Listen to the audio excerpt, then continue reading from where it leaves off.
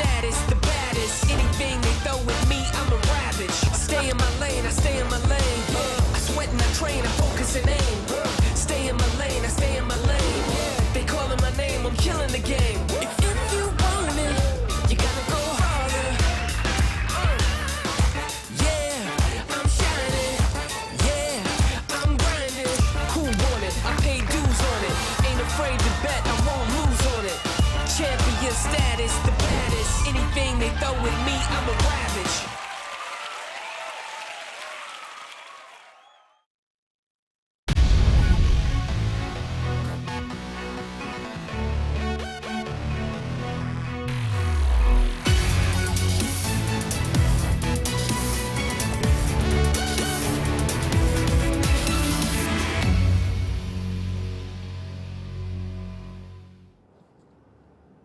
Welcome once again to Prague and the PokerStars European Poker Tour, our coverage of day 3 of the EPT Prague main event from the Hilton Prague, about to begin with 141 players returning. We started with a field of 1,154. Yesterday we played into the money with 167 getting paid, and now we'll play 5 more levels of poker before resetting for days 4 and 5, before we play down to the final table and then play down to a champion on Tuesday, December the 17th. Cards Up coverage starting at 12:30 Central European time every single day. I'm James Hartigan, alongside me Joe Stapleton. Hello, my babies. And Team Pro Online's Nick Walsh. Dobry dan, as they say in Prague. Look forward to hearing from you over the course of the day. We look forward to reading your questions and comments. Hashtag PokerStarsTV on Twitter. Don't forget to also use the hashtag Embrace the Squeak. If you don't know what I'm talking about, you soon will.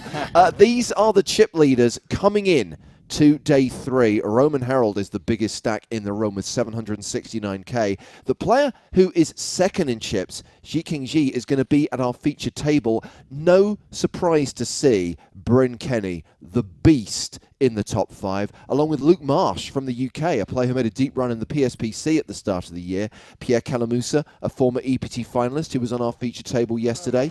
I should say that our feature table is headlined not by the biggest stack, but by arguably the biggest name. He is a former Prague champion. He is the reigning World Series of Poker main event champion. He is Hussein Ensan. He is in the 5 seat with 180k, roughly 38 big blinds. We have also got Orpin the Turk, Orpin Kisisakoglu.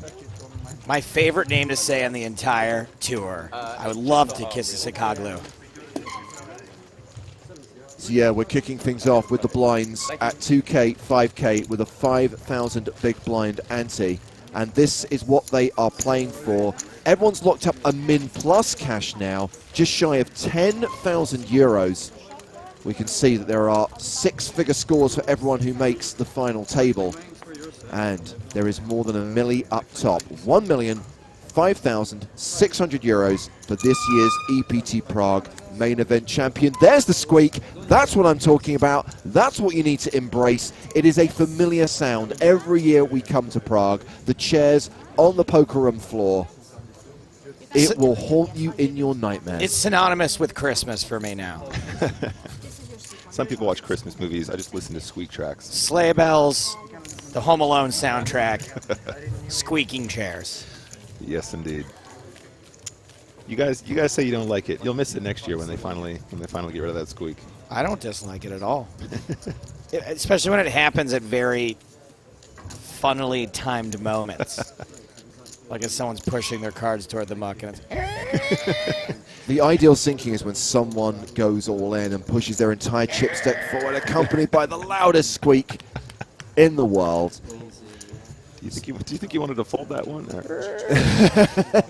So we are going to play 5 full levels today. Tomorrow the ambition will be to get down to the final 2 tables, and then the day after get down to the final 6. Audio and video, my babies. Yes, thank you. Oh, that's going to be hard to get. Hussein Ensan, so handsome. And we've said this a few times. Hussein Ensan first came to our attention, first appeared on the Poker Radar in Barcelona 2014. He won the first ever seniors event that we run on the tour, and then made the final table of the main event, cutting a three-way deal and having a pretty decent cash in the main event. And then, of course, just over a year later, took down this very tournament. He was the 2015 EPT Prague main event champ, and many of you, I'm sure, watched his journey to victory in Vegas this summer. Oh, so he has done something since then. I mean, not being funny, I think there are like 300 tournaments in Vegas every single day, so it's NBD. It's kind of watered down at this point. All right, Jack 9 of spades, UTG. He's certainly got the stack to play it. I like this. He's going to raise it up to 11K. This guy is a real G.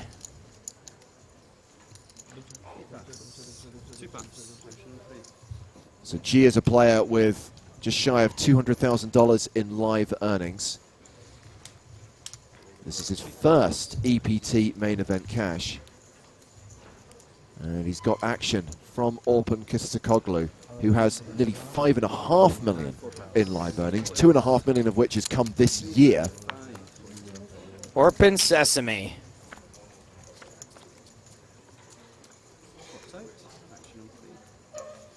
First flop of day 3. And that flop is ace-7 deuce with 2 clubs. What a start. I flopped a set once. I don't believe you. Oh, yeah. Saw straight through that bluff. I've never done it. Just saw straight through that bluff. So G continues for 15,000. How to play a set here?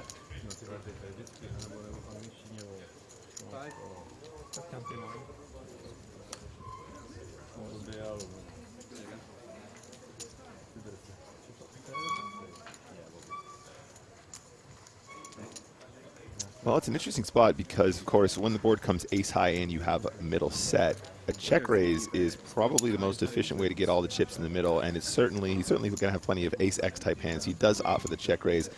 There are different textures where you're just going to be flatting with a set. For example, if this was top set, probably a flat is completely mandatory because you want your opponent to continue barreling with all of his bluffs and also all of his over pairs, etc., that he will have from this position.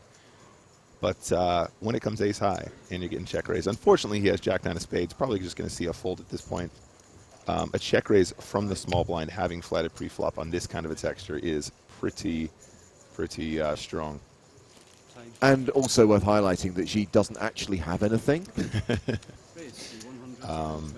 So this is an interesting bluff attempt. A re-raise to more than 120K, 125,000. Wow. And these are two of the biggest stacks of the table. Yep, day one. Excuse me, hand number 1, and they just want to show him who's boss right here and now.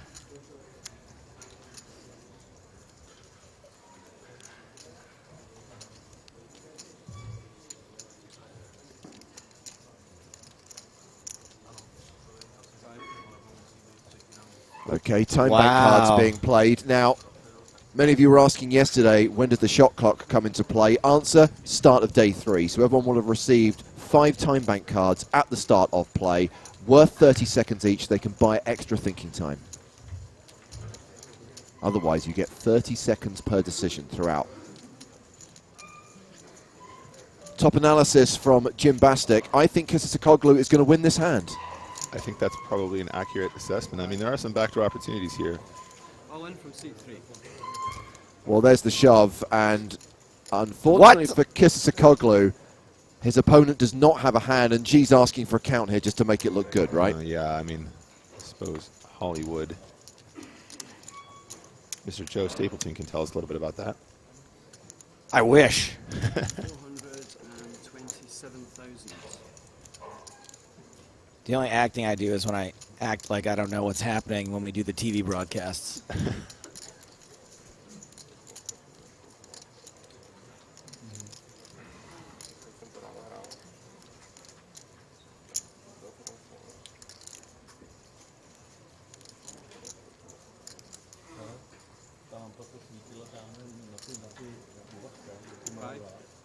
He could always reshove bluff. I don't think that would work. Not with that attitude. Just enough Hollywood to Hollywood, but not so much Hollywood that he uses any of those precious time bank cards.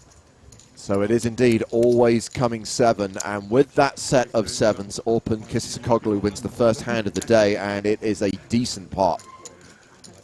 Yeah, that's pretty chunky.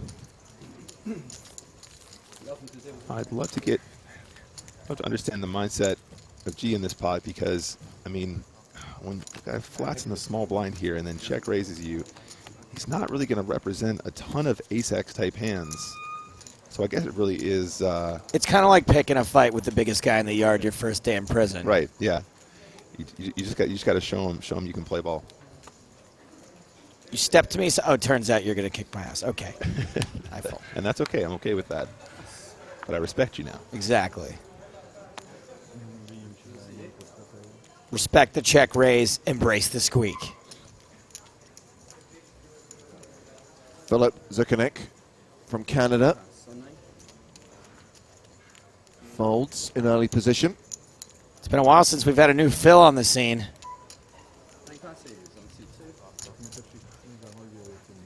Around to the online qualifier at the table. Ionut Voinia from Romania. Terrifying. Or is it Voinia Ionut? It's one of the two. He's open with queens, and Kisakoglu has 5-4 of diamonds on the button.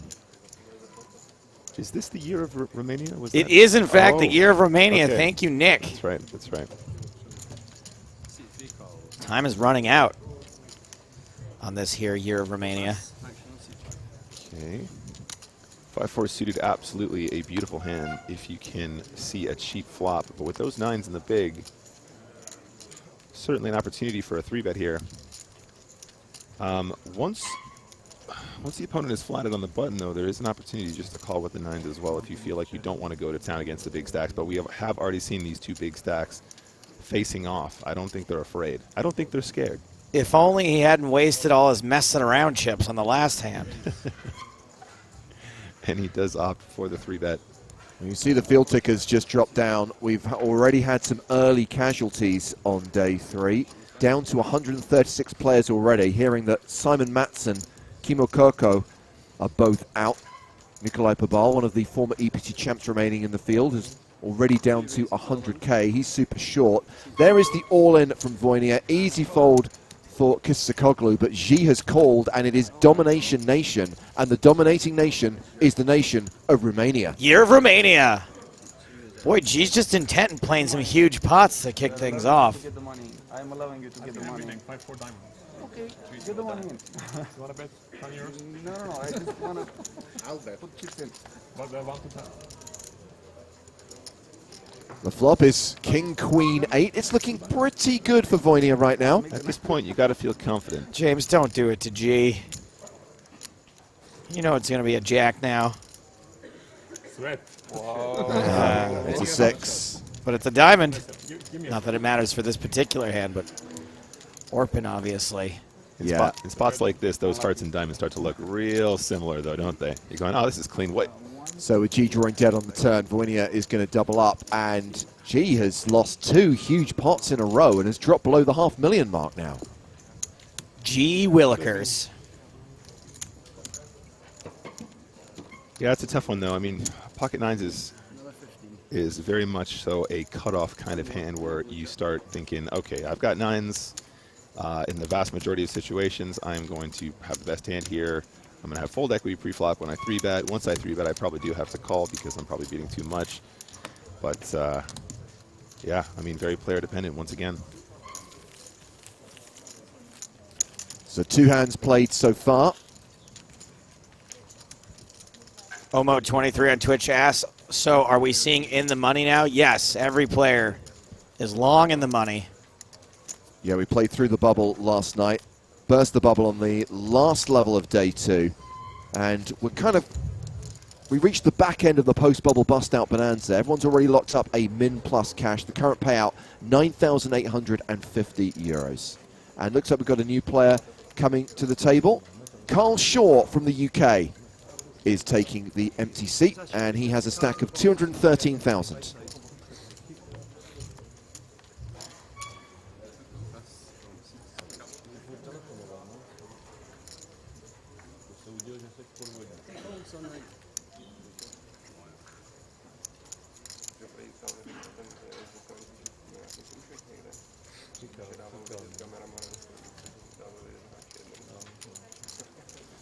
Action here on.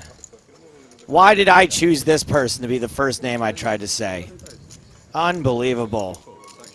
Przemysław Glaner. Mr. Glaner with 10-8 of diamonds. How do you say there, Glaner? How do you say there? PRZ, the first 3 letters of this guy's first name. I mean, PRZ. Przemysław Glaner. That's my story, and I'm sticking to it.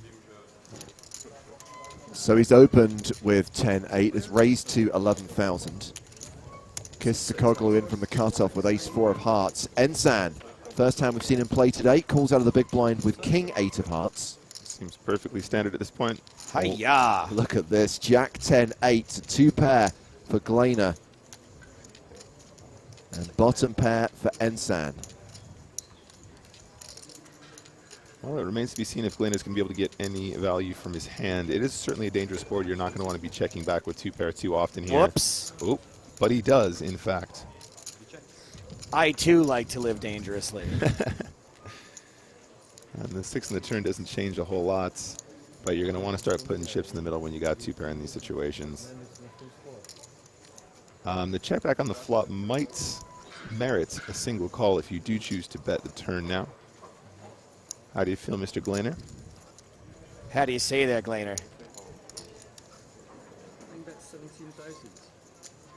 Delayed continuation bet of 17,000. Gets a fold from Kisakoglu. Ensan can be quite stubborn.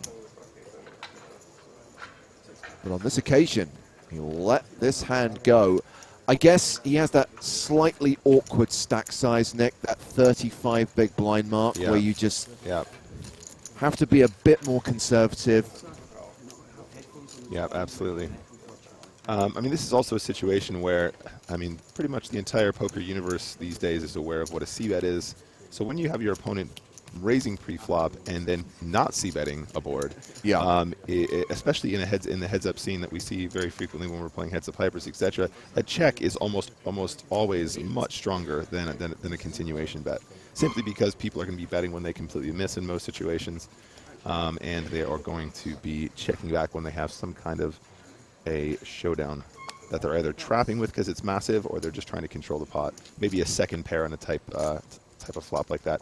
Also, if he feels like that 2-pair is going to get raised, he's going to put himself in some awkward situations on the flop. The delayed c-bet could be good for him too. Smaraglia, huh? Another awesome name. I'm loving this. So it's been folded around to G King G on the button. King Queen.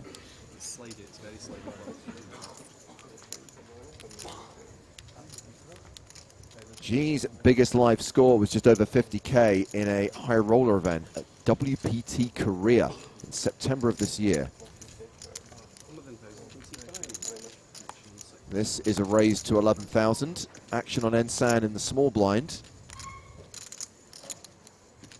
Jack 10. Unlikely to see a fold. Don't forget, this guy's Ensan and the membrane.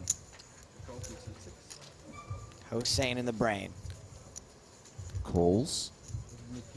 Carl Shaw, who just joined the feature table, seems to have a decision in the big blind. Ace-5. Yeah, I mean, here's exactly the spot I was about to mention. When you do opt to flatten small blinds, you're giving the big blind a better price to flap, but also an opportunity to squeeze. And ace-5 off is, in fact, one of those fantastic hands to squeeze. We were talking about it yesterday. You have an ace, which, of course, is blocking your opponents who already have a ginormous range from the button from having some of those strong ones that are going to confidently 4-bet you. But with the ace-5 in particular, you have that wheel draw as well. You can make the ace-to-5 straight, so you got a little bit more draw for your buck than you would if you had a hand like ace-6 off. So the re-raise is to 38,000. I mean, this is an absolutely classic spot, though, right? So you're 3-betting with ace-5, makes perfect sense. But then when you've got king-queen on the button, he knows what he's up to. And you can fire back very confidently with a hand like king-queen, knowing that in the big blind they're going to squeeze you up really, really wide. Also, I get the sense that G is quite desperate to get back those chips that he lost during the first 2 hands of the day. Amen. I mean, I love his play here, and this is another great example of why you often want to be the last person to put chips in the middle. The reason for that is because you can make that all-in play that puts your opponent to the test, as opposed to being in the situation where you have to decide whether or not you have the best hand when you are facing the shove. Boom. Degenerate NL asks, I have to ask, does Nick have an off switch, or do the batteries just run out? Love the analysis. All day long, baby. That's what they pay me for. Josh Brown tweets. Hold on a second. Nick gets paid?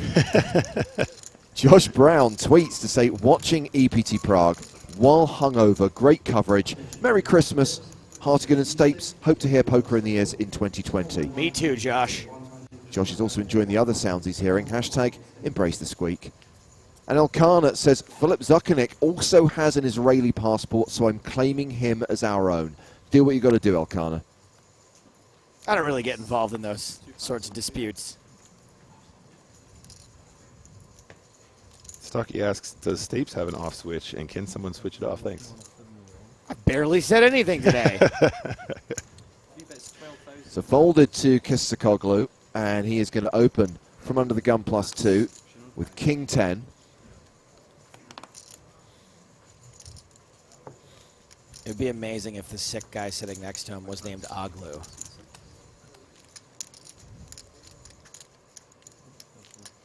And sure, they could kiss. Just complete the...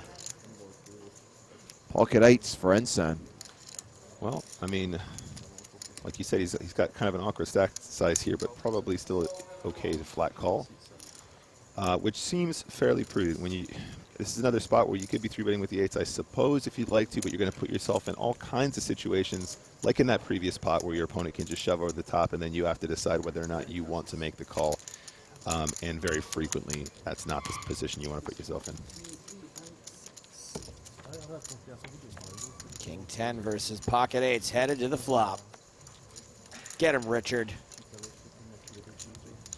Well, that flop is King, Queen, Jack, all hearts. It's not a great flop for Pocket 8s. What do you think, James? I would agree with that analysis. I mean, it's obviously a pretty good board for King 10, but the wrong color. I think that it's a great flop for Pocket 8s because you know exactly where you're at. You don't have to wonder, like, might I be good here? Well, I mean, having said that as well, if you're the kind of person that's going to open a hand like 6-7 suited, you know that this is the texture you can put in the tiniest bet ever and get Pocket 8s to fold every day too. So, well, with the action check to him, Ensan is going to bet 14,000. Just couldn't resist.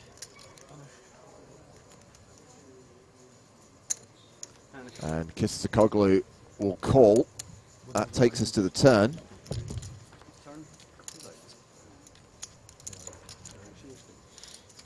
Which is the Jack of Diamonds pairing the board.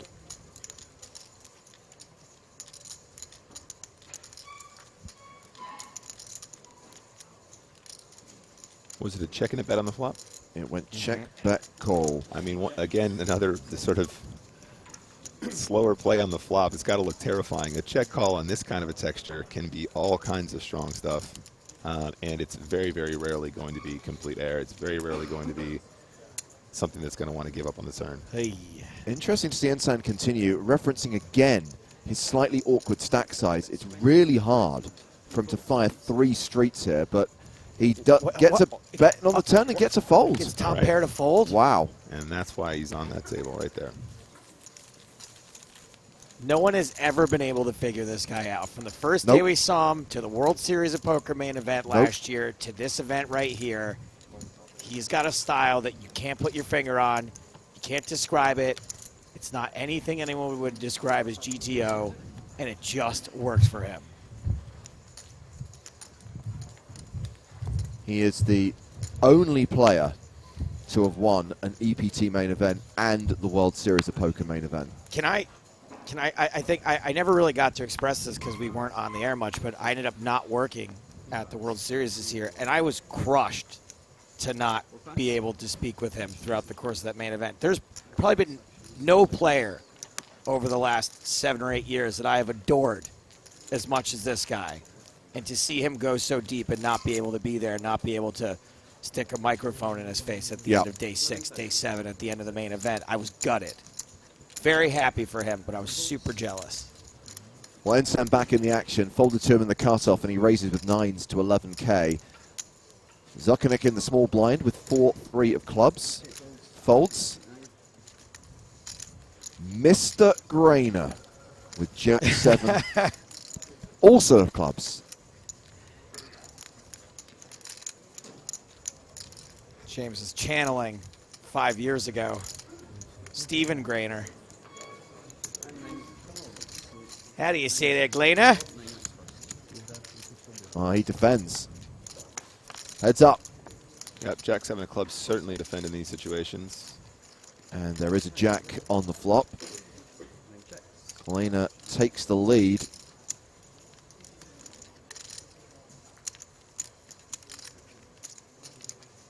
Playing in flow, checks the action to Ensan, who continues. Well, he got top pair to fold once. Can he go 2 in a row? Obviously, Glainer's going to check call here. And alas, a bet on the turn is not going to get a fold. I think he could still do it. You reckon? Do not underestimate Hossein Ensan. And this is such an interesting turn because a paired board is actually really good for your 9s, or it's one of the better cards for your 9s because, of course, it means it's slightly less likely your opponent has a jack or something like that.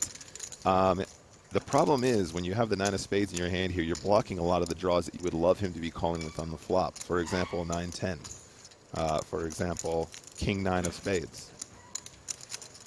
So barreling at the turn means you are protecting from those draws, but it's a little bit harder for them to have it because he does have such a key card in his hand already that he's aware of.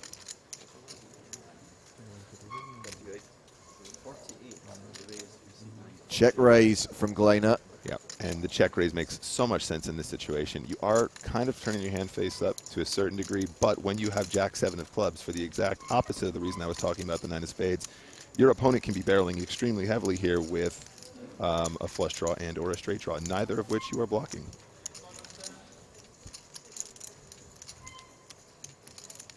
Wow, one hand so far where blockers actually matters. Out of hundreds.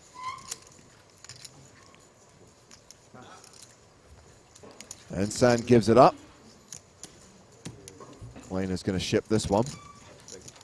133 players remaining in the EPT Prague main event. Roughly 30 minutes into day 3. I mean, the problem is here, if you don't check raise the turn, what's your line on the river being out of position? Are you going to flat the turn and then lead the river? I mean, that looks even stronger than a check raise on the turn because it means you're very rarely going to take that line as a bluff.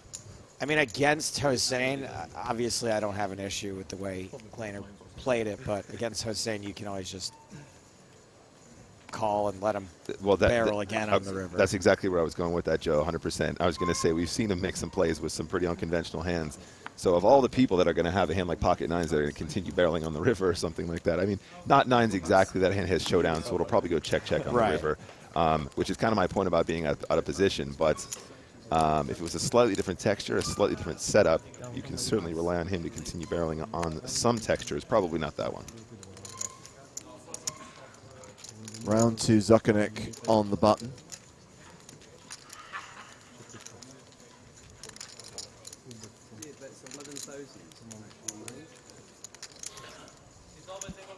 Opens to 11k.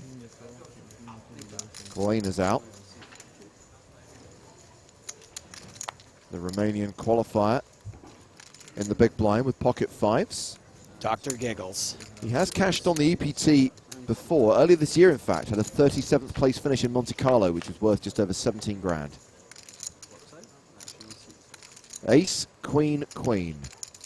What a horrible flop for 5s. They are still the best hand, but you're not exactly loving life right now. You know it's bad when you're drawing to playing the board. Yeah.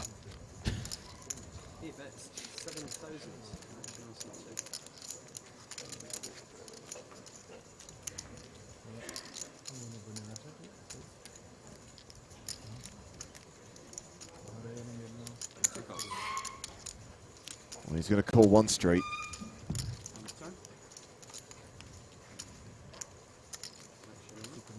Turn card is a jack. Things just get worse for Wojniak. Yes, he still has the best hand, but I got to figure that a second barrel from Zuckernick would get the job done here. Yeah, I mean, the other thing to consider here, though, is on a texture like this, King High certainly has some showdown value. On a board of Ace, Queen, Queen, when your opponent has flat called from out of position, King High can just make it to showdown. But when you do decide to bet the flop, you probably decide to continue the turn. Because your opponent can have a similar kind of hand that he might want to float with. He can have gut shots that he won't fold on the flop. He can have small pocket pairs that will have to give up. Well, the second barrel gets a fold from the better hand. Zuckernick wins that one. So here we are, 11 days before Christmas, this being the last EPT of 2019. Of course, there'll be more European Poker Tour events in 2020. The only one that's been confirmed so far is Sochi in March. And you could be heading there because satellites are running on PokerStars. In fact, $5.50 spin and goes start on December the 23rd. And here's an incentive for you. In Sochi, one online qualifier will win a Platinum Pass. There is a Platinum Pass giveaway that will be exclusive to online qualifiers. So every reason to try and make it to the first EPT of the new year, which will be in Sochi at the end of March. You going to try to win your way to Sochi and spin and goes? I was thinking about how I was going to cobble together that plug, but thank you very much, Joe. We are going to be playing lots of spin and goes on the OP Poker channel. If you guys want an opportunity to brush up on your skills, come check us out. I guess we might do. Yeah, I think that would be kind of fun. Maybe some kind of a challenge, blast through some volume. Me and James have been talking about doing some streams where a lot of people are going, oh, well, you know, how many tables are you playing? We say, we just play one or two tables. Primarily so that the focus can be on the games, because it's already fast as hell. It's got to be hard to do analysis already. Yeah, absolutely. And I mean, because the vast majority of the games you play will be heads up, if you're tabling heads up, there's not a lot of room to be talking about individual hands as much. But we've been talking about trying to do some streams where we just open up 4 tables and we just do a normal stream with minimal analysis so people can kind of see what that looks like. It's pretty fast and furious, and this might be a good opportunity to do so, to try and get our way to Sochi. So this is an early position raise from G, called by Kisakoglu in the big blind. 4 trade deuce with 2 diamonds. Ace high still the best hand. Action goes check, check. 3 of hearts on the turn. This is a fun one because when you make the straight, you're not chopping with the other aces. Get that little extra. Whoops, I have the 6. Sorry. We're sorry. But as we can see, ace high is the best hand already. G just doesn't like giving up.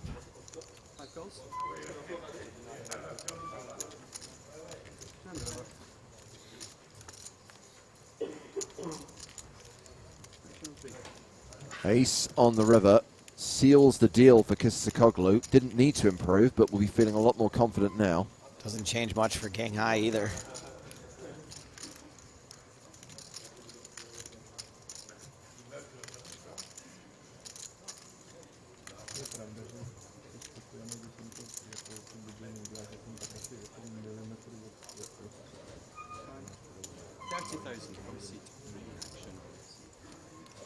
Wow, Orpin's going to lead the river for 30K.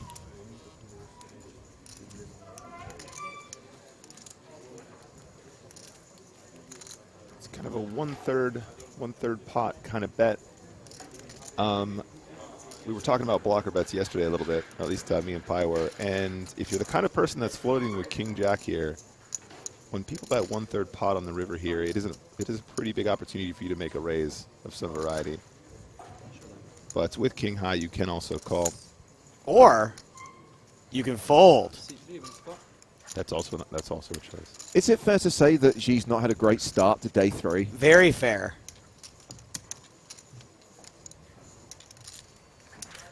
I think he's lost about 1/3 of his chips. And we've only played about 9 hands. It's hard to tell with them stacked like that.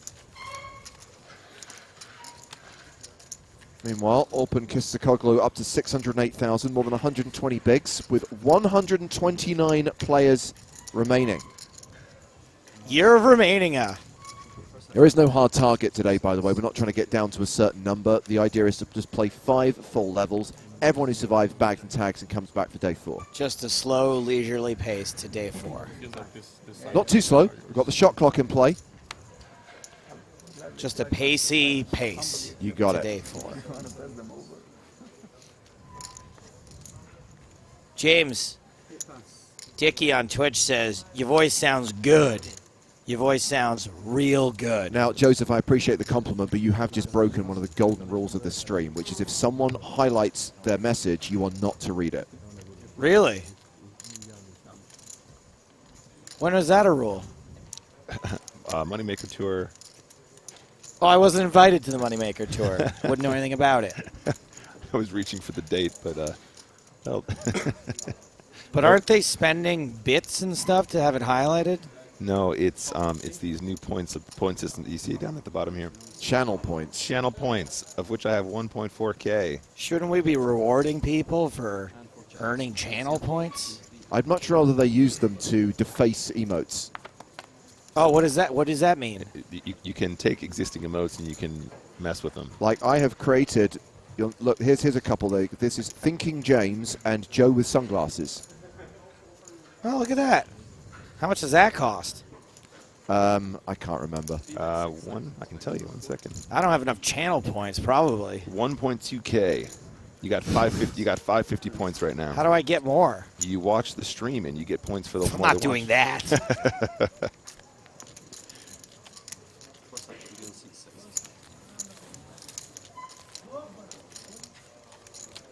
Someone made a thinking platinum pass. That seems stupid.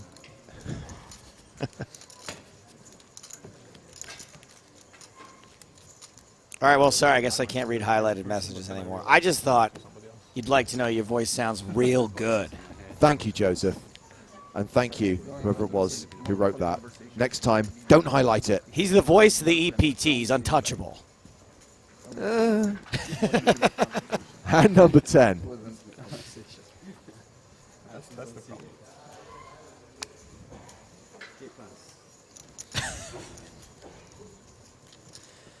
By the way, you pronounce Kisisakaglu like Kusakukahula. I'm going to stick with the way we've been doing it. Every time a chair squeaks, an angel gets his cheeks. Angels love having big butts. Big old round-bootied angels. Don't know if you noticed, but G just won a pot, albeit a small one. All right, G, here we go. Come back. Come back, baby. Can turn this G into an F.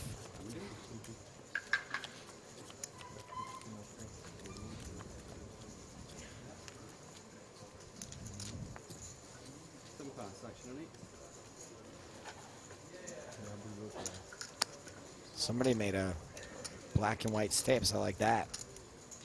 Classic. Ace Jack of Hearts here. Very pretty hand. Is this more or less the same name as the guy that owns the casino? No. I mean, there's like 2 or 3 letters the same, It's but the same.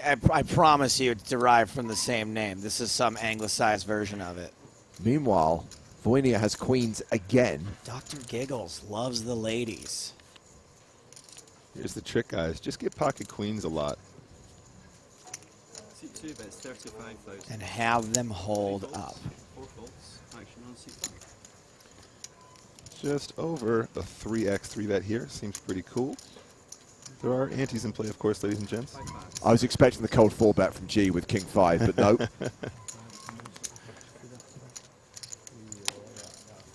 Ensign in not so great shape. Folds. Can we call here, Nick?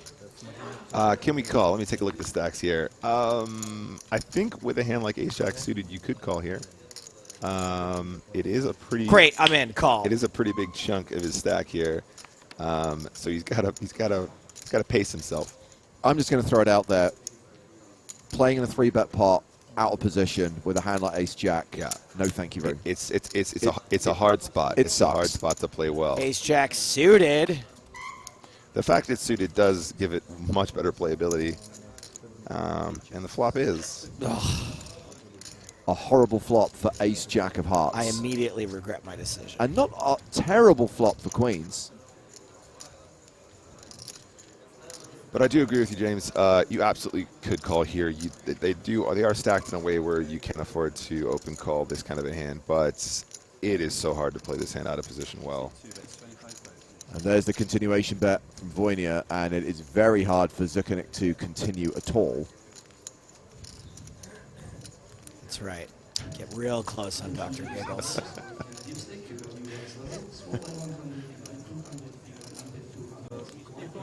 And a fold. This is definitely an interesting point as well. I mean, ace jack off and ace jack suited, in terms of equity, they run extremely close. The fact that a hand is suited only makes it a couple % stronger pre-flop. However, when we talk about poker, it is a multi-street game, and having a suited hand means that from out of position, the playability of this hand is exponentially better because you can flop big or flop draws, which makes the hand a lot easier to play as opposed to flopping one pair with ace jack off and trying to find out if it's good or not. How many extra percentage points does a blocker get you? It depends on the context. It's usually about 25% less likely per card. Zuckernick's got ace jack again. And looks like he's opening again, this time from under the gun. Galena with eights. How do you see there, Galena? Why again? I just fold it now. Under the gun? Ugh.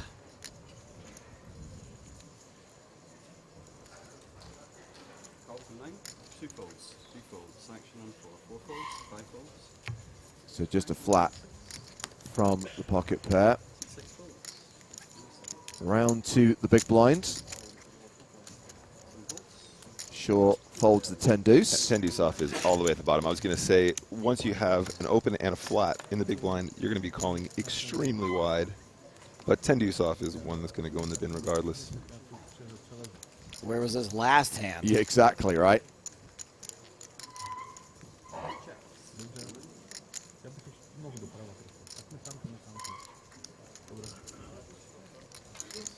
I was going to say that slightly different situation because Zuckernick actually has the betting lead this time, but once again he finds himself out of position. Once again, he's missed the flop. Now he's facing about a 14,000. I would have opened mucked on this flop. Next hand. This is a classic. Stop dealing me ace jack. Correct. I do not want to see this hand again. I just want to address a couple of questions in the chat. The main one being about updates from the outer tables and an overview of the main event as a whole. Obviously, we can see that there are 129 players, and we only have 8 of them at our feature table right now. The PokerStars blog and Poker News are providing live updates and comprehensive coverage. I will just issue one caveat. Bear in mind our stream is on a 30-minute delay because we're cards up. We have to protect the integrity of the game. I can't guarantee that you will not be exposed to spoilers if you go to the blog or if you go to Poker News.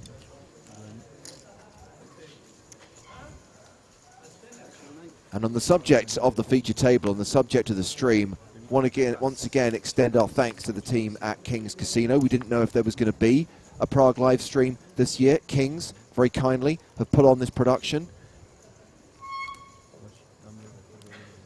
And so we are working with them to bring you coverage of this year's Prague main event.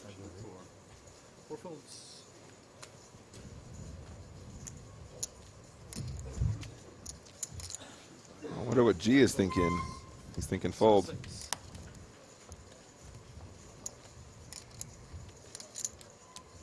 Okay, 11K to call with the ace-queen on the dealer button. We often see 3-bets from positions such as this.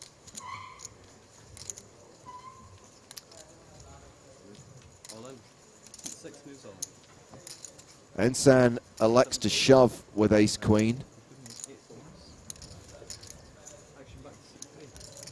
It's a big shove. And the shove gets through. Ace 10, easy fold at that point, I think. Not messing around, getting the chips in the middle. Dirk and Warrior can need some clarification. You know I love a bad lookalike, but this is just too nebulous. I didn't know the Admiral from the Death Star was playing. Which player is he talking about? Who is the Admiral from the Death Star? Suited maybe. This suited? If it was suited, maybe I could. He means Grand Moff Tarkin over there. 28 weeks. He's Who's, trying to say who looks Vornia like, looks like Grand Moff Tarkin really? First of all, because not he's an skinny and wearing green. Okay, first of all, not an Admiral, okay? Yikes, here we go. Here we go. Secondly, Here we go. Nerd alert. he looks nothing like Peter Cushing. And he's wearing a Imperial mask. troops have entered the base. How to derail the EPT stream in one comment. All right, G King. Have to understand that there's a fine line between bad lookalikes and terrible lookalikes. And the former, acceptable. The latter, not acceptable.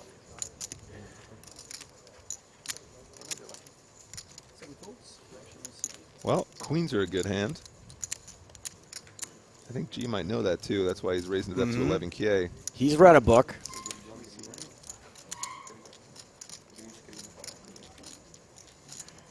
Ace Jack suited for Glaner. Ace Jack suited. Pocket queens. Is this a repeat? Yeah, what's up with that? What is happening?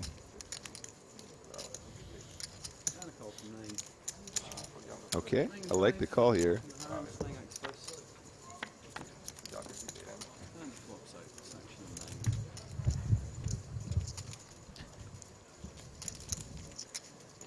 Well, the flop is low. Can someone check on that cameraman? I think he might have fallen off the stage. Is he okay?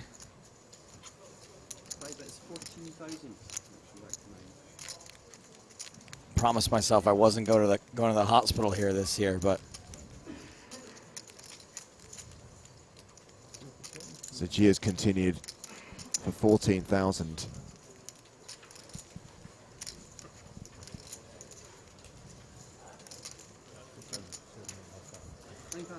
Dan1616 on Twitch thinks he's watching a blackjack stream today. Well, Glaner has folded. G wins another small pot, just shy of 500k, but remember, he started the day with nearly 800k. Orpinkas Sakoglu is the current table chip leader, right-handed on the main stage with 125 players overall in this EPT Prague main event.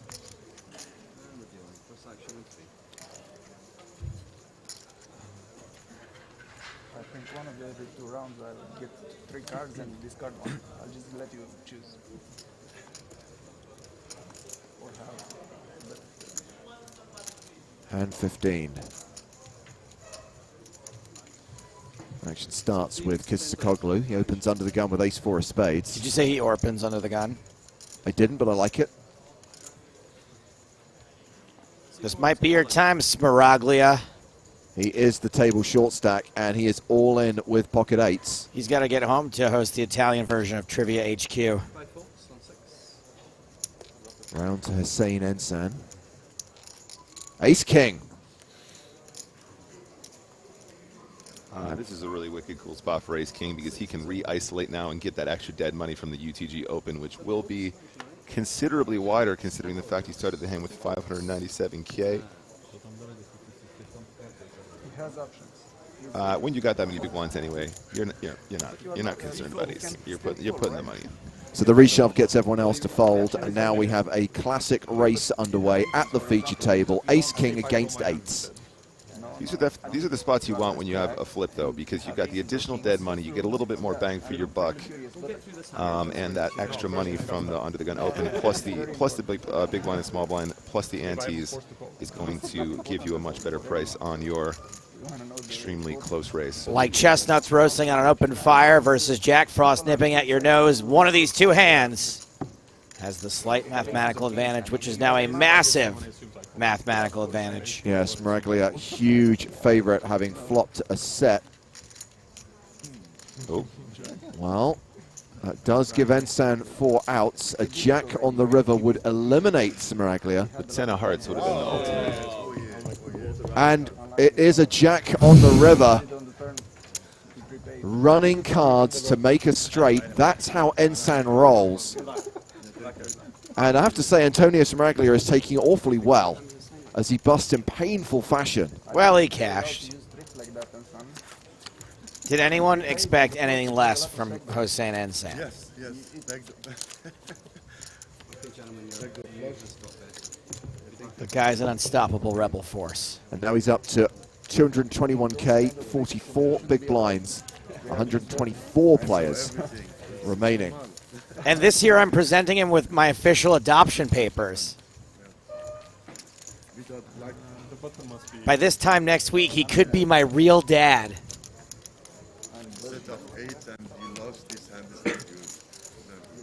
I've seen it one too many times. That's why I'm saying what I'm saying. I've seen this trick a lot. People prepay on the flop and it comes runner. So you are on my watch. This guy's got to figure it out. Once again, I'll call the floor. Black magic. Yeah, for sure.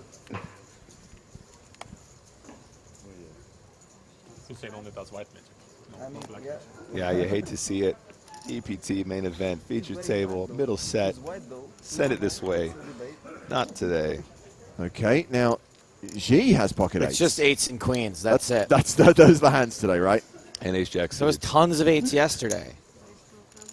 I hate being that guy. It's like, oh, eights are hot today. I mean, probably won't surprise anyone. Pocket eights and ace jack suited are probably some of the biggest losing hands in most people's arsenals for exactly that reason. They're so difficult to play in certain situations, especially when it really matters at the end.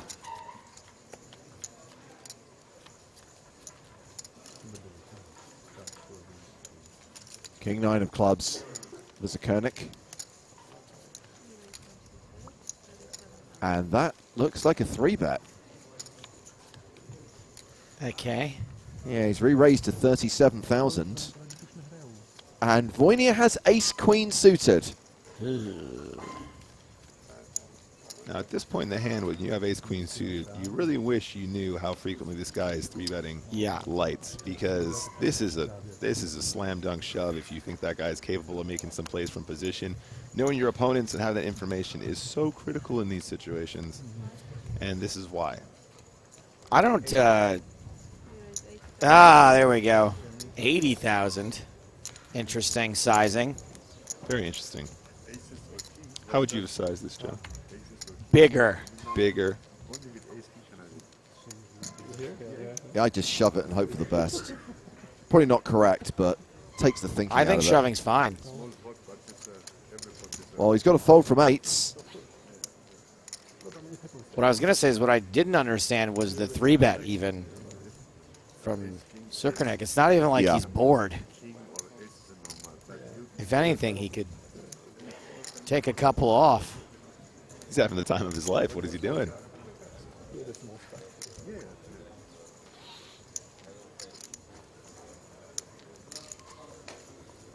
That was not a fold. That was a time bank card. Well, you can see what he's doing here very clearly. He's looking at the chips. He's trying to figure out what kind of a price he's getting pre-flop. He's really trying to justify the call, it seems. Getting a pretty good price. Well, this is exactly your point, Joe, right? The 4-bet size is relatively small, and he is getting a pretty fantastic price. He's trying to soak it all in now. He's trying to do the math in his head. I mean, it's the kind of price where you could almost fit or fold the flop, but what is your opponent 4-betting with so small? Fit or fold, what does that mean? Fit or fold means you hit it big or you just give it up. You fit with the Set flop. mining with King 9 of clubs. I'm looking for trips or better. Or a big draw, right, obviously? Yeah, that too.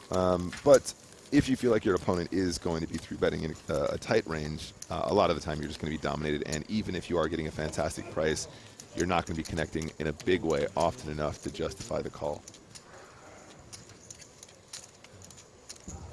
So every day of our live coverage from EPT Prague, we are bringing you a free roll And we'll have details on that later on. A reminder that when the free roll is about to begin, we'll reveal the name and the password, and you will only have 15 minutes to register. So keep watching the stream for details on today's game. As we see Shaw play his first hand at the table, opening with King Queen.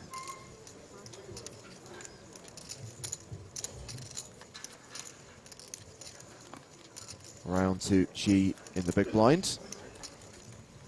And he folds.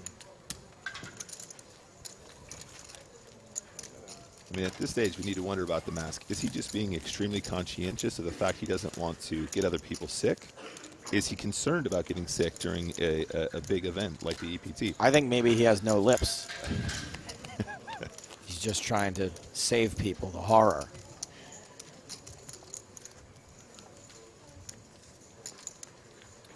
No, I tend to give people the benefit of the doubt. They're just trying not to get other people sick. I mean, that's...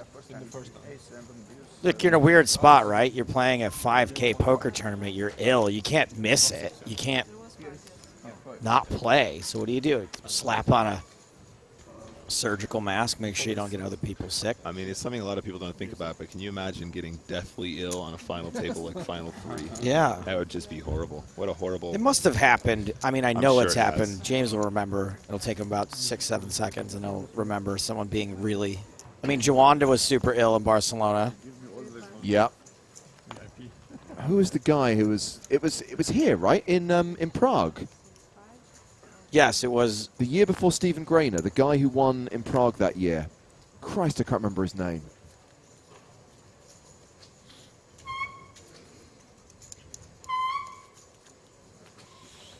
I want to say Gleb Tremsin was not feeling well when he was playing against Hossein Ensan.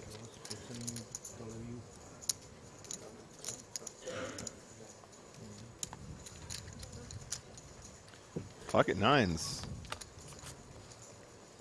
And Zerkernick with another quite playable hand. So Flops playable. top pair. This is pretty dreamy for the King Queen here, because you know the nines aren't going to be giving up on the flop like ever. Bubba Gum brings up a good point. Now, Maria Lampropoulou was coughing a lot, but she claimed that that was actually from nerves. Julian Track was the guy I was Yes, thinking of. he was.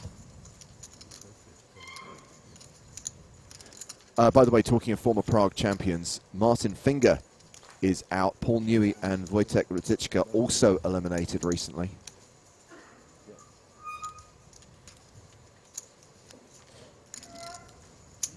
And Sand's going to call one street here with nines. Yep.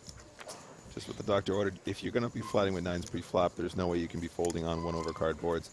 The 8 is an interesting card because, of course, if you got the King Queen, you're concerned that your opponent is flatting on the flop with an 8, which is definitely going to be in his range a lot of the time.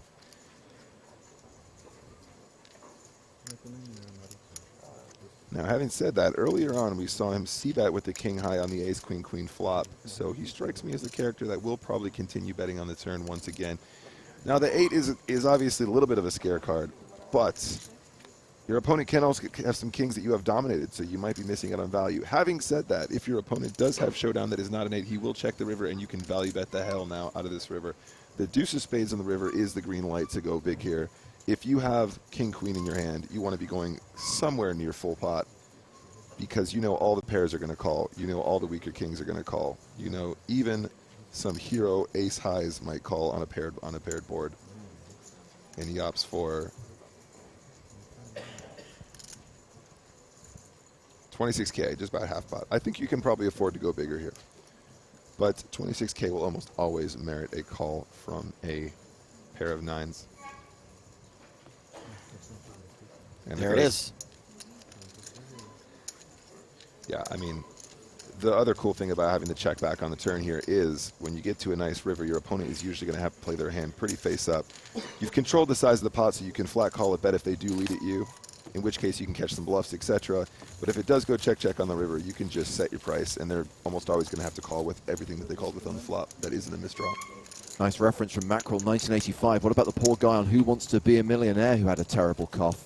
You know, Joe, that Millionaire is a UK show, right? Started in Britain. Sure. In fact, the guy who developed Who Wants to Be a Millionaire is the same guy who's the showrunner on Peaky Blinders. Oh, wow. Hashtag fun facts. Anyway, the first ever winner on Who Wants to Be a Millionaire was disqualified. During After the event, after winning the million, they went back Really? over the tape, Oh my and God, there was a guy in the audience, great name, Tequin Whittock, who had been strategically coughing as the host was going through the multiple choice answers to tip off the contestant. Oh, man. It was so barefaced when you watch back the footage. I mean, it was so unsubtle, right? It was hilarious to watch because he's going, well, I like B. And he goes, yeah, I mean, I really, just to confirm, I really like B, right? It was like that obvious. Oh, that's good.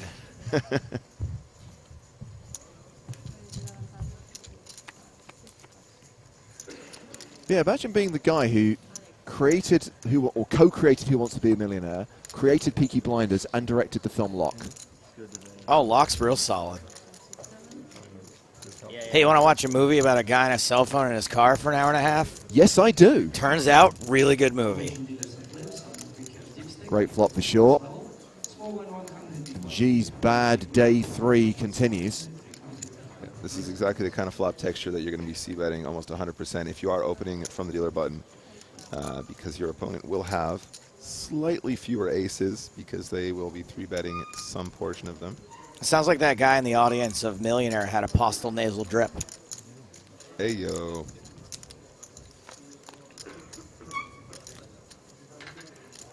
I'd really love to see G get away from one of these.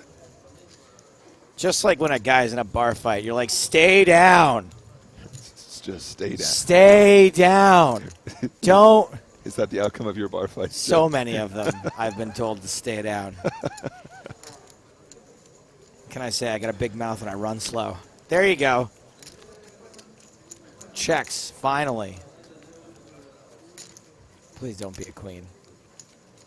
Okay.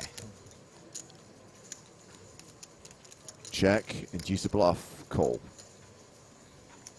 Yep, I mean, betting the flop seems totally fair. On this turn, when your opponent flats in the big blind, he's going to have a whole bunch of stuff that you really hate him to have, including 1 pair straight draw type hands, including 2 pair 4-5 type hands, even 5-3 suited type hands. That will be 2 pair as well. Some ace-x, some weak ace-x, even some deuces, even some stray deuces that will, of course, make the straight on the turn. 22,000 and a fold. And at this point, we're going to release Nick Walsh back into the wild. But Nick, you're going to join us at the start of the next level, right? That's right. Our thanks to Nick as we continue to bring you the last half hour of the first level of day 3 here at EPT Prague. Speaking of things I do in bars, I will also occasionally pick up a straight deuce. Thank you, Joe. Oversharing once again. Thanks, Nick. Good stuff, buddy. Is there anything Yeah. in your life that you hold back? Is there anything that you don't? Yeah, of course. That's the scary part. You guys are getting just the tip of the iceberg. Oh, Christ. Well, as we kick off the action with hand 20 of this feature table, we welcome GJ and Pi back to the live stream. Hello, hello. Good afternoon, everyone. How are we doing? How were your respective evenings in the city of Prague? It was a very, very good night last night, I would say. Very, very fun. What time did we get back, Reggie? Too late. Too late, very early? I don't know. Cool. Both? But it's Prague. I mean, missed you've those got to. days. It was a good time. Yeah, it was Good a lot time of was fun. had by all. Did you guys pick up any straight deuces? Oh, it was just an evening full of many, many drinks. We enjoyed it, straight up. Have you seen the Christmas market yet? Yeah, we went. Yeah, we went yesterday. It was amazing. Like, it just feels so Christmassy here. Even the weather, I kind of like it that it's very, very, very cold. It just feels so Christmassy, crisp weather. It's just beautiful. And the Christmas tree as well, right in the center, Yeah. is fantastic. Yeah, I mean, if anyone's in Prague and busted the main event or whatever, I would 100% recommend going there. Yeah, Beautiful. for sure. And I've never been to Prague before, but it's such a pretty city. Yeah. Even just wandering around the cobbled streets, it's really, really nice place. My 2 top tips for the Christmas market, by the way, drink the mulled wine, eat the ham. Eat the ham. There's- Okay. They have like a ham on an open fire. Right. It's good ham. What are those dessert things? I don't- Turtleneck. Yeah. Yeah, they're- those. Like, everyone was saying you've got to try those, okay? And, like, you can fill them or with, like, Nutella or something I'm going to like go that, get yeah. one now. Thanks, guys. I'm going to They are really, really nice. I'm a fairly unemotional, cold. Are you a Scrooge, Joe? I'm a bit of a Scrooge when it comes to holidays. Even here in Prague? No, that's my point, is that I light right up here. Yeah. I get into the spirit. I like it. You know, there's a really creepy doll store. Okay. On Oh, the way to yeah. the Christmas markets, and I'm going to buy that creepy ventriloquist doll this year. Yeah, there is a creepy doll store. There is, as we exposed a few years ago, a really horrific wax museum as well. Yeah. Brilliant. The lookalikes are worse than the ones the audience calls out, actually. We stood it. It was like probably 3 or 4 years ago now. I remember standing outside, and they've obviously got a few like in the window, and we stood there for a solid 15, 20 minutes trying to work out who some of the people were. Really? And clearly, a few are like Czech celebrities who we've got no way of knowing Yeah, who they sure. are. But there's one like, well, that could be Heidi Klum, or it could be Sandra Bullock, or it could be Charlize Theron. But Fat Pierce Brosnan? and then I think it turned out to be Nicole Kidman. Wow. Right. Wow.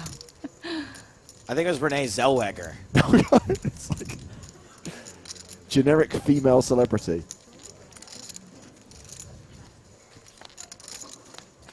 So ace-8 against 10-8 here. The button raise called by the big blind, and it's domination rotation as Galena pairs his 10.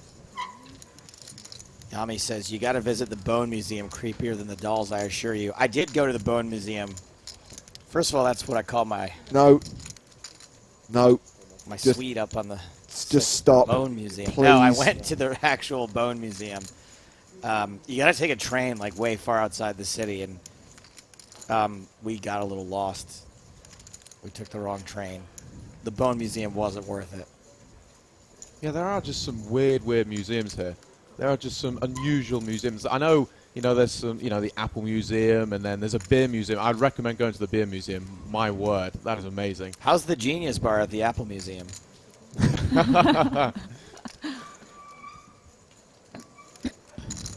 And yes, there is an adult museum as well. I went to that one a couple years ago. I have a vague recollection of you trolling Lee Jones and convincing him that one of the towers across the bridge was filled with like guns from the 14th century that were used in some failed revolution. Yeah, I definitely have a vague recollection of that as well. The I don't know problem why is- I did that, The though. problem is, I think Lee has recounted that story as fact multiple times since. Poor Lee.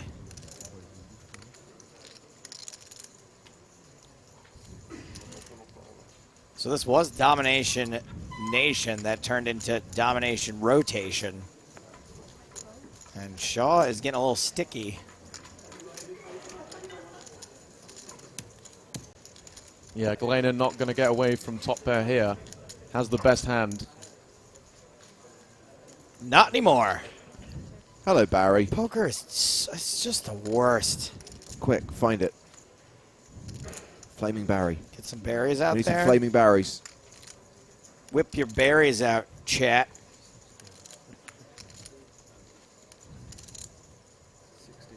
Whoops. How did I get a couple of Fintons in there? Random, but I'll allow it. What would a flaming Finton be? Sounds like a bad cocktail.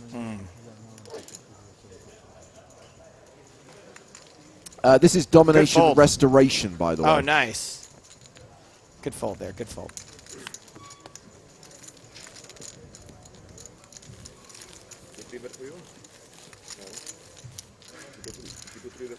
So we've got about 20 minutes to run on this level until the first break of the day. 116 players remaining. A reminder that everyone is now locked up at least 10k. We've been paying players since the end of yesterday when we burst the bubble. The top 167 making the money from a total of 1,154 entries.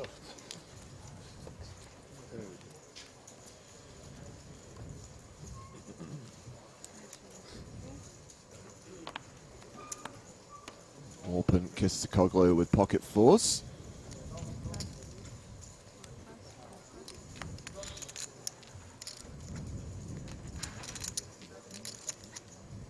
Pocket sevens for Hussein Ensan.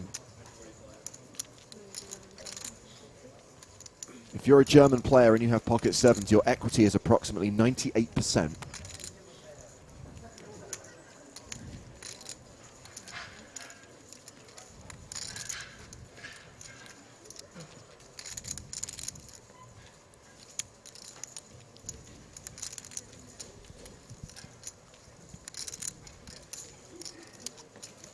Seems like we got a table full of folks that like to play. Well, that's good, right? Yeah, it is good.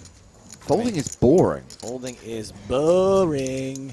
So Glainer calls out of the small blind with 9-8 suited. Voynier defends with 8-6 off.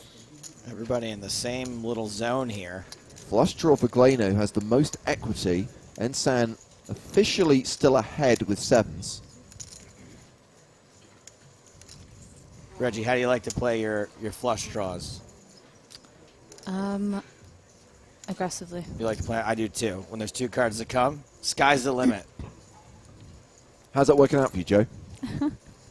I think you'll see by my Hendon mob. It was funny when I only had $150 in earnings.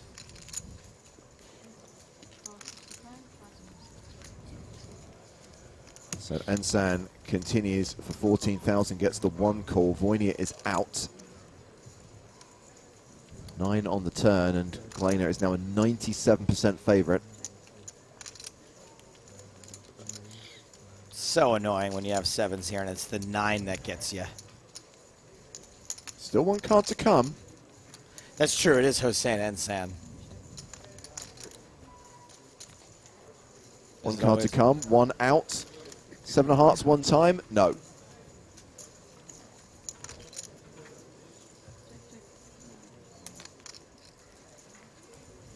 Go check, check, and 9-8.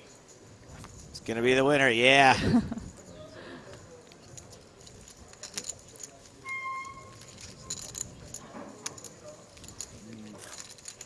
Really good to see Hossein Ensan. Not only has he won an EPT before, obviously WSOP main event champion, he just seems like a really, really nice guy. He is. Down to earth. Even though he's very, very, very successful, he could, brag and blah, blah, blah.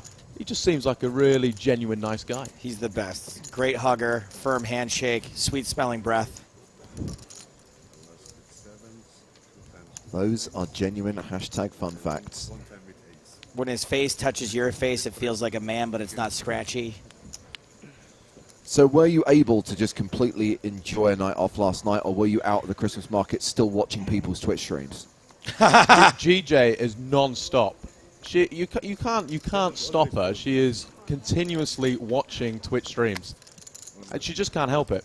Yeah, it's I don't know if it's some sort of like mild addiction now. I've done it for so long. I'm like, okay, I can't help myself. You do realise that even when this promotion is over, you're still just going to be randomly watching poker streamers. Probably, yeah. Do you guys ever use Twitch phrases in real life? Like, oh yeah, all the say time. feels bad man at Starbucks when they tell you that they're not doing the pumpkin spice latte this year? Yeah. All the time. Yeah. It's quite bad. It's quite, because you just say it normally when you're streaming, and you just think it's actually just a part of life now. And as you say, you probably go to the coffee shop and, oh no, they give you the wrong drink, feels bad, man. What you need to do is actually have printed emotes that you can hold up in real life. Even then, I'm not sure they'd understand, though. But it doesn't matter, because you know what it means, and you're still having fun. It's so popular, though. Some people would get it.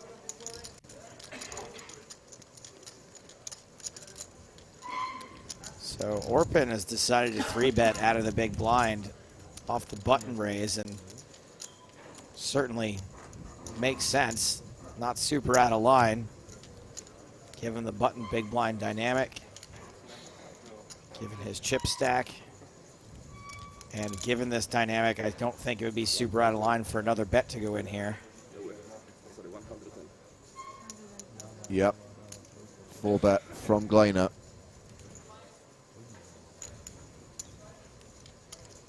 $110,000. And this very much feels like a 3-bet fold spot, and sure enough, Kisakoglu gives it up. On to the next hand. So yeah, obviously we've just been talking about the hashtag Dare to Stream promotion, trying to find the next big thing on Twitch, or just trying to encourage as many people as possible to start streaming poker on the platform with not one but 2 platinum passes to be awarded by GJ and Pi.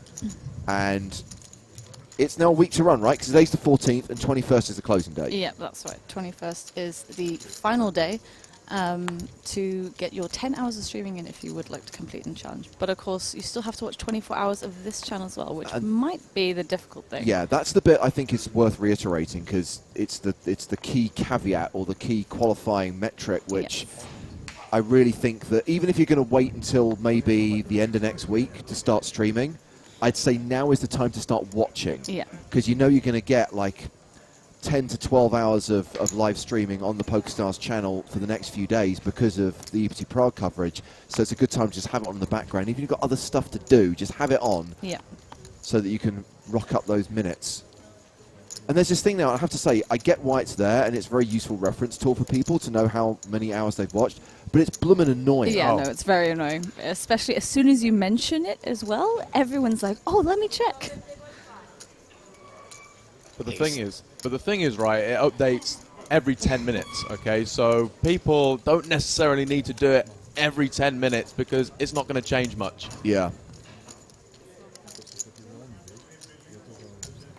We should also be keeping notes, right, because we can actually spot who are the loyal viewers and who's literally just dropped by for like 5 minutes.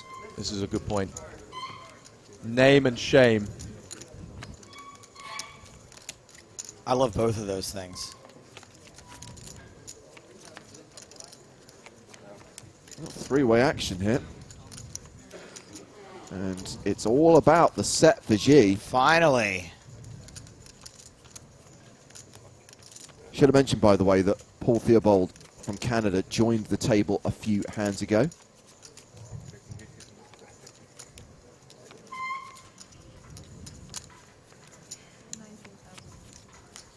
Although that flag looks German, I don't believe he is Canadian.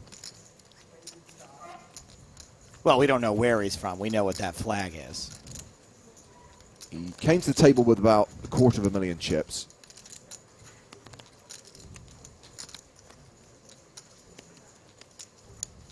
Dr. Giggles in a bit of a pickle. Yeah, second pair top kicker.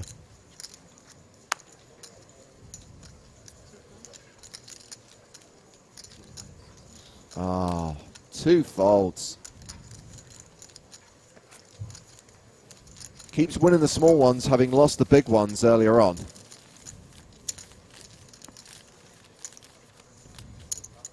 Everyone else is playing very well against him.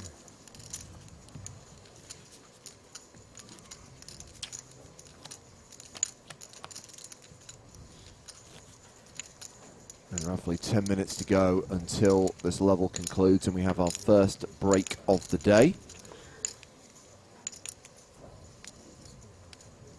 Are you guys playing anything while you're here? Have you looked at the schedule to see if there's any? No, I'm not going to be playing anything myself, but I'm trying to convince Pi to play the horse event. So I'm a mixed game player. Yes. I'm not a 2-card player. There is a €550 horse on Sunday, which is looking tasty. I mean, to be fair, it's not going to be a massive prize pool because it's mixed games. I understand that mixed games will never be as popular as this game, but you know, the opportunity of winning a trophy. And I was speaking to Finton yesterday, and he said, Pi, look, you can have all the money. I just want you to play some mixed games here at EPT because it's rare that I would come to one of these stops. Yeah. You know, I thought, you know, I may dabble in it tomorrow. We'll see. I mean, you can't be the leading face of the mixed games movement and not play the big mixed games event while you're at an EPT. I think you should do it. The thing is, right, I've been putting it off and putting it off. Like, they will mention it as soon as I arrived, and I was like, no. And now they've convinced me. I think I might flick it in tomorrow. We'll see. I think you should. I'll I have reckon some you do words. well as well. So We'll see. I mean, how bad can it go? I find that when people are encouraging me to play events, it's not because they think I'm good. why is that? That's not true. I encourage you to play. It's because they want another couple of bucks in the prize pool. I do find it ironic that an English person said that a horse looks tasty, though. Oh.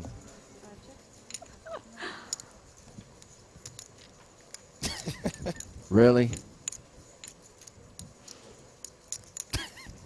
Well, this is all Zakernik. Although G has flopped bottom pair. Gee, just get away from it. Just go home. Just fold. Stay down.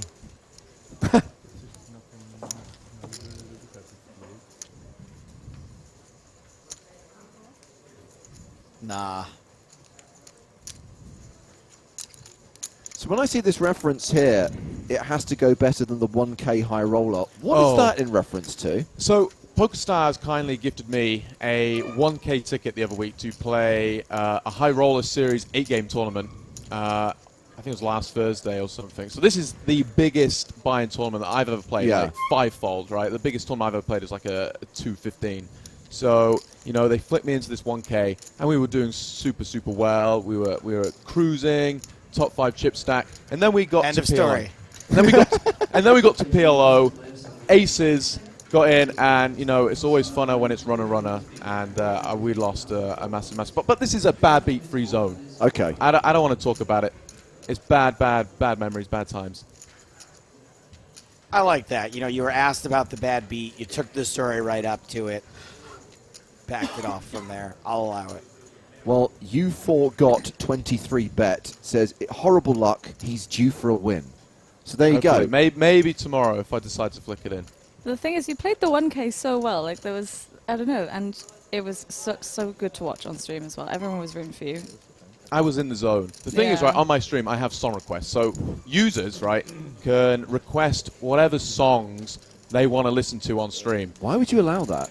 The thing is, right, I'm all about viewer interaction, right? So I think, you know what, they deal with me, I'll deal with some song requests. They request the song, he sings it. He's all about the viewer interaction. And the crazy thing is, right, they don't put, you know, some genuine, you know, real songs or what. It's like Baby Shark, say, for instance. Of course. You know, I mean, look around the world. Look at the state of democracy. You think people are going to actually make intelligent decisions? Exactly. So I'm sitting here playing a 1K, and I've got Baby Shark do-do-do-do-do in my ears. It's not ideal. But that's what Twitch chat are. Well, I'm sure they had fun. What's actually happening here? Why is G still thinking? I saw chips go in. Did he just say all in? He did indeed. Wow, decides he's going to turn his hand into a bluff, shoves the river, and it's all into call for Zakernik, who has the best hand with top pair. Now the diamond draw did materialize on the river.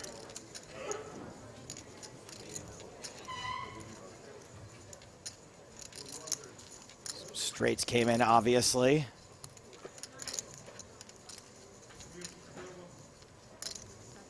And it works. Very nice. Show the bluff. Wow. Sometimes you just got to punch your way through. And that is finally a decent sized pot and a decent victory. Look at Ensign. He's like, I would have called you. The Xi King Ji back up over $500,000. Actually, wasn't that big a pot. 105 big blinds. You guys, when you have a water bottle like that, do you drink out of the nozzle or do you Never. unscrew it, right? Yeah. Never. That's weird. Name me one person who can get those nozzles to work properly without it having to suck it like a baby or spray it all over yourself. What do they call them? Sports caps. Rubbish. I guess because you're supposed to squirt it in your mouth, right? Yeah, I think so. You just, like, you don't actually have to put it in your mouth. Yeah, You just squeeze and then... All kinds of ways that can go wrong.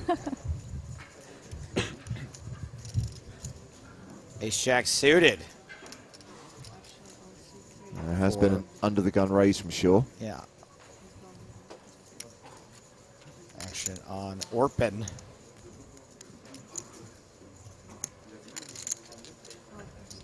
It looks like he is calling from the cutoff with Ace-King.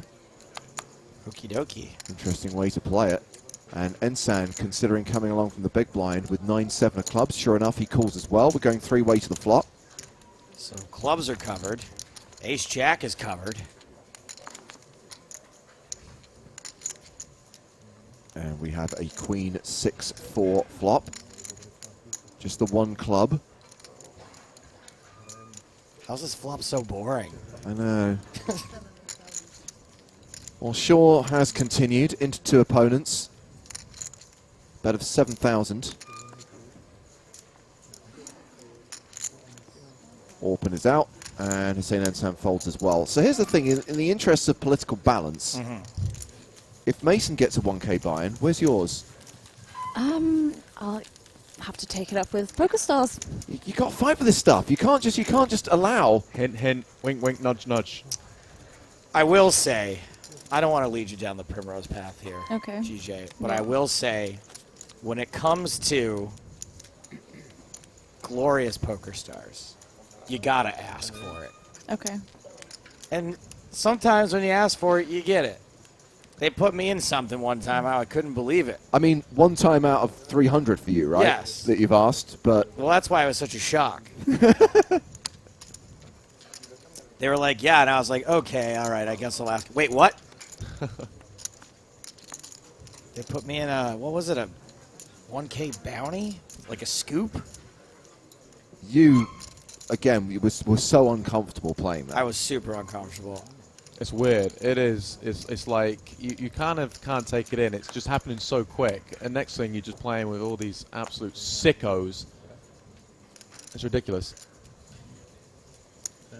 Especially when you're used to playing very, very small buy-ins. I'm talking like very, very few dollars. I'm talking like 1-figure buy-ins, like maybe a $3, maybe even flick an $11 in. And then, oh, you're playing a 1K, by the way. Yeah. It's insane. So Theobald opened with 10-9. It's G's turn to pick up Ace-King, and I don't think this is going to be a flat. Is anyone else dying to know whether or not Theobald has hair? Well, you're hoping that it's an appropriate moniker. Yes. I gotta know. Would you say you need to know? I need to know. So the 3-bet is the 35,000, and now the action is on Shaw, who's got King, Queen in the bag. Hey, Shaw, where's Hobbs? Huh? Where's Hobbs? Shaw? Did you see that movie? No, but I'm upset about it. You haven't seen it? Yeah, I've seen all of those movies on opening day ever since Fast and Furious 5, and I missed that one.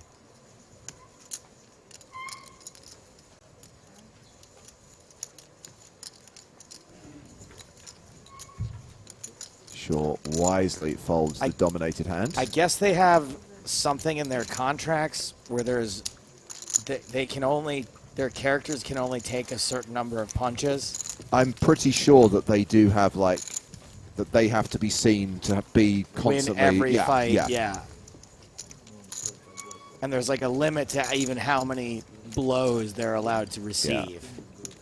I mean, look, Crazy. I enjoy a Fast and Furious movie as much as the next person. However, the trailer for that movie just looked so stupid that I just Yes, can't I bring know. myself Isn't to it watch great?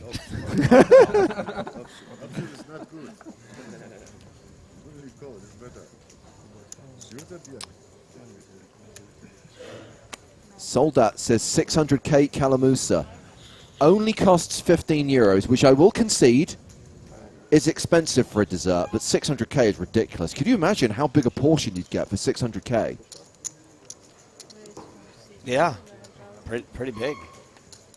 But it's too much. I mean, we've already established it's a very rich dish. All that cream, At least a double scoop. all that mascarpone, all that squid. Calamusa. Down to 112 players now.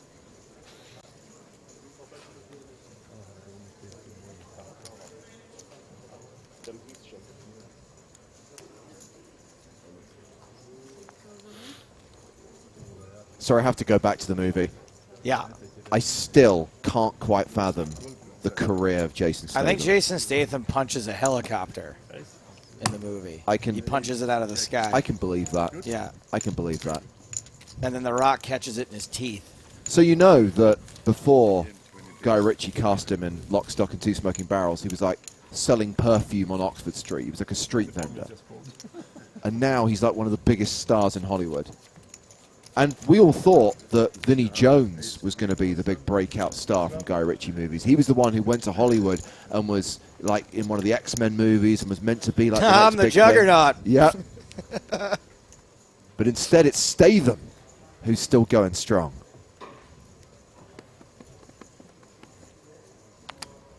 What's weird is that there aren't new action stars. That all the action stars are like in their 50s now. Yeah.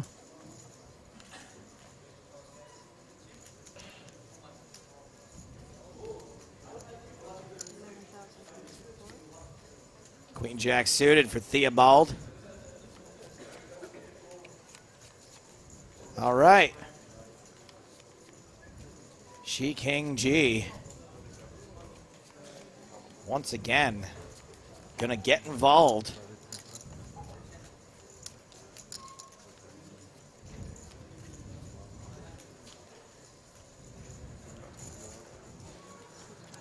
Here's your 3-bet.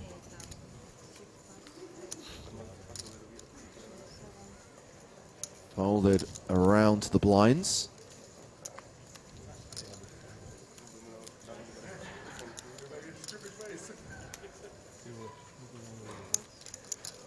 Back on Theobald.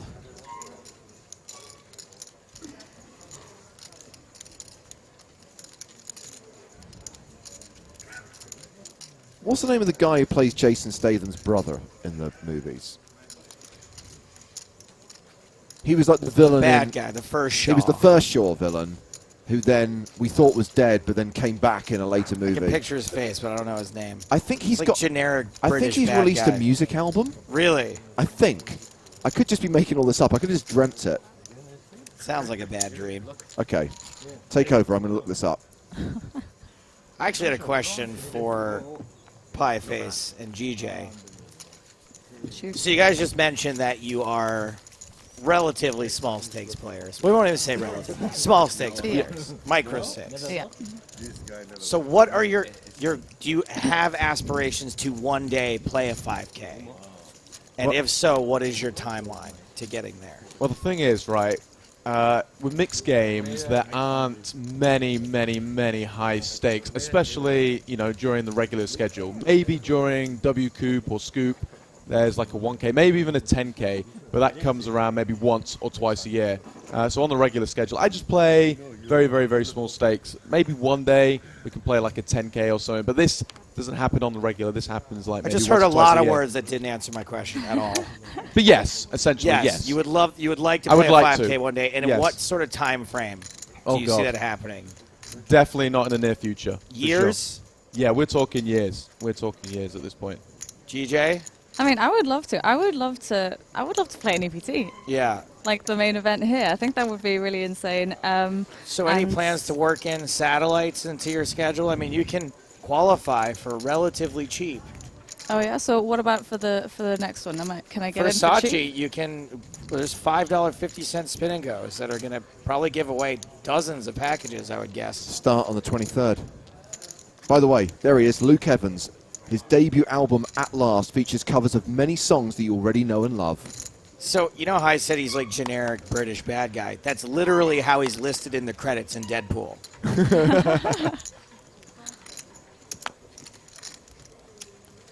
All right, we've got 3 players headed to this flop.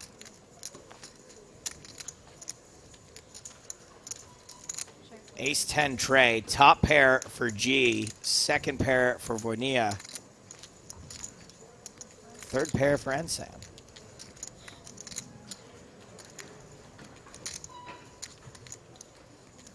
I never thought I would play a 5K, and I played one this year. How was it? Terrifying. Nerve-wracking, yeah? Absolutely terrifying. I was genuinely relieved when I busted out. Like, speaking of 5Ks, Rufan K in chat and Croaks both played the 5K main, were put into the 5K main. Croaks actually cashed it for like 13K. 5K main where? Here? No, the W-Coop. W-Coop main. Oh, okay. Yeah. Wow. Yeah, Lex and PokerStars put them both Oh, in. good for them. For the amount of work And they they- put into his channel, yeah. And one of them cashed? Yeah, Croaks cashed for 13K. Cool. Insane.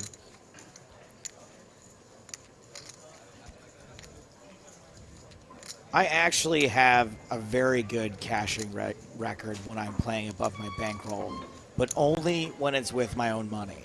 Right. Anytime I've been free rolled into something, I can't even min cash, and I like want to burn the building down. So when you personally throw bankroll management out the window, you do well. Yeah, I don't have a bankroll. I'm not a poker player. Sure. I collect bottles and cans all year, cash them in, play one event. I think this must be the last hand of the level. Looks like the players are wandering off on break. Sure enough, a 20-minute hiatus. The blinds will be up when we come back. We will stick with this lineup on the main stage. We'll keep the same table as our feature table. Hussein Ensan getting short, 20 big blinds. Xi Qingji is table chip leader, back up to 622,000. So more live action from EPT Prague in 20 minutes time. You're watching PokerStars TV.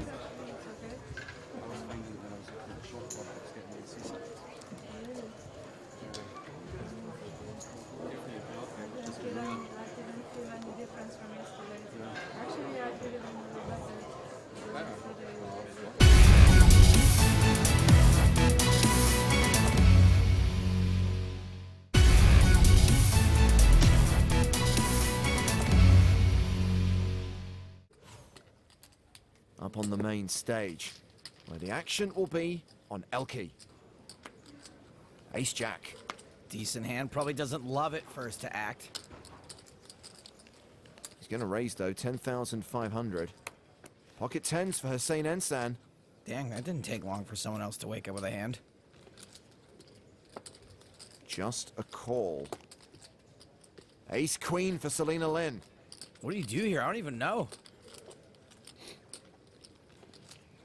She re-raises, makes it 40,000. Trying to pick up what looks like dead money when Hossein just calls in the middle. Valery Lubinets, the Ukrainian farmer. Folds the big blind, it's back on Elke. Fold. He passes. Good fold. How much you play? So, I go all in. Ensan shoves. OMG, a classic back raise.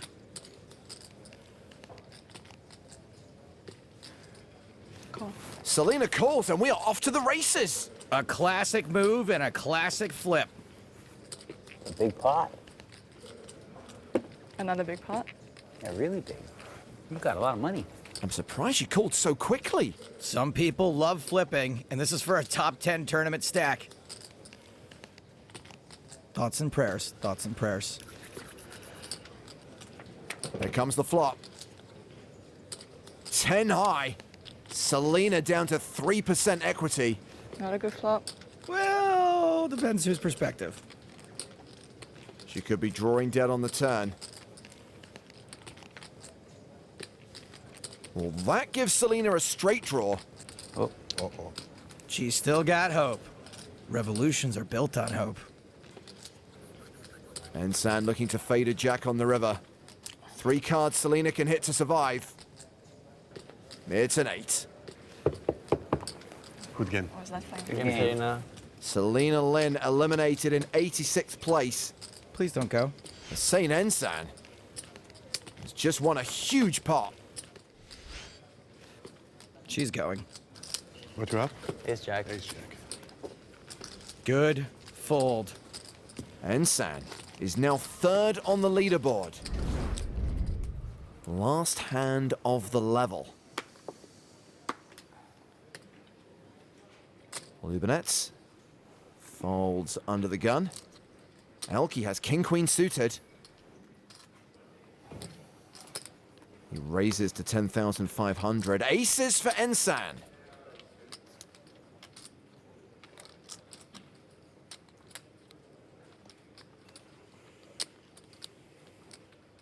And he will re-raise from the cutoff. 26,500. This is crazy. No, I'm just kidding. Totally standard. Inescu folds the small blind. Negreanu folds the big blind. Action back on the Elkster. You can't really blame Elke if he wants to peel here. King-queen suited, so pretty. It's prettier than a 10-10 Jade Druid. He's called for going to the flop.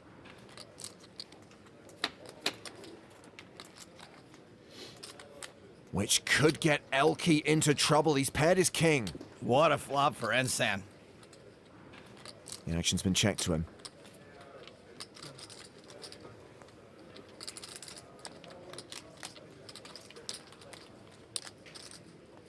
He continues for 21,500. Poor Elke. I'm not allowed to say the F word, so I'm going to say something one worse and say Elke is totally G'd here.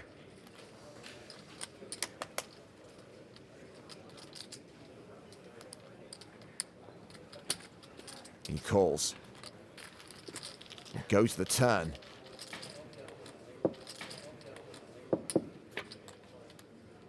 Which is the Jack of Hearts. Ensan now a 95% favorite. My guess is he is going to keep on trucking. It's been checked to him for a second time.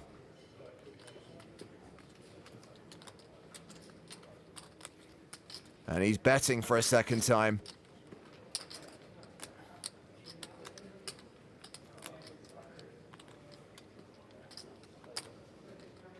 That is 38,000. This is really great. Small sizing by Ensan in relation to Elke's stack. He wants to make sure that right around half of Elke's chips are in the middle by the river.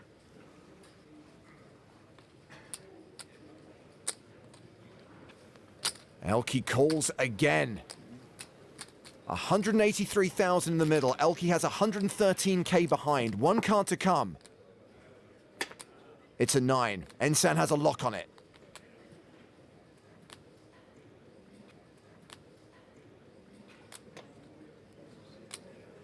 Elke checks. Ensan set this up perfectly to put them all in.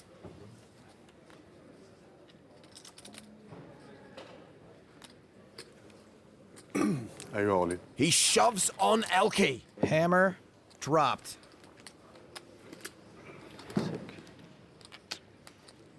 Now, Hussein's a pretty tough player to spot for patterns. However, remember he just flatted with 10s before? So I'd be inclined to think when he's 3-betting pre-flop, he's not doing it super light.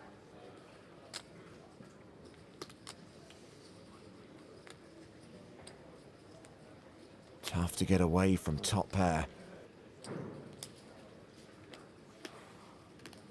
But Elke does. What a great fold by Elke. Really superb. And another big pot for Ensan.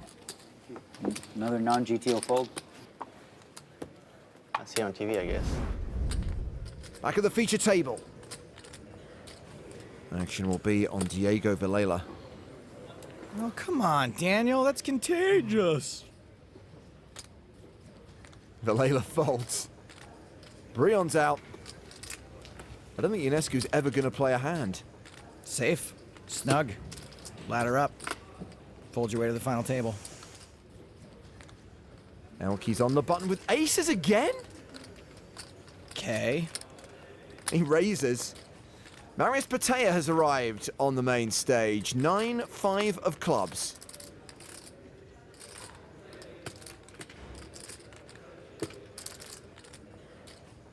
Oh.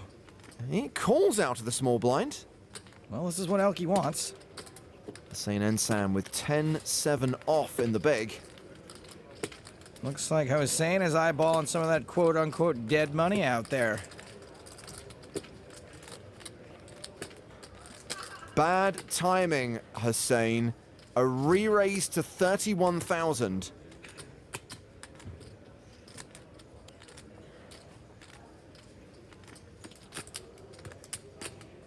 And Elke counting out a fourth bet.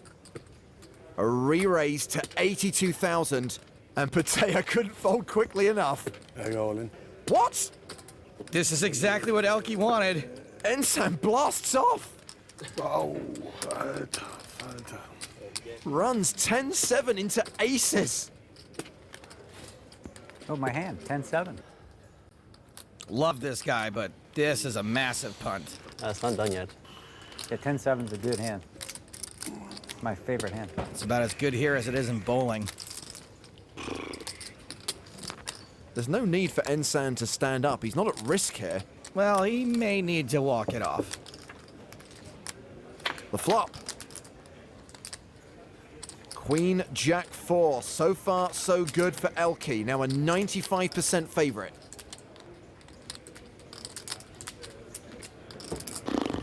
Yeah. Ensign drawing dead. Elke doubles up again with aces. Nice hand. Somebody get Ensign a red suit and a white beard because he has given Elke quite the gift. Close to 800k now. Blinds are currently 4,000, 8,000 with a 1,000 ante. Action folded around to Mr. Negreanu. Yeah, Daniel, get at that nut. It's yummy. Reminder, this is a guy who thinks quinoa is yummy.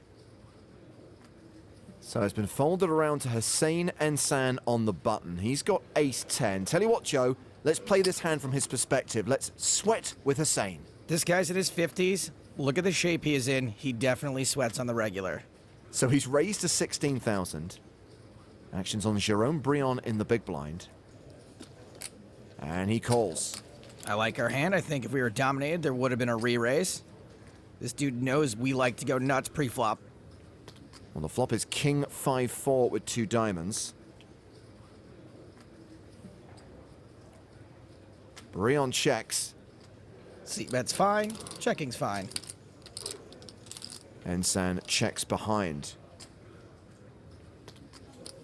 Jack on the turn. Hussein now has a gut shot straight draw. So I guess that means we can call a reasonable bet, but much like when your grandma gives you a sweater for your birthday, we'd prefer a check. Not going to get one. Brion leads for 24,000. I'd say this is reasonable.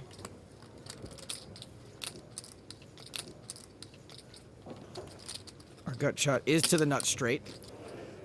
Ensan calls. This hand going to the river. It's the King of Diamonds pairing the board. Also puts a potential flush out there. I know this is going to sound crazy, but I think if there's another reasonable bet, we can call. We should call. With just ace high? The second king makes it less likely he's got one. There aren't a lot of value bets he can have, and he is going to be bluffing a ton of missed straights. Into a pot of 92,000. Brion makes it 56,000. Ensan calls. Come on. Brion shows 10-9 for a busted straight draw. Ace high is good. Oh my god, I was right. I totally wasn't expecting that. James, I'm just a huge fan of Hossein Ensan. It's nearly 3 years since we first saw him on the tour.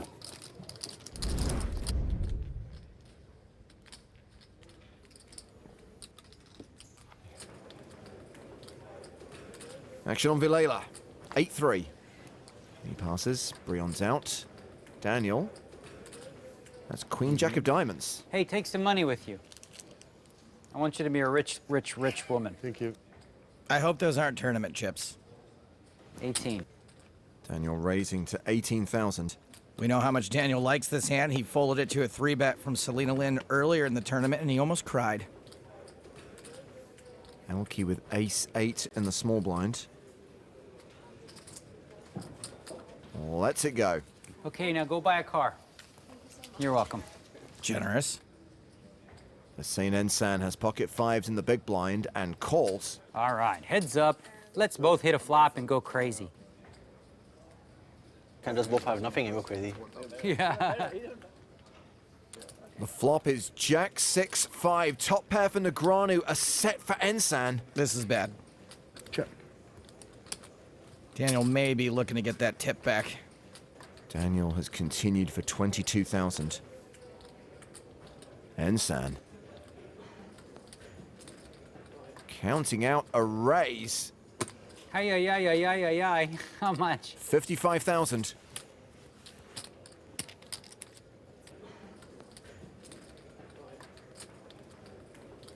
Daniel may just be too tired to do too much thinking with top pair. And that would be bad.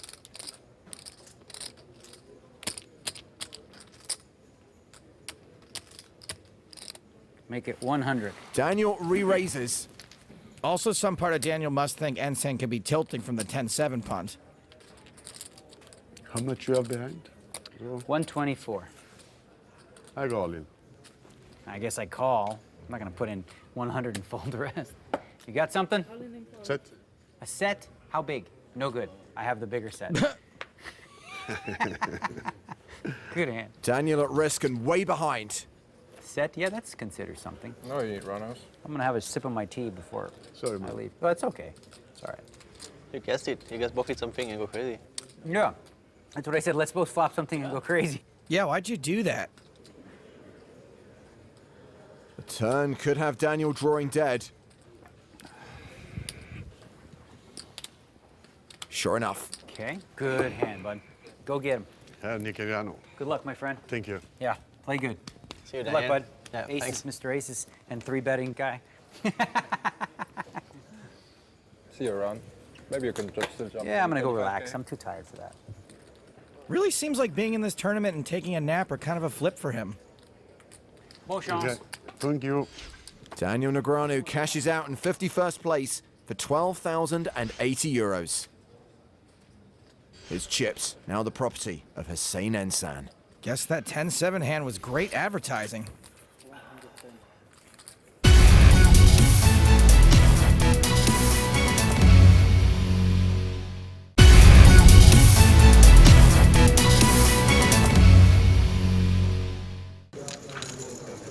Back at the feature table, the blind's up to 10,000 and 20,000 with a 3,000 ante.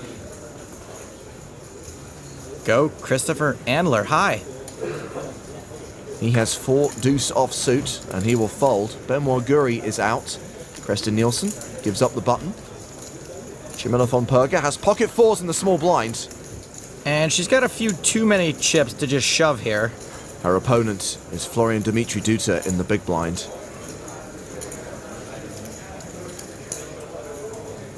Well, she chooses to complete.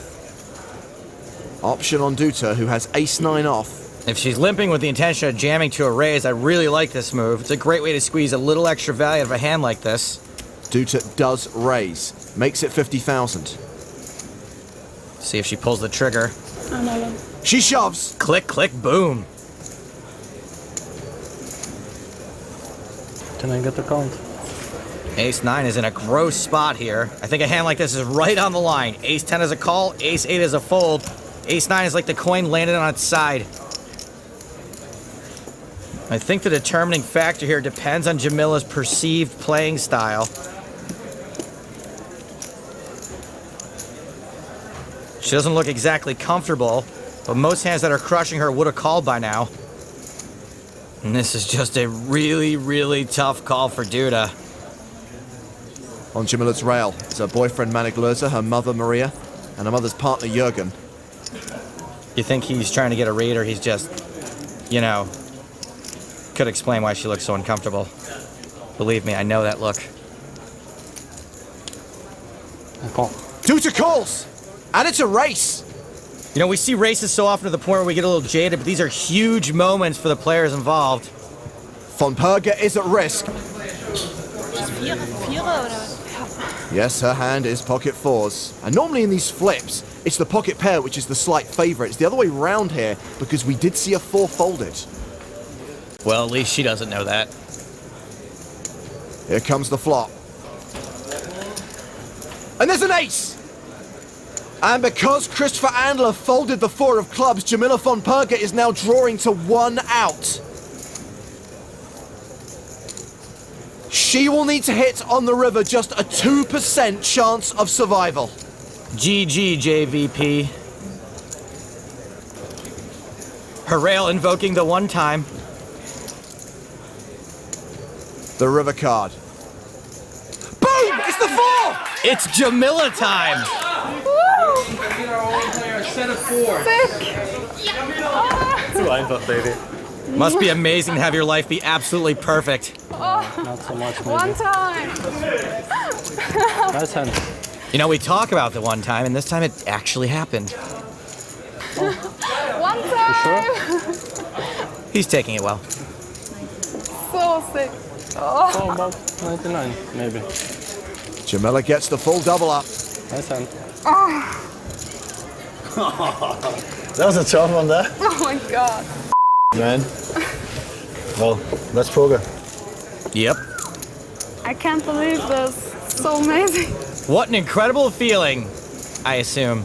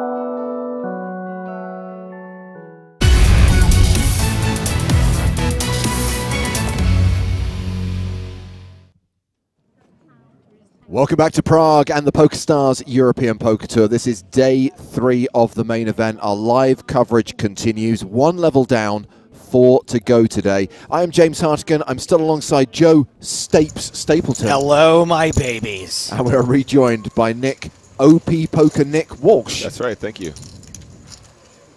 So here we have our feature table. Same table we started the day with. The blinds now go to 3-6 with a 6K big blind ante. The big stack is Yi King Ji with more than 100 bigs. The short stack, the player almost in the danger zone. Danger zone! Is Hussein Ensan, the former EPT Prague and reigning World Series of Poker main event champion. And a few players, including Ensan, back late from the break as cards go in the air once again. Hello, everybody. You can get in touch with us by tagging your tweets PokerStars TV. There is also the live chat on Twitch.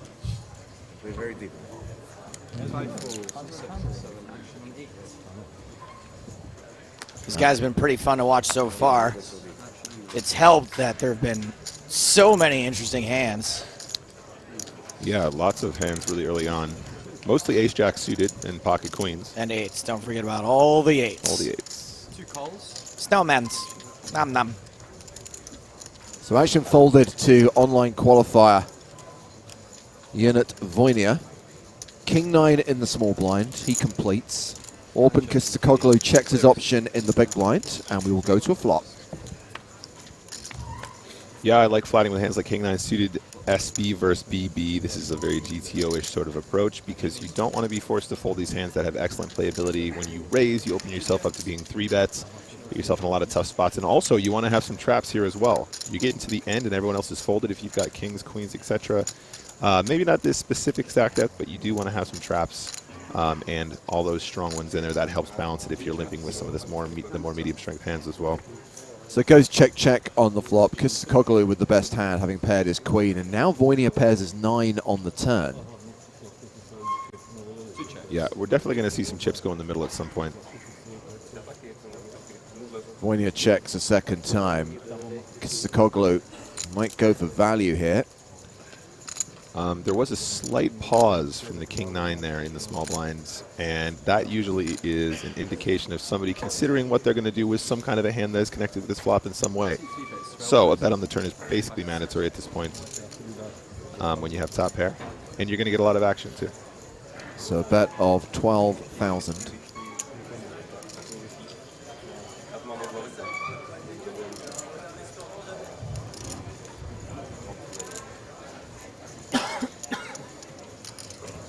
Few chip counts from during the break. Bryn Kenny is still a top 10 stack with 640k. Pierre Calamusa and Akin Tuna, who we saw on our feature table yesterday, both have more than 800k. But we have a player who has hit the 7-figure mark already. Vlastimil Pustina has 1 million chips and is probably the EPT Prague chip leader right now. I think on this river, Queen has just got to continue every time. This isn't a really scary one. In fact, it's a great card for you because your opponent can absolutely have hands like Jack 10. which will really struggle to fold on the river. So I think you can go nice and big here. Having checked the flop, you're not really repping the queen super hard. If your opponent has a hand like king 9, you know, I think you're probably going to get quite a few calls. Conversely, your opponent absolutely could be betting with a hand like jack 10 from position here, which means that the river's going to be bad for your 9, so he might find the fold regardless. Button position is on number 6. Button on seat number 6, please. And a call. Yep. And please take your seats. Not a lot you can do there. 1.5 I think maybe he might be able to fold the river, but he absolutely cannot fold the turn.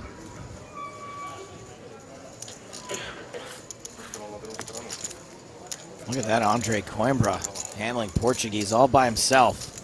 He needs a Portuguese OP Nick. I mean, you know, we're always looking to expand the team. If we feel like that's a marketplace we want to hit.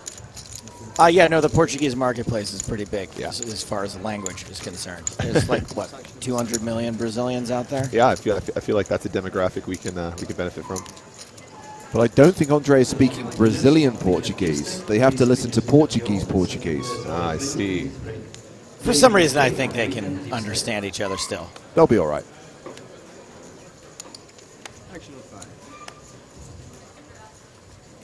Dealers in the single re-entry tournament, please prepare the deck. If you have 3 players or more, please start shuffling.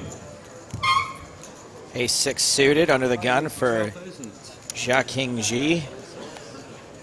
And this guy has been all over the map today. Bluffing and raising and calling and bebopping and scotting.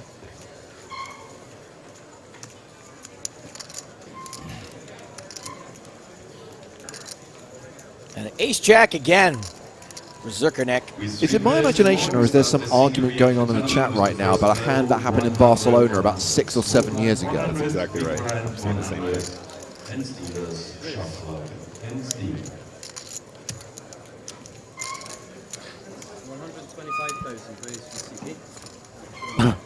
Zuckernick had ace-jack a couple of hands during the last level. Didn't work out for him. Interesting. Oh man, it baby. is likely to not work out for him this time as well.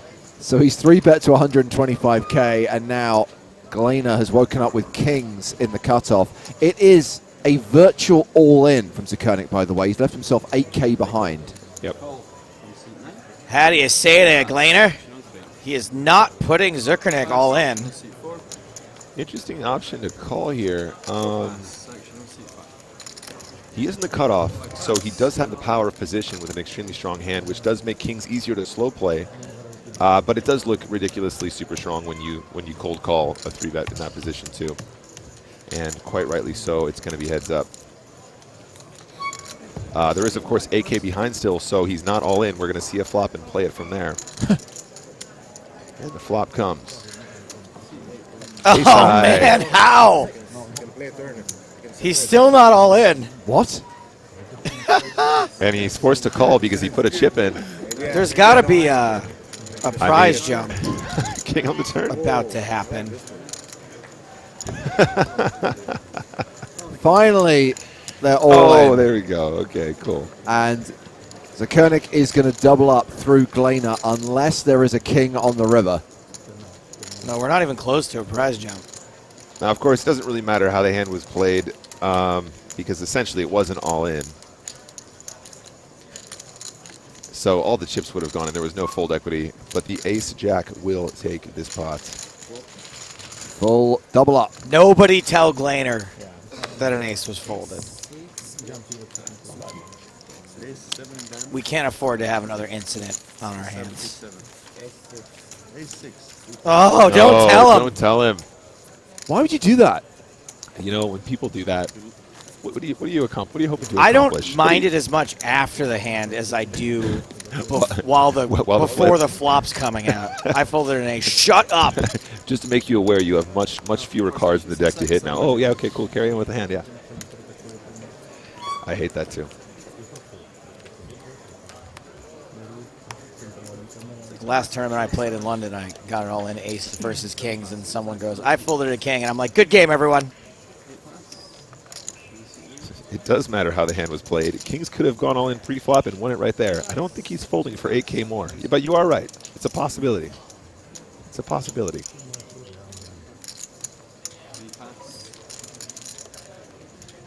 In a nearly limitless multiverse, one of them he folds when the Kings move all in pre-flop. I mean, only one. Hashtag endgame. Yeah. 14 million possible scenarios.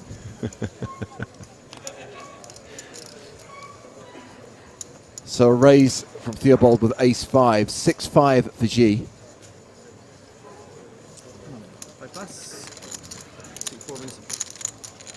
And that raise small to big will win him the pot. I did not know Aaron Paul was playing this one. Hey, that's a good one. I like that one. Have you had an opportunity to try Aaron Paul's tequila? No, excuse me, mezcal. I don't think I have. Him and Brian Cranston created their own mezcal brand. It's called Dos Hombres, if I'm not mistaken. Is that where the GIF comes from of them? I think so. Doing the exploding fist bump. I think so. I don't think I've had it. I have had the pleasure of being around Aaron Paul a couple of times in poker situations, and he plays the part perfectly. Very friendly guy. Knows exactly how to make everybody happy. I tried to get him to say the B word, and he just looked at me and went, no. Ace-king of spades for Zakernik, raises to 13K. Pocket fours for Glainer. How do you say that, Glainer?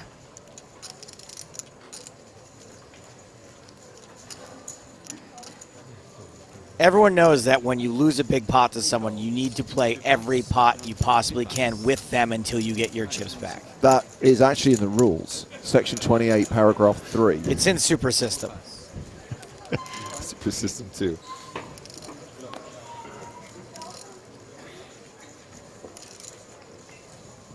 Round 2G in the small blind, folds and 7 deuce. The St. Ensan, the table shorty with king 3 in the big.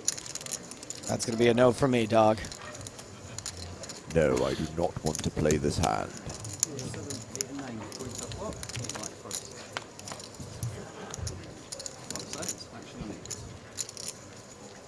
The flop is Jack 10-4 with 2 spades. A set against a royal flush draw. Oh, man. Set city today. Is this the flop of dreams or what? And it goes check, check. What's happening? They're both slow playing it. Well, that can't be right. No.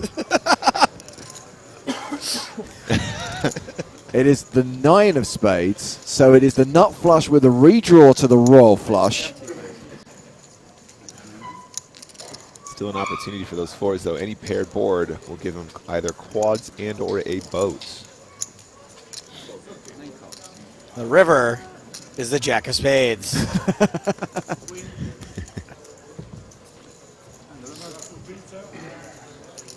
And the river. Come on now. Come on now. The 8 of spades. Well, Glainer's got a flush of his own now.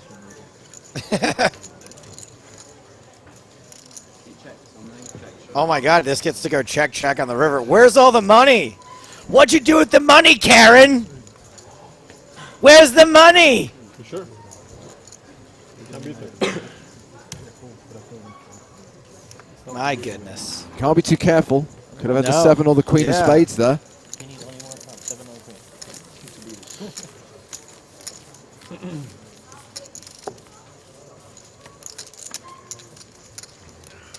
Nice river. I didn't think there were any bad rivers for my hand when I saw the board, and then I was like, wow, there is a bad river. He seems concerned about that one card straight flush.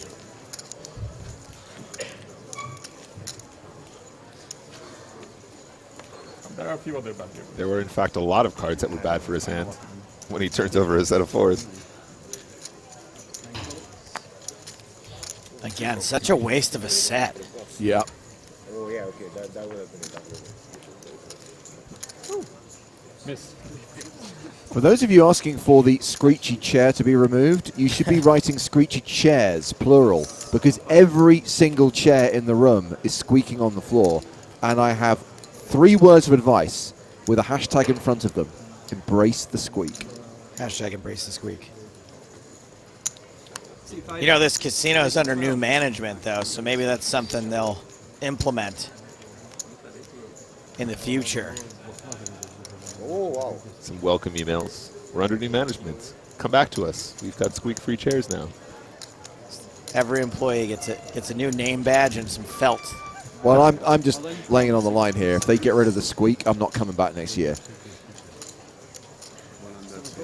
Book it. 8-5 against 7-6. Hussein Ensan all in, but does not get a call.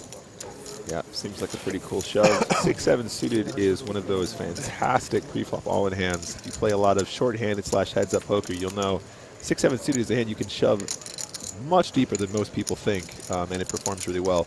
The reason being is you're going to generate plenty of folds when you make the shove pre-flop.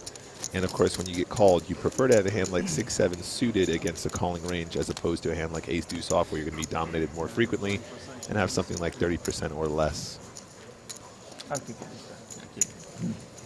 Yeah, a couple of people in the chat already blowing up about it. That's right, 20 big blinds is quite easily.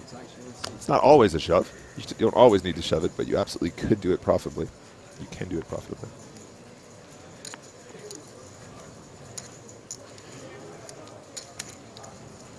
Raises to 13,000, 3 folds. Another big pocket pair for Ionut Vornea. You're Romania. Pocket tens. 4 and 5 will fold, actually. 6. 6 folds and 7. Aces for sure. Uh-oh. This spells disaster. At this stage in the tournament, pocket tens is not a hand that you're going to easily get away from.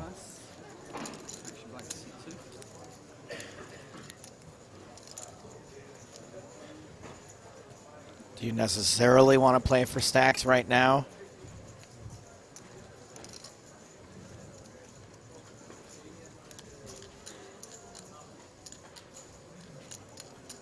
Is it too weak just to call?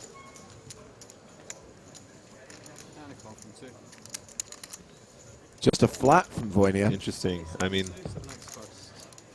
calling greater than 10% of your stack pre-flop with pair of tens certainly can still have the best hand a lot of the time, but it will put you in some really tough spots post-flop. And this is definitely a good-looking flop for aces. You're going to get tons of action from more speculative hands. Queen 10, King Queen, King Jack, 9-10, suited, etc.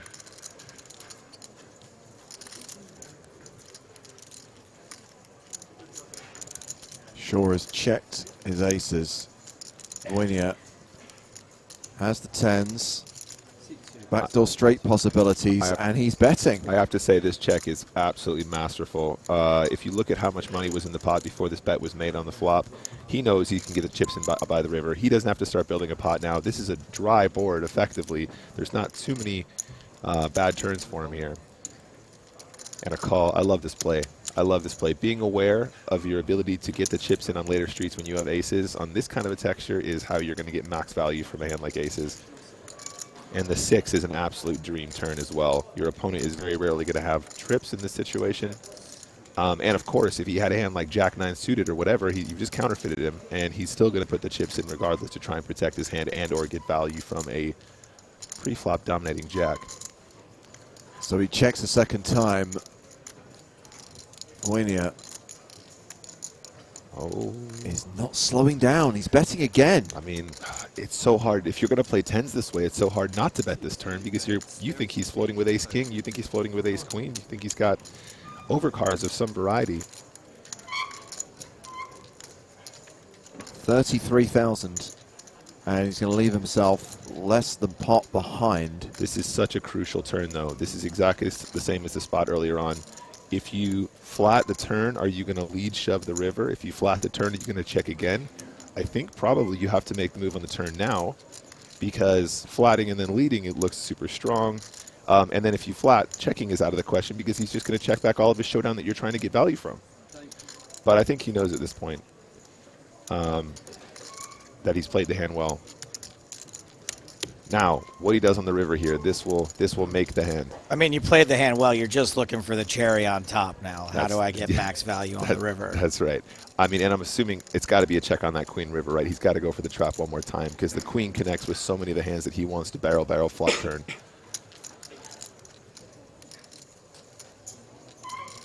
With a hand like tens, though, he'll just try and take it to showdown, of course.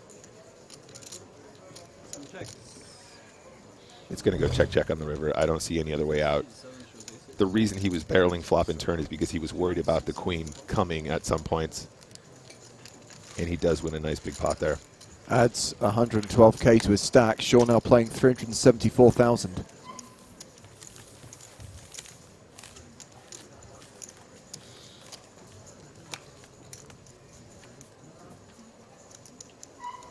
Sure enough. Love to see aces hold up.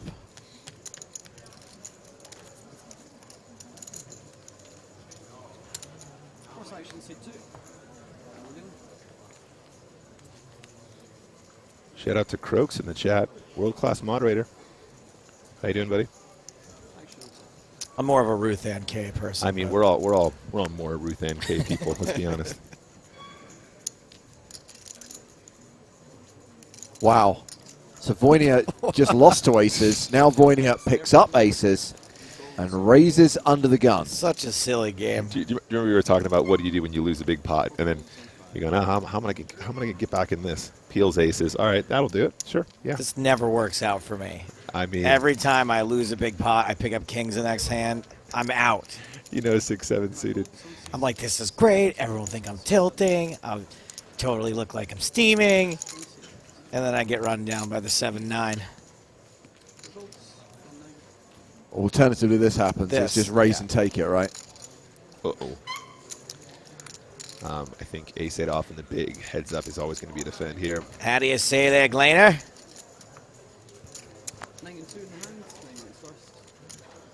For Zemislav. No? You're not even going to try, are you?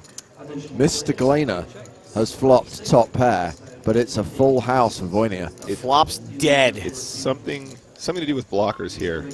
Something's not adding up. Something's not adding up here. I can't be up against aces here. It's 25% less likely that I'm up against aces. Action goes check, check. I mean, how sick is that? You flop top pair and you're drawing dead.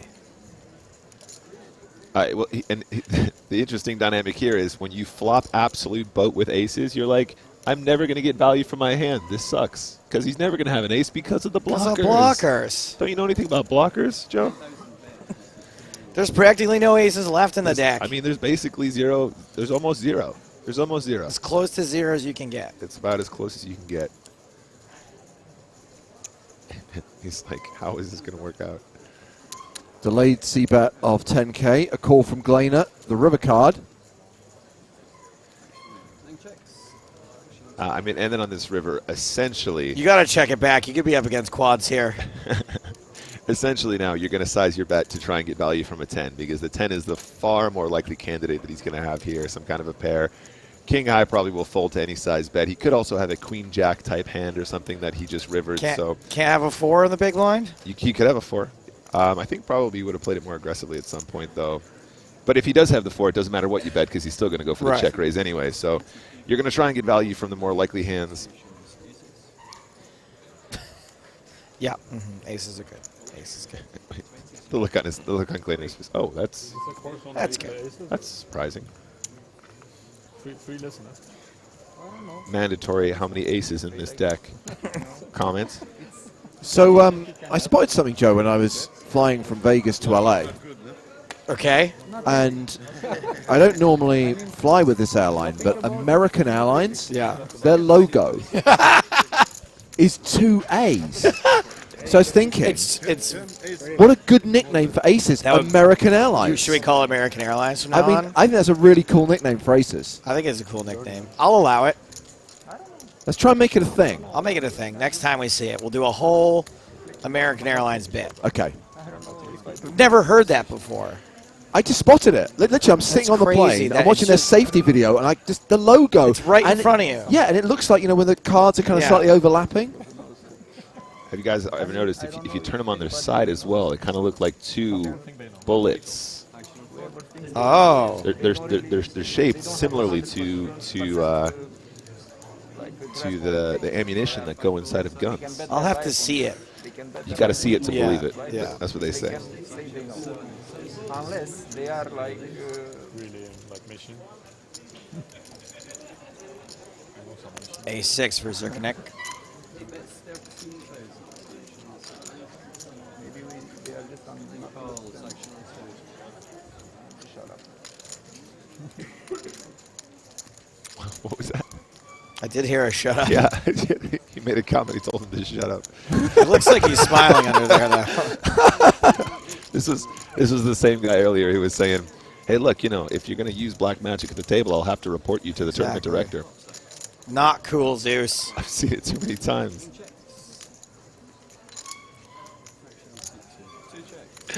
I'd love to see that at the table one time. Hey, I think I got a read on you. Shut up. Queen high flop. Top pair and the flush draw. Magical. When you got queen 7 of clubs, that's a flop. Oh, My sure, goodness. Sure. Give him a gut shot too. Oh, Renea does have a gut shot. Zirknik's got a pair. The best nickname for aces is Soft 12. That's pretty good. I actually like that a lot. I like that a lot. You going? What do you got, buddy? Soft 12.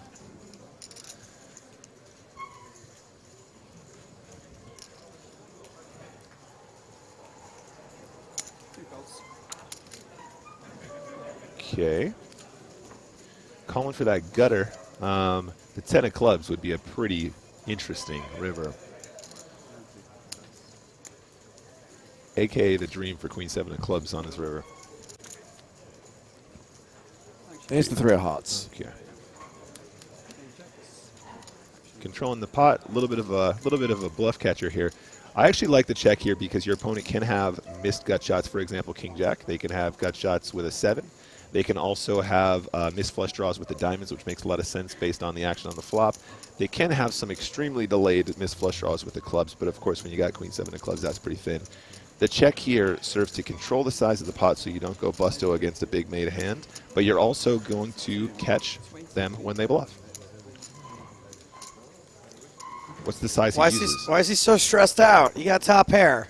Well, I think after the previous hand, he's feeling like, yeah, he takes it down. He's confused. What? Yeah, right. I win?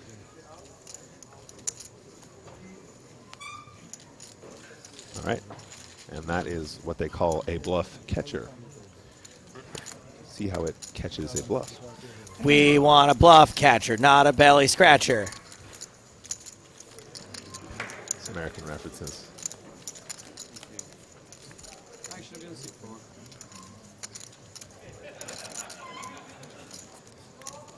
Almost down to 100 players. The field continuing to thin here on day 3. We started with 141 today. Just shy of 40 eliminations so far.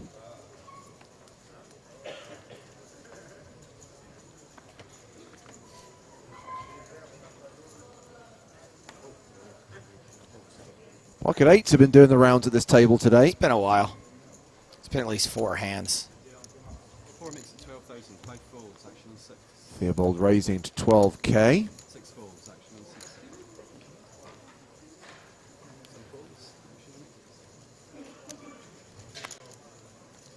6. Queens for Zirknik.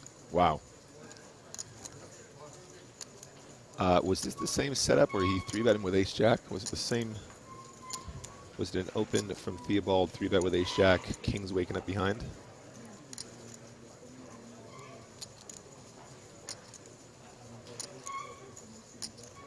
I think it's just a normal 3-bet here makes sense. Something like 3 times the initial raise. That's exactly 3 times the initial raise.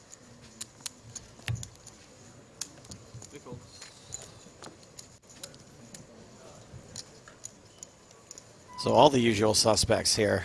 Queens and 8s. Yeah. This is like, flatting is pretty suicidal. You're essentially going to be set mining with 8s when you're out of position in this situation. There's not going to be too many flop textures you're going to love to play out of. Well, that looks like a call. We're going to the flop. Yeah, let's quickly justify it since it happened. But, you know, you absolutely can call with pocket 8s here if you have no. Tried, failed. But, yeah, calling another 20 or so K when you've got... we'll just check it down to the river here. Yeah, right. Just going to get these 8s to showdown, no problem. What's up, J Dude, who hasn't watched an EPT in a while? We haven't done an EPT in a while. Happy to have you. Happy to have all of you, my babies. Nick, talk to me a little bit about betting with queens here. I feel like whatever you do is wrong.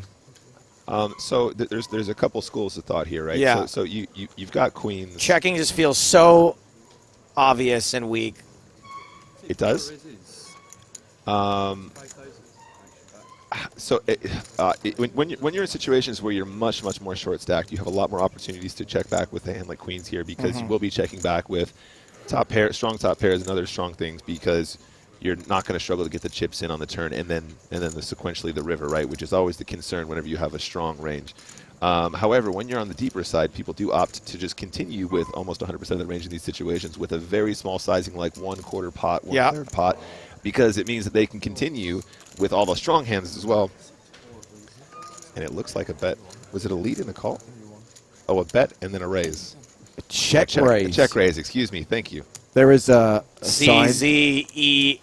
CZECH raise.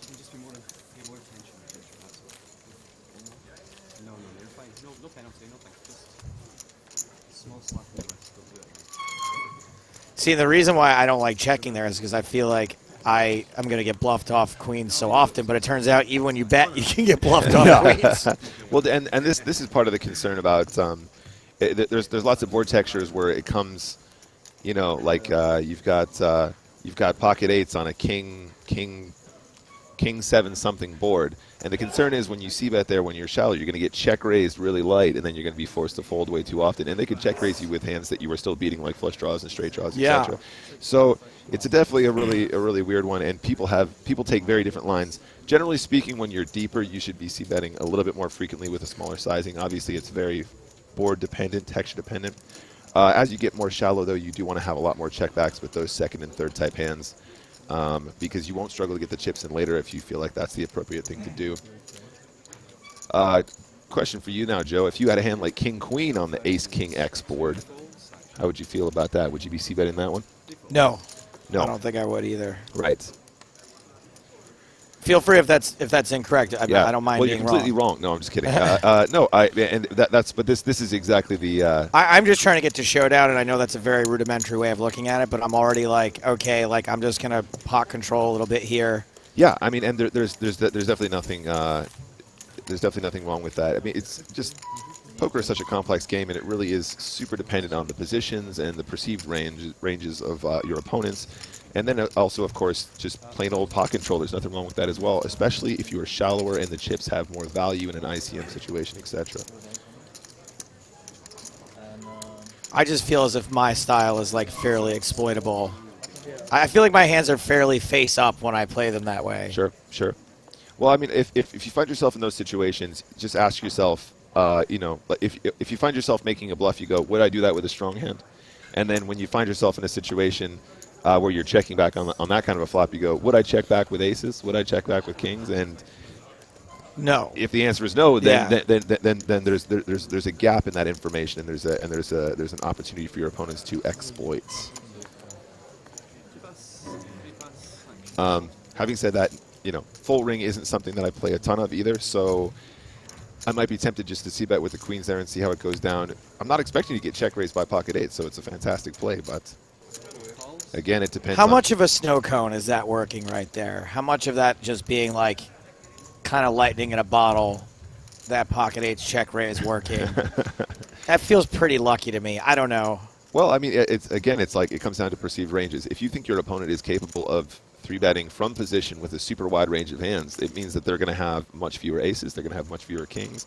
And then also it's to do with what kind of hands are they going to be c-betting on this flop texture as well. I'm assuming that ace-jack and all those things will. So, yeah, I mean, I probably wouldn't have found the check raise, but he obviously knows something we don't.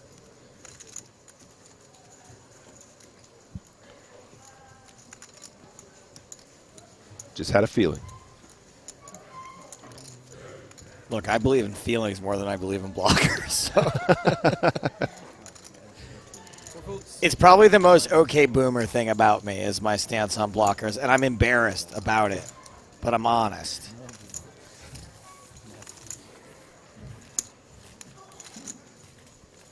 Trying to see a cheap flop with Queen 9, gets raised, folds. I mean, in most situations, especially as a streamer, blockers are just a fantastic way to justify really bad plays. So, you know, if anything. Oh wait, I can do that? Yeah.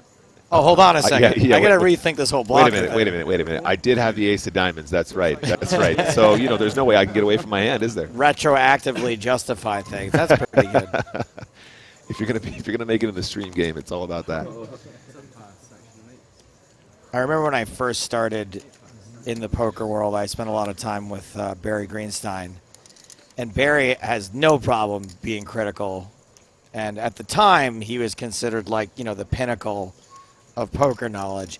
And I remember so selectively telling him the hand histories of pots I lost, or won even, because I just didn't want to learn anything, really. Yeah, exactly. So I'd be like, oh, I've went broke with a full house, Barry. It's a bad beat. And meanwhile, it's like double paired board, and I have the worst end of it. You're looking for some great analysis. Oh, wait a minute, guys. We have aces and nines here. Voinia has American Airlines. Trademark. Put your seat backs and tray tables into their upright positions because it's American Airlines.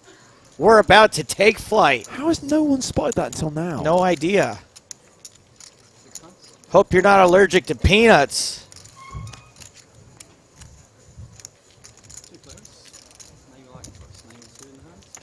By comparison, Gleina's hand is Ryanair. That's really insulting the pocket nines. Pocket nines don't. The stars nuts don't deserve that.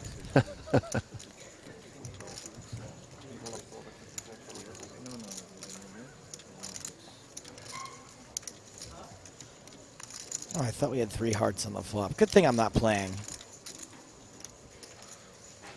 Jack 6-5. Voinia better than a 9-1 favorite.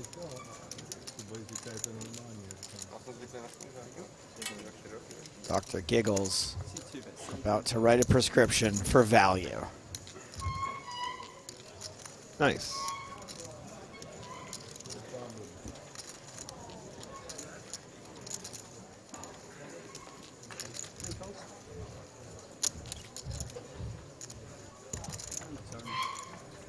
Gleina calls.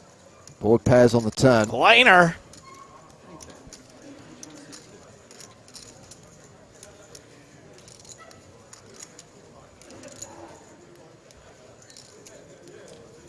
Do you think there's ever like a trick, like a sleight of hand you could pull where you show pocket nines, but you make it look like sixes? You accidentally table sixes, but they're actually nines. Yeah, is there a way you could fake it, like shoot an angle? Because the suits work out here. I love that. You're just like, here you go. It's very clearly 2 sixes, sir. Voinia fires again, 28,000. And Yikes. a curious shove from Gleina, and he gets the bad news. What do you expect in the year of Romania?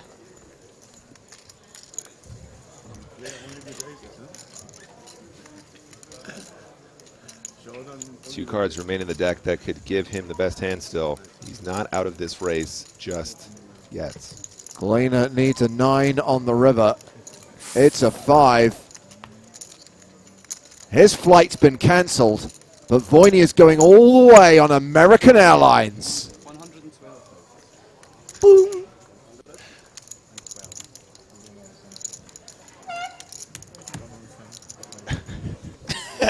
there it was. Got it. Just the needle. The echo.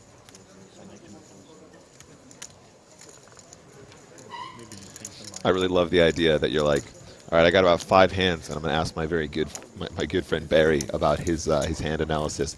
And then you get up to go meet him, and you go, so yeah, I had aces, and I got it in pre-flop. What do you think, Barry? He goes, that sounds pretty good. All right, there's no other hands. That's all.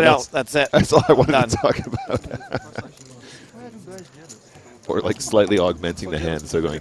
I mean, like, I got it in with an up and down straight flush draw, but it's because I called with Jack 4 pre-flop, and it came 8, 9, 10 of clubs.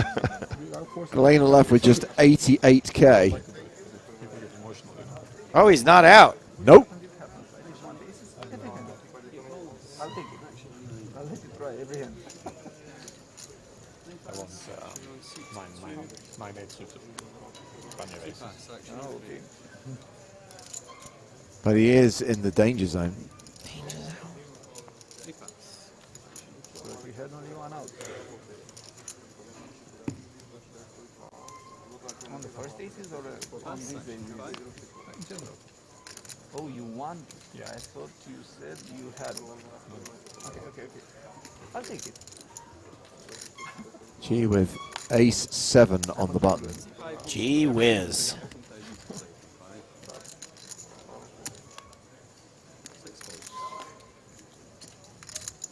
Joe, you're going to have to be louder. It seems some people missed it. Gee whiz. No, not that. I will repeat that that Galena is in the danger zone. Danger zone. You're not hitting the peak that you usually get. I don't. My voice has changed. Danger zone. I can't hit it all the time anymore. Yeah.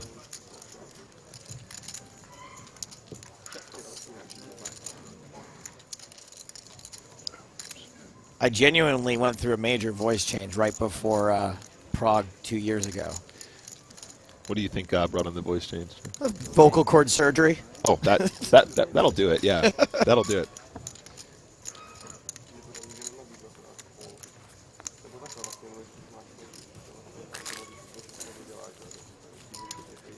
Are we still doing bad comparisons? You mean bad lookalikes? It depends. Yeah, if you don't even know what it is, maybe it's not for you. I'm just going to go ahead now and say maybe sit this one out. All right. I'll allow it. Go ahead.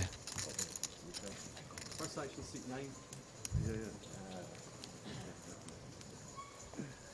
good hand that time, yeah?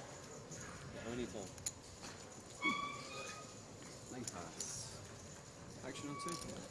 I like that. Somebody at the table saying, don't worry about it, man. We got plenty of time. I like that. I like that confidence, as though we're going to be here for the next couple days, man. So just get comfortable. Got nowhere to be. I know you fall. That's why I fall. 4. Calls. Action on 6. That is a limp from Theobald with the Queen 10. Sometimes you got to mix it up a little bit.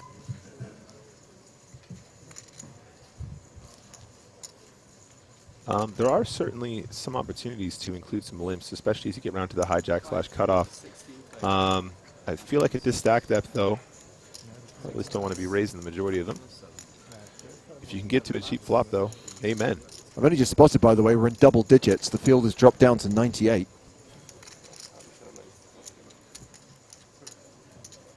As we get the raise from G to 16,000. Zakernik in the big blind with King 10.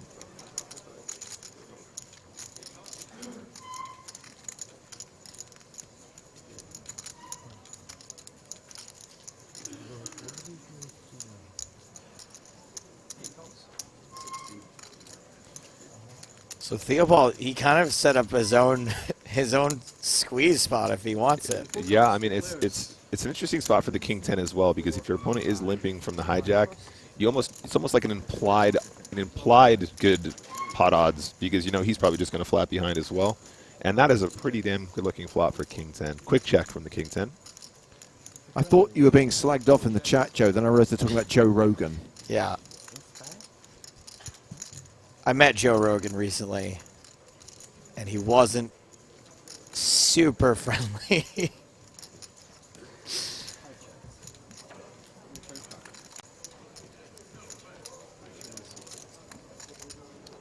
I was in like the green room at the Comedy Store. It was Joe Rogan, Whitney Cummings, Brian Callen, and then I was there with Norm MacDonald, and Norm brought me back there, and I was just kind of sitting in the corner by myself while they were all talking. And then eventually I came over. I was like, hey, guys, I just want to introduce myself. I don't want to be the weirdo in the corner.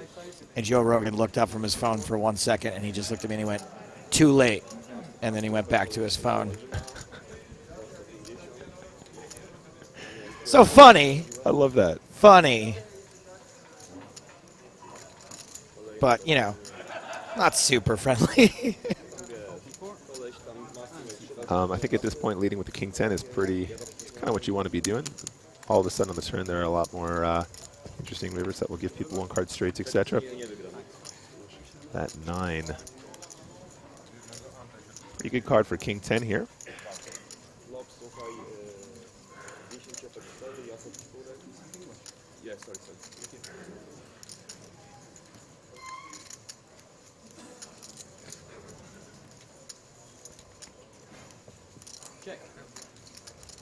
Okay, opts for the check. I mean, I can kind of see what he's thinking about here with the King 10. I mean, when your opponent when they limp and then they don't bet on the flop, it becomes a little bit difficult to find their hand and try and figure out what you're getting value from on the river. And the run out with the 9 could potentially be bad for you. It's also an opportunity for you to bluff catch, as we were saying earlier, because you can check and your opponent can continue to bet their missed gut shot draws, etc. Maybe some flush draws that they chose not to bet from the hijack. So dealer change. Goodbye, Richard. Hello, Yola. Welcome to the table. Yola.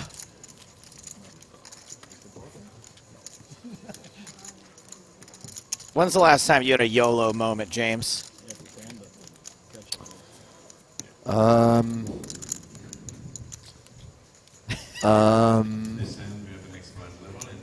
He's going back by the decade. He's like, okay, January. I'm back in 1992. Give me a moment. Hang on. January 1990. James and I have had some YOLO moments on the road. That is true. We just don't talk about them on air. Correct. I'll just throw. I think Canada has been at the home of most of our YOLO moments, whether it be Toronto or Montreal. Yeah. Oh, man. Take from that what you will, audience. Do you remember the time in Canada I made us take my Tinder date home in a taxi cab the next morning? The next afternoon, I should say. That was a good one. Oh, memories. So Kanik with 9-7 in the small blind.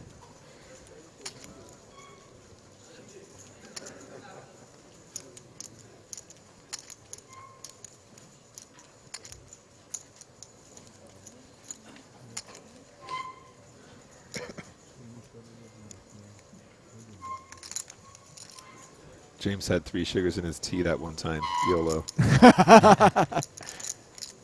James is a bit of a sugar fiend. I've never had sugar in tea, ever. Not in his tea, but in general. Can always interest him in a decadent dessert.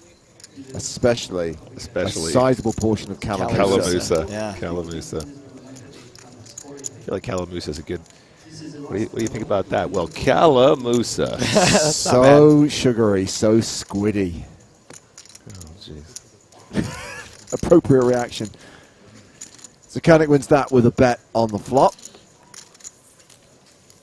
When's the last time you had a YOLO moment, OP Nick? I was just dreading the moment when you said that. Well, I mean, I'm not going to make out like yammering and stammering already. This must be a good one. I'm not going to make out like this is a particularly baller YOLO moment, but we do pretty frequently sort of YOLO big spin and goes on stream. Sure, that's something. That counts. I mean, so, you know, like we tend to... 100% of bankroll in one spin and go. Boom. Yeah, well, I mean, on one occasion, we finished our bankroll challenge where I turned $30 into 2,000 playing just power up to try and prove that it was it was a game what could be beat. And then we decided that we were going to play a handful of $100 spinning goes, and then went on to win $2,000 like almost immediately. Like within, sorry, up to $4,000. No, sorry. So we were up to 2, and then we won $1,000 in like 15 minutes immediately. And then we did this whole clip afterwards, going, you know what I like to do to celebrate the completion of a challenge? Play slots. Then just immediately throw bankroll management out of the window and just win like the entire bankroll in double. So yeah, that's what we did. That was a little bit of a YOLO moment.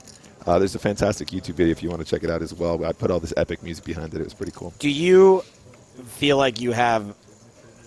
Hold on, let's focus on the action here. Shaw is raised with King Jack. Zakernik has Queen Jack.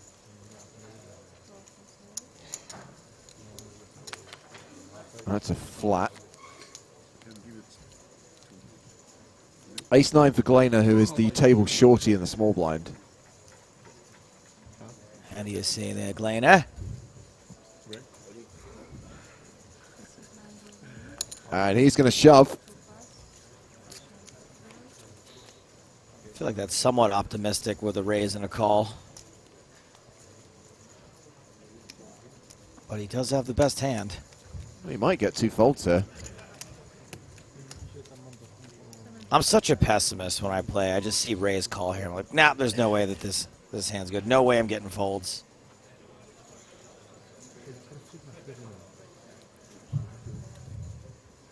I'm assuming that the big blind is folded.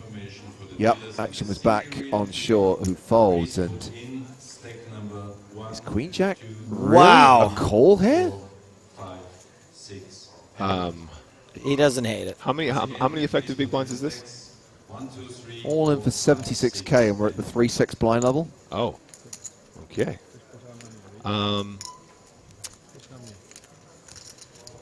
It was a raise, a shove, and a call. Raise, call, shove. Okay, interesting. Yep, it's absolutely a call. Yeah, I can confirm. I concur. Great call, amazing call, brilliant call. Has not been Glainer's day today. Just been having his lunch eaten. There are 2 more aces remaining in the deck. That's not one of them. Yeah, he wasn't really happy with the outcome of a lot of these pots in the end. But GG for Glainer. He is now eliminated. So currently playing 7-handed on the main stage. 97 players remaining overall.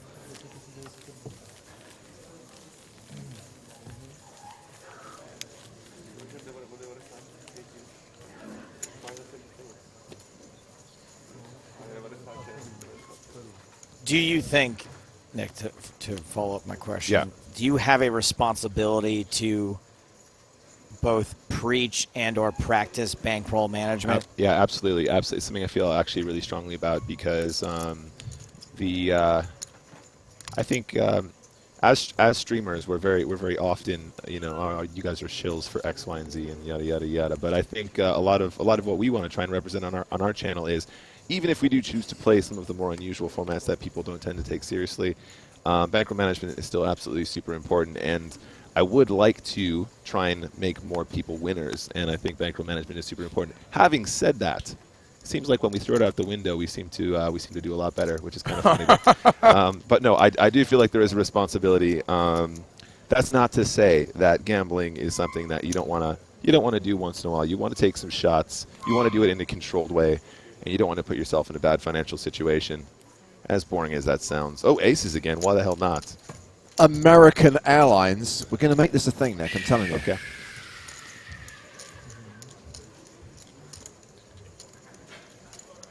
I don't see him getting action here. Oh, no. Open kiss to Koglu. Defending in the big with King 4.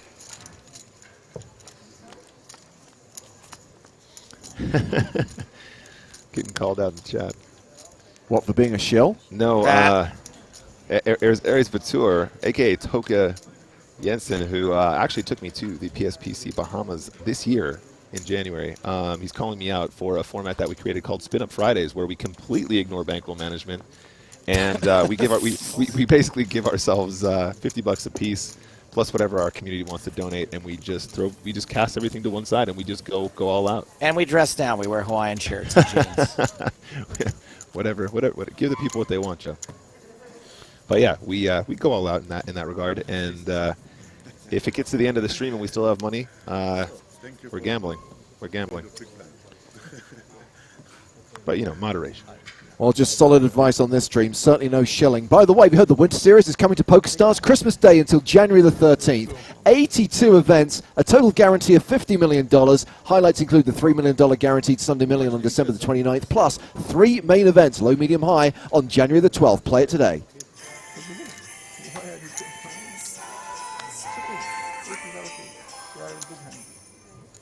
Everybody wants them. Yeah, in the end, just a bit. Maybe overrated. The absolute budget soundboard. I love it. Just leaning into it. If you guys could only see what I see.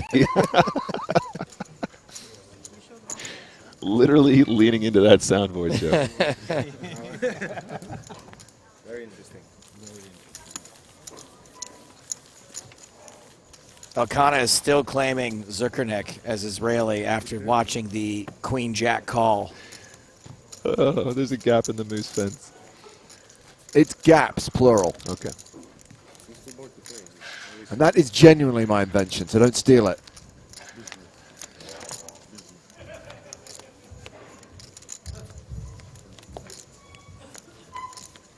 Maybe checking the phone.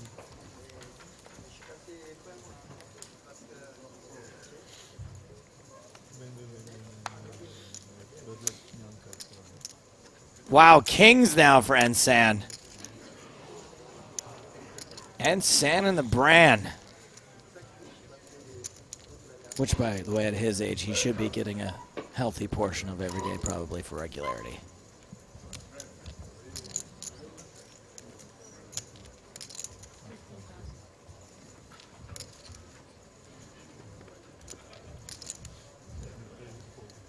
We've had many, many big hands today.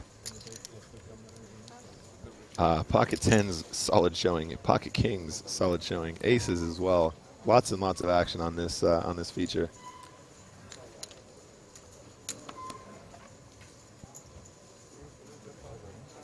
So round G in the big blind. I'm being told it's pronounced Xia Ching Chi. I've had 3 contradictory pronunciation guides on this guy's name. Fair enough. And it's not that I don't trust any of our viewers, it's just that... People pronounce their names differently. Remember all the people who are like, it's Niall Farrell. Yeah, no, in my case it's that I genuinely don't trust any of the viewers. You don't trust Steve Mark? Oh, no, he's a good one. He's who sent in Xia Ching Chi. Really musical. Do you know what? I'm going to keep it simple. The guy in the cap.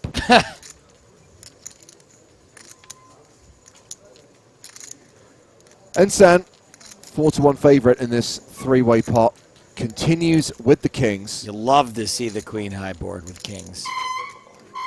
Sure sticking around. Cap guy folds. Every time a chair squeaks, an angel gets its cheeks. Board pairs on the turn. Nearly 100k in the middle. Ensan has 100k behind.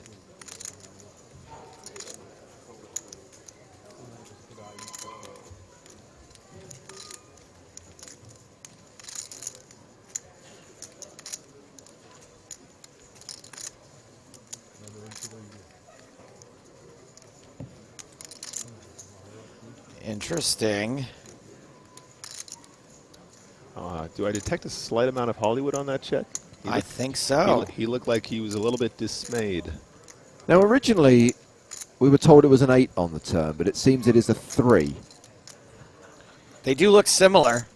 I would love to see a check back with 10s here. It's like, what kind of a hand are you getting value from that wants to bet? Oh, shoving a call? Oh, man, oh, man. Wow. That escalated quickly. Shaw really stepped in it there. Stepped in it and tracked it all over the house. Oh, Nelly.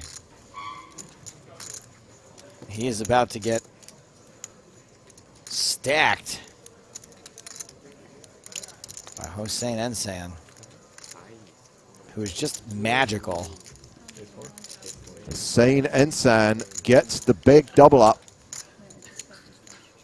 He might be the best poker player of all time, and I'm just going to leave it at that. Words of wisdom from Mr. Joseph Stapleton. And yes, Pilatus 66. We are expecting Lex Veldhouse to arrive tomorrow. Not sure what condition he's going to be in. I'm sure if you've been following Lex, you know that he's not been streaming for a few days. He's been down with the lurgy. Down with the sickness. Hopefully he recovers in time to bring us pearls of wisdom on the stream tomorrow and through to the final table on Tuesday as we continue to cover EPT Prague through to its conclusion. Started our coverage on day 2, played through the bubble yesterday, and now playing a full 5 levels today. Tomorrow down to 16, the day after down to the final table, and then down to a champion.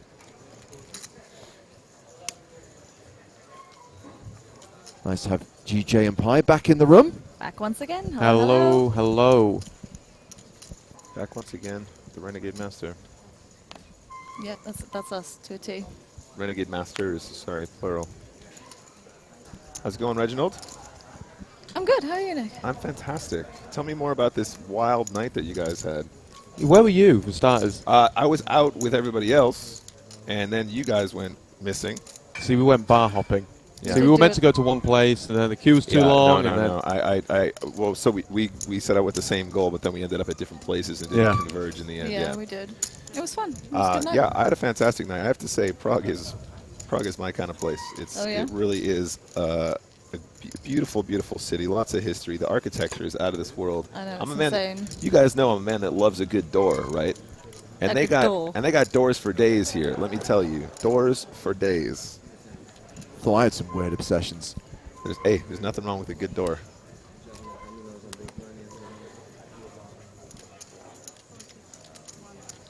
So this is a cut-off raise from Kisakoglu with the 10-9.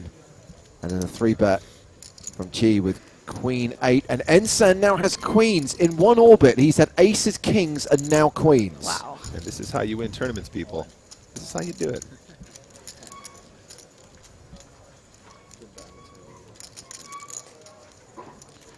Yeah, Croaks, I'm not even joking. It's actually a thing. I'm not just saying that for stream. Big, ornate, fancy doors.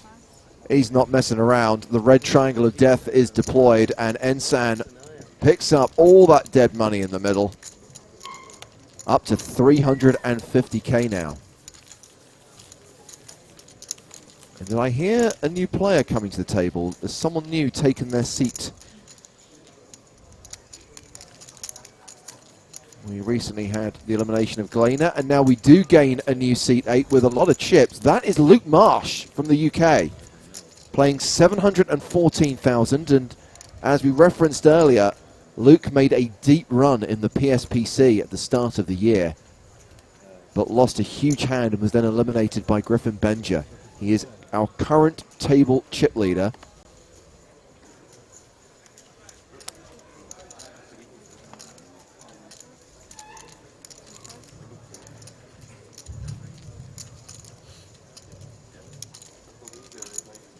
The action is folded to Kisakoglu. Now, I'm assuming that this is a patch and not an intentionally crooked PokerStars merchandise shirt. I'm going to say patch. Okay. He is our Romanian qualifier.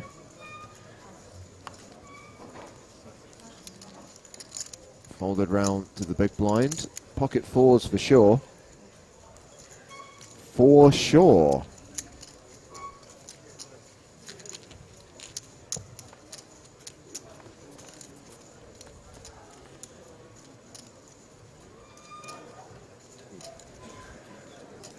King high flop. And no set for sure.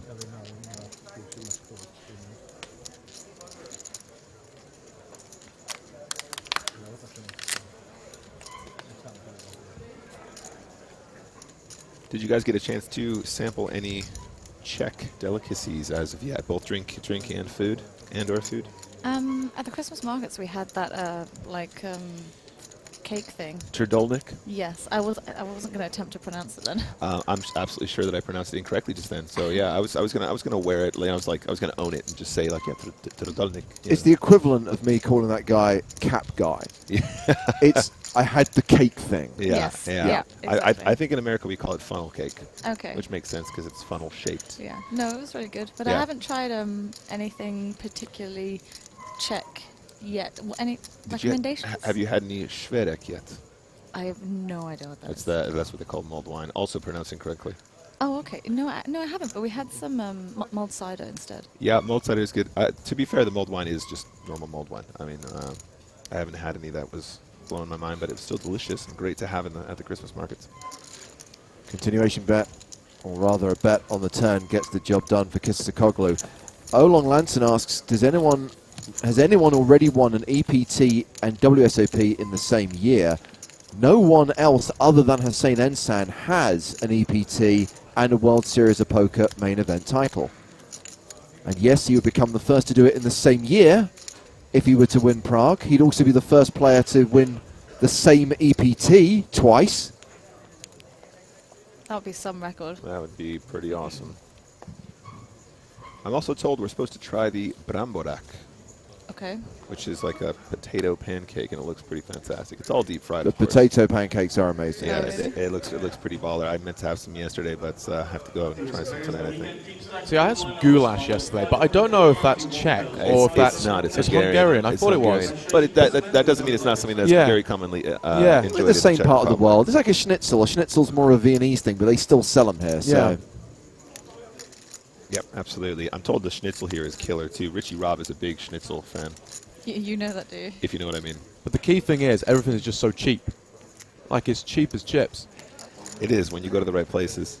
Absolutely. For sure. I mean, I'm doing the conversion. I'm going, how much is that beer? It's a euro? Yeah. You're selling me beer for a euro. Okay, well, that's a dangerous proposition. It is one of those places in the world where you're constantly pulling out the XE app because no one can work out the currency conversions easily. Yeah, I mean, and also everywhere you check is giving you a different rate regardless. Yes. Right? So at one point I was seeing one Great British pound was 30 crowns. Oh no, it's not. It's like 27. Yeah, see, I can't be doing the divide by 10, divide by. Just give me the app. Can I just put it on card, please? Just do it for me.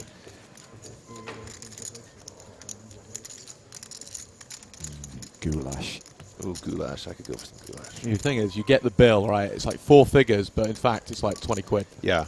You feel really baller, but it's not hitting your bank Exactly. balance. It looks super intimidating, but I got a bill the other day for 9k crowns, and I thought it's still 300 pounds. It still hurt, but I was if you saw the amount that we purchased, it was probably a decent deal still. Yeah. Is it fair to say that Voynier is running above expectation when it comes to big pocket pairs? Oh, if I had a penny for every time I saw queens on this stream. I mean, I kind of help but feel this is the 3rd or 4th time he's had queens. I'm not sure I've ever had queens before. Not ever. Not ever, no. It's a leak in my game. I got to work on that.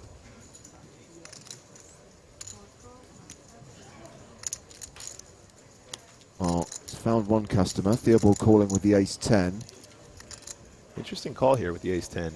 You're about a million miles out of position with an offsuit hand, therefore slightly less playable, and you are opening yourself up to getting squeezed and or taking yourself into a multi-way pot because you're incentivizing the opponents behind you to call a lot wider. Well, as it stands, no other callers gets to play the hand in position. Sounds good.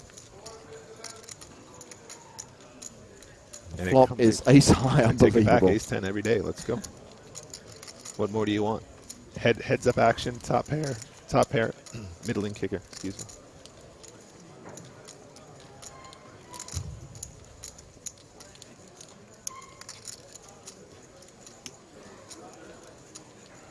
So we've gone check here on the flop. 4 clubs on the turn.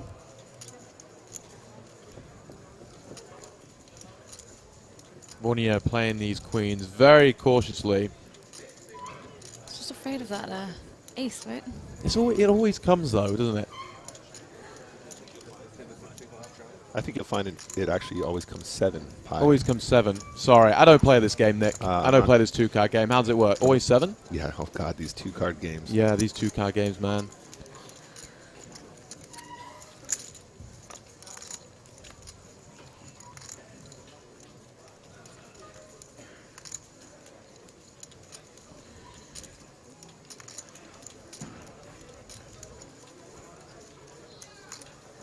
Check by Wojniak. I think at this point, ace-10 is a pretty clear value bet. Oh, never mind.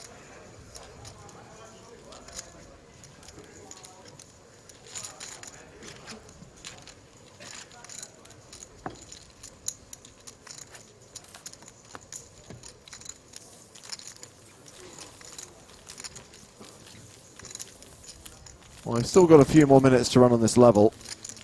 Still got a few more hands to squeeze in with these guys, but during the next break, we are going to be changing the feature table. Going to be switching to table number 6, and among the players at that table are Dietrich Fast, Sylvain Loosely, former EPT champ Alexei Boyka, and Gail Baumann. Those guys coming to the main stage after the next break. I may be late to the party, but did Stephen Chidwick bust with his short stack? What's he gone for? Don't know. To be perfectly honest, if it's not happening on this stage, yeah, not 100% aware. For sure. Getting a few updates, and it's hard to stay across the blog, especially with the time difference, because they're in real time. We're obviously in 30 minutes behind real time.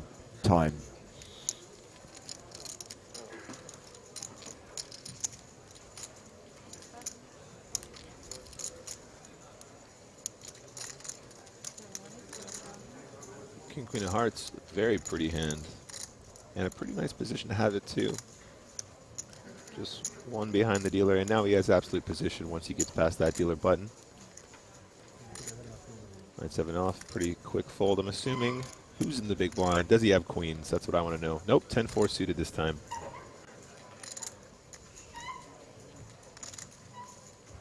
Still going to defend. I think this is meant to be a defend. Pretty much all your suited hands are going to be a defend while there are antes in play. And the flop comes. A little bit of everything. Queen high and a 10 middle pair with a weak kicker for Wojniak. Top pair versus second pair. Does have those backdoor clubs. Yep. Never folding middle pair on this flop. If you're going to defend with these kinds of hands, you need to be confidently calling in these situations. In most spots as well, people that are going to see bet are going to be using a smaller sizing, so you're pretty much always going to continue, if only just to improve on the turn. But it is usually almost always followed by a larger sizing on the turn as well, and it's designed to do exactly that. There's a Hooters bar as well. I'm looking for a 3/4 pot on the turn, I'm thinking. Something like 40K. Decides to bet 26K. It's only 2 days. I want to go there early.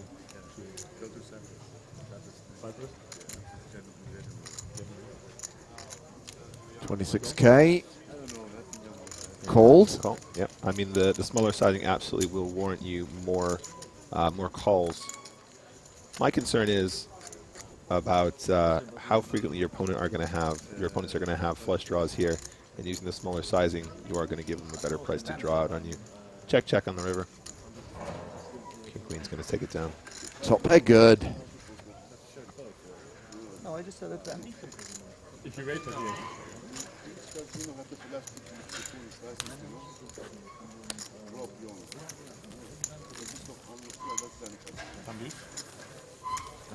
Would have been too bad.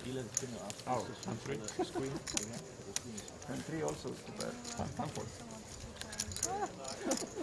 Don't worry. 2 more hands, you get queens again. What? Wasn't that interesting? Guarantee. Definitely not guaranteed. So what's your strategy for when things start going badly? We'll just get queens and double up.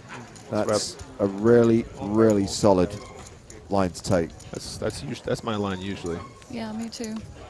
Short stack ninja our way through the field. That's just get to that final.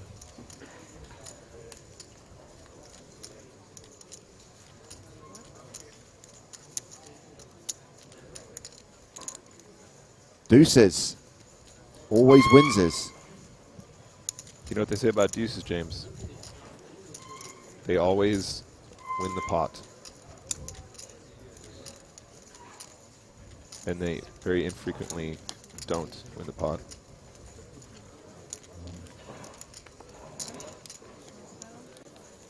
And so not playing the ace-9. Folded round to Zakernik in the cutoff. Now to Luke Marsh, a relatively new arrival at the table. And last but by no means least, Orpin Kistakoglu in the big blind, 7-4 of clubs. Deuces never make truces and rarely chop. I like that one. It's a good one.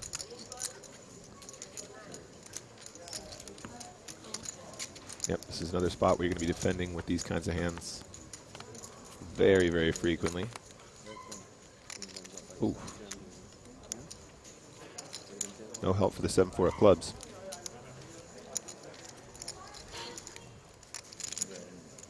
A lot of people thinking there's only one squeaky chair in the room. I mean, do you seriously think that if there was just one chair that someone is moving all the time on it?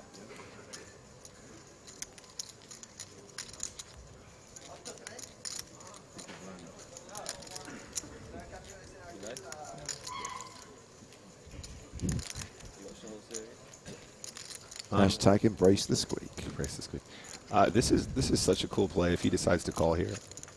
I absolutely love this call here, and I know to the uninitiated it looks like, well, you got no hand, you got no draw. What are you hoping to accomplish? But on such an interesting flop texture of ace 3-3, your opponent's not going to have threes. They're basically no threes. They will have some aces, but they're going to really struggle to put in 2 barrels if they don't have that ace.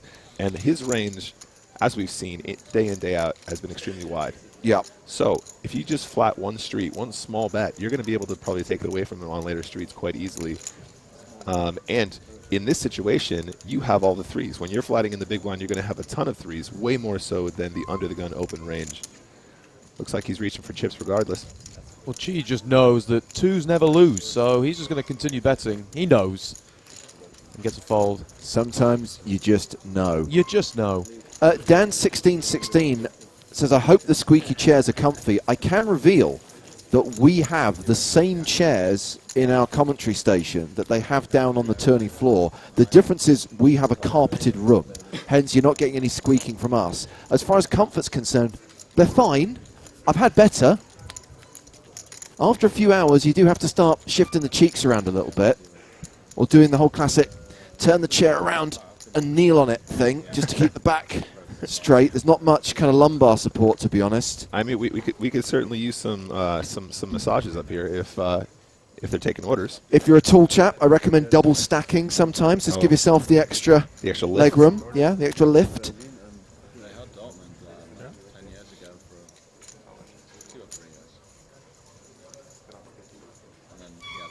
I think there's actually a segment in this reviewing chairs in casinos around the world. I actually did this whole bit. I went to like a casino conference, ICE conference in London about like online gaming, and they sell these casino chairs, you know, and they'll do it in any wrap you want. They've got all different. They've got leopard print. They'll do it in hot pink. They'll have gold trim, whatever. And I got James to walk around and sit in these chairs and give me like marks out of 10 on comfort, etc. Completely lost the footage and it never saw the light of day, but it was a good bit while it lasted.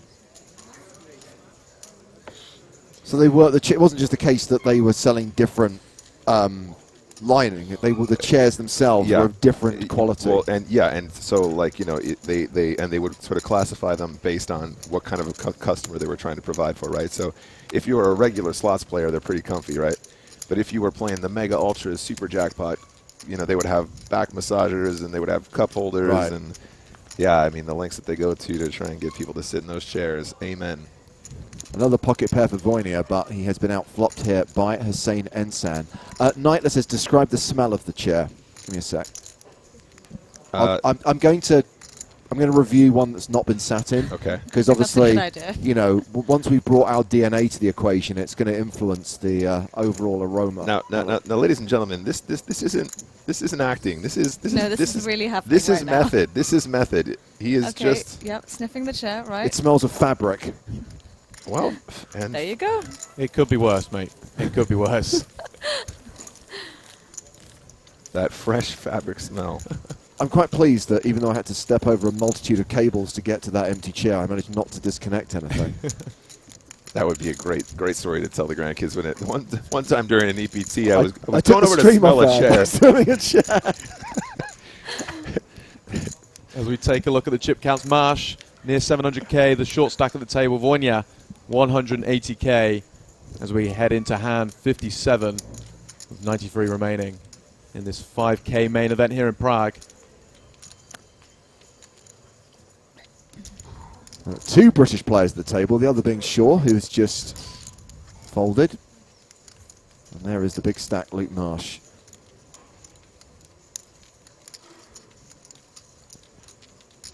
No, I'm not tasting the chair. Come on. It's ridiculous. Speaking of which, Pi has to, well, committed to on stream eating his hat. Yeah, well, this is the weird thing, right? So we're doing this Dare to Stream challenge, right? And so we're watching a load of streams, and there's a particular streamer who's participating called Lime Ricky. And she decided to have a special celebrity guest. Now, one of her viewers messaged me saying, I bet you any money it's Joe Stapleton. I said, no chance. I bet you any money it's not. For sure, definitely not. I'll eat my hat if it's Joe Stapleton, right? You can screenshot it, prove, you know, show to anyone, the lot. Did you make this bet based on the fact they said celebrity, and you're like, he's not a celebrity, therefore it will be false advertising? Well, I just thought there's no way. It's just, there was no because real she's going to come up with someone better than that, obviously. Lucky he's not in the room. But yeah, I was just... No, I would be saying it to his face. Yeah, so, I was just sitting there, and next thing you know, he just pops up on stream, and now I've got to eat a hat. I'm a man of my word. I don't know how I'm going to do it, but I've got to eat my hat. You're forgetting two things there. Number one, he loves attention. Number two, he's got a lot of time on his hands. Yeah. Okay, but you didn't designate which hat you'd be eating, right? I just said a hat. It can be an edible hat, you know. Just make one out of rice paper or something. Exactly. So we are 3 ways here. So the flop, ace, 4, deuce. Kisses the Coglu currently with the best hand, pocket nines.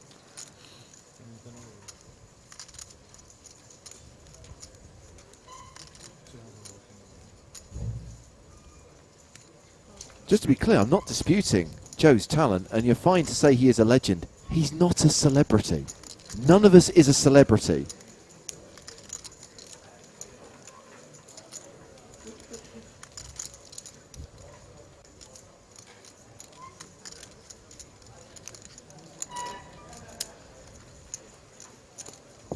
So 15,000 the bet from Marsh, called by Orpen, and King of Diamonds on the turn gives Marsh a flush draw.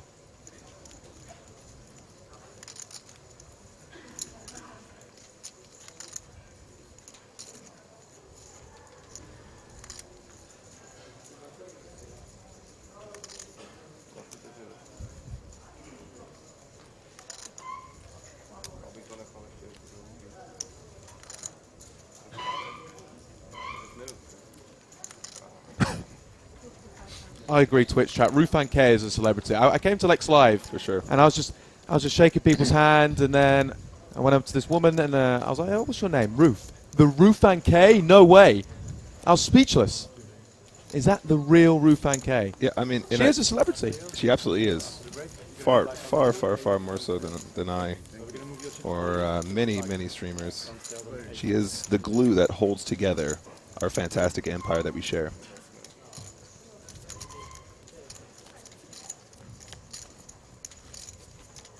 Now fewer than 90 players remaining in this 5K main event. And I think these guys have just been informed that come the break, which is going to be in the next 5 minutes or so, they will be heading back out into the field. A reminder that we're going to switch feature tables. Table 6 will be coming up to the stage. Among the players at that table, Alexei Boyka, Sylvain Loosely, Gail Baumann and Dietrich Fast.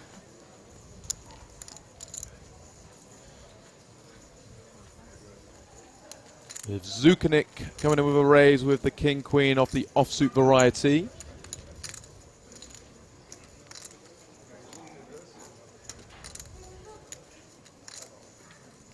And Sam with an offsuit ace in the big blind. Wants to see free cards. Flicks in the chips.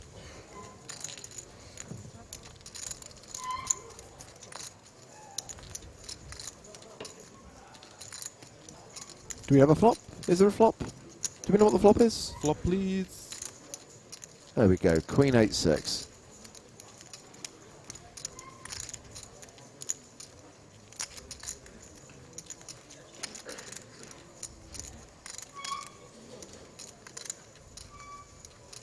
And San has checked, playing in float.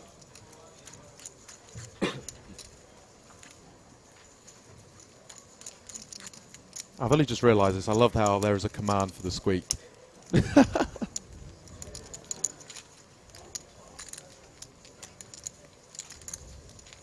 do have some of the finest moderators That on the is planet. brilliant. I like that. I mean, when you see the frequency of questions about the squeak, one must create command. For sure.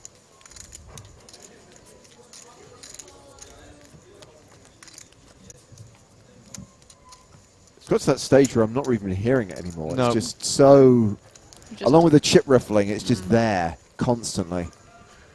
Kijk, winners of the weekend, Team start new blind levels. Small blind 600, big blind 1200. 612 next time.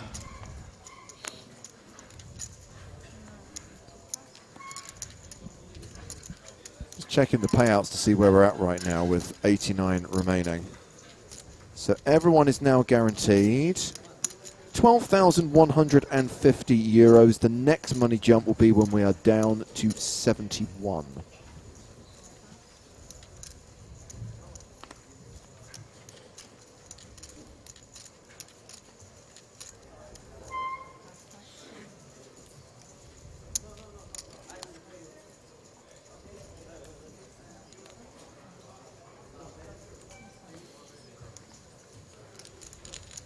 Pocket sevens for Kistakoglu, and it's raise and take it. How many more hands are we going to be able to squeeze in before the second break of the day?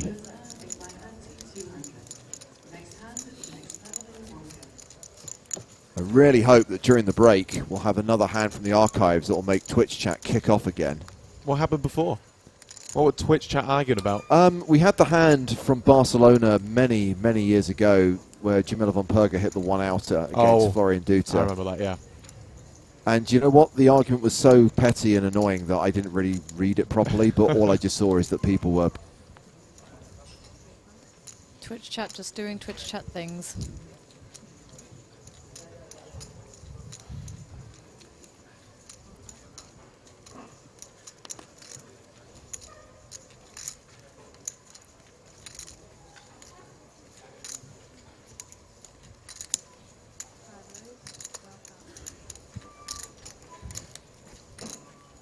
So at what point did PokerStars start doing Twitch streams as their broadcasts for what year? Are you asking what year we started doing the live streams on Twitch? Yes, yes. Good question. Well, if anybody can pull the month and the year out of thin air, it's James.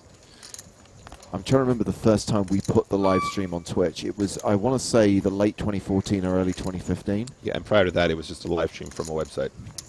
Prior to that, it was on PokerStars.tv and YouTube. Gotcha, gotcha.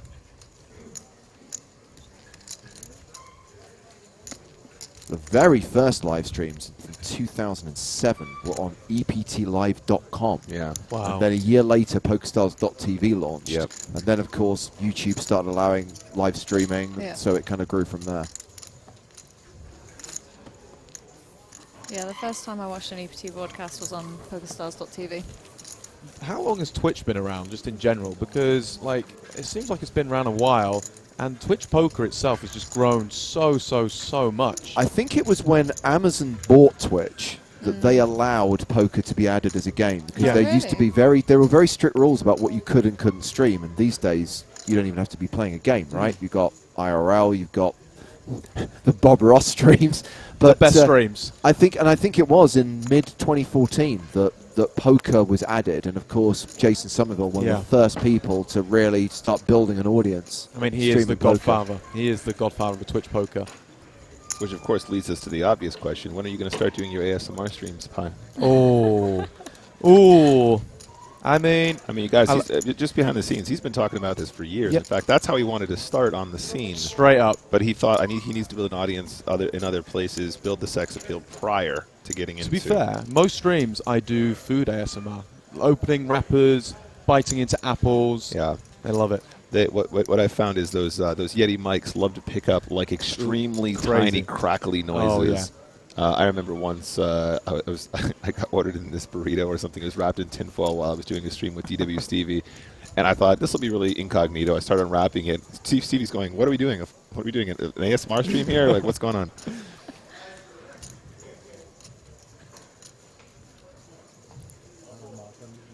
What would you guys stream if tomorrow they said you can't stream poker? What would you stream? I think I'll go straight up IRL. Yeah. Just do IRL stream. I think that would be absolutely awesome. I would really enjoy that, I think. Especially here in Prague, there's just so much to see, you know? Yeah. Obviously, back at home, it's not really much, but... It's getting a bit easier now because we, in the UK now, you can buy, limitless data packages now as well, which go great with that IRL stuff. And prior to that, you just have to have like 5 sims or something, right? Yeah, sure, yeah. You still want a couple sims, but some of those IRL setups are absolutely baller these days. Insane. Just a backpack and you can go anywhere in the world. The thing is, it does kind of look weird, though. You walking around with a massive selfie stick, talking to yourself. The setups that we saw at TwitchCon, remember, it was just like it was a camera like over your shoulder, which again looks a bit dodgy, but it's you can pull it off. So here we go, 4-way to the flop. Okay. So Queen, Jack, Deuce. That is top for G. Also top pair for Marsh with the worst kicker. 2 overs for both Kistakoglu and Shaw's pocket pairs.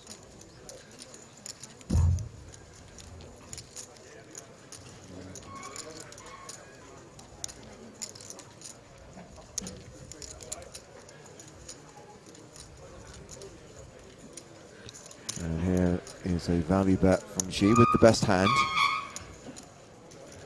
Oh, that was... that one went straight through me, that one. Definitely, like fingernails down a chalkboard. And this will be the last hand of the level, by the way.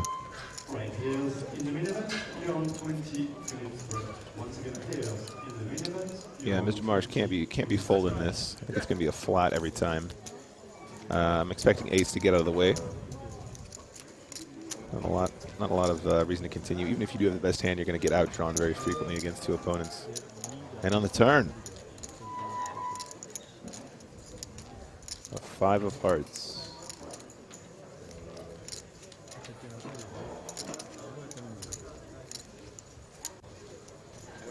Apparently, it says here, Commander Nutter says fact.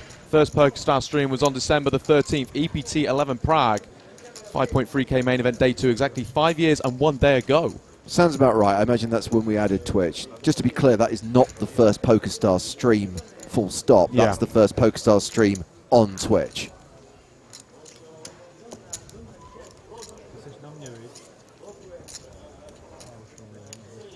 All right, so another bet on the turn here. 42,000. Like this size. Again, Mr. Marsh probably going to struggle to fold.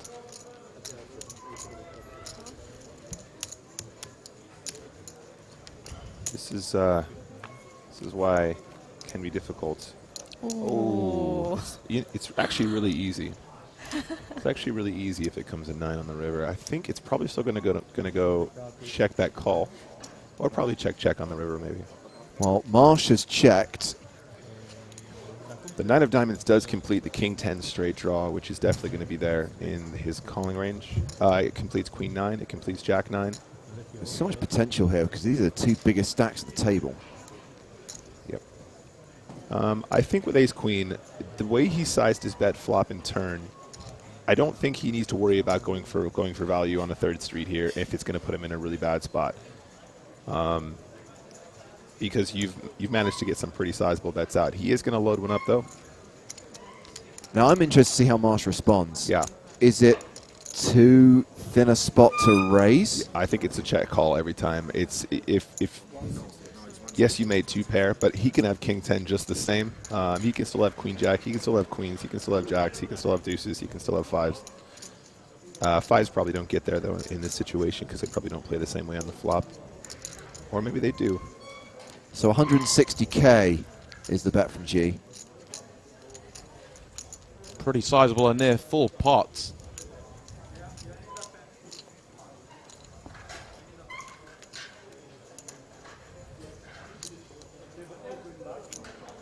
I think in G's situation, you've got to imagine that your hand's good after Marsh is taken this time. He's obviously considering going for the raise. But I do think it's a little too thin. I agree with Nick. I think so too. Still, it would be awesome to see. Things you love to see. That would be it.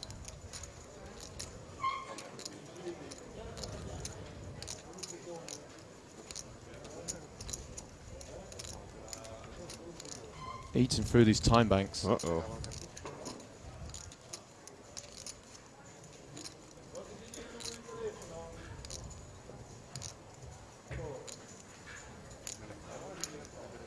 And he does lay it down. Wow. What? Wow. Gets there on the river and still folds. I mean, I have to feel for Marsh in this spot because you have to know your opponent so well to know that he's going to try and go for huge value on the river with 1 pair, right? For all the reasons that we were saying, this feels like a really good spot where it's going to go check on the river, where he's going to control the pot. You're also putting yourself in the mindset that he's only going to smash it in here if he has queen jack plus or something, you know. Wow. Interesting hand to end at the level. And remember, when we come back, a new featured table as we continue to play 3 more levels on day 3 of the EPT Prague main event.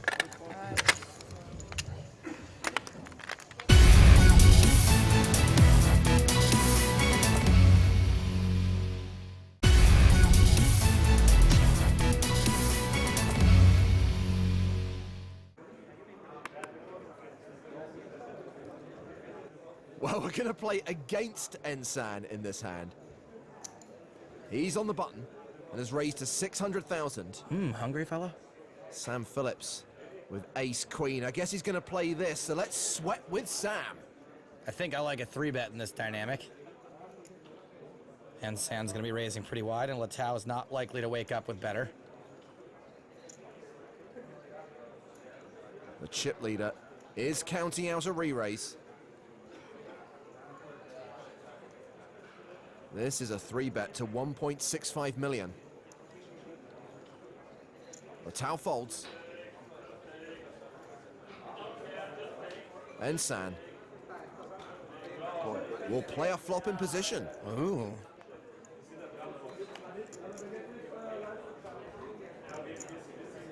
Ace 8-8 with 2 spades. I actually think I like a check here because it's hard to get called by worse, and I really don't want to double this dude up and basically be out. Phillips continues for 1.5 million. Sam's no dum-dum, though, so he probably thinks Hossein will get stubborn here with lots of worse hands. Raise. Oh, he's raising. Uh-oh.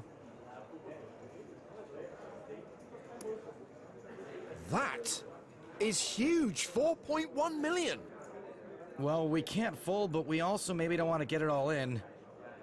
The sick part, too, though, is if we call here, we probably also have to call turn. This just got real.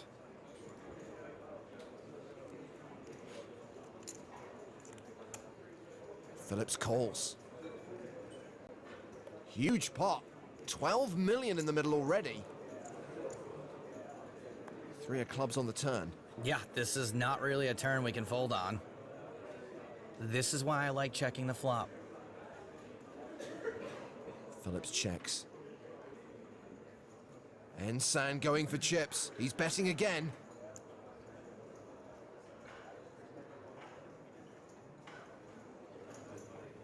$3.25 million.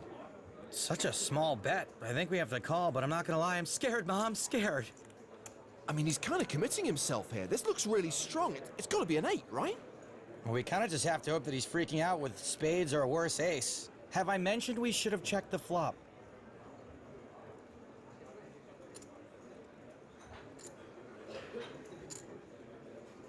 I think Ensan's got an 8. I think Phillips has to fold this. What 8 did he call a 3-bet with pre-flop? Exactly ace 8. Nah, man, we called the raise. We're calling now. Phillips folds. Ensan did not have an 8. Jack 10, a total airball. Hossein really is Ensan in the brand. And he has reclaimed the chip lead. 21.2 million.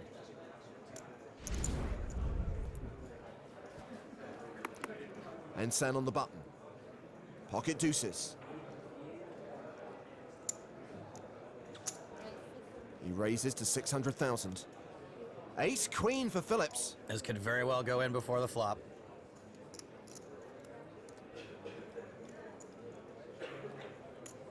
Especially now that there's been a deal.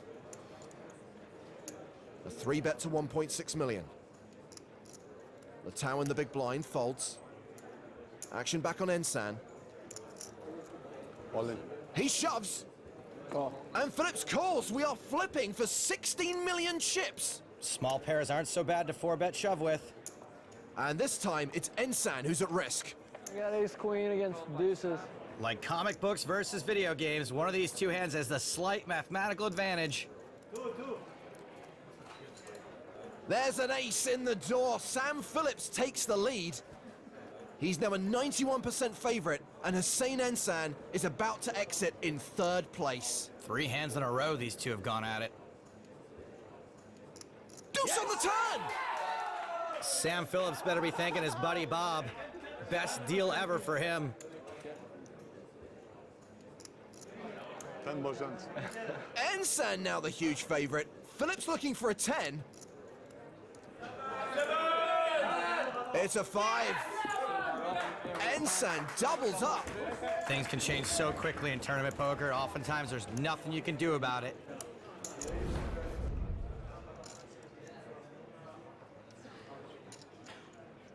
So we're still 3-handed at this final table. Andre Latau has king-queen on the button, and he raises. Hossein Ensan with king-9 in the small blind. Raise. 3-bet coming. He makes it an even 2 million. I think I prefer a shove to a small 3-bet. This gives Latau a really nice price and still commits a lot of Ensan's chips. The chip leader calls with the best hand and the advantage of position. Candy jumper, yum. Both players connect. Second pair for Ensan and Latau. Latau with the better kicker. And Ensan set to continue. He bets 1.3 million. Even though he's the pre-flop aggressor, I'm not a huge fan of the C-bet. Better hands are never folding, and he's not likely to be up against too many worse hands, especially ones that can call. Even queens fold there sometimes. An 8 on the turn. And Ensan shoves. I didn't like the flop bet, and I hate the turn shove. An ace is never folding. He's pretty much only folding out, hopefully, better kings, and that is not much of Latau's range. Why so much? That is a good question, Poochie. From Latau's perspective, I'm not sure this is a call. We know Ensan's been blasting off all over the place lately, but does Latau? Call. He calls, and Hossein Ensan is drawing to a 9. That is thin. Just 3 outs. Oh, we are down to the final 2. Latau set to go heads up against Phillips. 7.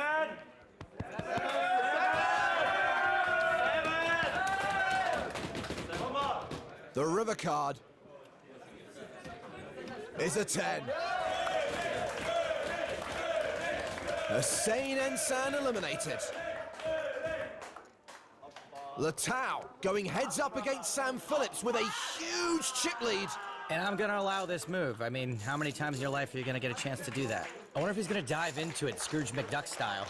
And cashing an EPT 100 in 3rd place for more than 650k is Hossein Ensan. Thank you very much. I think they're ready to go then.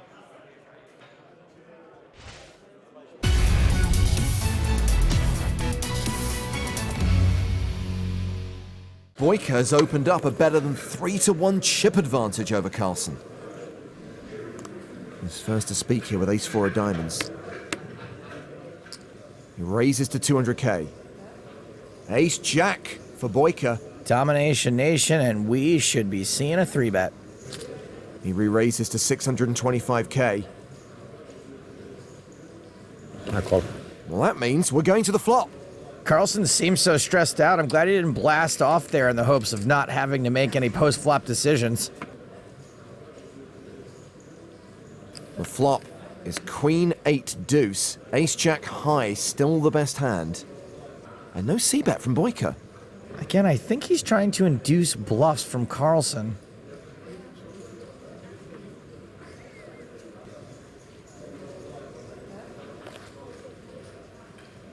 Well, Carlsen is going to bet. 550. Is it a value bet or a bluff? Yes.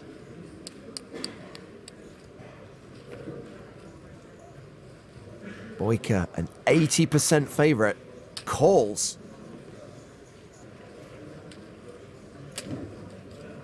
The turn card is a king, so Boyka picks up a gut shot and is still a commanding favorite. Carlsen's got barely a pot-sized bet left behind. He checks behind. The river is a 7, so both players left with ace high. Boyka has the better ace and therefore has a lock on this hand. And he's checked for a third time.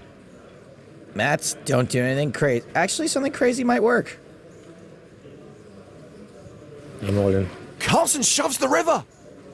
It's quite the maneuver, but is it a convincing line? 2.56 million into 2.37 million. It's polarizing for sure. It's not the kind of bet you'd expect from a guy as a bluff at this stage, but what can he have?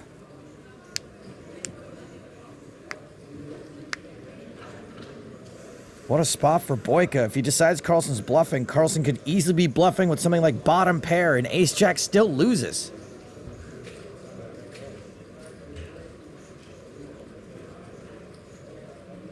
If Boyka decides that ace-jack high could be the best hand and calls, he's won the tournament.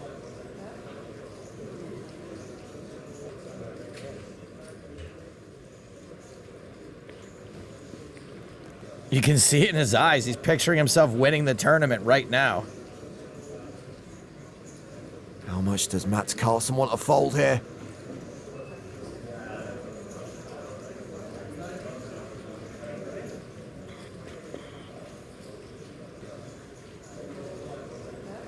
He can see it. He can see the trophy lift. How is Carlsen sitting there so comfortably? I would be freaking out. Boyka putting the pieces of the puzzle together.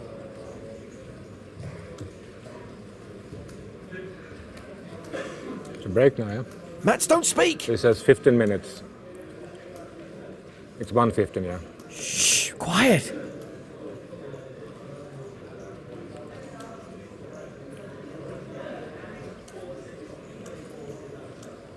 Well, Boyka's the one who's stressed out. Boyka calls! Nice call, they win. It's over. What do you have? Ace-jack? We have a winner! Oh, wow. What a call. Nice call. Yeah. Good call. Good game. Yeah, good, okay. Now I misplayed the heads up, but wow. All right, good call. With that amazing call, Alexei Boyka wins EPT Malta. I played it bad at the end, but I got fed up. Oh, credit to Mats for making that move on the river there. Nice goal. It was tough.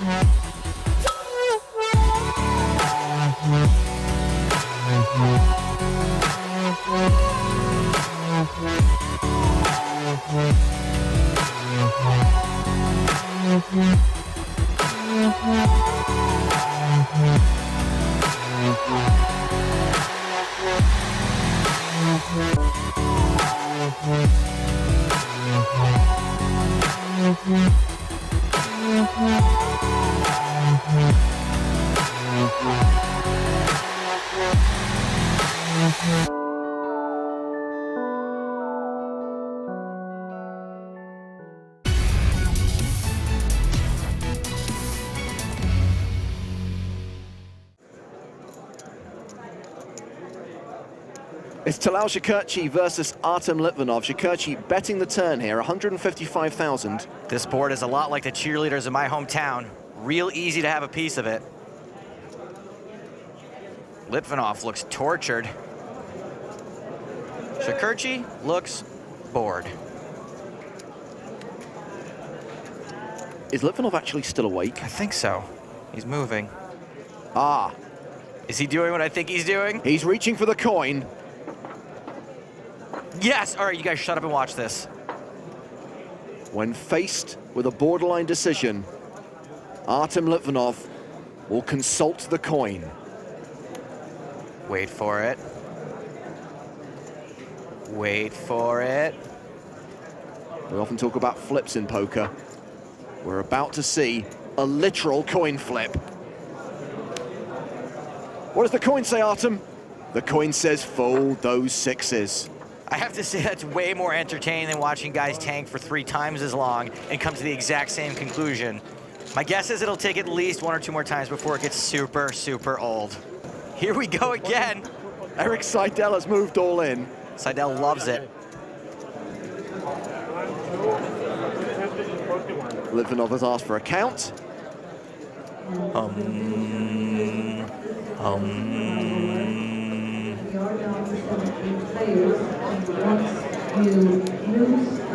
What does the coin say this time?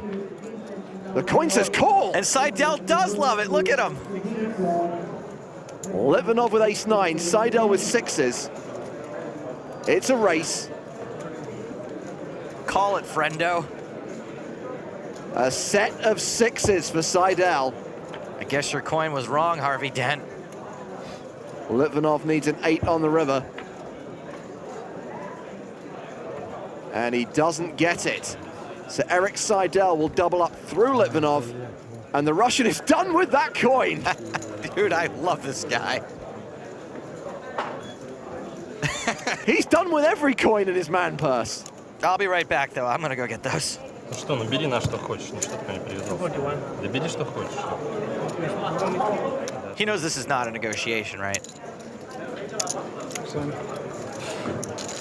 Erik Seidel now sitting on a stack of 494,000, still well below the tournament average.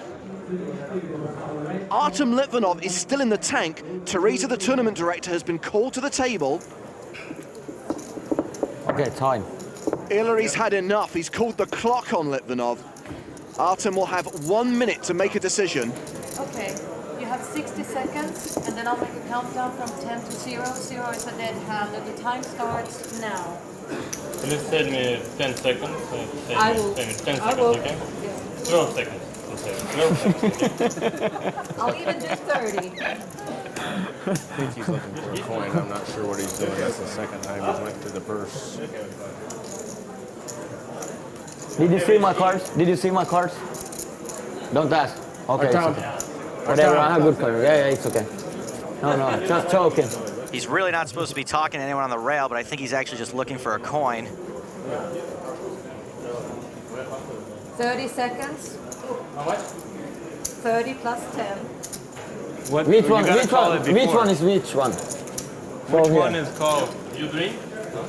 I hope you call, but I want to know which one is which one. No, yeah, okay.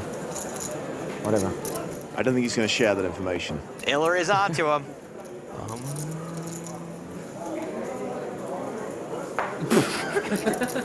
Nice catch. 10, 9, 8. Find it. 7, 6. Hurry. 5, 4, 3, 2, 1, 0. It's a dead hand. Litvinov folds. Face up. Ace-jack. Coin said you win. Thanks. I'd be pretty mad at him for wasting everybody's time if it wasn't so hilarious.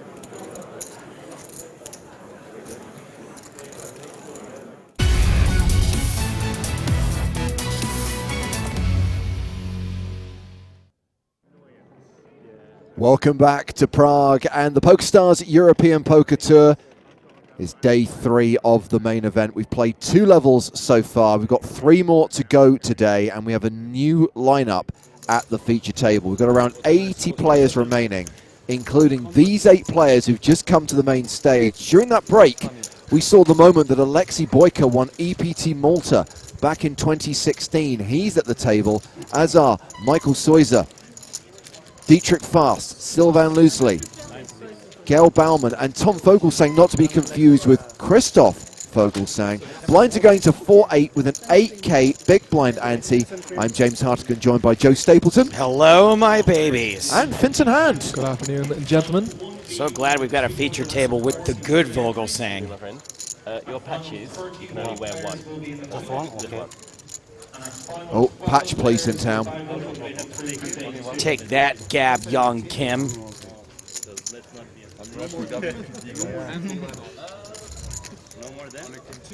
New lineup at the feature table, new lineup in the booth. So we can see that Dietrich Fast is the big stack at this table with 737,000. The low man at the table is Michael Soiser. Apologies, no, it's Sylvain Loosely, but both of those players are pretty short.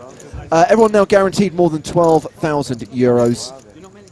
Make it into the top 7 and you've locked up more than 100k. Make it to the top spot, win EPT Prague. You're going to ship €1 million. Plus change, if you can call 5,600 euros change. Have you ever heard of such a thing, €1 million for playing poker? No, I don't think so It's ever. insane. We haven't talked much about the gap between first and second also. We referenced it briefly Massive. yesterday, but my prediction is, as it always is with these payouts, that you're going to see deal negotiations which will inevitably break down and someone will want more money and then someone's mate will get involved and it never goes smoothly anymore. There'll be some yo-yo on the rail in a green suit. Can't imagine any idiot doing that.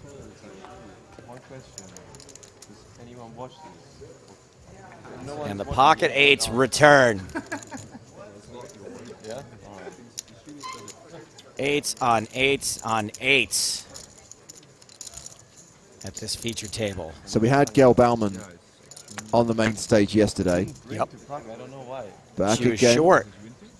And now playing 440k. So she's opened to 17,000. And it is a call from Andrei Stonescu from Romania. Year of Romania. Soiser with 5s. Fours, anyone? Fours? Can I hear fours? Do I hear fours? Anybody got fours? How about threes? Anybody got threes? Anybody got threes? Do I hear deuces? What you need is someone to have 4s and someone to have 7s. And then, a bit like Power Rangers, they can all come together to make a straight. Like a straight on board and everyone has a set? Yeah. I have not seen that yet. That's I guess there's something one. that'd be wild. There's one thing I haven't seen in poker. That's the 4, 5, 6, 7, 8 on board with pocket 4s, 5s, 6s, 7s, and 8s. I think we'd accept it with any pairs, right? If you could get 5 pairs in a row flopping sets and making a straight. Yes, I would. Sure, yeah, of course, yeah. We were This is the first 5 numbers I thought of.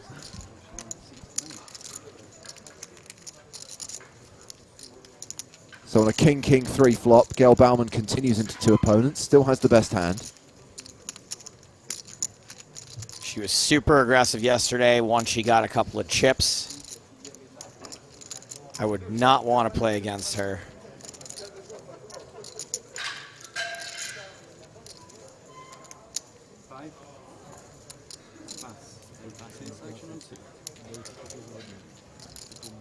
So is with a slightly worse hand with the 6s, but not sandwiched in between 2 players now. Might be tempted to peel one off. Soiser may not be that familiar to our audience, but he is huge in Asia. Has about $7.5 million in live earnings. Calls the bet. This hand going to the turn. 7 of diamonds. Gail Baumann now a 95% favorite.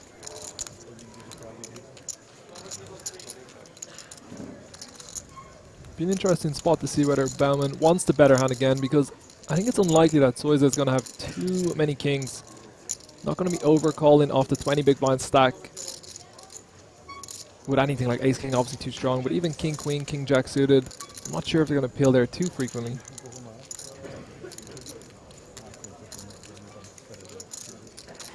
Oh, she does slow down, checks the action to Soiza.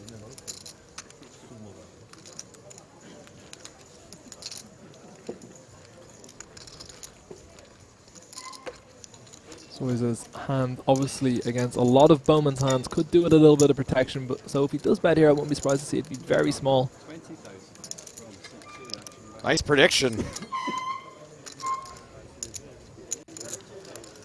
We've seen yesterday on the river when Bowman had the aces and her opponent tried to block top pair. She didn't want to let her away with it with the small size. It's a little bit trickier here with eights.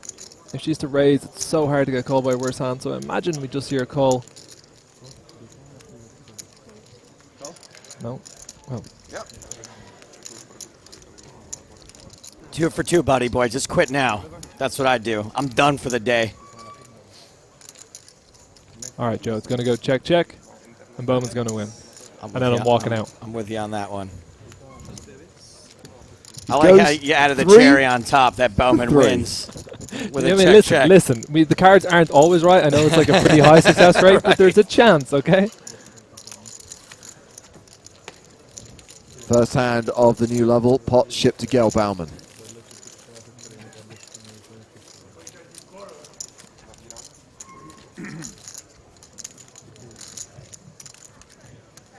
Tough to beat that one, especially if you show down a worse hand.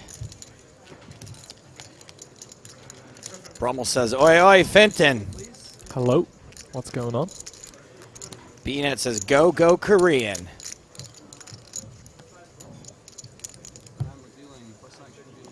Always love seeing folks from countries we don't see very often on tour. Japan, Korea.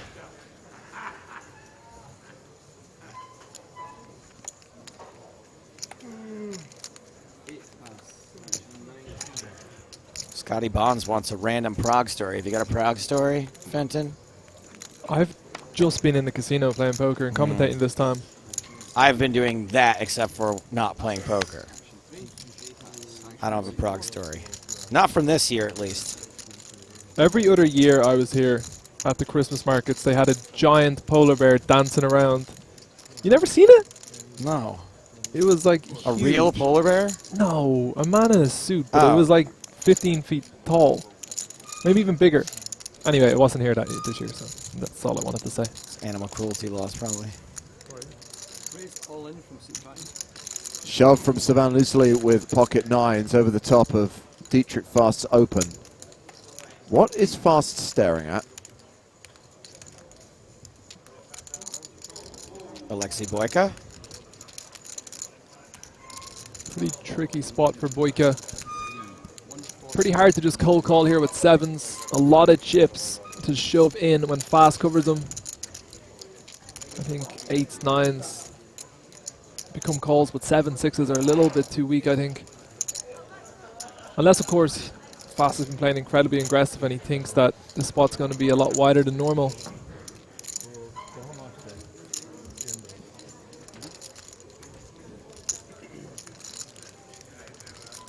Just so tricky with 470k to just shove in that many big blinds.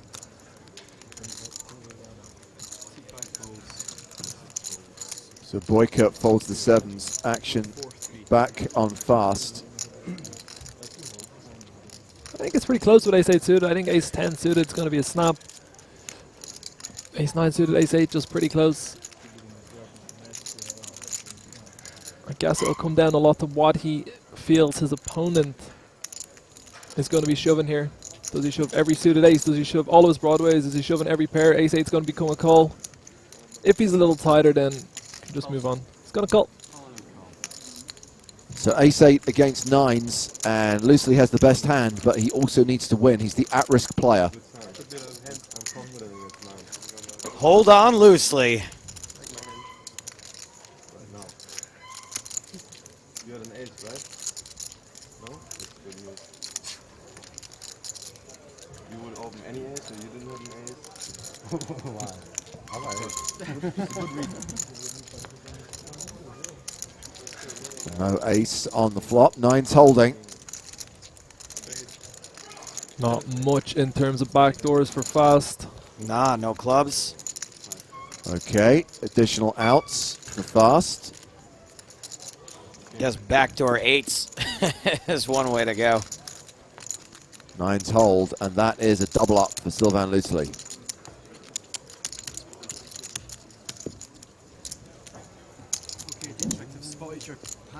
Maybe we should call him Sylvain Muesli because he just ate Dietrich Fast's breakfast. Oh, that's what he was staring at. We do have a no electronic devices rule at the feature table. Dietrich Fast thought he could get away with having his iPad on his lap. It has now been removed. Oh. You'd think electronic devices on the lap would be something people would stay away from now on a stream. Nobody's going to look for it. It's the perfect crime. Right? Well spotted, James.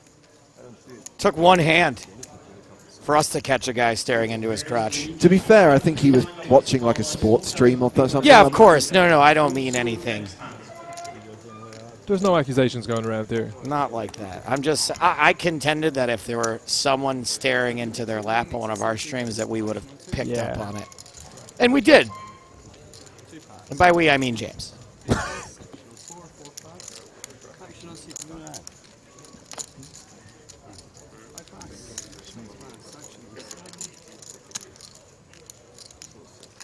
I have to say, and this is a really bad lookalike because you're not going to know who I'm referencing. I love bad lookalikes. Okay. Tom Fogelsang looks like my friend Barry Williams. My friend Barry. No, I will not. I do not allow it. No, I definitely do. No. Let's get Barry's Facebook up there. Overruled. But he really looks like him. You've met him. It doesn't matter. He was at my birthday at the Hippodrome. He looks like my cousin Sal. No. Wow, that's not a bad lookalike, James. It actually does look like Barry. Thanks, Fenton. No, Fenton. Don't kiss James's butt. So, Bauman's still ahead. Not a terrible flop for Stonescu.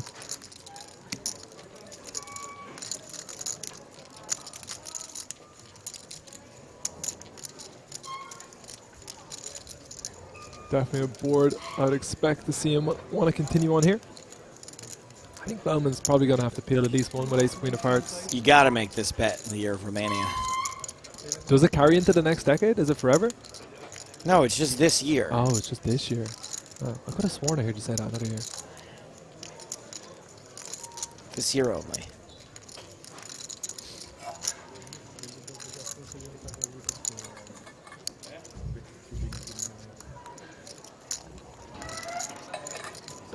Bet of 19K gets a fold.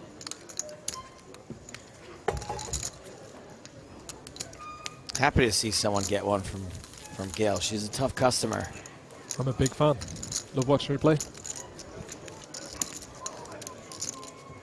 I know many of you are eagerly waiting to play today's PokerStars TV free roll. I can reveal the free roll will be this level. I can reveal that registration will open relatively soon, within the next hour. So keep watching the stream to get the name and the password for today's PokerStars TV free roll. Another $1,000 in the prize pool. Meanwhile, update on big stacks in the EPT Prague main event. 3 players now have more than $1 million. Bryn Kenny has 1.02 million. Of course he does. Vlastimil Pustina, who was the first player to cross the $1 million mark, now has 1.5 million, as does Akin Tuna. Big Tuna. With a big stack. 1.5 million.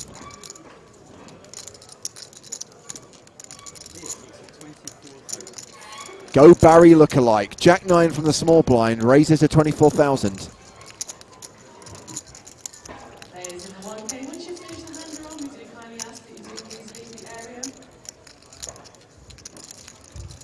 He does look like a Vogelsang. Stonescu with 9-4 of clubs.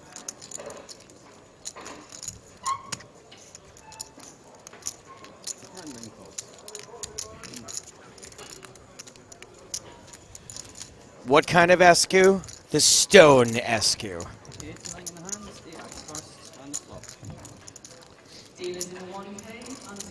Ace, queen, queen.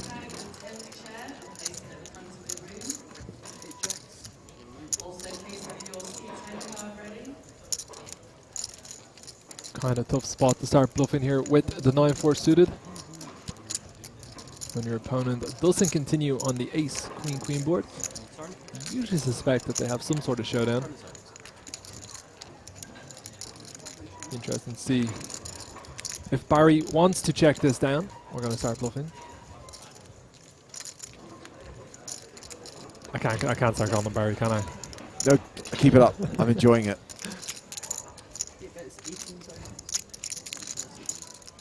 Pretty interesting sizing on the turn. Maybe attempting to make his opponent fold some king highs. Certainly not going to be folding a pair at this stage. It's so hard to have a pair here. True. The weird thing is, my friend Barry lives and works, or did for a long while, in Amsterdam and speaks Dutch. This vocal sang also Dutch. Did your friend Barry commit identity theft? Yeah, maybe you've just uncovered the crime of the century. Is that Barry? He looks too young now.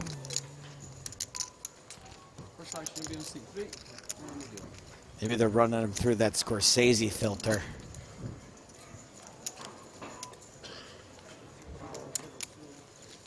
You can do a lot with CGI, but you can't make an 85-year-old man kick a guy like a young person. That is very true.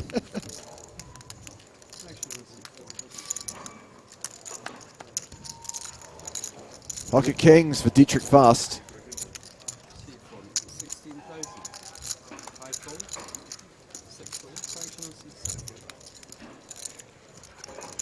Ace-9 for Gail Bauman. Nope.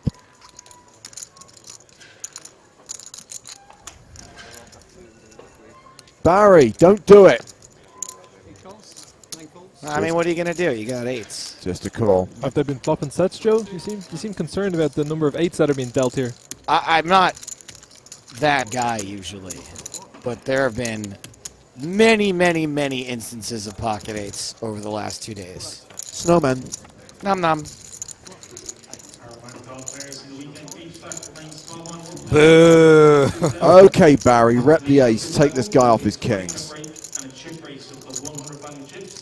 Neither player going to be happy with ace, deuce, deuce flop. Imagine that we see Fast elect to check this board.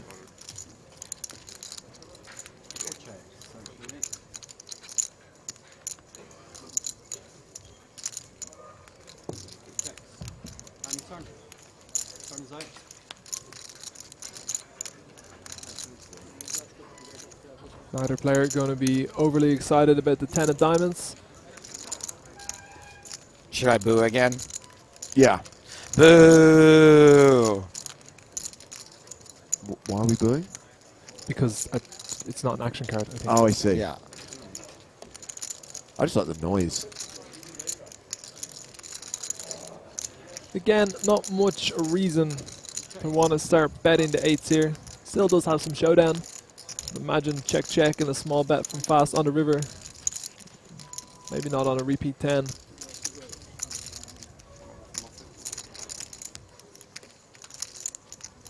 Board's a pretty good hand here.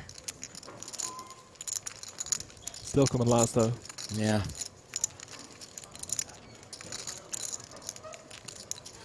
In Ultimate Texas, you've only got to beat the dealer, remember? It's kind of the mindset I'm still in right now. I've definitely played more hands of Ultimate Texas Hold'em this year than actual poker hands, so. Oh, 13,000 apiece. Do you remember playing Ultimate Texas with me when I got the dealer to redeal the whole table of hands? Because I seen one of the cards, I was drunk obviously, and I said something about the card shown, and the dealer was kind of new, and she took the whole hand in from everyone, and there was, no, you weren't there? I'm not saying I wasn't there, I just don't remember it. Yeah. It's a race for me. I could have been there, I could have not been there, I don't. I've only played twice, and I think I might have played twice with you. Generally, if you ask Joe a question that starts with the words, do you remember? You're in trouble. You're already drawing It's thin. because my life is so blessed with a action-packed, exciting exactly moments. with a bountiful. Yes, that's the reason why you can't remember anything, for sure.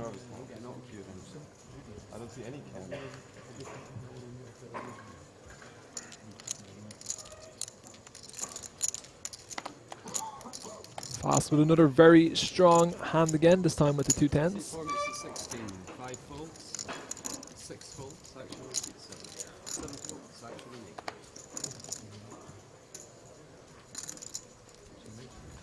Come on, Barry, get your chips back. One thing doing all these live stream commentaries has done for me is showing you how often people are dealt real hands, though. I think that when you're playing poker, a lot of the time, you always assume you're being bluffed. You always assume people are just messing around with garbage, and that's happening far less often. Yeah, they usually have it. Yeah. Especially when the bets get big. People often have it. So this is Gabyeon Kim from Korea. 6-5 of diamonds in the big blind. And a defend.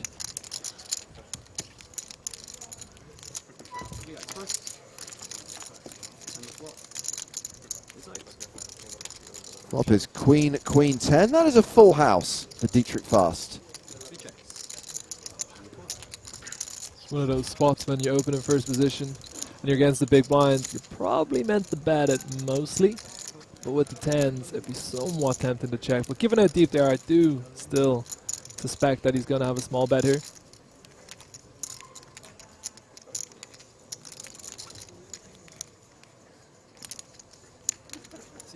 And unless Kim gets incredibly out of line, we're going to see a quick fold. Incredibly in line. 3-0. Time. Too painful. Do either of you have any tips for me before I set off on my cross-European tour home to Ireland from Malta as a driver who's only been driving for 3 weeks? You finally passed the test? Hey, come on, finally. It was my second time, okay? It wasn't that bad. How many times did it take you, Hardigan?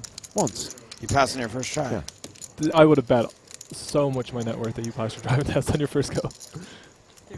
How many times? It's not. I can promise you that if he didn't pass on his first go, it wasn't his fault. It's less about the number of times you took the test. I guess it's more a comment on how long it's taken you to actually learn to drive. Yeah, well, I was just waiting for my, for my test date to come up. He was just waiting to turn 30. Soon. I have no tips for you, no, because I've never driven across Europe. So what's the route? Italy, south of Italy to Milan, to Paris, to Cherbourg, to Rosslare, to Dublin. My advice is plenty of stops. In my case, it's necessary because I need to urinate every hour. But it's also good to just get out of the car. Get out the car and see places that you would never visit or stop in.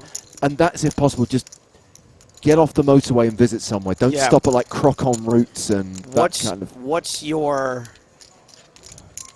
Do you have a time limit? Well, it's 8 hours from our first ferry to Milan. So, like, obviously I have like 24 hours to get to the next spot, but it's 8 hours driving. So there's basically everywhere, there's loads of time everywhere. And I'm taking 2 days in Paris. Okay. Because the mistake I've made in road trips, which, like I said, I've never done Europe, top pair for Vogelsang, is that I'm too much in a hurry to get to my destination, and I don't end up stopping at the things I really want to stop at. Because, like, we're making good time, or it's going to be too late by the time we get into the next place. I want to bring the dog to the snow. Oh. So I want to stay mostly on motorways, though. I don't want to be on any dicey. No, I agree with that. What kind of car are you driving that you want to drive up a mountain? Land Rover. Oh, okay. Wow. Sorry. What? It's just. Jeez. I got a big car to drive home. I was picturing like a Skoda or something. So yeah, you'll be fine. I don't want to drive up a mountain. I just want to see a little bit of snow for the dog. Hannah wanted to go through the Alps and stay in a chateau, and I was just like, I've had my driving license for 3 weeks. I don't think that's the wisest decision. You're the first two that haven't tried to convince me and tell me it's a terrible idea, so I'm actually feeling good with this vote of confidence. I love road trips. No, it's a great idea. I've driven through northern Italy and through France many times, and it's a great road trip to do. Just be aware, they charge for the motorways in that part of the world. That's okay. A lot of tolls. Oh, a lot, yeah. Do you have to have cash, or will the car be okay? Card's fine. For whom the toll tolls.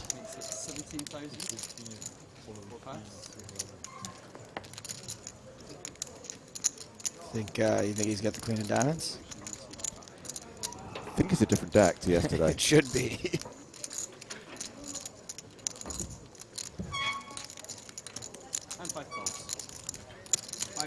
Leslie's going to take 3 off the top. Pocket 6s.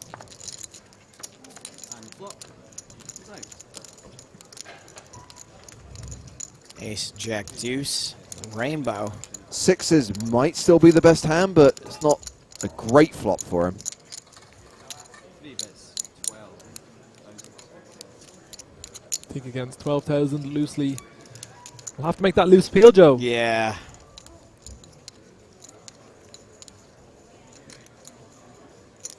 It's one of those spots that's somewhat uncomfortable, but on the ace-jack deuce, your opponent is going to be betting almost 100%. Don't really want to be folding too many pairs. The good news is that when you call the small bet there on the flop, you can't catch a pricey turn card. There's no like, oh, I picked up a draw now. Yeah, you either bink a 6 or...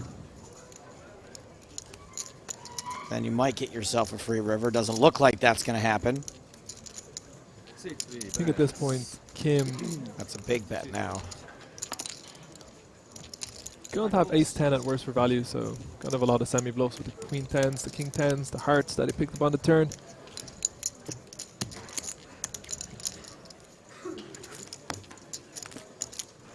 $83 players remaining.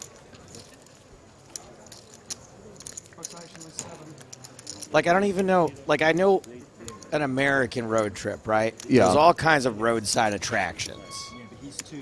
You know, America was built around the roads, which is kind of the opposite of Europe. Obviously, Europe already existed, and then they... Yeah, they forced the roads into place. Yeah, so I don't even know...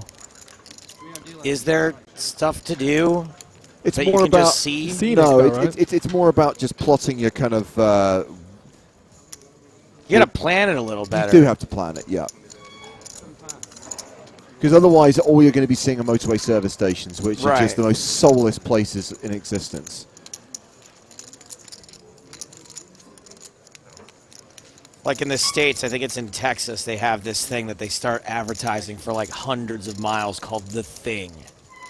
What is The Thing? 101 miles.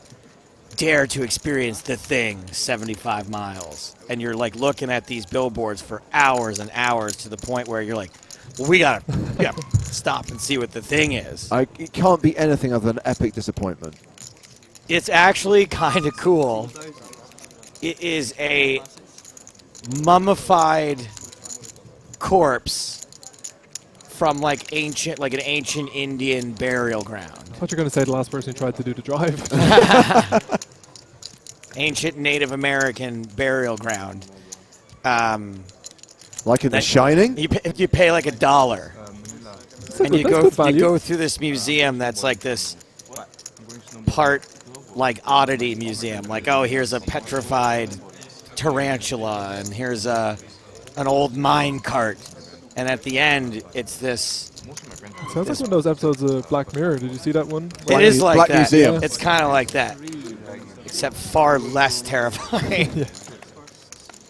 And then there's obviously a massive gift shop where they sell all of these semi-illegal things.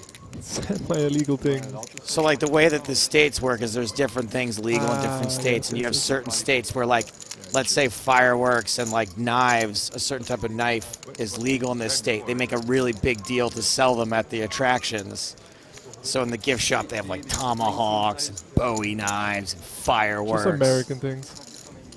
I love that. This particular knife might be illegal in certain states, but don't worry, you can get an AK-47. In all of them. Yeah.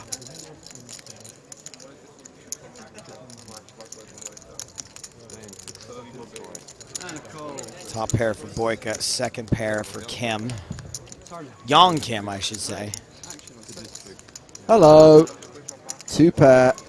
Boyka now open-ended. 6, 7, 8, 9. 7, 9, 7, 9. Not that close. Not close either. Yeah, it's definitely not close.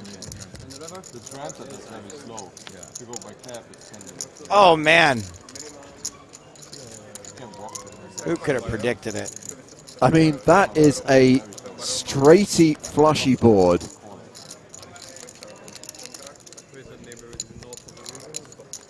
Two players with 2 pair. Neither of them are happy about this situation.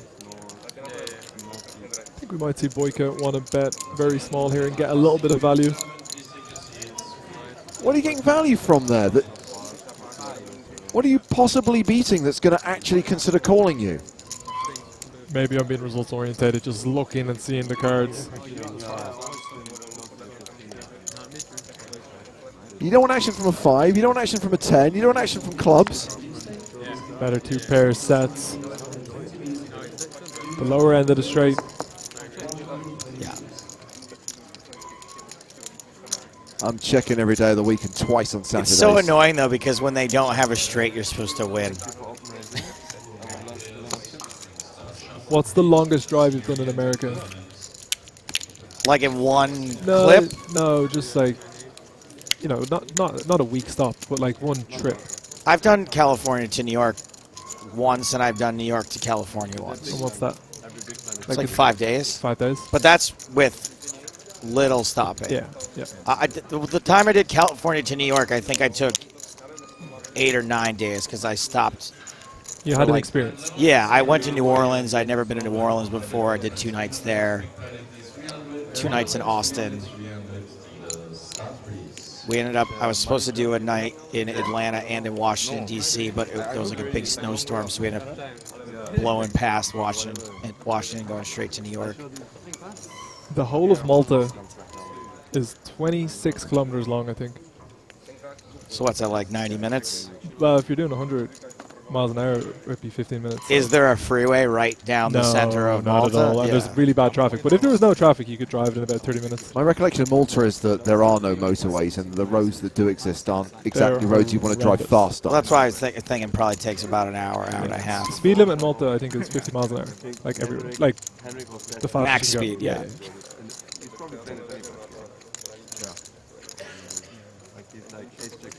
I would be really self-conscious road tripping through Europe. I would assume that the places you'd stop, like the people don't want you there. Why would you assume that? I don't know. I mean, because maybe- I'm American and they don't want me Yeah, there. that's fair. Everybody likes Irish people, except for some parts in America. Also, because everything in Europe is like so quaint, like businesses feel like people's homes. I'm always like, oh, I'm like intruding on these people. Here, take money. I mean, I'm sure they'd like you then. We do see a loosely coming in with the re-raise with the 9 and the 9. Young Kim deciding what he wants to do with the King Jack. Feels like he's probably going to end up folding a lot. Nope. I should have just walked out after I got the first 2 right, Joe. I've got everyone else wrong. You were advised to quit while you were ahead, but nope, you decided to stick at it. That's why I only say 3 things per day.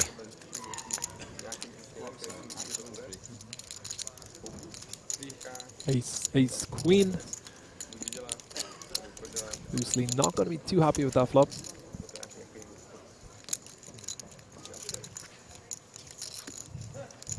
James, we got a lot of people in chat saying, why don't they fix that squeak?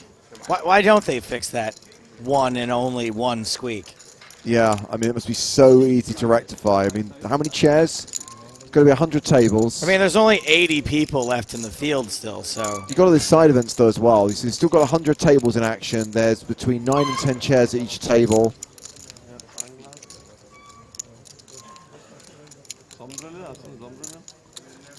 More to the point, it's now become a thing. Prague is famous/infamous for the squeaky chairs. You can't change it now. Every time a chair squeaks, an angel gets its cheeks. Angels love having big juicy butts. Oh yeah. Yeah. They like big butts, and they cannot lie. They actually cannot lie. It's in their charter. Dying without your iPad, huh? At least no one can spoil me. I will try to find Check, check. River ball. Another ace. Beautiful ultimate Texas Hold'em hand right here. Pay the table.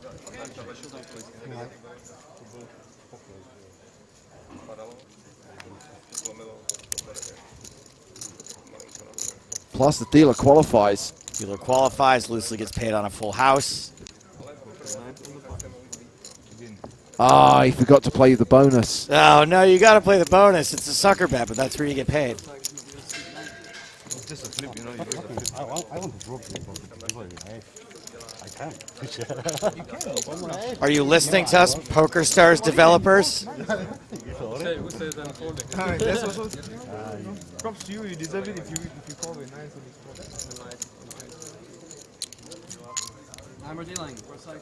If I got ultimate on stars, would you be Good thing it didn't bet. It doesn't sound like he's falling to full time back in Europe? No. Come on, Joseph, don't lie. I have to save that for special occasions. Yeah. Fridays. When the fun Saturdays. stops. 7-6 of hearts for Stoenescu. I have to say, Barry's been a bit quiet for the last few orbits. It's very unlike Barry. It's almost as if it's a different person. Pretty sure that's my friend Barry. Speaking of Barry, when are we getting season 3 of Barry? Then he just had season 2. Slow down. What's the standard for a season? Is it 1 year to 1 year? Year to year? They make a season? Yeah. Yeah. Oh no, Barry, you're dominated. Hey, there's lots that can happen with 10-9.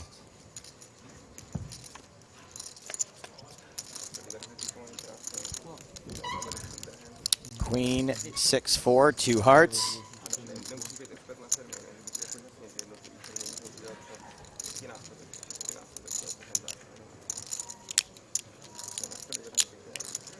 Action on Dietrich.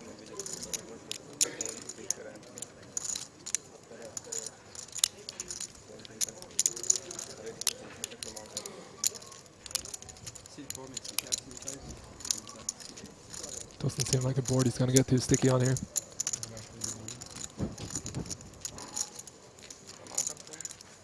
Guess he's just throwing it against the wall.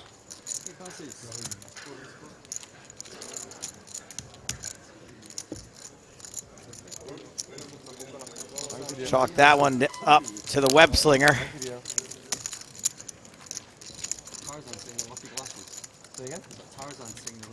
No, it's actually one of my close friends. Didn't know he had. I asked some others.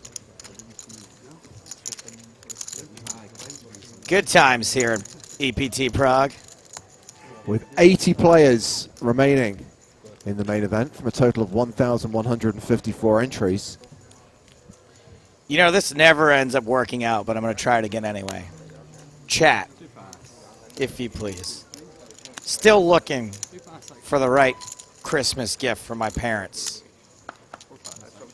If you got any ideas, fire them my way. Tell me, chat, what you're getting for your parents for Christmas. I mean, other than moving out of their house. That would probably be a great gift for them. But if you were going to, you know, if you had like a job and we're going to buy them a gift, what would you get? Is it for both of them or individual? Individual. Although if it was a really solid gift that... Yeah, if they could both. Okay.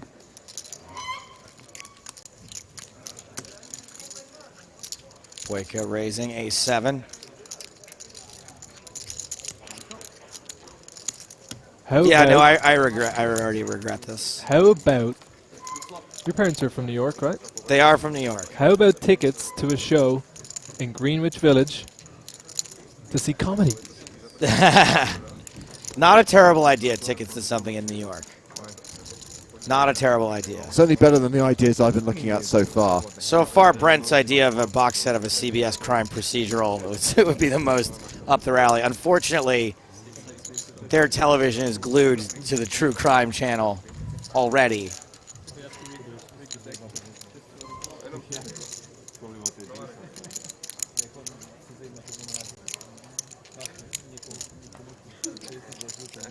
Wine, gin, food, and a can opener. Are you going to get them tin food? Just a can of sardines with one of those wrenches. I got some good news for you. If you're standing by waiting to play today's free roll, registration is opening now because the free roll starts at 1/4 p.m. That's 5:15 Central European time. What are you searching for in the lobby? The name of today's game is From the Inside, and the password you'll need to register is lettuce. So there you go, a $1,000 free roll from the inside. The password is lettuce, Lettuce. Remember, you can play if you're in any PokerStars real money market, excluding the Czech Republic, Italy, New Jersey, Pennsylvania, and Portugal. Yesterday was tear us apart. Never tear us apart. Never tear us apart an apple. No, it was teeth. But don't worry about the passwords. The passwords aren't relevant. Okay. The theme is the name of the free roll. Never tear us apart. Which we established is a song. Is a song. Yeah, From the Inside, also a song. Sounds sexy.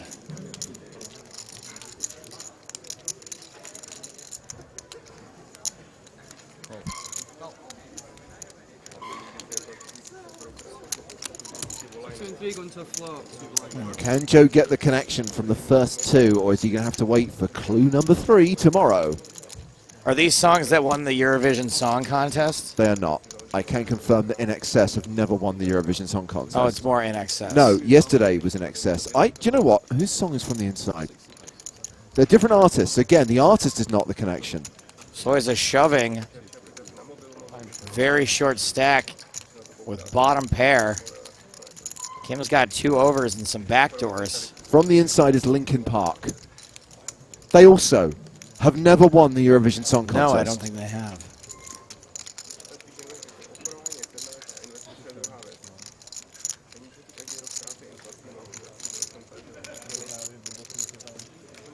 It's a Christmas theme because they're all white wrappers, wrapping paper, No, white no, Christmas. you're white. overthinking it. You're overthinking it. No, you're wrong. If tomorrow's M&M, we're going to have words. Kim does make the call, gets the bad news that Soiza has him dominated. Gonna need a 10 or some running hearts or a running straight draw. This was Domination Nation pre, Domination Rotation post. I think we're going to have a very sweaty turn.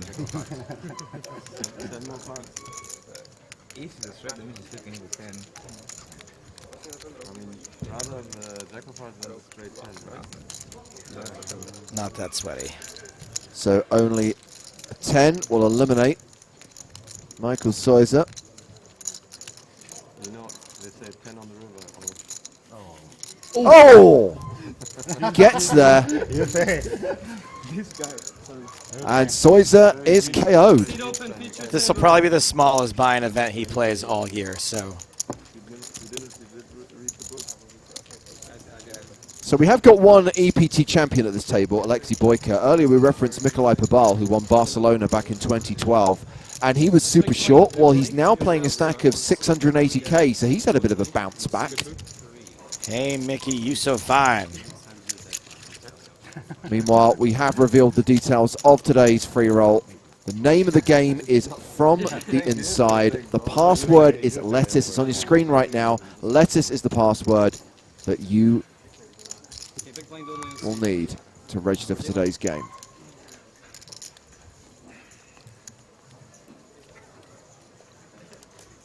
Finton, have you been on the source? Because Zermelman asks, is this announcer drunk? Always the Irish guy, eh? I know. Oh, man, It's that's always the Irish so guy. racist. Unbelievably racist. Yeah, I've had 7 Irish coffees today, so. Another statement like that, and Finton's going to sick his leprechaun on you. I don't bring it out, Joe. It's at home. 9 folds.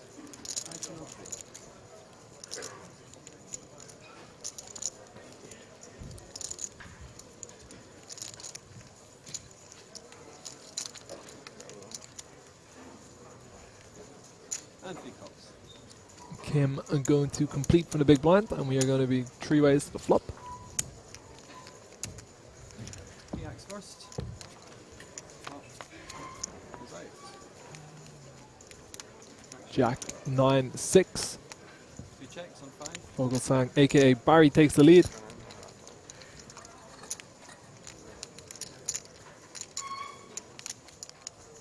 checks. Max's on it.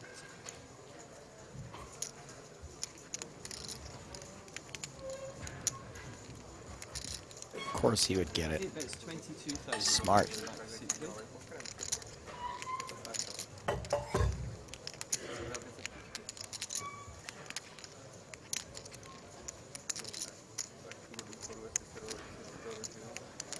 I don't think we're going to lose Kim just yet.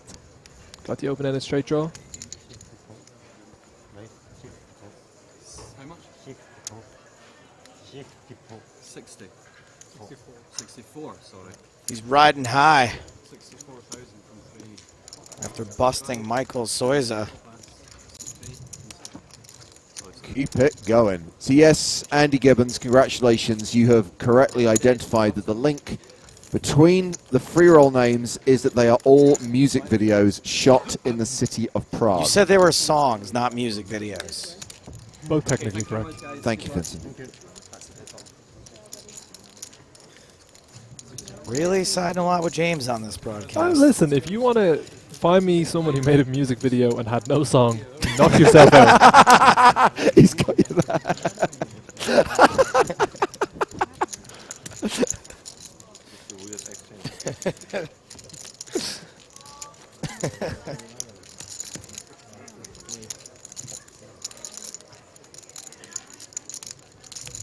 I don't think I can name any more, any off the top of my head of music videos shot in Prague. Well, there are at least 3 more because we've got 3 more free rolls. Wonder if any of them were directed by my friend Joseph Kahn, who's also a poker player.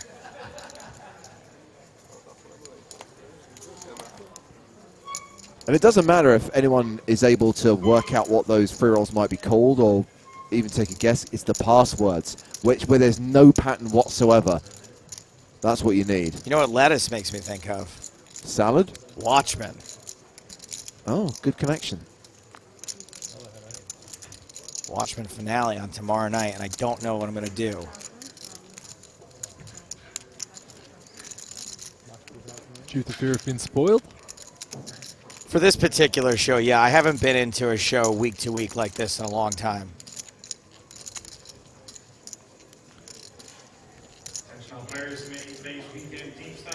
Young Kim looking like he's going to be re-raising here.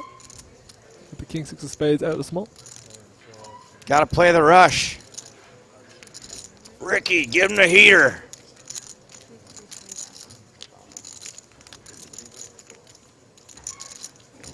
He's coming back for the bond question. I was going to answer for him. It's on Her Majesty's Secret Service and George Lazenby.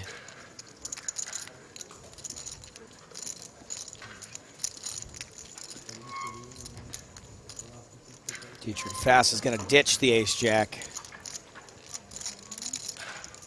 Stonescu, Year of Romania, Jack 8.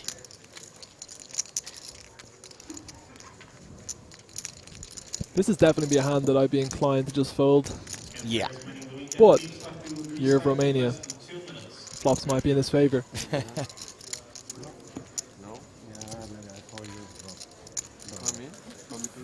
I thought just you relay, so I don't. Okay. That's I bet. I thought you relay. Kim has picked up quite a few pots in quick succession there. Obviously got there with the ace-10 versus the ace-4. Bluffed with the 7-8, and now gets to re-raise through with King 6 of spades. I think it might be 3 hands in a row. Next time you go in.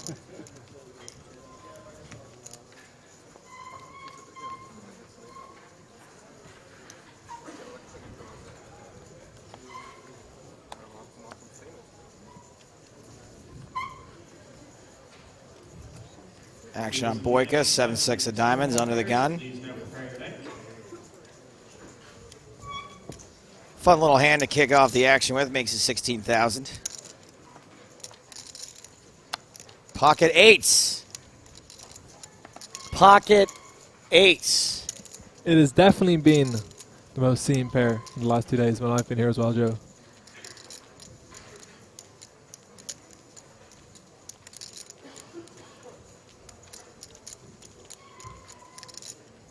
Stonescu.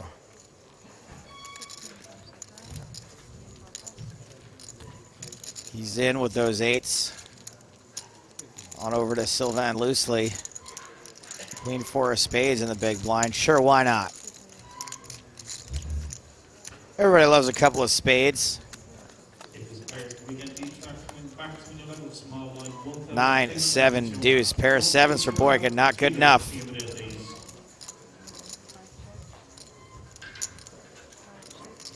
Kind Text says, I want these announcers for golf. I would definitely tune in and not fall asleep watching. And didn't even put a kappa at the end. This is me watching golf. Boy, he really went for it there. I've never been a fan of golf because the further and better you hit it, the less shots you get, and the more you have to walk between shots. I'm not a fan.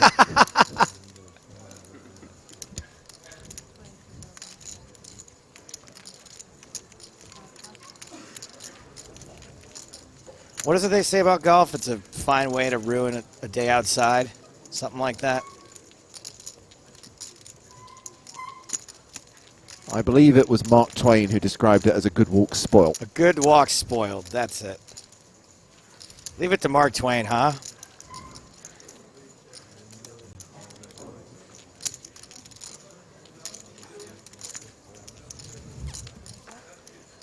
Boyka not going anywhere yet with the 7. Ay-ya! It's a good day for pocket eights.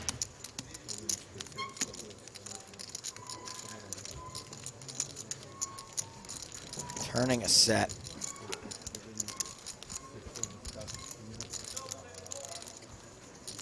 You ever swung a baseball bat, like out of baseball? Yeah. You ever connected pretty good with it? I've never done it in an open field. Just Not in a the game, nets. but like a batting cage or something? Yeah. Yeah. That's what turning a set feels like. That's actually such a good... Bing! Just that crack Yeah. of the bat, that's solid, right in the sweet spot. Stonescu firing the turn.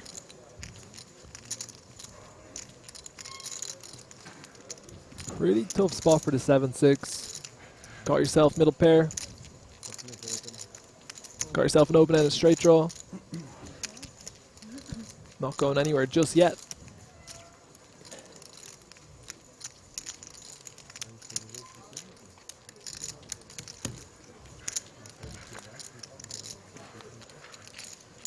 River is an ace. And it seems like a card that would make Stonescu probably bet river if he gets the opportunity. Yeah, I reckon he's probably going to be all in. 182k left. 216k in the middle. Got yourself a set. If you've been cooler, then your opponent has a straight. It's tough, but you got to go for it, I feel. Your opponent can have hands like ace-9, maybe ace-8 potentially.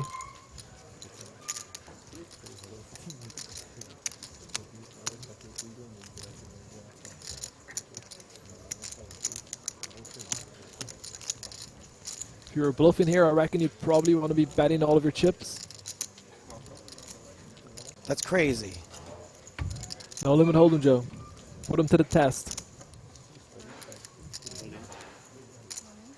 There it is. All in from Stonescu. One thing that's somewhat interesting on this river card, I don't think that we're going to see Boyka call with 7-6, but when you bet 3 times, having bet the flop, it's not like you can really have like pocket jacks, pocket kings, pocket queens. These hands will not show for value now. You do block one of the flop sets. You block a hand like 6-5. There is some good qualities to call him with the 7-6, but again, I just think if you call with 7-6 here, haven't called twice, you're going to be calling too many hands. So even though he does look a little bit suspicious, his opponent can have hands like Jack 10, Queen 10, maybe some King 10 of spades or something. But he is going to make the fold.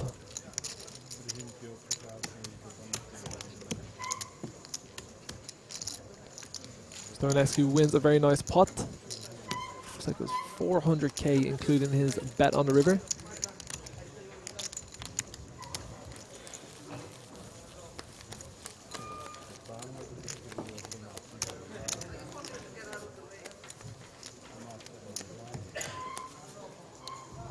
Confirmation that Fast is our chip leader here with 650k. Young Barry, aka Vogelsang, down the bottom with 208k. You can do it, Barry. I'm with you every bit of the way. I won't get you too sidetracked on Bond, but it's not possible. New movie coming out. Do you get it? Like, are you usually happy with the latest releases, or do they disappoint most of the time? The last one was a huge disappointment to me. Mainly because it was like they'd forgotten that the Austin Powers movies existed. And instead of realizing that you can't really make a movie like that anymore, they just went back to all the cliches and tropes. And the new one, I'm up for it, and the trailer had me enticed, despite the fact that it's clearly a continuation from Spectre and there are callbacks to that movie. I was not a fan of Christoph Waltz as the villain. Okay. I like the look of the Aston Martin, the classic. Yeah, but they've all got that in it. It's not hardly a new innovation. Yeah, I just like because it's the old, like a few of the Bond movies I've watched, they've had like more up-to-date modern Aston Martins. I like the throwback. But I haven't seen that many of them, James, so my sample size isn't great. The old one has appeared in like the last few films. Oh, really? It's like his car, you know. I'm just thinking Casino Royale. Casino Royale has the old one in it as well. Oh, it has the old one and the new one? He wins it in a poker game, remember? When he has trip aces, actually a set of aces, over the villain's trip kings, actually a set of kings. But doesn't he have the modern vantage? And the later in the movie he does, but when he's in the Bahamas at the one and only Ocean Club, just down the road from the Atlantis Resort, in that poker game where the guy puts his car keys in, and it's like, table stakes only, sir, and Bond goes, no, I'll allow it. Which apparently means that the floor is overruled because Bond will allow it. The guy loses his Aston Martin DB5 from 1964. I feel very stupid for having the audacity to question, even for a brief second, anything about Bond. Same Aston Martin that he then drives in Skyfall, takes M up to Scotland in his old Aston Martin. Didn't see that one. Drives off with Lea Seydoux in the old Aston Martin at the end of Spectre. I apologise. Hang your head in shame. It's the tongue.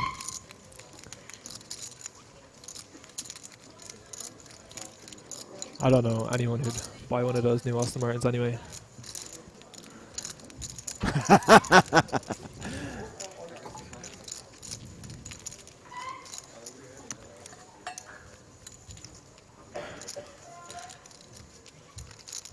In all seriousness, I'm intrigued with what they're going to do with Lashana Lynch's character, because the rumour, and apologies by the way if you don't want the new Bond movie spoiled, but the rumour is that she's the new 007. The whole idea is the movie starts and Bond is no longer in active service, so the 007 prefix has now been handed to her. So he'll just be gone. He is still James Bond, but I do have a theory that this could be the last James Bond film. They could retire that character, and 007 as this new character, a black female secret agent, that could be a new franchise of movies. I feel like I'll cause too much controversy if I go any further. Yeah, there's no joke I can make about it that'll not upset someone. In all seriousness, I'm not averse to that as a direction for the series. No, it seems fine. We do see a Bowman re-raising here, blind versus Boyka. King Queen suited versus the Ice 9 suited. Ooh, pretty interesting flop. Ace, 7, 5, 2 spades. Boyka with the top pair.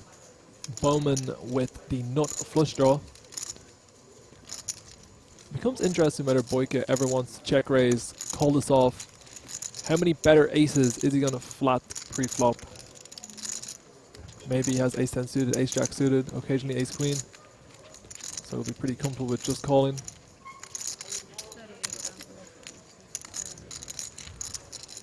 Bowman, of course, going to continue here. 38,000 chips into a pot of about 160.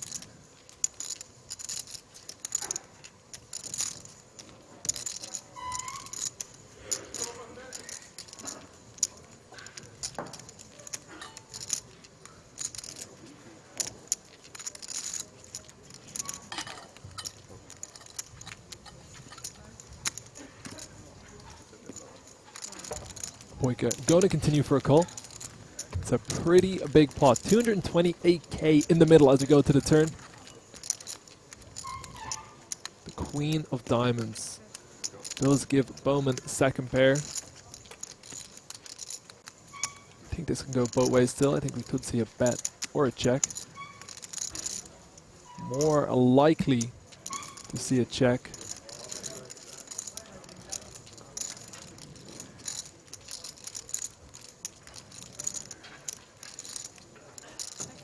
You see Bowman check back. And a tree of diamonds on the river.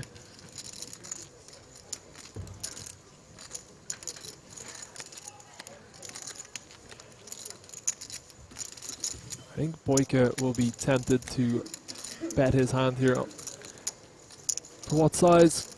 I would guess on the smaller side. I think if Bowman had a hand that was better than ace-9 on the turn, going to bet it pretty frequently, given there's 2 flush draws. The Queen of Diamonds been a very good card to continue as a bluff.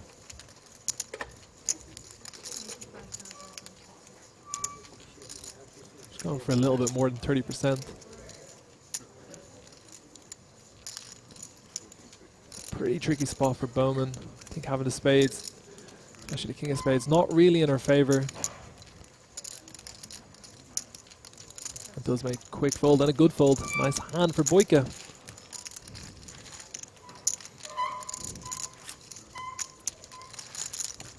Always got to be such a relief when the dealer pushes you a pot when you're playing against, I mean, anyone, but especially Gail. Oh, good callback from Maybird78. I'm waiting for a James Pond movie based on the Atari Amiga game. I had that game for the Commodore Amiga. It was bad.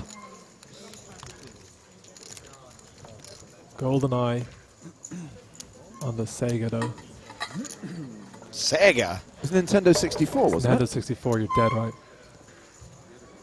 You're dead right. I didn't have that console. My friend did though. Go around and play it all the time. That was always the PlayStation. N64? Mm. Yeah, I was always jealous of all my friends with divorced parents. They always got N64s. Gotta buy the love somehow. Yep. Not my dumb parents staying together. Well, this is getting dark. Maybe you could get them an N64 console for Christmas. Here! Was this so hard?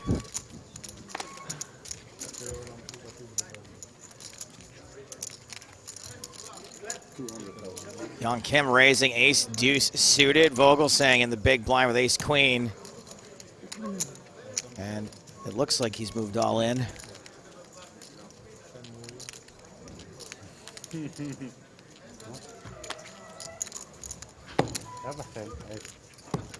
Go, Barry. Barry survives.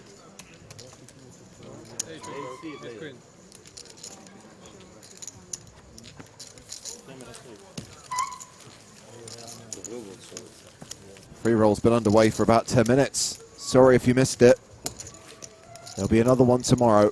But good luck to everyone who managed to register. Win that money.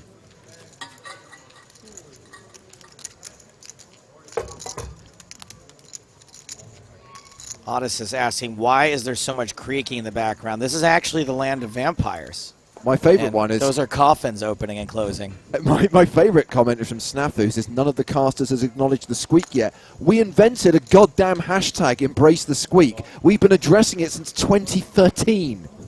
Hashtag embrace the squeak. I even came up with a rhyme. I've been watching for 60 seconds and you haven't mentioned something yet? How have they not addressed this? Honestly, having played a couple of tournaments this week, I don't get how people do it. Play tournaments? Well, no, the squeak. Oh, you could hear it in the room? Was it prevalent? No, but I just don't understand. Like, I don't understand how people like throw their chairs back like that. You have to, you know. Do you know the motion you make when you like read? You're saying you don't know how to even recreate that noise. No, I could do it, but I don't understand why people are doing it when they know it's going to happen. Right. Rude is what you're saying. Are you saying it's a selfish act? Yeah. Because, I mean, I can't believe for 1 second that there will be any poker player in this world who is capable of acting selfishly. I'd like to think that there's just one guy scooting his way all the way across the room, just nonstop in a circle. I haven't seen Spraggy this week.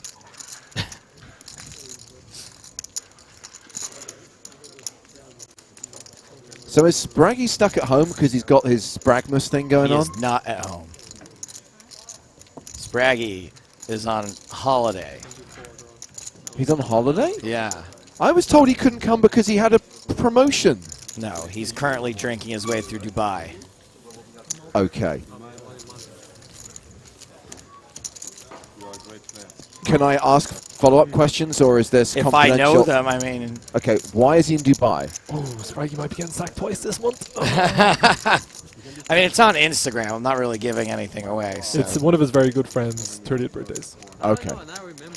So this is something he's had planned for a while? Yeah. And then he's coming back to do his 12 days of Spragmas, right, okay. I'll allow it, and will not file an official complaint.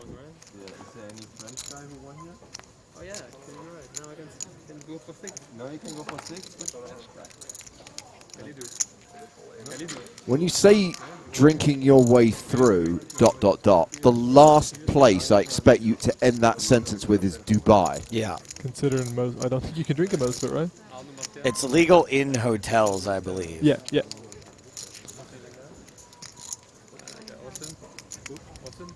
So instead of doing a pub crawl, you do a hotel bar crawl. I mean, I'm sure there's plenty of crawling happening. Did he just have kings a second ago? He did. Now, Vinton, you weren't here earlier on, right?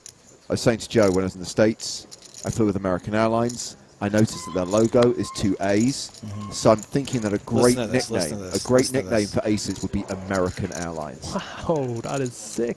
Good, right? Stonescu with the American Airlines headed to the flop against the 9-8. Should get that trademark, James. Of Tom, don't call me Christoph Vogelsang, who probably can't get into very much trouble on this flop. You know our deal, Vincent. We're creating gold all the time, but we just throw it out there to the poker world, and we want everyone to use it, disseminate it, cascade it. Man of Our the people. gift. Yeah, it's our gift. Well, James's gift, but... You gift a chip and a chair, I'm gifting American Airlines. There you go.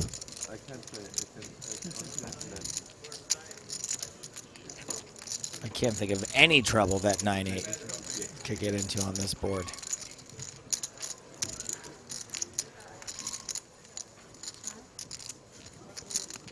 Fold, Barry. Good man. Bye-bye, Barry.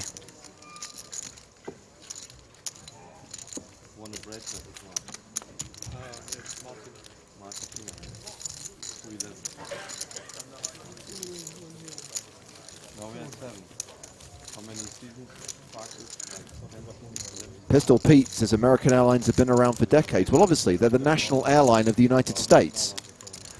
By the way, we are encouraging you to link your PokerStars and Twitch accounts for a multitude of reasons. Exclusive events and giveaways. We've got the hashtag Dare to Stream competition running right now that GJ and Pi are in charge of. If you go to settings in the Stars client, go to account details, connected accounts, you then just sign into Twitch and it's done.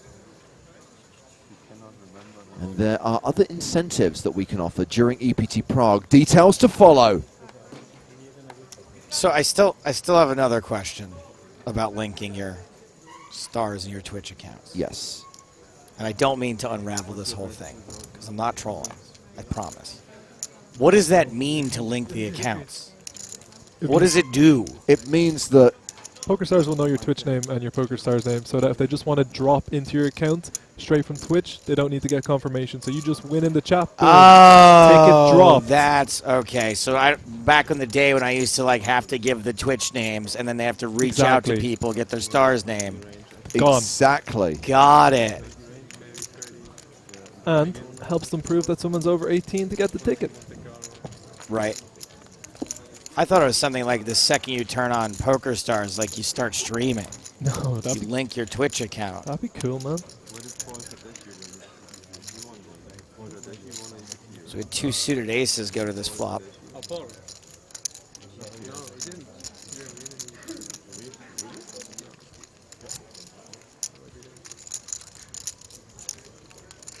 Neither player flopping a whole lot, both with a backdoor flush draws though. Young Kim with the best hand currently. Boyka checks behind. Turn card. It's a heart. It's the queen of hearts. Top pair now for Young yes. The rank, arguably more important than the suits. Kim. I was looking for flush draws, for backdoor flush draws.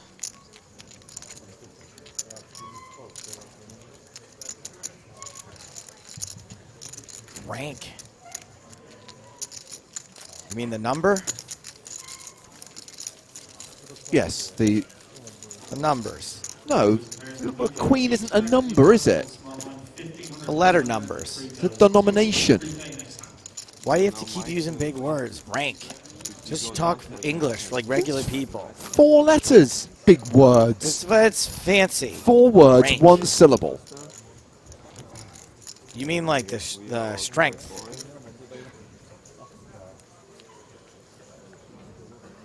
Oh, actually, now you are the Asian superstar, right? No. Of course, you have a patch. Of your company. Mikko wants you to know, Finton, that Villa are 2-0 down. Thanks. Is that the Birmingham Aston Villas? It is indeed. First game I haven't seen all season. Good one to miss.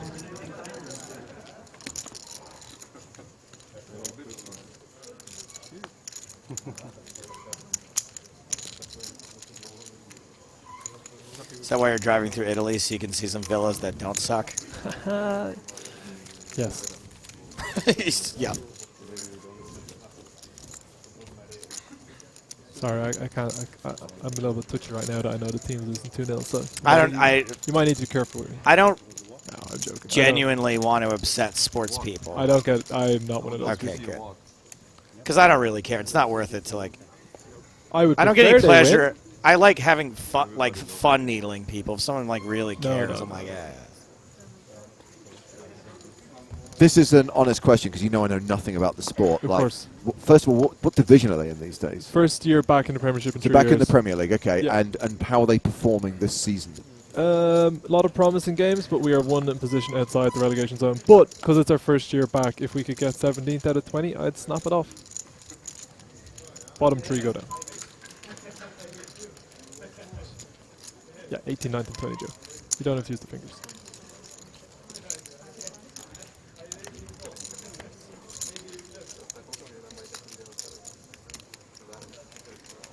Okay, so this is putting things into a context that I can understand. The comparison that's being made here by Snafu is that Aston Villa in the Premier League is a bit like the Cleveland Browns in the NFL. Yeah, but the Browns don't get sent to the Canadian Football League. That's true. If they finish in last place. That's a great idea, though. That's a great way of reforming the NFL. The bottom 2 teams go to the Canadian Football League.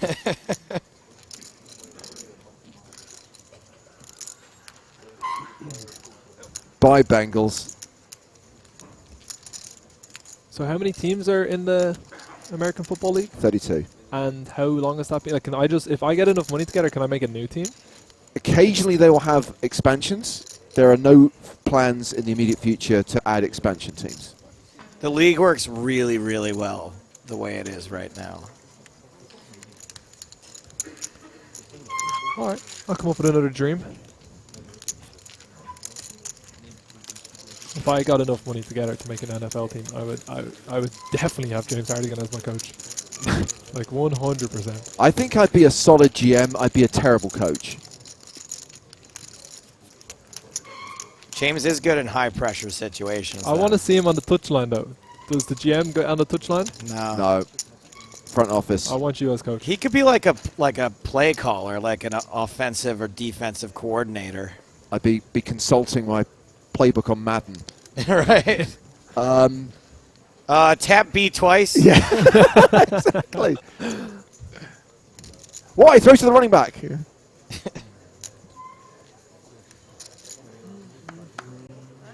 Yep. Turk has got it perfectly. Hartigan is no Al Pacino in any given Sunday. He's more of a Kevin Costner in draft day. Silent. No talk. If we are boring enough, they put us down, right? It's a nice exploit. I don't want to sit here. Don't know whether you saw it while we were in Vegas, Joe. The Raiders Stadium that's being built. Yeah, of course. It's a gigantic eyesore. Oh my God, it's horrific. A gigantic taxpayer-funded eyesore. What? In America. Oh, Fenton, how do you not know this? Your tax money pays for the football stadiums. I mean, and the revenue goes to the owners of the team. But spare a thought for the owners. I mean, they are multi-billionaires. They can't be expected to pay for the stadiums themselves. Honestly, listen, I don't want to sit here and insult too many American people. It's usually cheap shots, but that is the dumbest thing I've ever heard. It would be a very difficult competition if you were to try to figure out the dumbest thing about America. It dates back, my God, almost a century now, when the Brooklyn Dodgers wanted a new stadium, and they threatened the city of New York and said, if you don't build us a stadium, we're going to move. And the city's like, why would we build you a stadium? So they moved to LA. Really? Yeah. And since then, the value of having a sports franchise in a city is considered so much that the local governments are prepared to fund the stadiums. See, I can see that there would be a return, but they still shouldn't be paying for it. And nobody would move anymore, right? They do. They do. They'd still move? Well, we had the Chargers move from San Diego to LA. The Rams moved from St. Louis back to LA. The Raiders have moved like 7 times. Wait, what? So you grow up supporting a team. You're paying your money week in, week out, and then the team's like, we're moving. Yeah, so the Raiders were the Oakland Raiders, and they moved to LA during the 1980s, went back to Oakland, and now they're relocating to Las Vegas. All right, we're not buying a football team, James. The dream is dead. Do the hockey teams move? Do the basketball teams move? All the teams move. Hockey a little bit less. Basketball a little bit less. Baseball. No, rarely. I don't want to buy a baseball So team. here's my favorite one. Okay, try and keep up. So the Baltimore Colts Yes. moved to Indianapolis and became the Indianapolis Colts. The Cleveland Browns moved to Baltimore and became the Baltimore Ravens. And then they had an expansion franchise, which is the new Cleveland Browns. So all of this, by the way, is the basis of the movie Basketball. I don't know if you've ever seen it or not. Come on. Of course not. It's Trey Parker and Matt Stone, the two guys from South Park. Pretty funny movie. Dumb, but funny.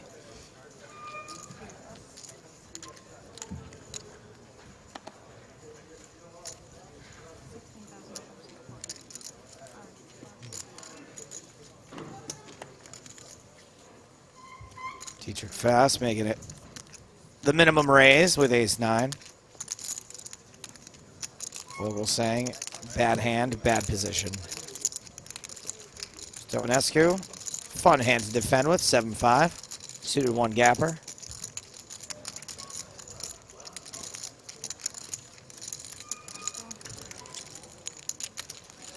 Oh yeah, there is a poker game going on. I'd kind of forgotten. That's right. I'm the responsible one, obviously. King, Queen, 4, 2 diamonds.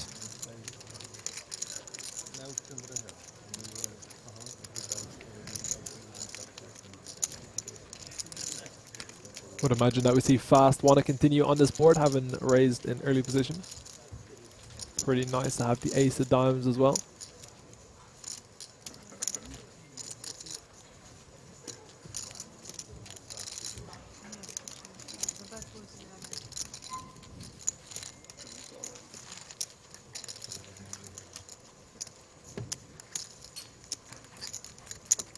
Mike, using the hashtag PokerStarsTV, says, as an American, please tell Fenton that most Americans feel the same way, but the owners pay the politicians off to make it happen.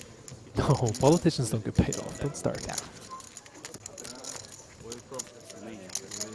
It's not unprecedented in English football. Wimbledon moved to Milton Keynes, didn't they? Wimbledon went out of business, I believe, and rebranded themselves as a different team, if I remember correctly. But I could be wrong. The MK Dons. Yeah. I'm sorry, did you say MK Dongs?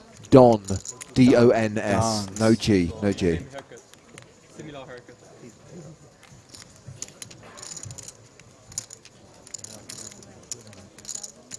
Action folds around to Gail Bauman.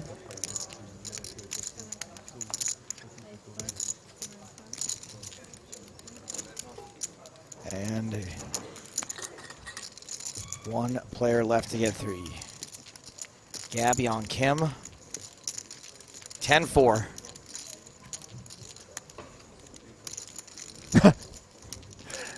Well, Scotty Bonds enjoyed the conversation. See, Stapes is a sports broadcaster. That's right.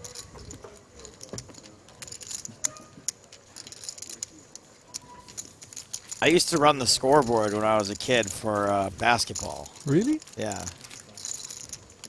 And when I was in high school, I was the manager, which is a different meaning in the U.S., for the varsity girls soccer team in my high school. Of course you were. And they were the state champions my senior year, which was pretty cool. So what does the manager do in American parlance? The manager, really, when you say you're the manager, what you're doing is you're shortening the title from equipment manager down to manager. So basically, you have to collect up all these girls' sweaty clothes and wash them. I don't wash them, but yes, I would collect their pennies, or and I would bring the balls on and off the bus, and I would keep score during the game, blow the horn for the substitutions.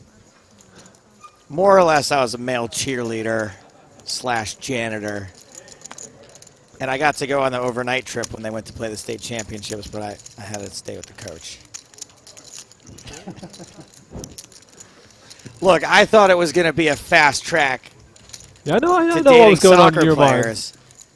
And I think I went on a grand total of 1 date with one of them, who I think was just happy to get a free ride to, I took her to like a college basketball game. And she was very happy to eat a bunch of hot dogs on my dime. And then I never spoke to her again. There was no WhatsApp back then. It was a lot harder. It was a lot harder back then. There was AOL Instant Messenger. And I don't know if you ever used it, but it was so great that when I would sign on and say hello to somebody, when they would sign off, it would make the noise of a door slamming. Oh, really? Yeah. I just remember MSN and the nudge.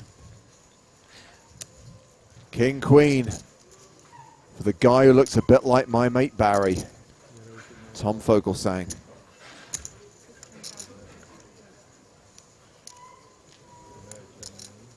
That is a raise to 16,000, and Andrei Stonescu looks interested with ace-10 in the cutoff.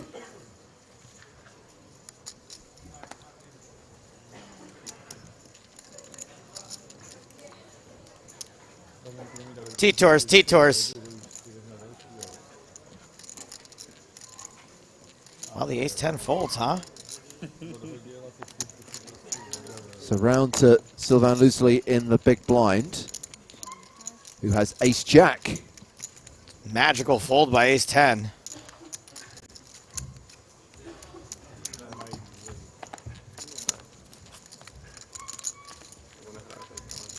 Queen, Jack 5, top pair versus second pair. Pretty solid flop for Vogelsang. Me likey.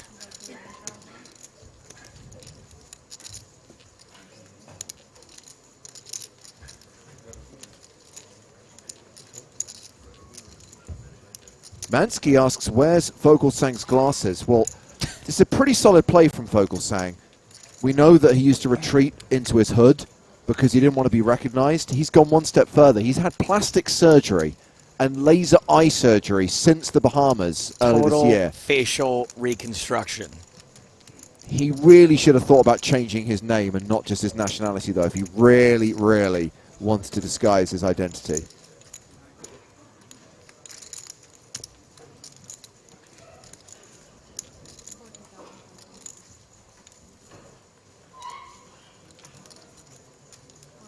Pretty tough spot here. 40 ace-jack on the turn. Getting bet into again. Not sure if I'd be prepared to fold just yet. Vogelsang is setting it up, though, to be all in on the river. Just got to keep it clean. That's not clean. Oh!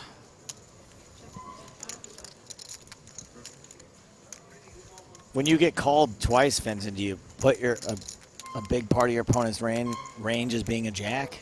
I think it's possible. Your opponent definitely is going to have worse queens, but it's very hard to bet large on this river now, so I think we're going to see a check. They don't know what the bet amount was. Oh, it was all in. Vogelsang shoves river, gets snap called, and he's out. More like Vogelsung. Barry, no! Past tense. Adios.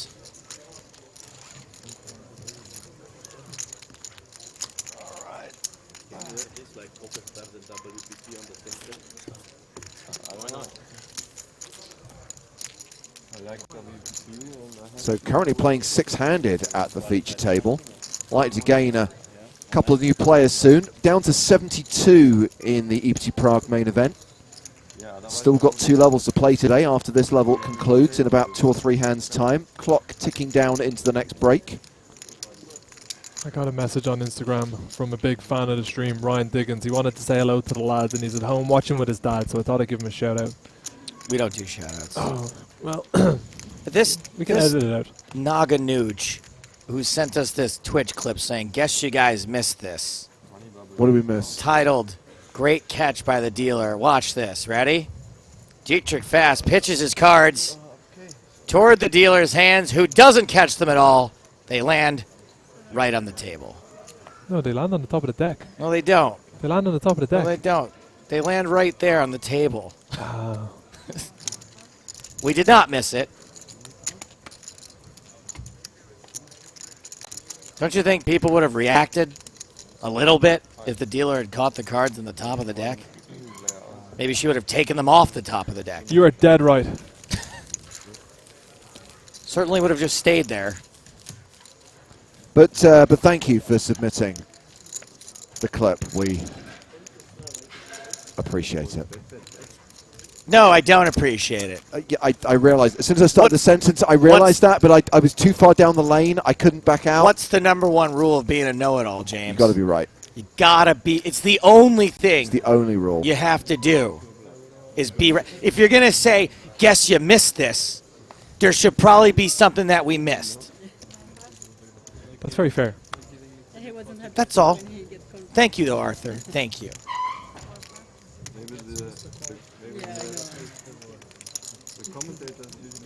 I'm just kidding, Arthur.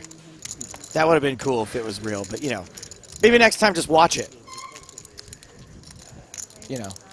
I don't. You probably had to, since you clipped it. So. I don't know. Let's get back to the poker. Ace-6 versus Ace-King. After 10 years of commentating, these guys are experts already.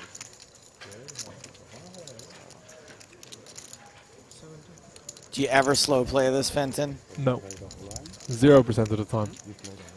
Not with Bowman and the big blind, giving her a good prize. Oh, good point.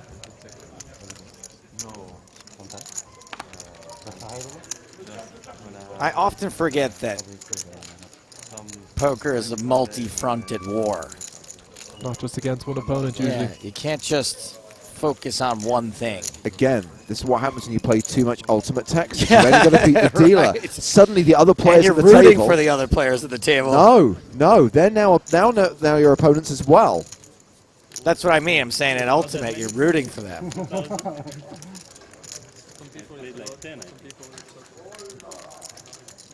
what do you do?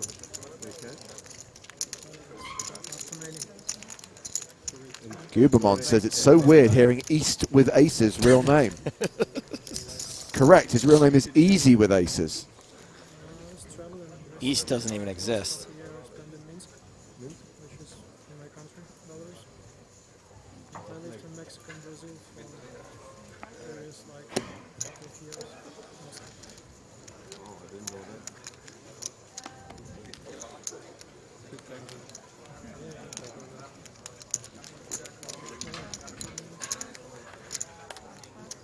Fast going to raise it up with the Queen Jack suited.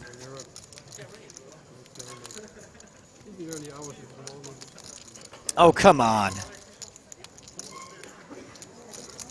The nation is domination. Just a call from the small blind. Stonescu getting a decent price in the big blind with Queen 6. Domination, domination, nation.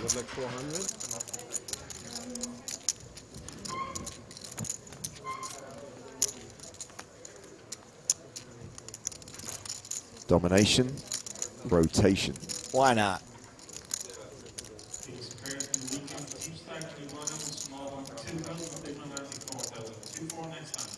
Do I hear the dulcet tones of Big Nick on the tournament floor? Yes, you do.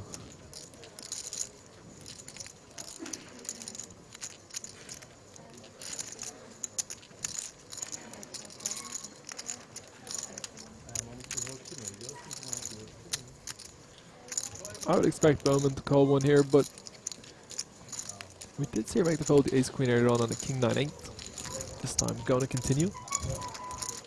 Turn card. Turn card. Is a king. Sometimes you gotta jostle it.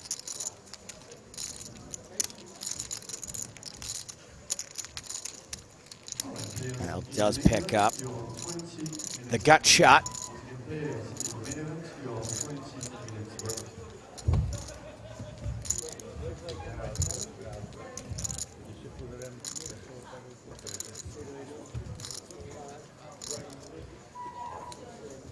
think Fast go both ways here. Sometimes he's going to check, sometimes he's going to want to bet. His opponent not going to have too many kings. Going to have some worse queens, going to have some pocket pairs, and it's a card that Fast is going to want to bluff a lot, so he's going to continue. Sizing on the smaller side does kind of make it feel like this Queen X or weak King X kind of hand. I think if he was bluffing or if he had two pair or set, he's going to really want to size up on this turn card.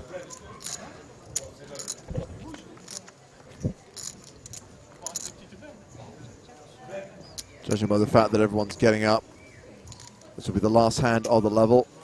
Action goes check, check, and Fast tables the winner. So he wins the last hand of the level. And we take the penultimate break of the day. Going to keep this feature table. These guys will be coming back to the main stage. Hashtag embrace the squeak. 72 remain in the EPT Prague main event, including the 6 on the main stage. Blinds are going up to 5,000, 10,000 with a 10K big blind ante. More action from Prague when we return in 20 minutes time here on PokerStars TV.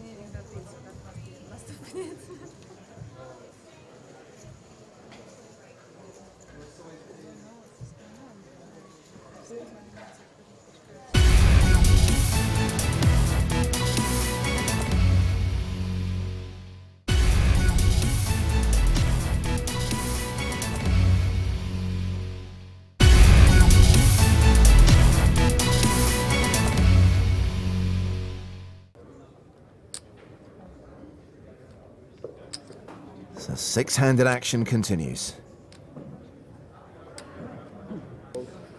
Folded around to Olashemian in the cutoff. You mentioned we haven't seen Ola for a while. It looks like he went to the mountains for a few months, trained with a Shaolin monk, drank a bunch of rainwater, learned to fight with a stick. Ace-2 offsuit. Raises to 130,000.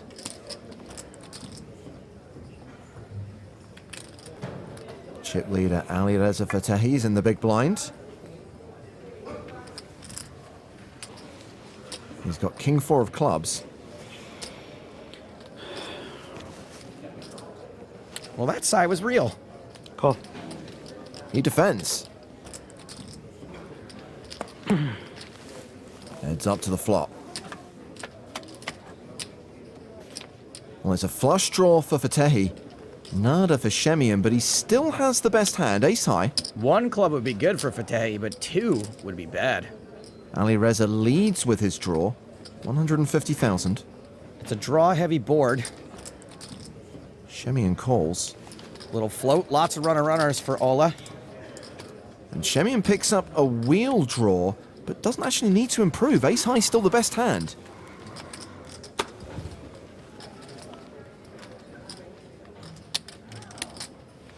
Another semi-bluff from Ali Reza, 230,000.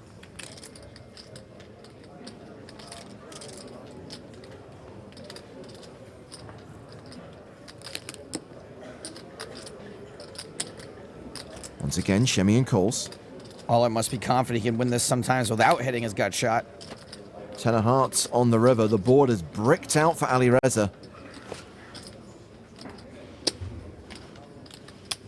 He's going to fire again. He bluffs at it, 340k. There's really only 1 card Ola's worried about, and that's a 10. What are the chances?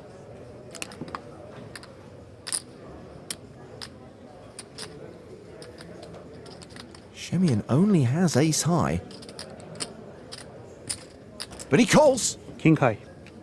And that's going to look like magic or lucky or both, but it's neither. It's 100% pure, unmitigated, unadulterated swag.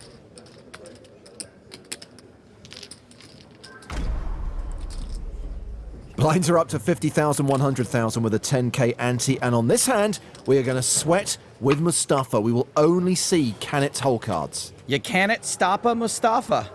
He's first to speak. He's under the gun. With Jack 8 of clubs.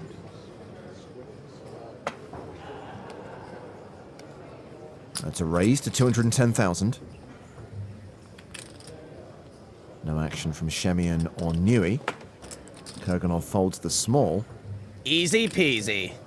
It's Ali Reza Fatehi's big blind. We know he likes to defend fairly liberally. We haven't seen a 3-betting range yet.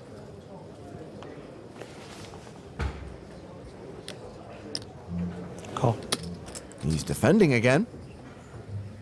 Fairly confident he wouldn't be playing anything super slow. Well, the flop gives Canet a flush draw plus a backdoor straight draw, and he has 2 overs to the board. Pretty great flop for us. You can bet your sweet mustachione we're going to bet it. 250,000. Raise. Check raise alert. 600,000. First of all, our draw is too good to fold. Second of all, when a guy announces raise like that, like he's kind of annoyed by you, he's almost never got it. It's like his voice is trying to overcompensate for the strength of his hand. We could re-raise, but I like just calling because if we hit our card and he's bluffing, he could keep bluffing.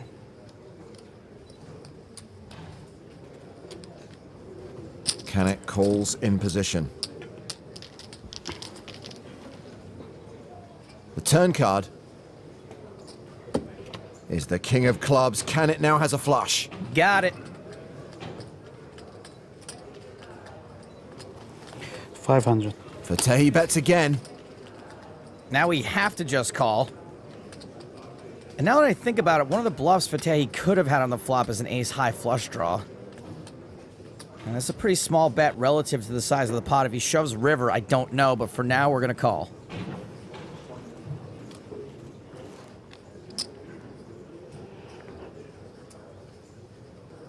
I assume. Yes. So 2.7 million in the middle. Canet the effective stack with 1.42 million behind. The river is a 3, pairing the board.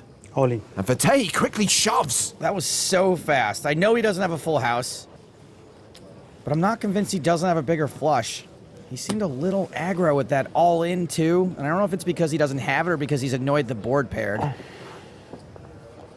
Oh my god. Another big decision for Mustafa. I don't think I can fold. Given the hands we've seen Ali Reza defend with in the big blind, I don't think so either. Canet looking at the pay jumps. He calls all in. Let's see it. Queen high. Fateh bluffing with Queen Jack. Great call, us. Yes. Canet doubles up. Nice hand anyway. Was tough. And the Italian takes the chip lead. Pocket eights for Paul Newey. He's been very quiet at this final table. Newey's my favorite of all Scrooge McDuck's nephews. He's raised it up to 200,000. Where do you think Paul got all that money from? Thomas Shemian's big blind. Queen six of clubs.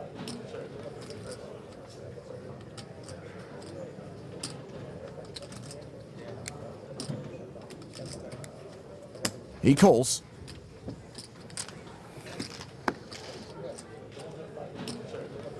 To the flop. Which brings drama. A set for Newey. Shemian has a flush draw and he's double gutted. See you at the river. They are pretty shallow, so it's usually going to go in on the flop. Shemian has checked. Newey set to continue. Always bet your sets, especially on a board wetter than the sinks in an airport bathroom. What are people doing in there? I don't like to think about it. 285,000. Ola can't fold these draws, and he's probably not going to just call for a huge chunk of his stack.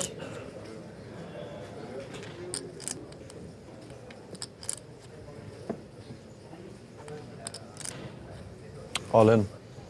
Call. Shoving a call. Newey at risk, but ahead. A 6-4 favorite. Not a massive favorite.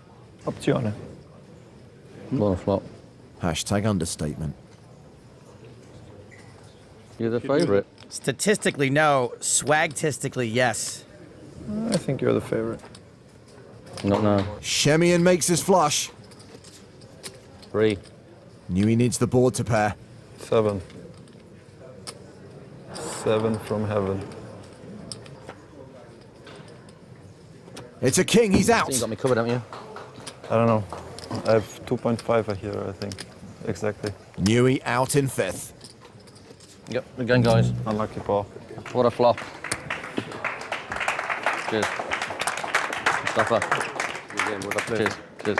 Poor Paul Newey. Not literally. He's still rich AF. I'm gonna take your revenge. Shemian with ace-10 on the button. Raises. 240. Ali Reza Fatehi has pocket fives in the small blind. Very reasonable spot for a shove. Ola is going to be opening wide. Ali Reza's out of position, and he's very likely to hate most flops. All in. He shoves. Yes. Canet folds. Action back on Shemian. Now this is a big shove. 33 big blinds. Which means this is not a snap call. Ola agrees. Surely it's not a call at all with ace-10 off. Peekaboo, who's hiding over there? Who is that?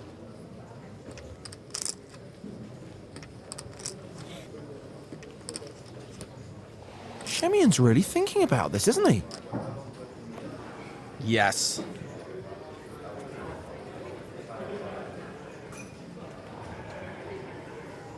Wow, I am really surprised by that call. I don't think he makes the same call against anyone else. Good luck. Good luck to you. Good luck, guys. Well, it's a flip. Fatehi, the player at risk. Ola must think he's going to have a lot of bad aces and Broadway hands.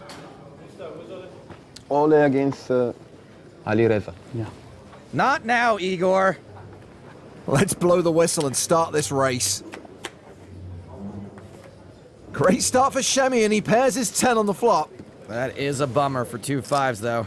Ali Reza left with 2 outs. Oh, no, Igor's on the beers. The turn card. The 5. No, the 3. Put the 5 here, please. Right there. Yeah, exactly there. He can do it. One time he do it for me. Go, boom. He teach me this. He teach me this like 4 years ago. In a 25K. Swag actually sometimes stands for stolen without a gun, oddly. The river is an ace. Thank you. Good game. Good luck. Ali. Thank you, bro. Nice to meet you. Good luck. It was a pleasure. Love seeing a good deep run by an amateur. Anyone can do it. Leaving us with the 2 high roller vets. Pocket 5 against 8, 10. Well done. Thank you, thank you. Blind 61-20. Shemian limps in from the button with ace-5. Canet does not check his option. He raises with the 10-7. And Shemian calls the raise in position. Let's play a bigger pot. Well, that's a nothing flop. Shemian's still ahead with ace-high.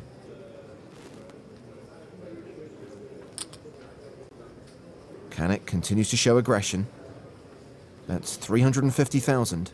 I don't think we're going to see Ola call a 3-bet with ace-high too often and then fold the flop right away. He calls.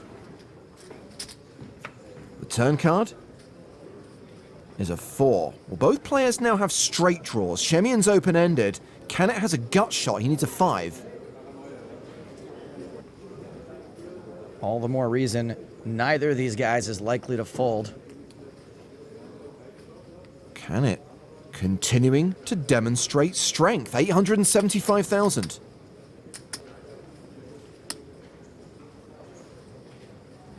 Once again, Shemian calls. The river card is a 3 pairing the board. So ace-high was the best hand before the flop, and it's still the best hand after the river. Major brickage on the river. I think a bet here gets snapped off by Ola.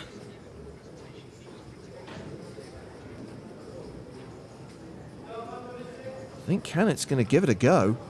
He's not waving the white flag of surrender. Fires out a bluff of 1.95 million. It's actually a pretty great run out to call with ace-high, just like he did with Fatehi earlier. White flag, more like white swag. Feel like I'm really getting to know Anna here. Sorry. Shemian thinking this through. He heroes. You win. 6, right? Not even. Really big chip lead for Shemian now. His bad card was an ace. His good card, swag. Nice hand. And Shemian picks up queens. He raises to 350,000. Phil Gruesome railing the action now. Canet's got 7s. This could be the cooler we were waiting for. All in? Call. Here we go, all in and a call, and Shemian is a 4-1 favorite to win. Mustafa's prediction not looking so hot right now. Good luck, bro. I always make quads with 7s. Lucky number, huh? Lucky, lucky. A wise man once said, it is always coming 7. A set for Shemian. I have a sweat. For now. 7 for spade. It's okay. The turn card is a spade. The sweat just got sweatier. Canet picks up 8 outs, all the spades, bar the deuce, any other card. Shemian is the champ. What a life these guys have. It's gonna be 8 of spade. Not so big, not so It's small. okay. Or queen. You can finish it with queen. Quads queens. It would be nice, huh? The river, not a spade. Oh, it's black. It's a 7. Too little, too late. Again, bro.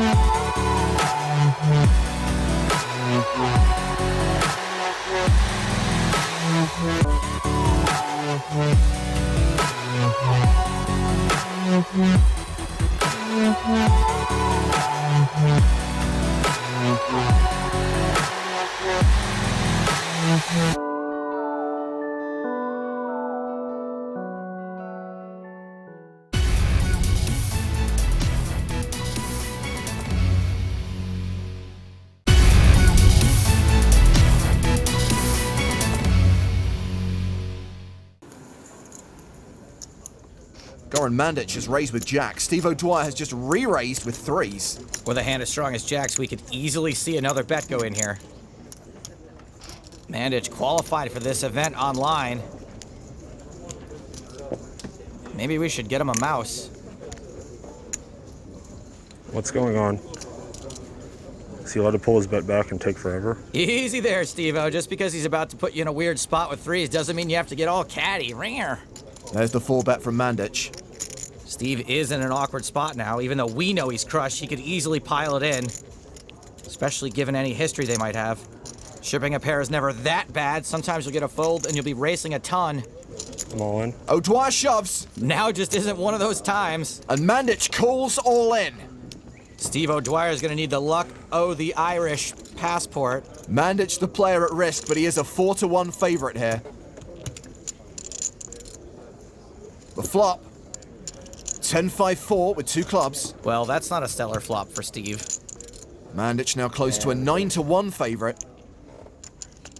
Wow. Deuce on the turn. Wow, from 2 outs to 10. O'Dwyer looking for an ace-6 or 3. And it's a 6! The straight for O'Dwyer, and Mandic sent to the rail in 15th place. Collective groan. If changing your nationality to Irish brings that kind of luck, I am applying today. Still a really good run for Goran Mandic, who's in for pennies on the dollar. Yeah, I mean, I read the hand on Poker News yesterday where he 4-bet Freddie D with King-9 off. Yeah, one hand from Poker News. That's a pretty good sample size to make your judgment, Steve. Nice one. 37,000 euros for Mandic and a ton of chips for O'Dwyer.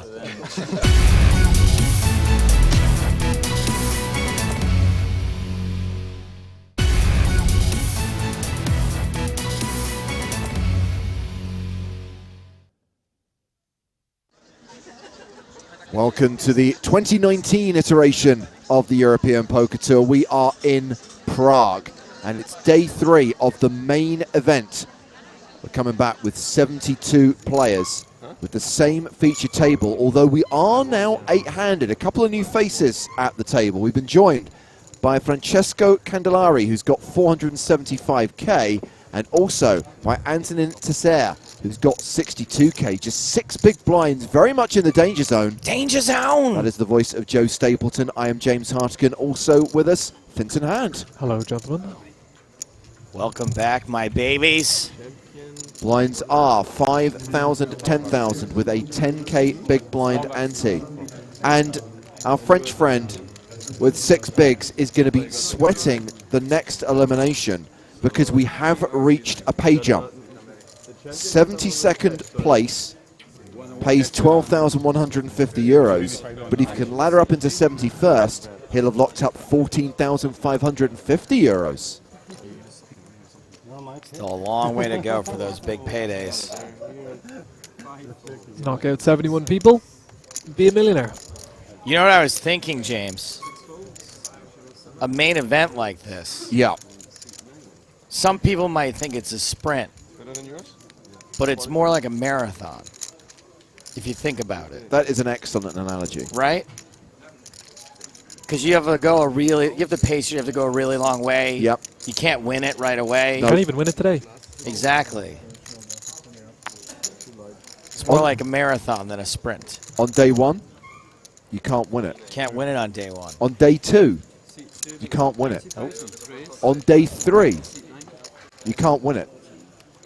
On day 4, you can't win it. What, day 5, though? On day 5, you can't win it. You can't win on day 5 either. On day 6, you can win it. You can win it on day 6. Sounds more like an ultra marathon, not a sprint. Yeah, maybe even an ultra marathon. Actually, maybe you could say sounds more like an ultra marathon, not a marathon. Good spot by Wag Onesies. Yes, that is the dealer who dealt the Vicky Corrin winning hand in San Remo. His name is Richard. He has been a super fan on the podcast. He sometimes works with our team behind the scenes. Not the dealer who caught the cards. I'm still not in our convinced he hand. didn't catch them, for what it's worth. I need to see it again. Get out of here.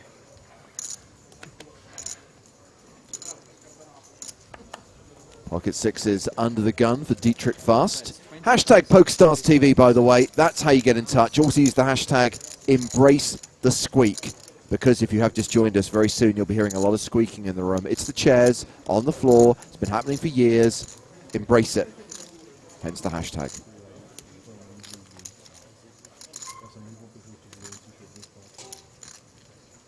I think we might be seeing a little bit of tactical tanking. Yeah, I did draw attention to the imminent pay jump when we get down from 72 to 71. And when you've got 6 big blinds, you are going to be trying to squeak, forgive the pun, into 71st place. Young Kim going to defend with the King 7 in the big blind.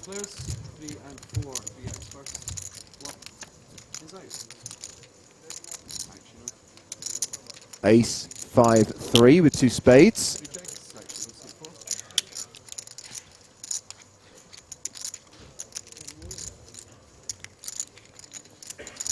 It's a board I'd expect Fast to want to continue. If he can make his opponent fold a hand like King 7, 8, 9. Hey Finton, are you saying he's going to play it fast? I think so, James. Oh, punch me in the stomach. More like an intermittent fast.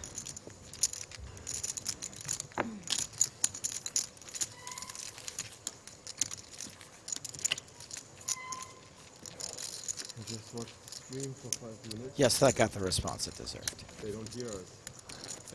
No, they talk and talk and talk. And they don't care about us. Do they comment or they Yeah, don't? they comment about something about else. something, yeah. Christmas market in Okay. Prague Yeah. or something. Yeah. And allegedly, the German commentator said I lost 20 kilos. Which is not right. So he thought I was really fat half a year ago. So you said 20 instead of 10? No, he said 20, so I think he meant 20. It is 10. I'll have you know, Dietrich Fast, we had a fascinating conversation about the ownership of American sports franchises and the funding of their stadiums. I'm sorry that we weren't analyzing every single bet that you made.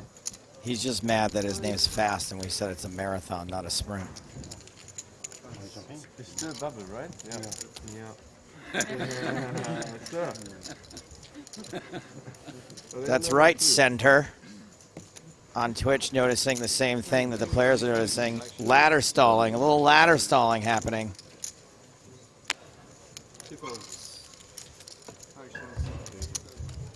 Hello to Kai, who sends greetings. Hashtag PokerStars TV. Hi, James Joe and Finton. I'm pulling for Brian Paris and hoping he gets to the TV table today. Merry Christmas to you guys, and a Merry Christmas to you, Kai. Well, we'll be changing the feature table at regular intervals. There is a chance we'll see Brian later on. If he goes deep, hopefully we'll see him in the next couple of days. King 9 up against Queen 10. Raggy flop.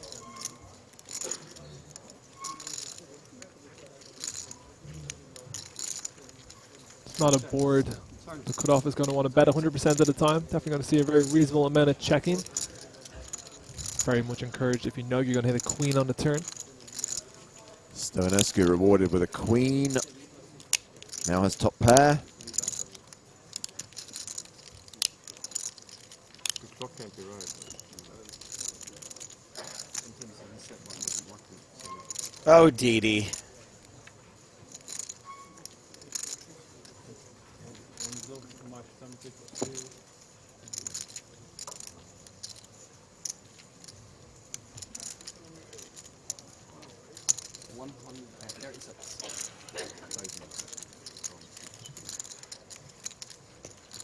leading here for 36,000.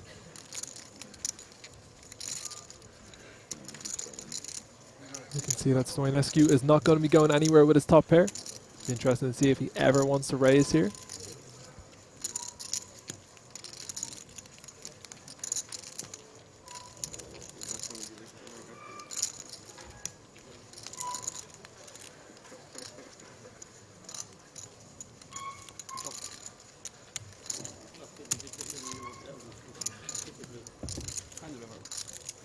I think you'll see fast bluff on some spades, on an 8, on a 3, on a 5.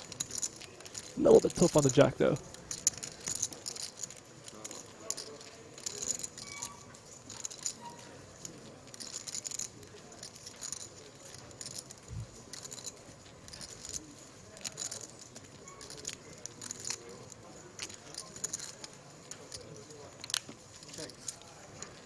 He's going to wave the white flag.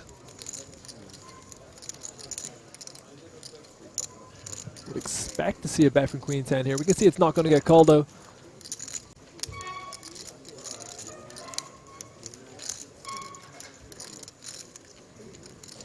He'll be a little bit wary of going too small. Just want to open himself up to being check raised.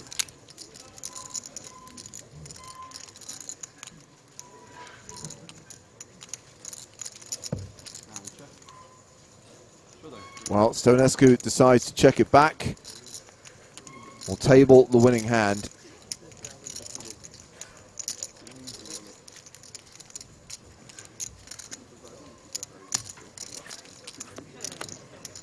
Year of Romania. You said it. Check this out. Right there.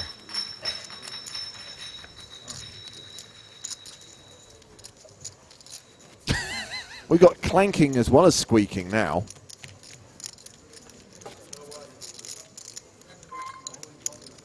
Every time a bottle clanks, an angel gets its hanks. They also like slim ankles. Okay. Big butts. All right, maybe I got to think that one through. Yeah, please just revisit it and get back to us when you've... Hanks, janks. Where's your notepad? Clanks. Angel gets its skanks. Where's your notepad? This is my backpack. Have that ready, dude. You don't want to come up with gold and forget it. That one's not making the notebook.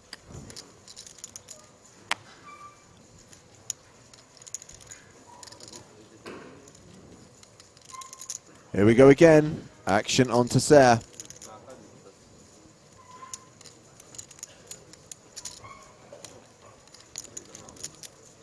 Little bit frustrating for the players at the table, knowing that the Sarah is just trying to get the pay jump. Everybody gets it, though. Plus, he's French. Everybody loves the French.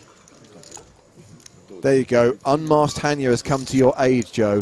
Every time a bottle clanks, an angel gets shanked. Oh, no.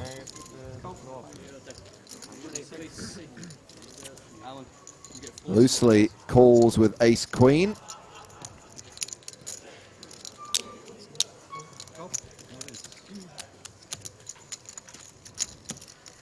And we are going to the flop. Jack 6 deuce.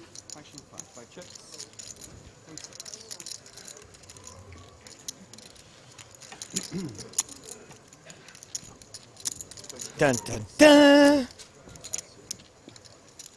I have a request or a question or whatever. 17,000.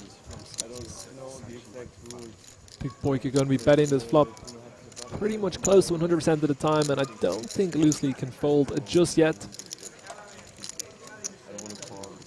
His opponent going to have plenty of hands like King 10, Queen 10, 9-8 suited. Going to have the best hand a lot, and going to have a pretty good chance at winning as well. I think we should just skip straight to the turn a lot of the time. We know it's going to go C-bet call.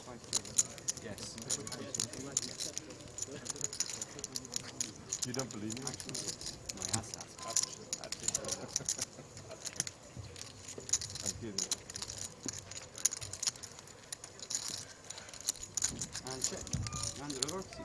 Check, check on the turn. King on the river. Somehow 5 still the best hand. Dodging all those obstacles. What good is having the best hand if you don't... Hey, all right, never mind. We got it. We got to showdown. Boom.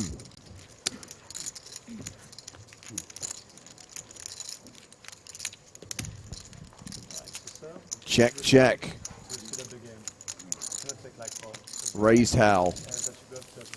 They know that range well. Scott Goodall in chat says, shameless advertising in chat, tut-tut. What do you mean, the fact that I'm advertising my December 20th show in New York City at the Greenwich Village Comedy Club at 8 p.m.? Sorry, when was that? 8 p.m. December 20th, Friday night. Where? Greenwich Village Comedy Club, And New York City. who's performing? Joe Stapleton. And Clayton Fletcher.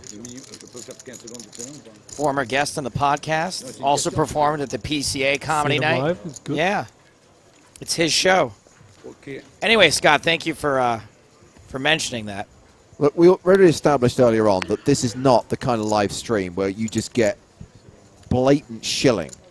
No, I wouldn't shill. I'm just responding to a viewer. Vincent, I know you're going to be at home in Ireland for Christmas. Did you know the Winter Series starts on Christmas Day, runs till January the 13th, 82 events with a guarantee of $50 million, a $3 million guaranteed Sunday Million on December the 29th, and 3 main events on January the 12th. Yeah, I'm looking forward to it. Going to be back in Ireland. Going to be streaming out of my mum's basement. Back where it all began on Twitch. Hopefully brings a little bit of run good. Going to be playing as many of the events as I can. Does your mom ever make an appearance on stream? She has never made an appearance on the stream, ever. I would love her to come on, but she's quite shy. She gets scared? Yeah. She'll be in, she hasn't even told me her Twitch name, but she's in the chat all the time. Really? Yeah. And wait, she's a lurker. She has certain names, and she'll be like, you need the bandies. They're no good for the community. Get them gone. Oh, man. Protective mom. Oh, big time.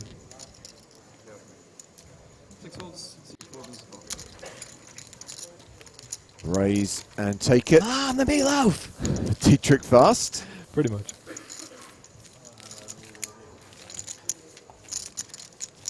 She's made appearance by voice.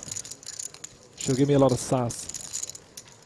That's a great character. Just, you know, the mom shouting down the Yeah. stairs. I want you upstairs in 3 minutes. My mum can pronounce her TH unlike me. Same with my dad. Same with my fiance. I don't know why I can't do it.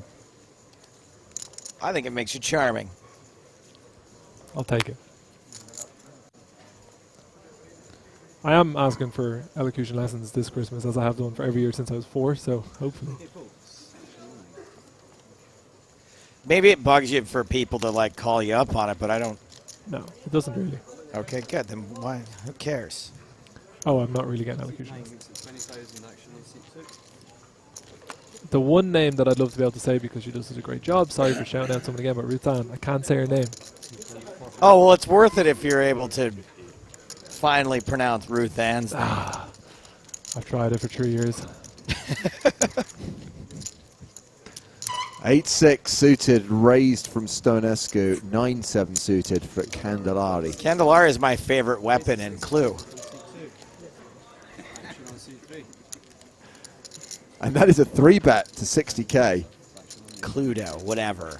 To do every joke twice. What does Cluedo even mean?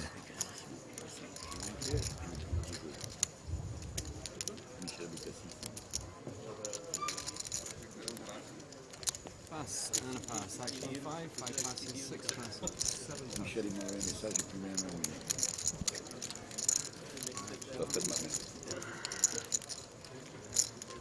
We got the pay jump. 71 players. All right, let's move it along now, kids. Well done, Tasset. Your tanking worked.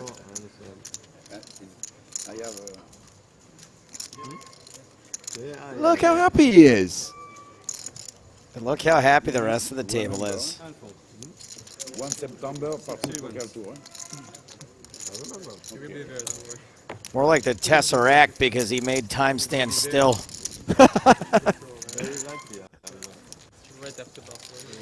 That's got to be a first. No one's ever made a Tesseract joke on a poker stream before. Where's my award? For your consideration, American Poker Awards. It's now the Global Poker Awards. Those two. All of them. Although they still take place in America, the judging is mostly Americans. They may as well be the American Poker Awards because I don't think they know that poker is even played in Europe. Oh, they know. They just don't like the fact that the bets are made using the metric system. 2 pass, action on C3. 3 pass, 4 pass, action on C5. 5 pass, action on C6.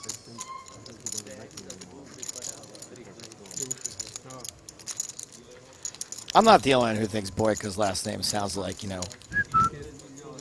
Huh? The old Boyka? The old.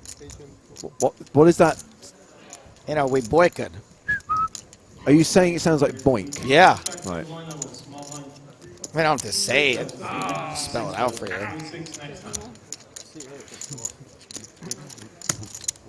The Tesser cat gets a walk.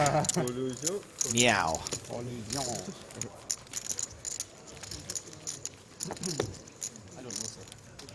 Used to have to write these down for the TV show, but I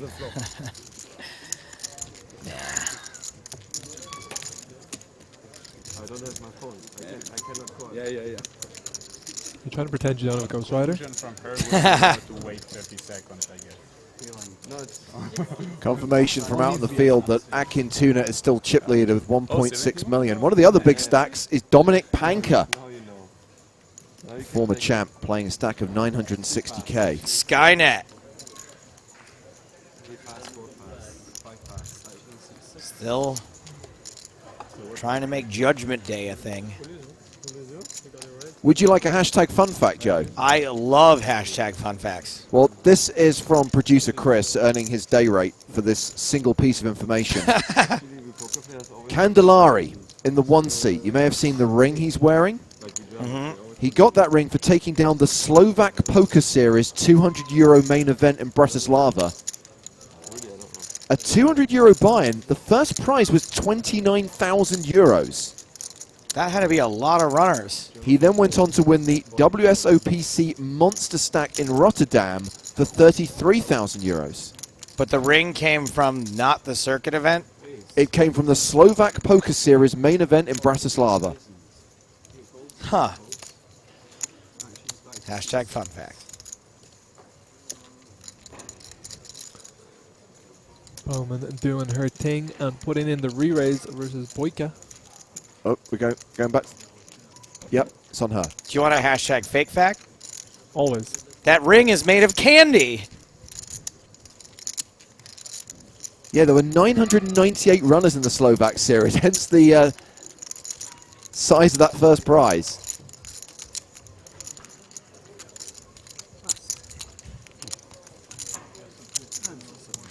I love that center on Twitch, but he's not even Slovakian. And there are players on the European Poker Tour who, dun dun dun, Gasp. are not from Europe.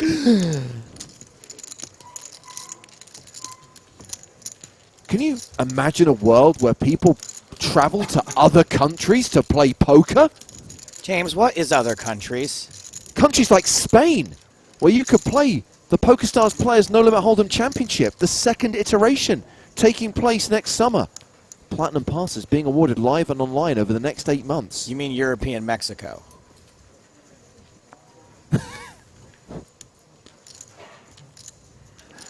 I will always think back to you wearing a sombrero and poncho on the streets of Barcelona. I missed the Stapleton challenges. We had a lot of fun back in the day.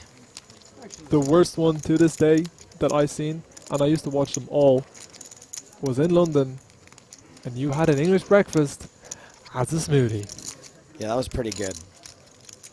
For everybody except for you. Believe it or not, that was one of the easier ones. Really? But I watched so many of them, and I just remember that one being outright, like... Because that one was going to be funny no matter what. There's like tons of pressure on me to make them interesting and funny. And that one was just going to be easy. It was all in one place. I didn't have to like improvise that much. Like a lot of them was like improvising with like regular people.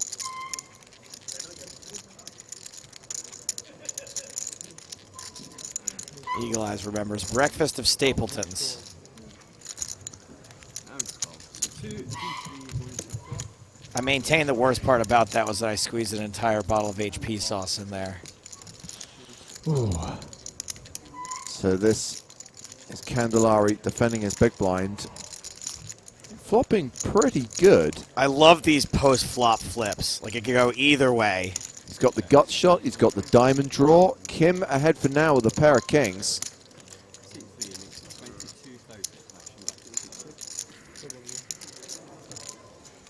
You seeing this hashtag fun fact correction here from Matapy? No.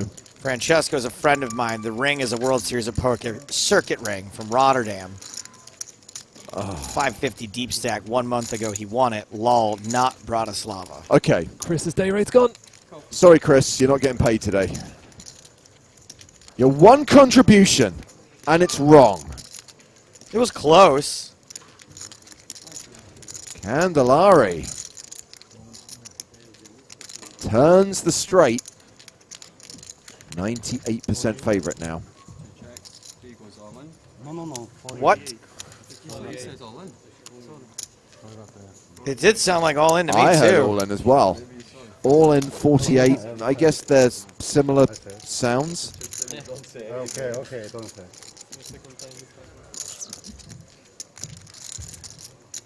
I don't think it was an angle on. No, but Candelari's yeah, lucky that he didn't do anything, because I probably would like, I call.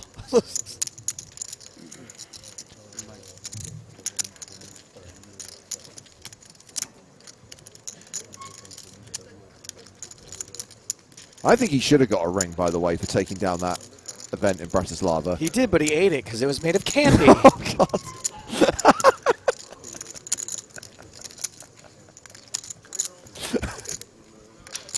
It's the way you say it like an overexcited child. 120. 120.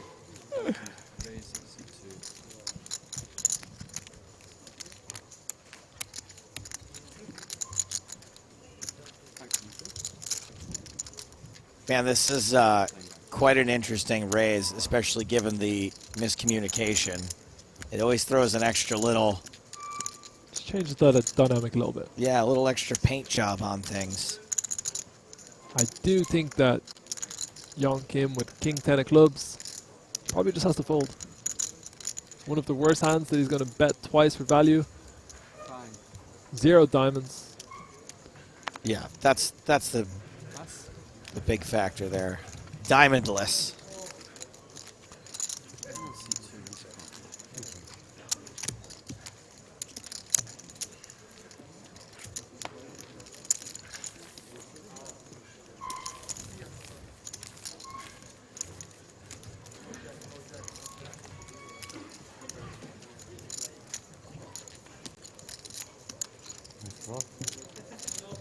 Okay, Chris is trying to redeem himself. Okay, what does he got for me?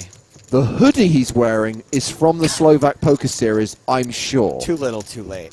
No. And is that why he guessed that's where the ring was from? That it was just a... Like what? Look, Chris is normally very good, so I'm going to give him a hard time here. If he was a total dodo, I'd probably just let this go. But who looks at a ring and sees that he won a 200 euro Slovak Poker Series bratwurst event? Not even 1,000 people in it. And a World Series of Poker circuit event, which famously gives away rings. And happened last month. To the winner. And happened a month ago. And decides the ring must be from the Bratislava Slovak Open. Poker Open.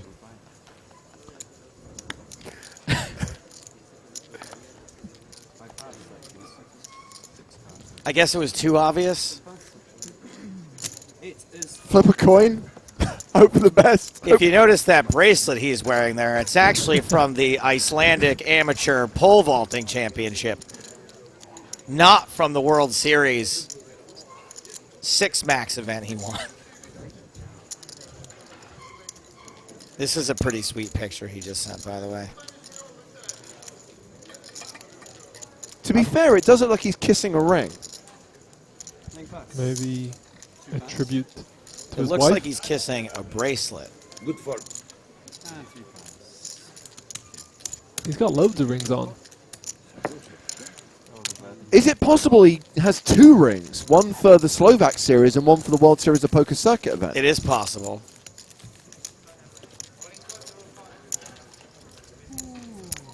Oh, great shout here from Zamper. He only kisses the whole Pope's ring. Wow, that is going back. Johnson. First action on 5. Saw that fell in the bar last night.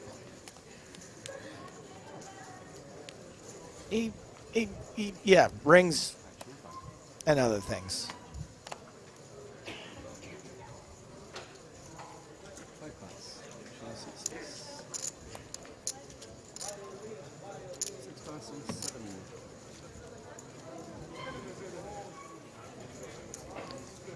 Gail Bauman, queen suited. Raises to 20K. To quote an overused phrase, pump that queen suited into my veins. Love me a king queen suited. Ace-5 in the big blind for Dietrich Fast. Don't even bother, Didi.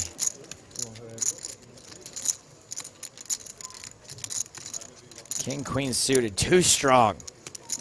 It's like getting 3 cards.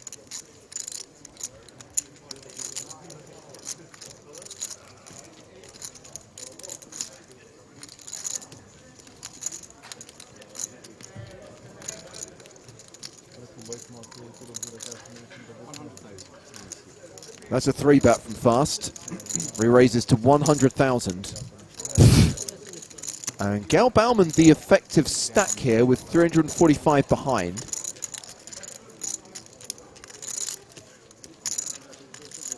All options available here, Fenton? Yeah, always a little bit scary when your opponents elect to re-raise from the big blind. Of course, have the option to just complete and see a flop. Tend to be a little bit more polarized. And Bowman is going to fold a king-queen suited, given that re-raise the respect.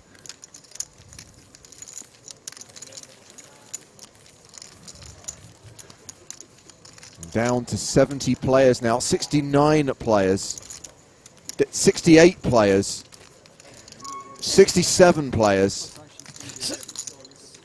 67 players. 66 players. 66 players. What a slow roll on the 66. I'd already gone back to reading my stories.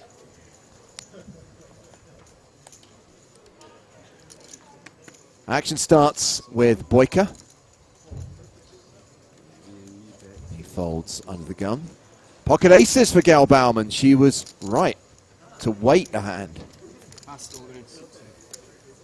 Often say, I'll wait for a better spot. Not often that better spot happens immediately and becomes the best spot. So she's opened to 20,000. Action has been folded to Candellari, who's got kings. Oh boy. He might be 5 seconds. kissing his chips goodbye. 65. 3-bet is to 60,000. With the blinds folding, the action's back on Bauman. Bauman might be tempted to slow play this pre-flop.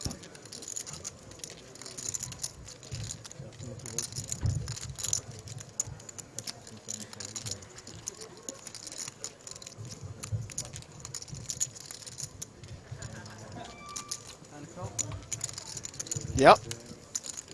She calls. And we go to the flop with 145,000 in the middle. Aces v kings.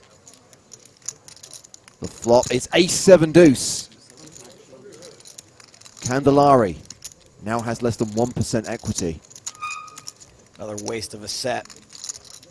Action check to him. He has the pre-flop betting lead. There's a board we're going to see him bet mostly. Obviously, if you're going to check a hand, one of the hands that makes the most sense to check is the kings. But I wouldn't be surprised to see him bet on the small side either. 45k. Gonna see Bowman call and a lot of checks on the turn. It's gonna be really hard for Bowman to get all the chips in here. Just not a lot of bluffs that you can float the flop with and then want to bet big on the river. I mean, I guess the good thing is she starts the hand with not a ton of chips, so being all in won't look super strange. She calls the 45k and she's got roughly pot behind as we go to the turn, which is the 9 of clubs.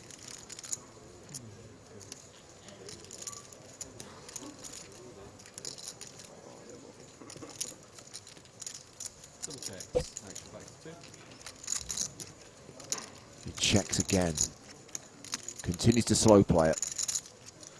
I think we're almost certainly going to see a check behind here from Candelaria with the king and the king.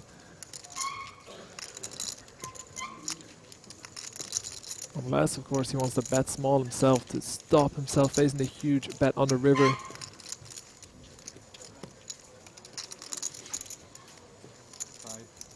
Does he not see the ace, or?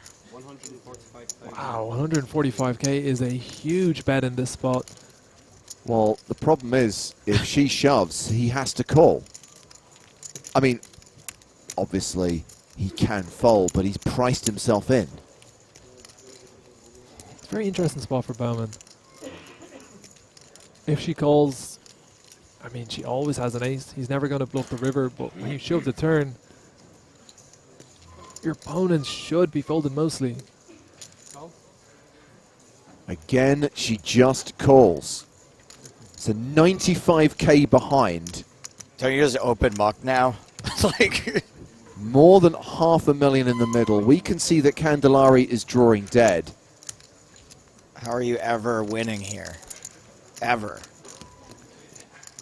Yeah, I think when you bet 145,000 on a turn here, your opponent's not going to call you with a worse hand very often. The driest board. King on the river. Days. Man. King on the river. We have set over set sickness.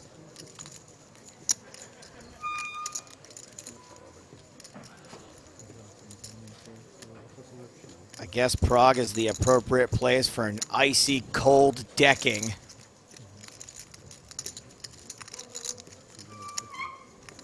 Candelaria getting decked over here.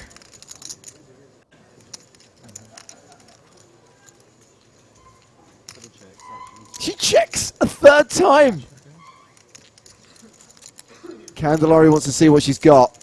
It's not that much. And he's thinking, I can get all of it. He can't.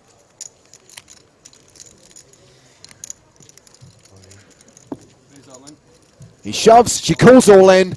Wow. Doubles up with a set of aces over a rivered set of kings. Officer, I'd like to report a murder.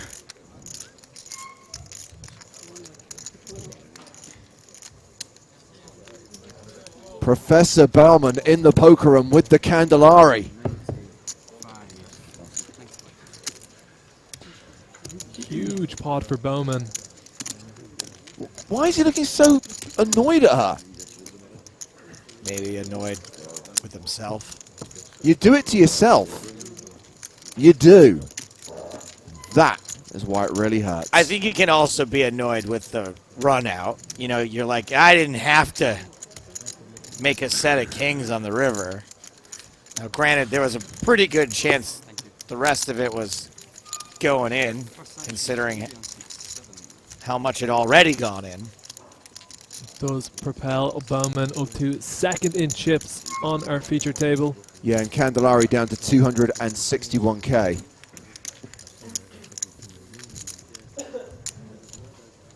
White Rabbit asking, aren't you not allowed to check the nuts? There was an all-in and a call, sir. There was no checking. It's only when you're closing the action. Oh, exactly. sorry, No, she checked the nuts on the river, but she's not in position, so she is allowed to try and induce a bet, which happened, and she got the max. Bad work and blame their tools. What do you say? Bad work and you blame their tools. And I'm blaming the cards. I'm obviously a bad work.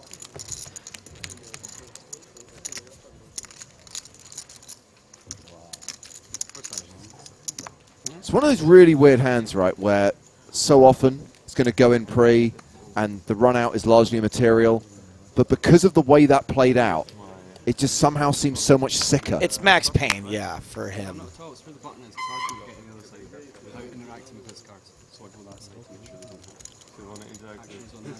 Well, we need to get to the bottom of this ring controversy before we lose this guy from the table, because he's got far fewer chips now and he's probably also on uber tilt.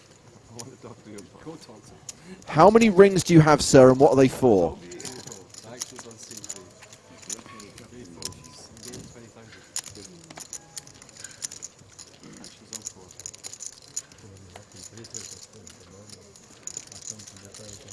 Oh, more cooler action. Stonescu opening with ace-jack. Dietrich fast with ace-queen.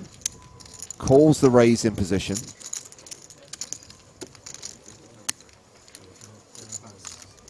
Oh, yeah. Good point from Chris. Bratislava poker champions never tilt.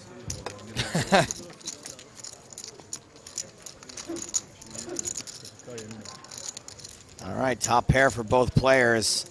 Neither one of them holding a spade.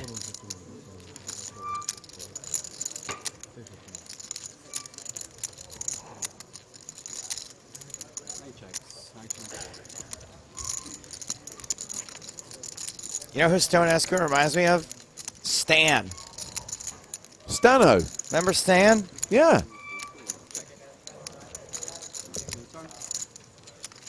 Both players electing to check their top pair on the flop. Neither with a spade. Shout out to Stano, because he's the man who makes sure that the podcast gets delivered to the masses on a weekly basis. I thought I'm so used to folks moving on. I'm surprised that Stan's still around. SO to Stano.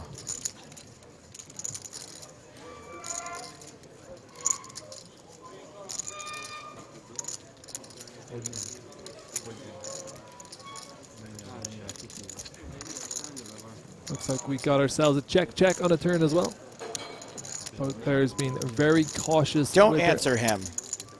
Sorry, Vincent. No, all good. We already answered him. I think Stonescu at this point will probably feel very confident that he has the best hand. Be very surprised to see him check again.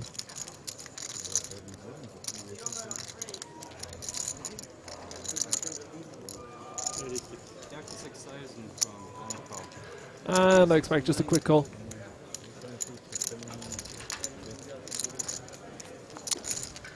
Another bit of a cooler, but not quite as disgusting as aces versus kings.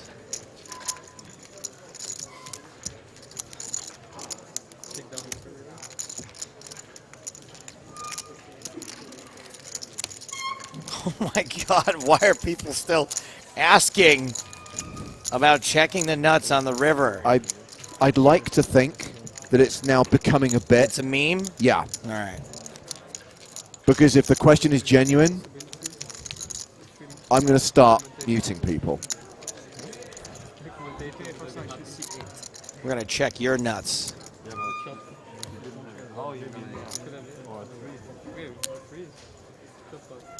For lumps, it's very important. So where are we at? Hand 108 of the day.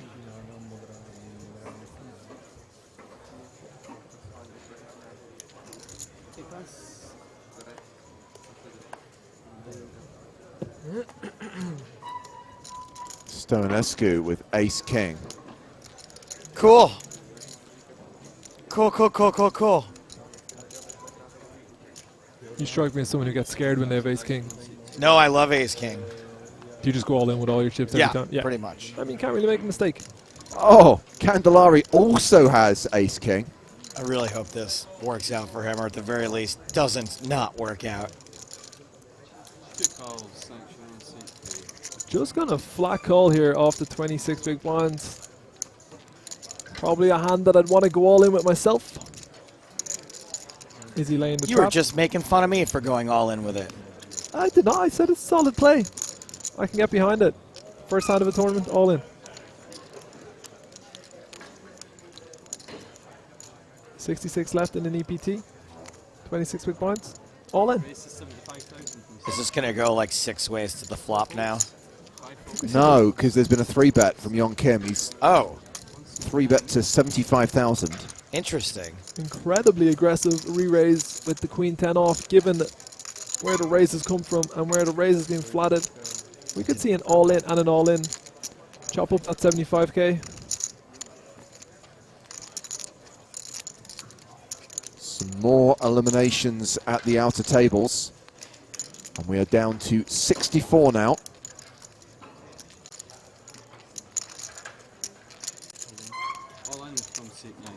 There's the shove from Stoenescu.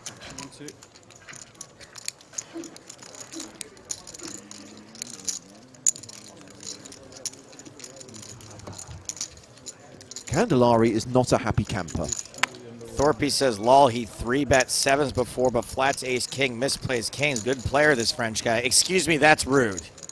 He is Italian. And he's already played a time bank card, even though he still had the full 30 seconds thinking time. I think he's still trying to shake off the aces versus kings hand. I think he actually just can't believe he's thinking about folding ace-king. No, he's not.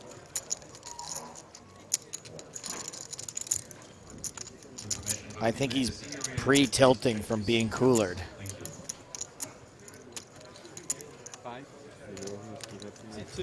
Oh, he lets it go! Oh!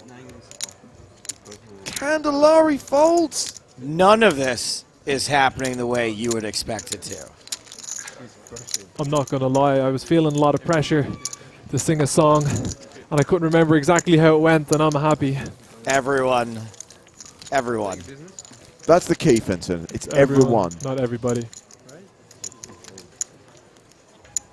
If you're a little bit out of tune, if you're a little bit off tempo, that's all good. I'll allow it. But if you say everybody instead of everyone, I'm off the podcast. You're on my list, basically. Also, chop. That's, yes. Pot. Yes. Chop. Not Chop. chopped. What? It's a chop. My whole life pot. has Get been a out lie. of here. Get Stop. out of here. Everyone loves a chopped pot. The expression in poker is chop pot. It's not. Everyone loves a chopped pot. It's not an onion putting into a soup. Yeah, but you chop it up finely, like a tomato. So it's chopped. The pot is chopped. Just stop talking. Stop it. It's like you've taken a huge shovel and you're just digging. Now I know how Candellari feels. Yeah. Raging.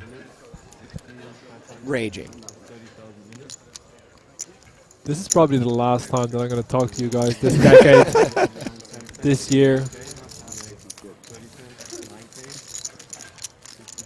You know, we were talking about the automatic penalty for checking back the nuts. Yeah. Just to clarify, I feel the same penalty should a 3-hand penalty. You can't say anything for 3 hands now. Just sit there and think about what you've done. I like Finton, and I would like him to continue his cutting-edge analysis, so I don't have to.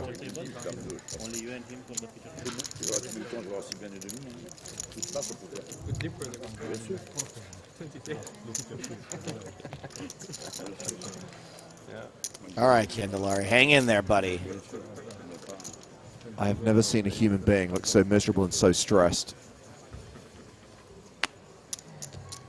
I think he needs to let that rubber band out of his beard. That'll loosen things up a little bit. A lot of tension in that little No, I want to.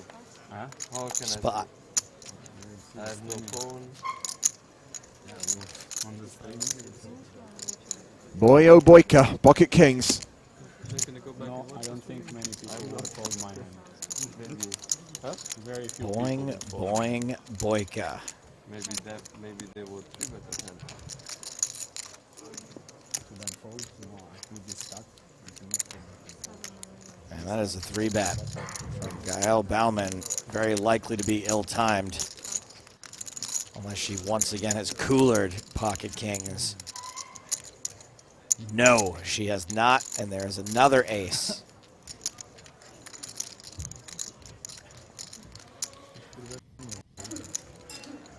Boynescu possibly considering getting incredibly out of line here with the A7. I mean, he is on a bit of a hot streak, thinks better of it. Interesting to see if Boyka is going to look to get all the chips in right now, or potentially going to slow play the kings against a very aggressive player. I do think at 50 big blinds it might be a little bit deep. Probably going to be 4-betting this hand the majority of the time myself.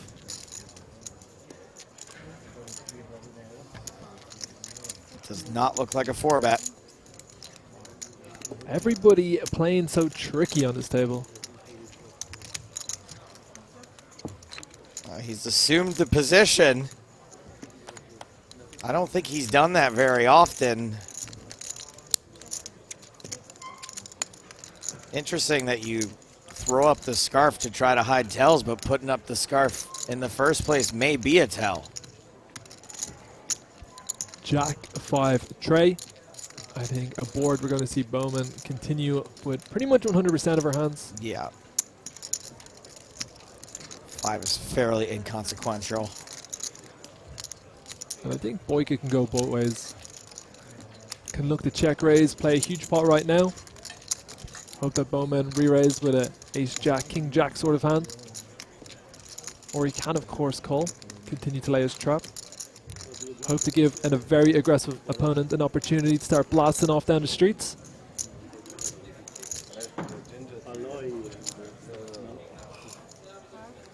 Once again, this is a very safe board for an overpair. This becomes a very tricky spot for Bowman. Blocks the most likely set that our opponent's going to have. Blocks ace-jack. Blocks the slow played aces. It's a very dry board that Boyka will be aware that she is going to continue on almost always. The only thing calling with the ace-5 here is going to be super high variance, but not going anywhere just yet. Got ourselves a huge pot. Ooh, boy. 325k in the middle. A Boyka with 363k for just over a pot size bet left. Turn card is an ace. Man, oh man, everything is coming up bow, man. Boyka very likely hates to see it.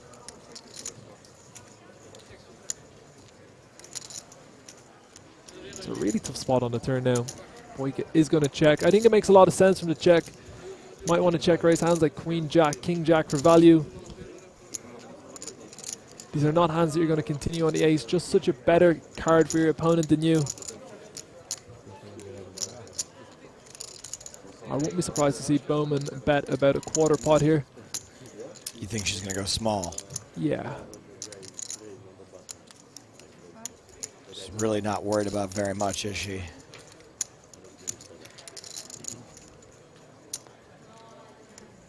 A little bit bigger.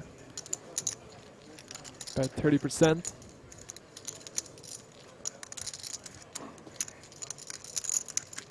It's a really frustrating spot for Boyka.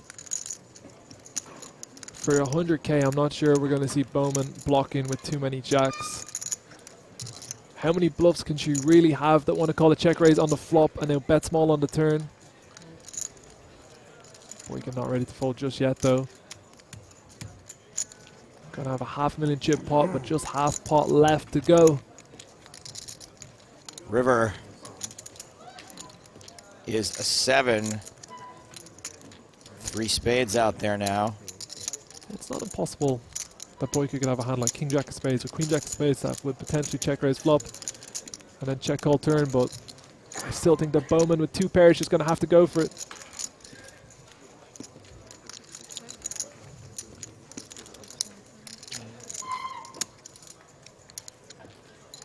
Boyka checks.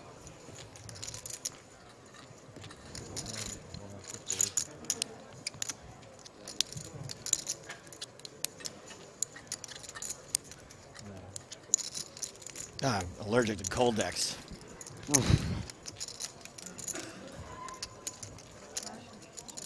Well, Bowman checks. I guess maybe afraid of ace-jack. Goes check on the end. Boyka doesn't get completely scalped. Bauman picks up another huge pot. She is cruising in on $1 million. Guys, I got to cover something real quick here.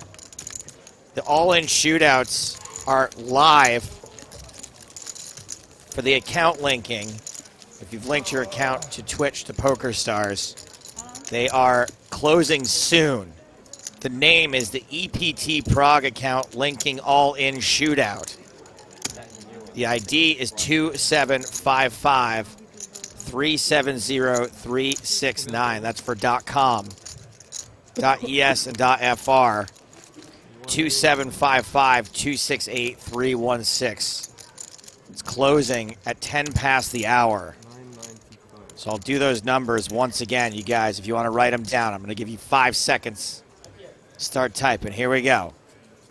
For .com, 2755-370-369. For .es and .fr, 2755-268-316. It sounds like I'm giving out a secret code. If you were linked from an hour ago, you'll have a ticket for it. If you link too late for today's, you'll get a ticket in the following days. If you haven't linked at all yet, link now to gain entry for the coming days. Again, the name of it is EPT Prague account linking all-in shootout. You should be able to find it through that or through the numbers I just gave you. Hurry up. Closes in 3 minutes.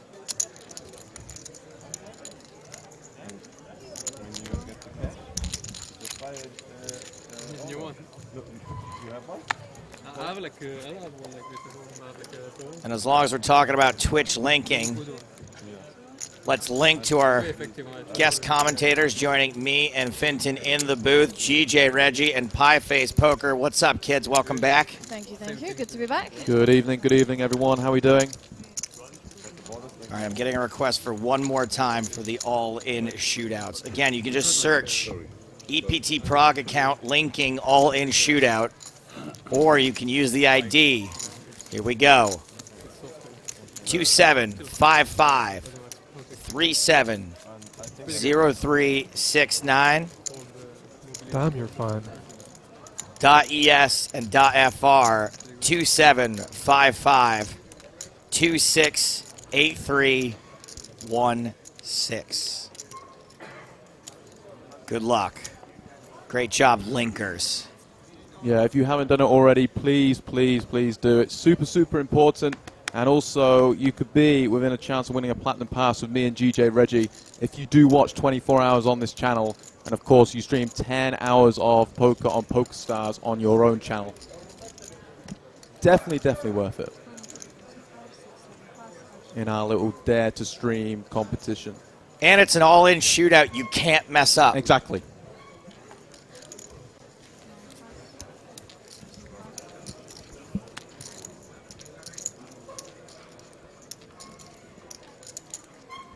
As loosely gets a little bit loose with the king, 10 offsuit under the gun +1, coming in for a raise.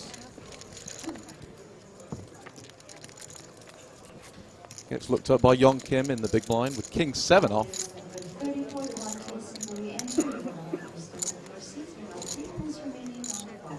Jack 3-4. Young Kim checks. Loosely the pre-flop regressor. Nearly evenly stacked. Loosely continues. Young Kim folds. Did you guys get up to anything interesting the last few hours? Yeah, we went to get some food. This lovely little Czech. What would you call it, Reggie? Like I'm not really sure. No. But we had a restaurant. Yeah, well, it was a restaurant, but you kind of walk in with a. They give you like a bucket? Like a piece of paper, which is like your ticket, and then you just go up, ask for what you want, and they mark it down on your ticket. You can like keep going back for more, and then you pay at the end. A buffet? Of sorts. More like Of sorts, a marché. Yeah. But they had really good food, really good meat, and then these potato pancake things. Oh, I love a potato pancake. Oh, they're so good. Yeah, with they're the beer really as well. nice. My word, so Did you guys good. get sour cream and applesauce with it, or cabbage? Nah, just straight up beer. A lovely, lovely beer. It just complemented it so well. So nice. I feel like beer's good. Just in general. On its own, Just yeah. yeah. It's just what I wanted, though. It was really greasy, just fattening. I just needed it today. Just so good. Must be nice. Here comes your boy, Tesser. Got his ladder, and now he's all in. Open shoving, ace-5 from the hijack.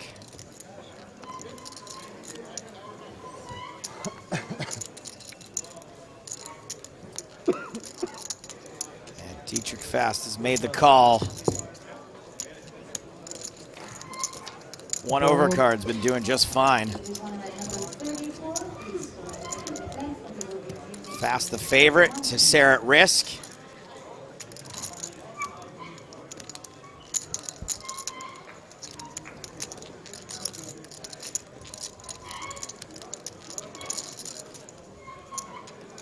Tesser was stalling just a little bit to make that pay jump. He's not too far off from making another one. Yeah, he is. He's a while. Queen 10-4. Not much help for the ace-5. Couple of backdoor straight draws. They swap out. Sarah now going to need the jacker. He is out of there.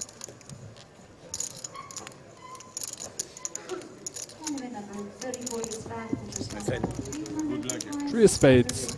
No. GG for 14,500 euro.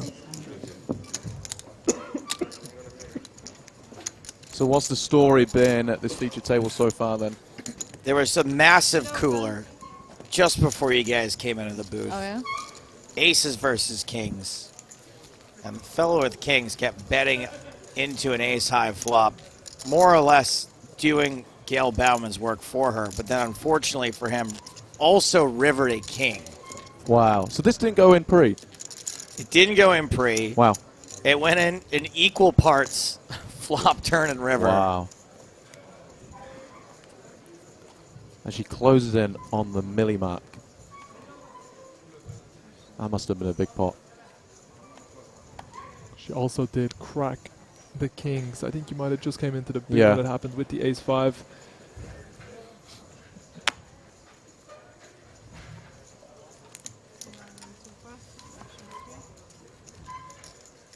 So that all-in shootout must be running. If you go deep, let us know.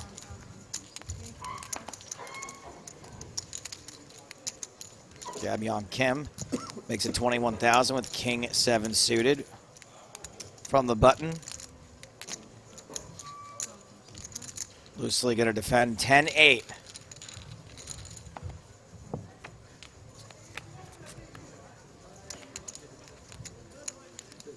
Flop is ace, king, 5. Pair of kings for Young. Seems like this hand is going to go. Oh, glad I didn't say anything. Check, check. 3-ball on the turn. Kid maybe checking there, hoping his opponent will catch up a tiny bit. Check, check again. River's a queen.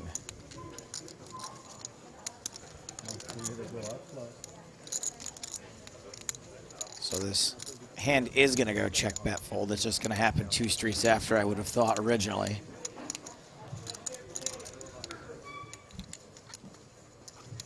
Can't slow play it anymore, homie. Gotta try and get a little bit of value. We can see he won't, though.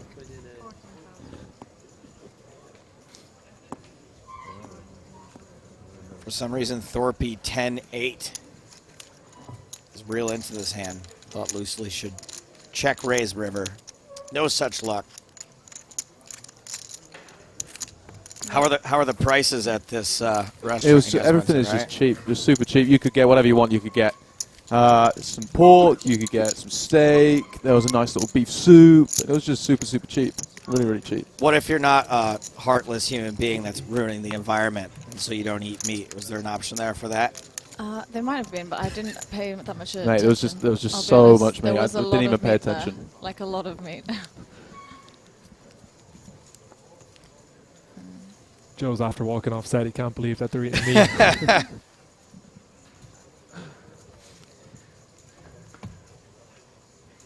I mean, look, if you'd eat a cow, you'd eat a puppy. That's what I say. Poor puppies. Let's not talk about puppies. I'm not the one eating them.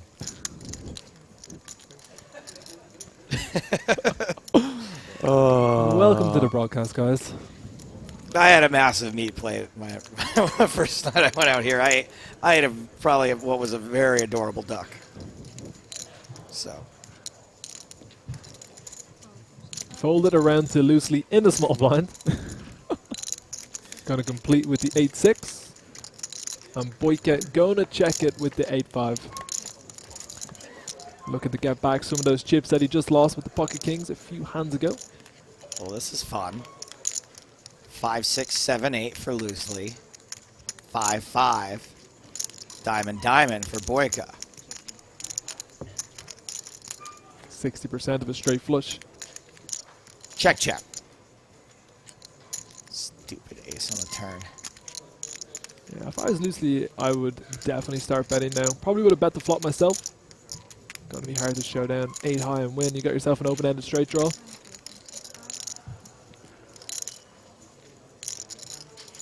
Doubles Team Poker says, won the shootout, loving this stream. What do you think? Do we believe him? Yes. I reckon so. I believe him. Really? Yeah. Do you guys know Doubles Team? Yes. Shootout winner 2019. It wouldn't be the first time a friend of the stream has won the Twitch linking all-in shootout. Well, who else is in it other than friends of the stream? Bink. There it is. God, he's got 80% of a straight flush and he's going to lose. 7, 8, 9, 10. So- That should be so messed something. up. That should be something.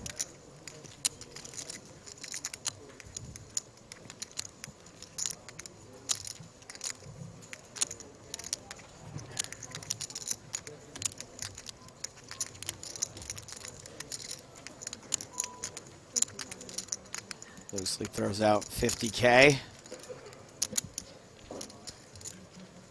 It's an interesting river for him to bet so large on. Just because he's probably not going to have too many two-pair combos that run a bet turn and river. I guess maybe ace-5, ace-7. Not going to have diamonds too regularly when he checks the flop. I think the 8-5 a little bit too far down the call, but maybe Boyka with the 8 of diamonds considering possibly using this hand as a bluff. But he is going to make the fold. I was one time streaming with Benjamin Sprague on the PokerStars Central channel before GJ and Mason came in and stole her job. Oh, man. And I got... Shots fired. I know, right? I got 5th place in an all-in shootout. One of the EPT ones, but maybe like, 10,000 people for a platinum pass. And Benjamin Sprague, I've never seen anyone anti-sweat somebody so hard. He was like, I'm actually quitting if you win this. And he genuinely would have been so mad. There's so much bitterness inside that man. It is pathetic. And he celebrated, like double. Yeah, he rarely does it. He rarely shows emotion on the stream. But He celebrated when you went out? Double fist pump, stood up. You hate to see it. You just hate to see it. You hate to see it. And then it turns out everyone on the planet got platinum passes except for me and James. So congratulations. But you got to commentate on the biggest 25K That's of all right. time. I got to work 14 hours a day for the entire time. I can tell from the sound of your voice you really loved it as well. You'd love to see it. I did love it, actually. It was pretty cool. It was a very, very cool thing that happened, and I loved seeing the amateurs. I wish some of them didn't stink it up so bad. Here, Spraggy done his best and he cashed, so come on. Ace high flop once again. Gail Bauman catching her 1 overcard. Once again against Alexei Boyka. Yeah, but you put underneath. Brings you a bit higher. For me, it didn't work. How's she always going to have it? I don't know. I helped with your posture. I think it's a reasonable assumption for Boyka here to assume that Bowman not too likely to have an ace.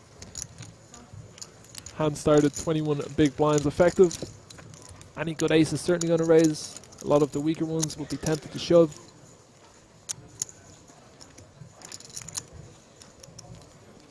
And ace-5, very, very good to this woman. 2 pair now. Does make the board a little straighter.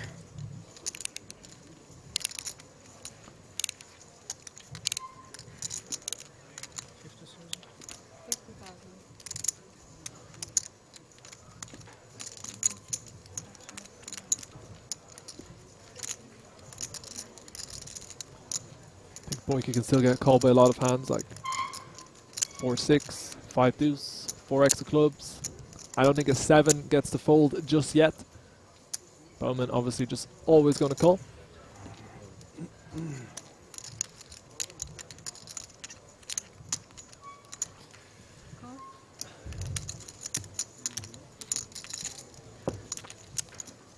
Super interesting to see like a 4 or a 5. I think on the Jack of Hearts it's going to be way too thin for Boyka to want to shove. He's probably going to find himself in a situation where he checks and faces an all-in from Bowman once more. That sounds about right. Sounds on brand.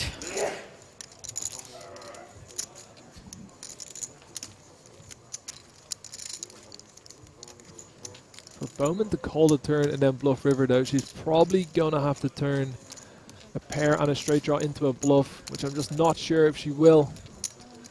So I think Boyka will have a relatively straightforward fold on the river.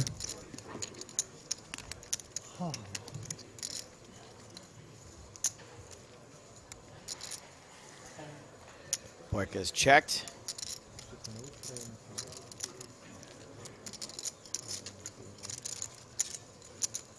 We all in, Mason? What's that, mate? Are we all in? Yeah, well, he's only got 145k behind, a pot size bet left. I think it makes sense. All hail Gale. She will put you in tough spots all the live long day.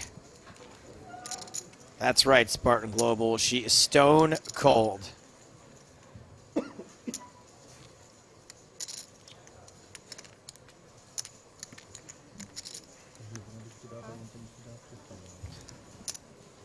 Alexei going into his time bank. I reckon I'd fold here. I think I'd be a bit afraid. It is scary playing deep in EPTs, but I just think it's a spot where it's very hard for Bowman to have bluffs as well. You can kind of see the cogs turning in his head. I don't think he can make this call. The what turning? The cogs. Oh. The cogs in his head. Is he saying what I think he's saying? C-O-G-O.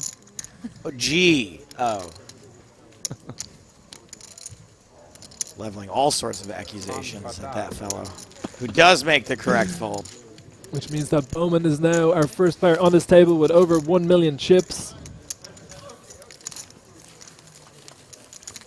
And it's certainly going to be a force to be reckoned with as we get down to the serious end of things here at EPT Prague. 59 players left. First prize will pay over €1 million. Let's see, Bowman has 106 big blinds for a monster stack. She could just cash out right now. I mean, was it 1,068,000 per first? You can just take them chips and get the cash, right? Just cash it right out. Yeah, I don't know why they never do that. Sickos. You have $1 million, just go.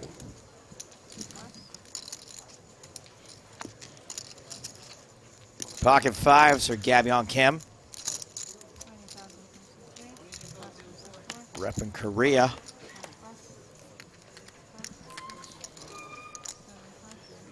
Just has the big blind to get through.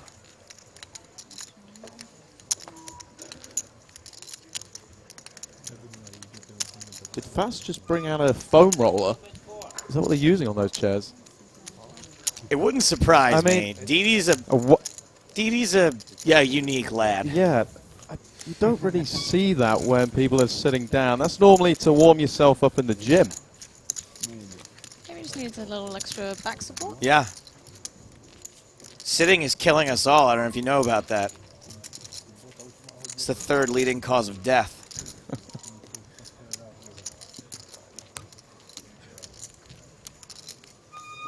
Number 1 and 2 leading causes of death are death and not living.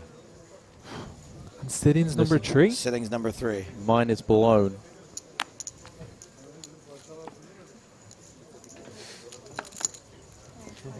Young Kim with the jam jars, aka the pocket jacks. The jam jars, that's adorable. Came up with that one myself. Well, I guess I can't invent everything in poker. You hate to see it. Ace king for loosely. How big will this pot get? Just a flat. Nope. Having a hard time with those colors over here. 3-bet to 60,000.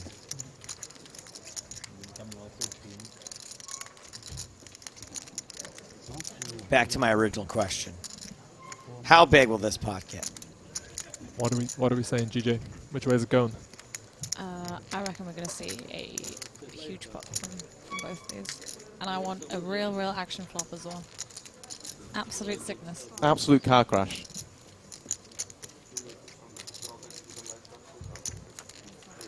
Do you feel like these players are going to be playing a little bit more conservatively, calling with these high pocket pairs because they're just so deep into this tournament and they're concerned about the payouts, the big money up top? Because normally, you know, I play microstakes, I would just say, yeah, I'm all in with my jacks. But because this is a 5K deep into an EPT, do you think that they're just playing a little bit more conservatively, or is it because they're just being tricky? And I think you nailed it. I just think it's totally unnecessary to just play for stacks when you're this deep pre-flop.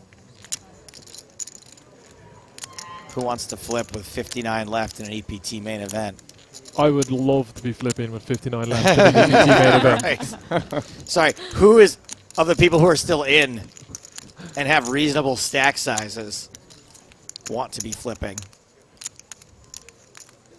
When Young Kim was imagining a flop, this was not one of those that crossed his mind. With his jacks. The problem is it probably did cross his mind, well, like when they thought of the Stay Puft Marshmallow Man at the end of Ghostbusters. You're probably thinking, no ace, no king, no ace. Who thought of an ace or a king?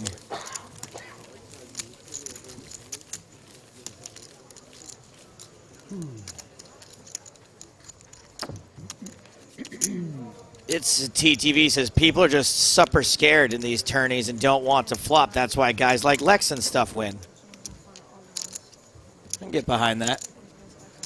Get behind that. Not everybody can handle the pressure, Lex can. Right. That's why Lex and stuff win.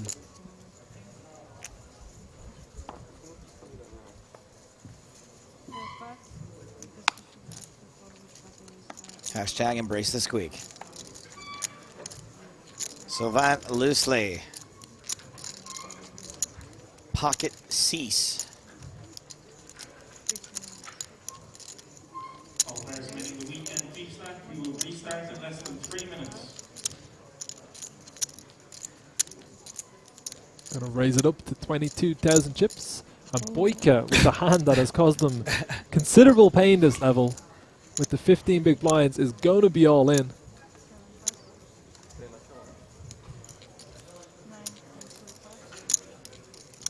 Pretty close spot for the sixes. How many people are we playing? 700?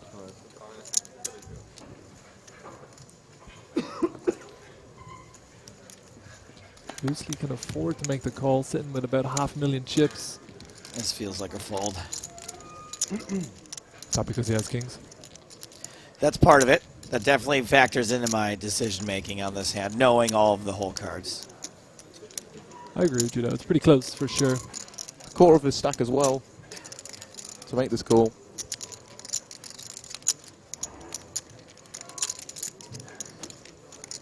How many times are you going to call here and love what you see?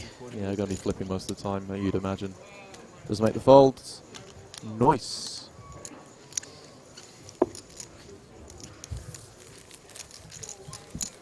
That's one way to stop from getting bad beat with kings.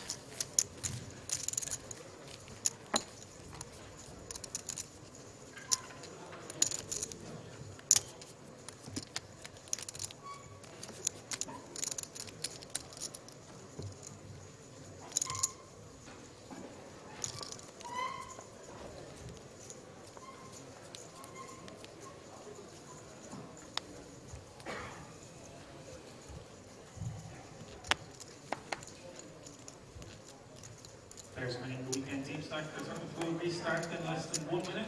Please start retaking your Boyka picking up another strong hand. The 10 and the 10. You would think this would have been a good level for him. Yeah, he's had a lot of big hands, but unfortunately for him, his opponents have tended to have better. Guys, I think Lex might actually be in chat right now. Oh, yeah? Same guy.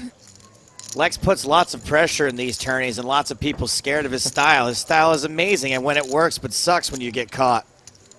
Good old Lex alt account. Just post under your own name, Lex. Asimati in chat, you're not wrong. Boyka is, well, it says here in my notes, yes, he is a previous EPT main event champion. Looking for the 2-time.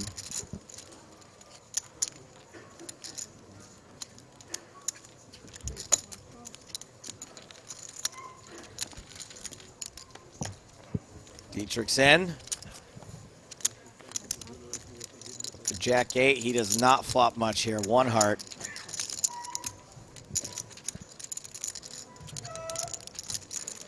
Dermot Mulroney called. He wants his face back.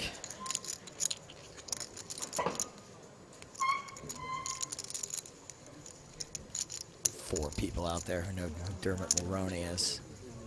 James is one of them. I thought this tweet you received. I thought that was actually Photoshopped me from far away. Really? Yeah, legit. I should have read it. Daniel Hart tweets in using the hashtag PokerStarsTV. You three have evolved into a brilliant, well-oiled machine. It's written a little while ago, I think. No, I am wearing my glasses. Yeah. Oh, I am. It's Jesus, the 3 I'm going blind. It's the 3 Stooges. My goodness. Oh, well, my to be fair, days. you can't see your own glasses.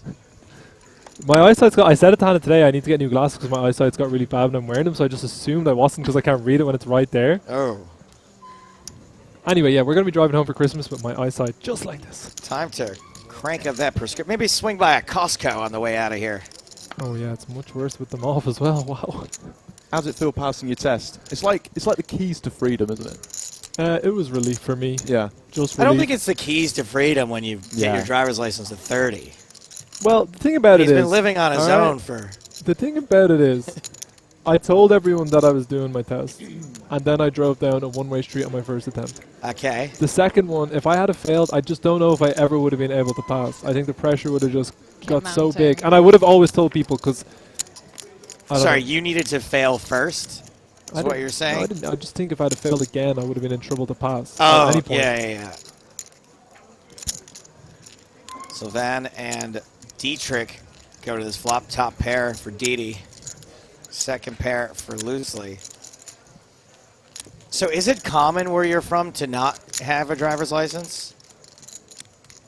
Or were you out of the ordinary? My ex drove, and so I don't know if it's common or not. Most of my friends have them, but my ex drove when I was 22, and then, you know, Kev Torino. Yeah. When we were playing poker tournaments together, he drove, and then I lived in Malta, and there's no need to have a car in Malta unless you have a dog and want to bring him to parks.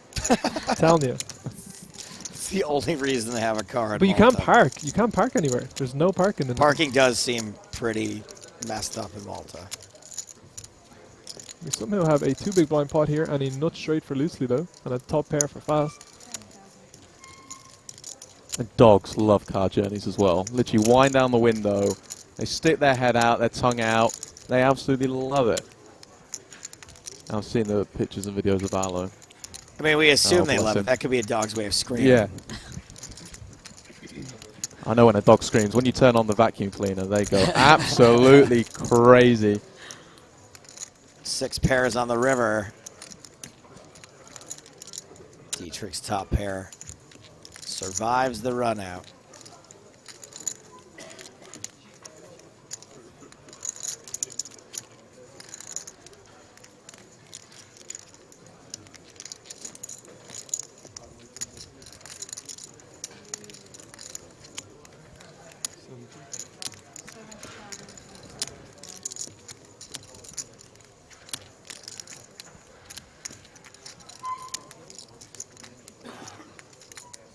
Lex to bet pot on the river.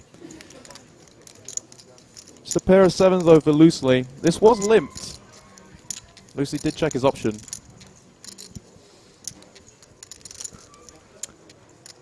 Now goes for the big pot size bet on the end.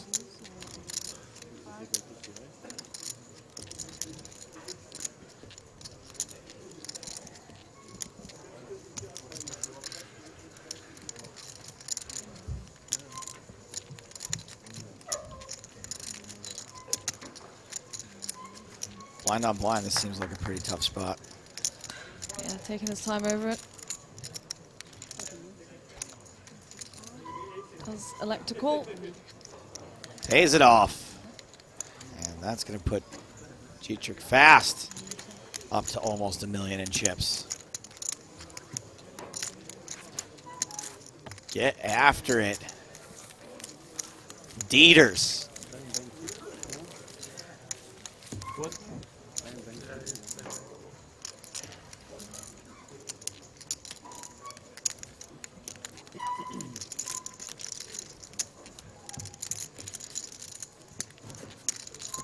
So I assume with all of the judging of the Dare to Stream competition, you guys won't be Star Warsing.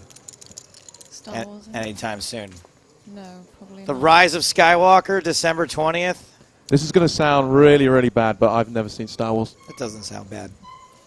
I've Is he done? never seen Star Wars. I've been told that you're off. Sorry about well, that. Well, it's been fun ride. Too loud.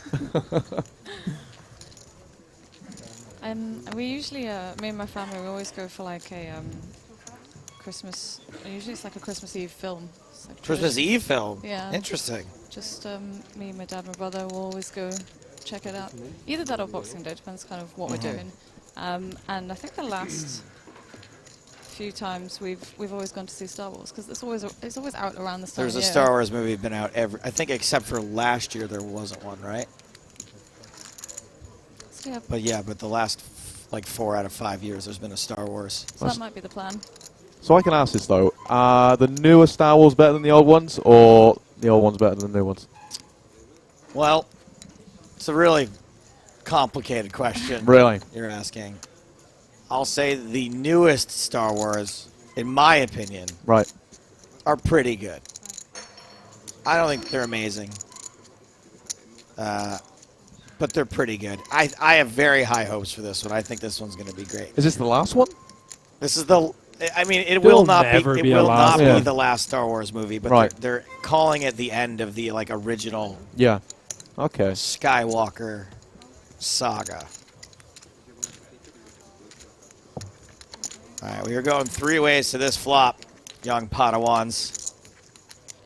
Top pair for Young Kim.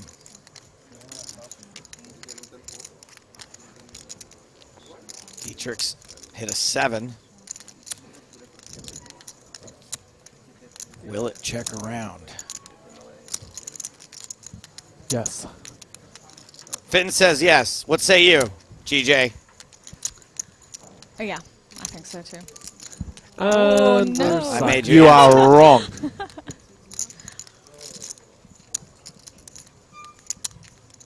I give you credit for answering before the Thank you. truth was revealed. I would have just stalled. Wait for the action. Waited from the start, Yeah. reaching for chips. But like, nope, not checking. I will do that a lot when I'm mid-sentence. I'll pretend I'm... Oh, all the time. When I was about to say what wasn't going to happen, I'll definitely change it if the... I do that all the time. Old commentator's trick.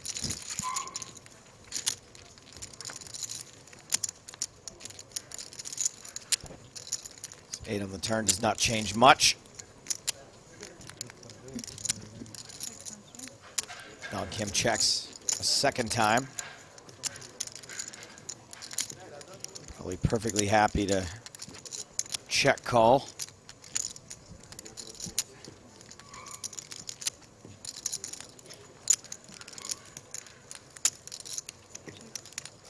Swingy Pete says, Bauman looks so cool, like a poker special agent. Not only do I agree, but the proof is in the pudding that she's not even involved in this hand, yet we're still paying attention to her.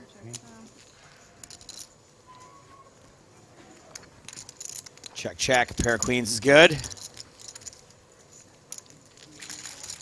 Kim's gonna scoop a small one. Now, is it bad that I haven't even seen Lord of the Rings either? You don't worry. They're used to commentating with me. I've let them down enough. You can't do worse. But I have seen Harry Potter, and I love Harry Potter. Harry Potter's class. I think it's only bad if you consider yourself a movie fan and you haven't seen these things. So you can't claim to I be don't think some it's kind of bad to have not seen movies. Or if you ever want to get a reference that Joe and James are doing beside you, and you It just is helpful for picking up references if you've Yeah. seen some movies. Yes. I have a confession as well. I'm not a movie fan, movie buff at all. It's just a either. different generation, you know. Like you guys probably can name all the Pokemon. Yeah, actually. Yeah, see? I could, I think. You could probably name all the Pokemon and like who won the last 7 SummerSlams. WWE. That feels like a shot at Benjamin Sprague. Benjamin Sprague's one of the best people for getting movie references. That's where your friendship blossomed to the beautiful bromance it is today. We do have quite the bromance. And yes, Chills, I have seen Rounders. Yes.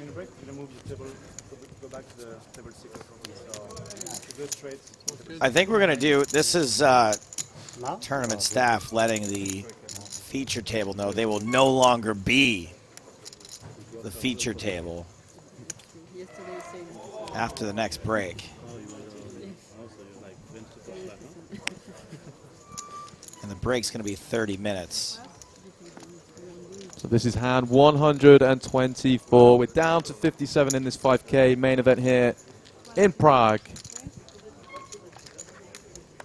As John Kim has ace jack off, comes in for the raise to 20K. Do you guys want to know who's going to be on the feature table when we come back? Let us know, please, Joe. Let's go. Who we got? Well, everyone's favorite, Yaka Believa. Hey? I'm a believer. And Yakov, that is. Jean Piquet. Stanislav Koleno. I mean, this is too much star power in one table, if you ask me. Nikolai Pabal, that's a guy we've heard of before. He won an EPT. Laurent Michon. Nazim Shala. Isn't that the name John Travolta got wrong at the Academy Awards? Nazim Shala. Bryn Kenny. There you go. That's the headliner right there. No offense to Yaka Believa. Bryn Kenny edges him out. And of course, Empty. That just describes my soul. What's happened here? We've missed some of the incredible action on this hand. A raise, a check, and a check.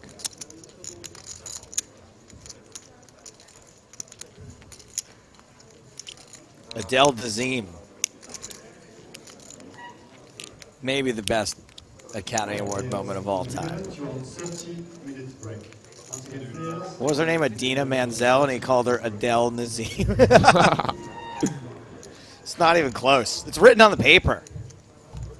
Looks like Stonescu is going to try and bluff the very last hand here before the break.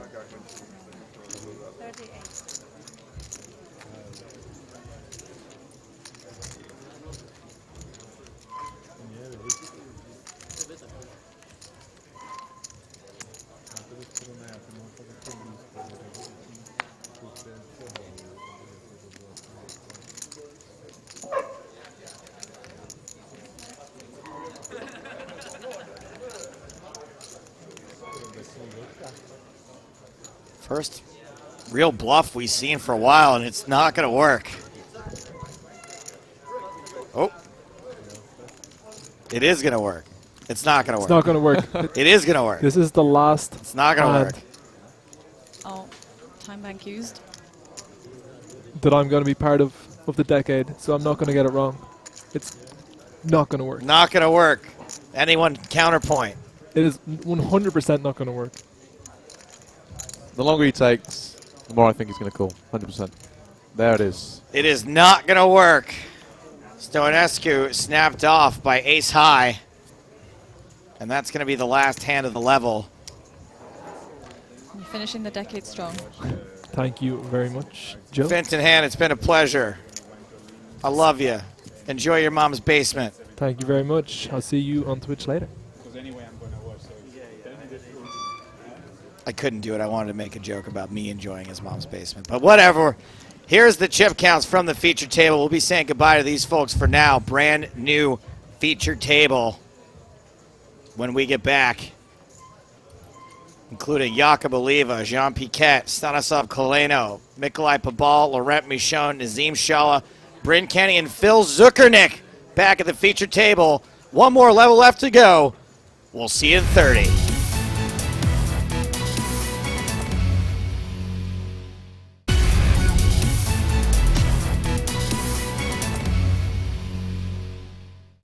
Blinds are 40 and 80,000 with a 10,000 ante.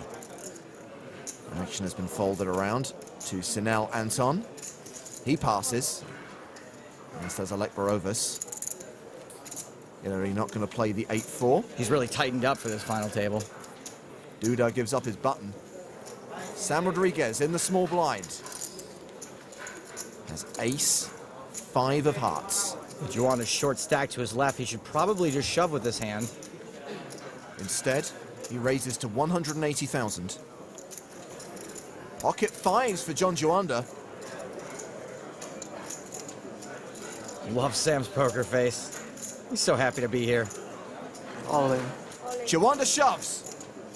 See, now Sam's in a tough spot. Sure, if he had shoved, Joanna probably would have called anyway, but there are a lot of hands he would have folded too. Maintaining a decent stack at a final table is very important. Now he's in a spot where he has to make a decision that could possibly double up the guy on his left, and that could be a huge problem when the guy on your left is John Joanda. 1.6, 1.7. 1.665, bro. It's right there on the graphic. I call. Rodriguez calls. John Joanda is the player at risk, but he is a 63% favorite here. Not the best case scenario for Sam. Not the worst either. He's got hearts, aces. Stuff can happen. Joanda looking for an early double up. The flop is 8-4-8 with 2 clubs. Joanda now a 4-1 favorite. Rodriguez looking for an ace. 7 of clubs on the turn. Rodriguez loses an out, but picks up 2 more. Net gain, 1 additional out. It's a 7 on the river. Rodriguez does it the dirty way. Joanda gets counterfeited. And he's trying so hard to act like he's been there before. I find it endearing. Not sure Johnny Joanda will feel the same way. Rodriguez is the new chip leader. John Joanda goes out in 8th place. Been folded around to Ilari Sahamias. He has Queen 9. Obviously, he's going to open light now. Looks like a raise. From under the gun +2, he makes it 180,000. A little loose from that position. 5-3 for Antonin Duda. He folds. Sam Rodriguez on the button has ace-jack. Clearly, you can't fold this. Calling's just fine in position. You don't want to put another bet in and then have Ilari put you to the test pre-flop. Rodriguez does call. I guess if you're a real sicko, you can 3-bet hoping to induce, but with the chip lead, you really don't have to do that against the guy who's got almost as many chips as you. Both blinds fold. Heads up to the flop.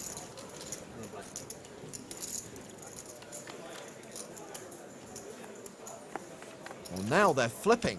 Rodriguez has top pair. Ilari has paired his queen, and he has a flush draw. And it quickly goes check-check. Both play a little pot control. I think I would have liked to see a bet from Sam. 8 of clubs on the turn. Rodriguez now a 69% favorite. Action on Ilari. He bets. A delayed continuation bet of 180,000. Small bet, probably for a little bit of protection. Probably also thinks there's a good shot he's got the best hand. Rodriguez calls. And the river is the 7 of hearts. Ilari with the flush. Looks like Ilari is going to bet here. I like betting in this spot. Let's see how much it is.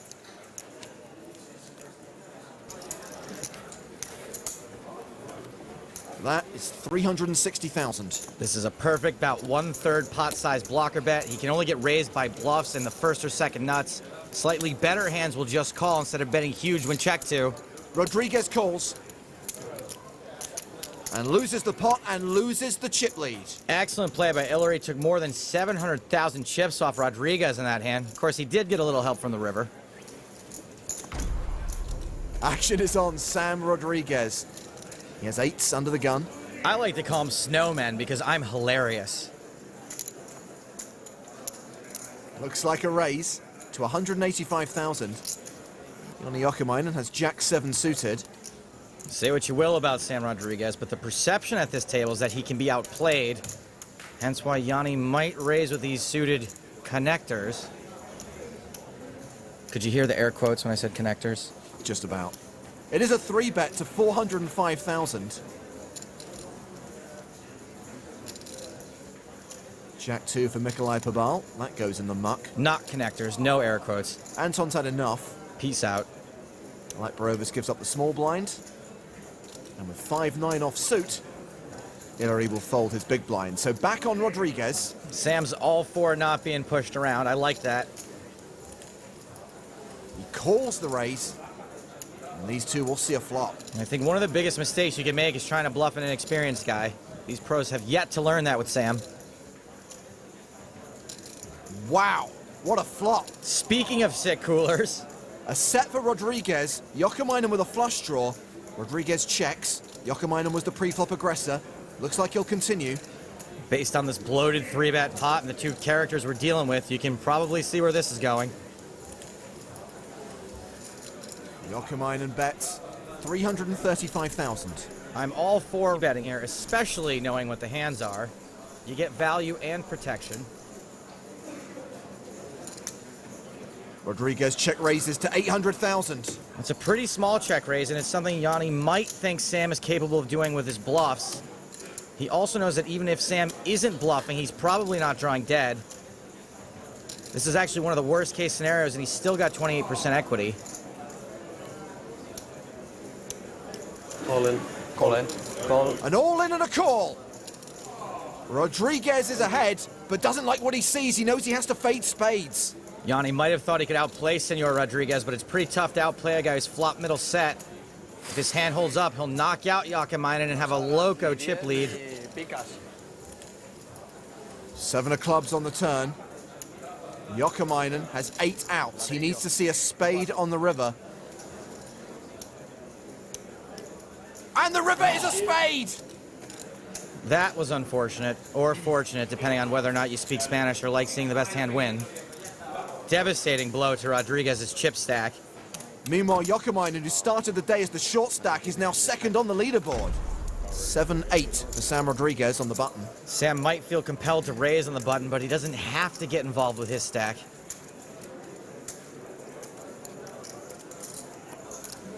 He does raise, makes it 225,000. 9-6 suited for Joni Jokamainen. Looks like Yanni may have caught on to the fact that Sam might be tilted and that he plays too many hands.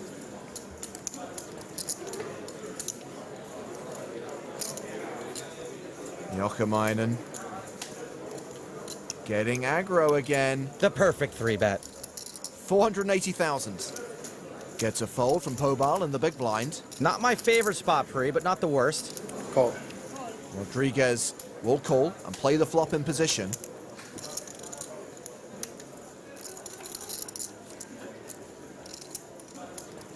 Another dramatic flop. I meant to say I love that spot pre-flop. 2 pair for Rodriguez, the up and down draw for Jokamainen.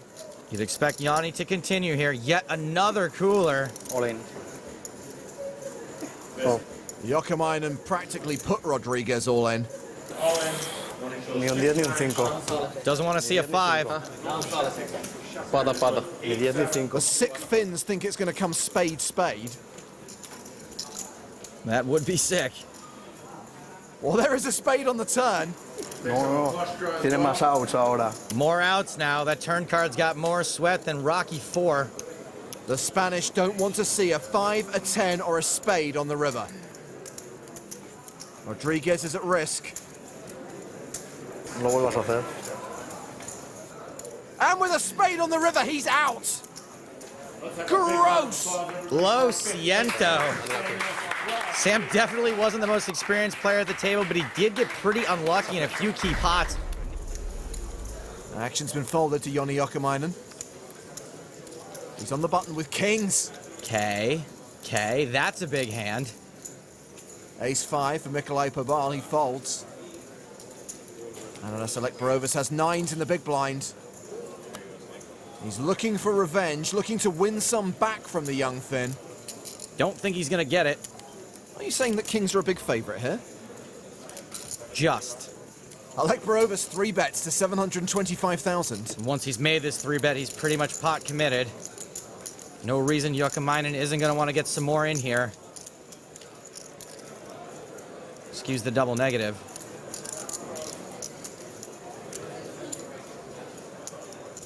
Jokamainen is counting out a 4-bet. Those glorious black chips. Alek Barovas shoves. Snap call by Jokamainen. There's an 80% chance that this field ends up being 2/3 Finns. Alek Barovas at risk and way behind. He is a sharp-dressed man, however. Queen Jack 3 flop. Alek Barovas looking for a 9 or running straight cards. Pretty miserable flop for 2 9s. The turn takes away any possible draws. Alek Barovas needs a 9. There are 2 in the deck. He has to hit on the river. He exits in 4th place for just over 300,000 euros. Really superb run for Alek Barovas. Just one of those situations where either player could have had either hand in the shorter stack, ended up with the worst one. Action on Ilari. He raises his button to 450,000. Now that they're 3-handed, there is a huge money bubble here. Some folks would tighten up because of that. Jokamainen 3 bets from the small blind with 6-10 suited. If I know anything about the Scandies, they're probably both going to get even looser and more aggressive because of this money bubble. Juha Helpi has been joined by Jani Sointola. 2 million. A 4-bet from Ilari to 2 million. Ayah! This is just insane leveling happening here. I can't wrap my head around how you get the nerve to do something like this, but I know Yanni can't call. It's 5-bet or fold. It doesn't look like he has the latter option in mind. This is a 5-bet to 3.125 million. Let's see if Ilari's got what it takes to go medieval on this 5-bet. All in. He shoves! That's it. No more moves left. It's the triple dog dare of poker. Jokamainen folds. Ilari shows the Queen 8 as if he was bluffing. It was the best hand. I don't know how you play this kind of poker sober, honestly. I can barely commentate on it sober. It's not my size. Mikolaj Pobal, ace-9 suited. He raises the button, makes it 450,000. Well, there's 2 hearts out. Ilari folds the small. King-9 of spades for Joni Jokamainen. We know Jokamainen's dominated, but I think we're pretty likely to see a defend here. Pretty strong 3-handed. He does call. You know, Pabal's supposed to be wearing the silver hat, but he didn't want to play the hat game. And he claims he likes to party.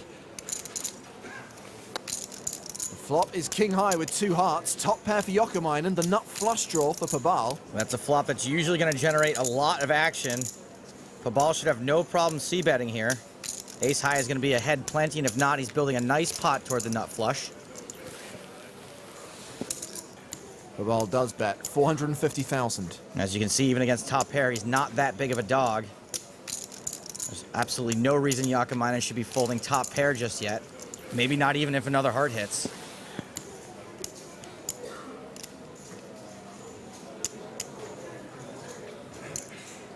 Joni will call, and we go to the turn. I bet he wishes he had a hat now. 3 of diamonds. Pretty innocuous card. Jokamainen checks top pair a second time. Pobal checks behind. Opts to take the free card. It's a heart on the river. Pobal now with the stone cold nuts. Jokamainen checks to him, and he checks behind. You can't do that. Not those, the nuts. Wow, after playing for 5 days and 12 hours, mistakes like that can happen sometimes. What he has? Second nuts? No, he has the nuts. I don't have second nuts. Then I leave it. One hand?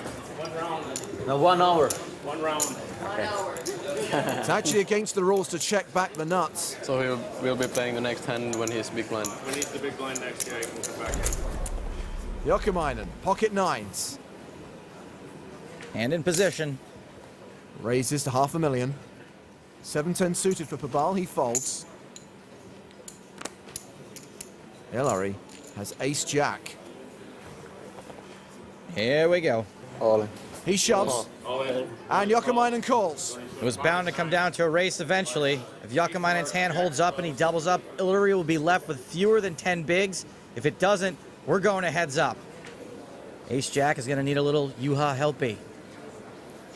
Here comes the flop.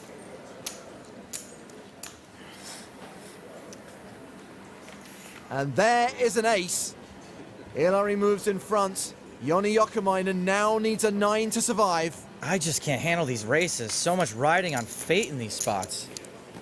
It's got to be a 9 on the river, or we're down to 2. Jokamainen looking for a 2-outer. Doesn't hit. Super impressive finish. This time, no pun intended, for Joni Jokamainen. This kid used to idolize Hillary. Now he's played with him and against him on the biggest stage in the world. Disappointing finish, I'm sure. Still no pun intended, but one that he should be very proud of. Hillary has 9-5 suited on the button here. And he's raising. Still aggressive on his button. Can't really go wrong with this heads up. Unless you run into aces, I take it back. I take it all back.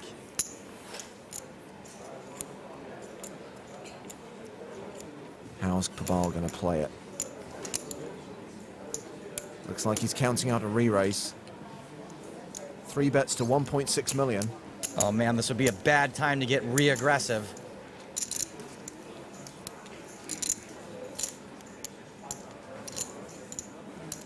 All in. Whoops! All in. One big bluff too many for Hillary. I can't help but feel like him throwing in that last chip was also him throwing in the towel just the teensiest bit. Anyone?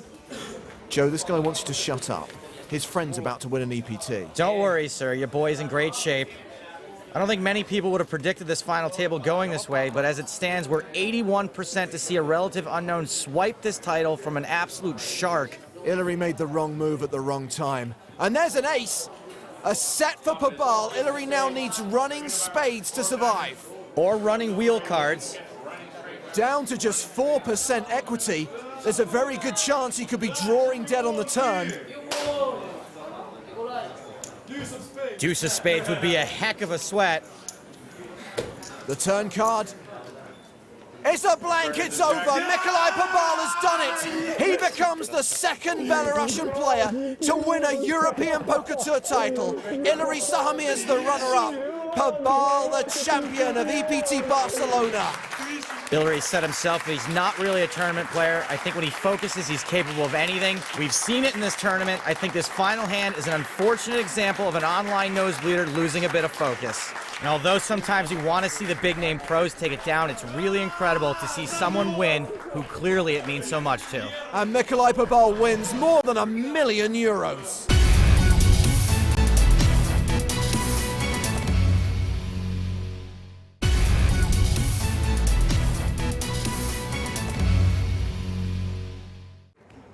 Today's the day we crown another champion on the European Poker Tour. Blinds 20,000, 40,000 with a 5,000 ante. Kevin Killeen first to speak, and he's got kings under the gun. Raise coming. He makes it 85,000. Action. Folded around to Jake Cody. And he's got ace-queen. Yeah, boy, this could get uglier for Jake Cody than Willem Dafoe in drag.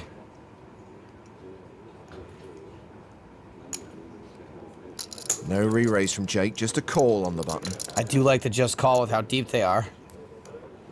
Art Corrin also has a queen. Queen-jack in the big blind. Getting pretty good pre-flop pot odds, but his hand is pretty much in jail. He calls as well. We go 3-way to the flop. Colleen, roughly a 2-to-1 favorite. Well, that's a gut shot for Corrin. Colleen's king still way out in front. Yeah, look at that. Things not so bad for Queen Jack all of a sudden, though. No c-bet from Colleen. He's checked the action to Jake. I'm fine with the no c-bet, believe it or not. The only problem is that there are lots of bad turn cards. So Jake takes over the betting lead, 160,000. He must have heard me calling him Dad Face most of the tournament. Today he's dressed like Sandy from the end of Grease. Sure, I could have said Danny, but I went with Sandy. Looks like Corrin's calling with his gut shot. Kevin's hand obviously way too strong to fold, but he can't really like this action. He calls as well, so we're still three-way as we go to the turn. On the rail, Liv Barry, Olashemian, and Olashemian's 2 guns. It's a 6, which doesn't change anything.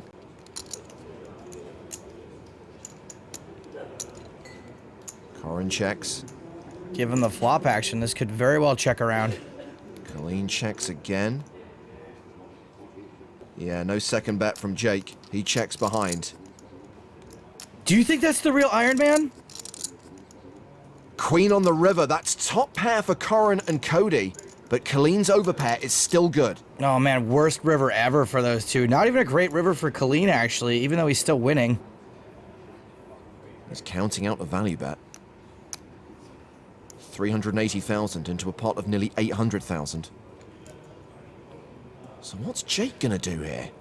Even though we know Jake has the worst hand, folding here would actually be pretty close to being a bad fold in the long run. He might actually be winning here more often than he's losing. He's also got Art Corrin to worry about behind him. Even still, a fold here would be incredible. He does fold! Wow! Again, wow.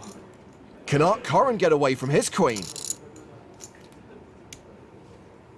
No, he pays off Kevin Killeen. Oh man, that's going to be rough watching this back, seeing Jake fold a much better hand and then calling with his. Hail to thee, Jake Cody. Killeen chips up to the delight of his rail. And what a read by Jake Cody. Kevin Killeen with ace-queen. He's in the hijack. And he raises to 105,000.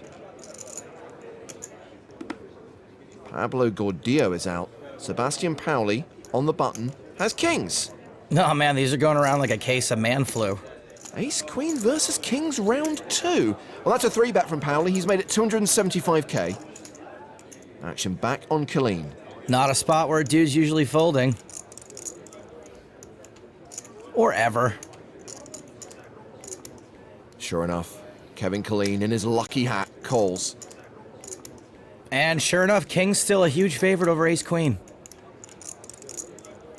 Killeen out of position without the betting lead with the worst hand. Oh, hang on a sec. Top pair and the nut flush draw. He's actually a statistical favorite, even though Pauli still has the best hand right now. That is a sexy flop for Kevin Killeen, and he could be going for a check raise. Pauli continues for 250,000.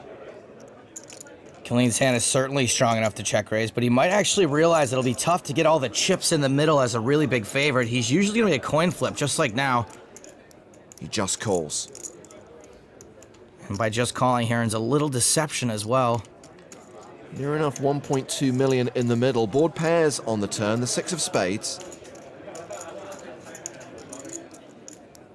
Killeen checks for a second time. Pauli should definitely keep betting. Here comes the second barrel. That is 425,000. Does Killeen raise now? If he does, it's generally more of a semi-bluff than a value shove.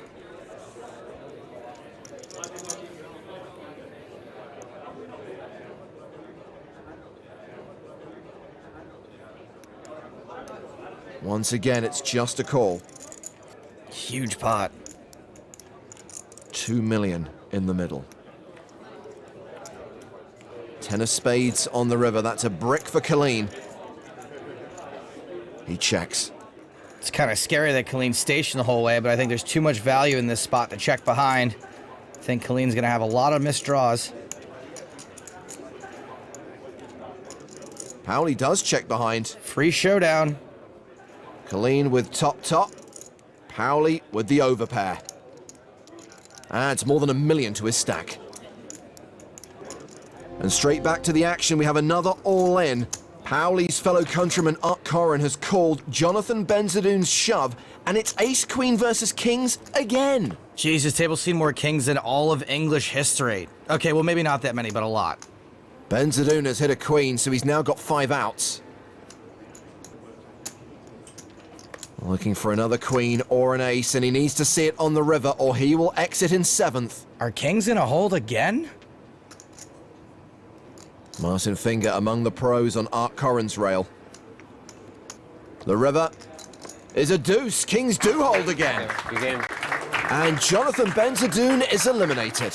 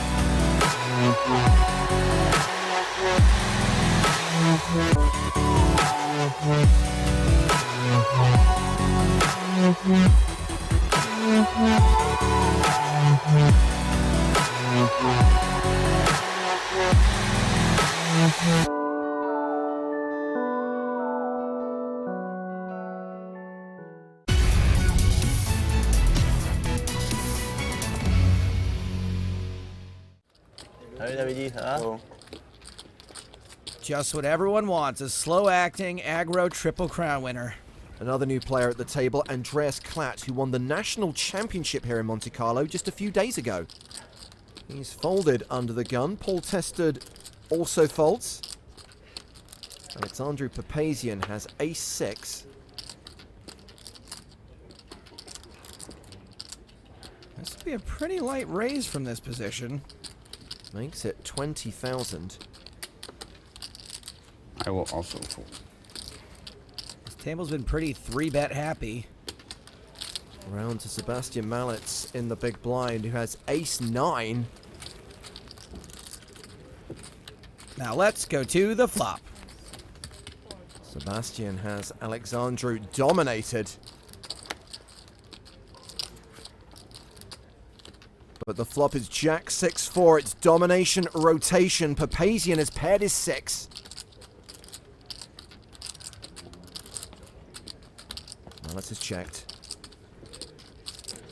Papazian makes a continuation bet of 16,000. It's a cool bet from a cool daddy-o.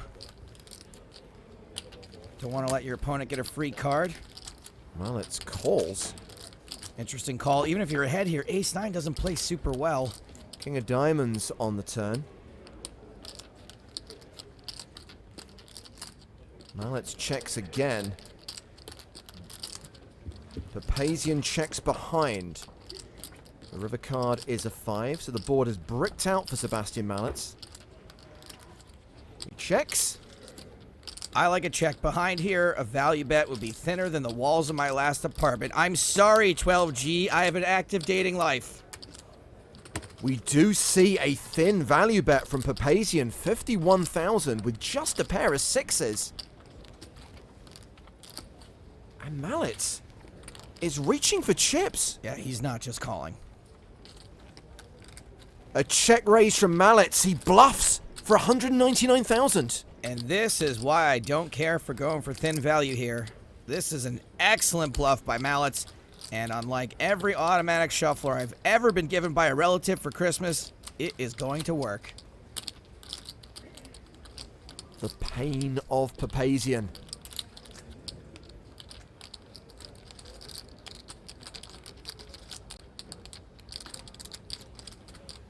He folds the best hand. Kid knows what he's doing. Adds 99k to his stack. Tough hand for the Romanian beatnik. Hey man, aren't they just like all of our chips? And mallets, now an above average stack.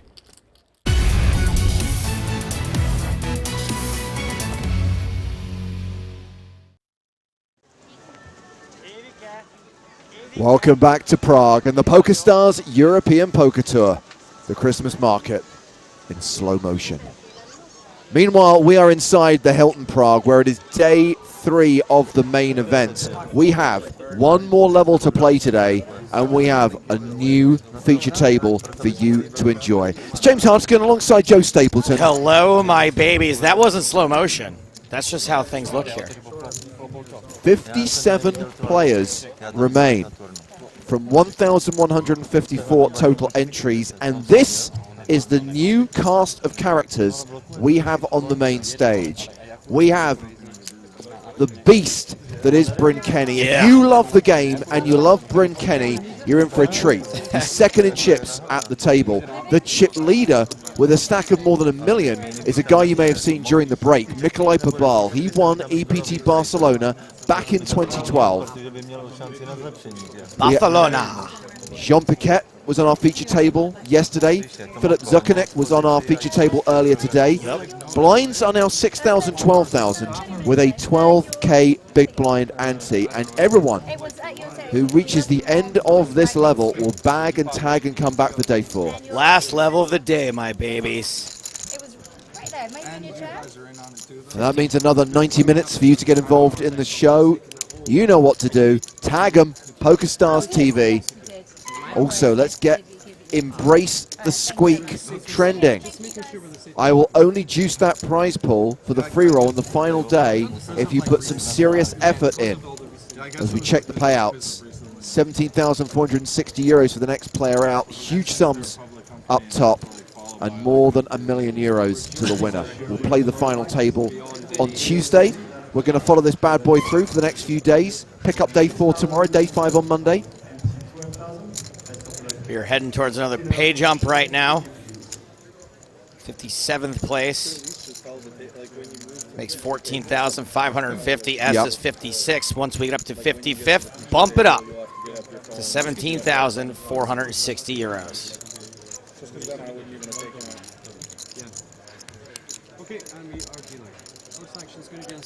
And action is underway. First hand back from the break. Some of these players are looking as tired as I am. Action on 2.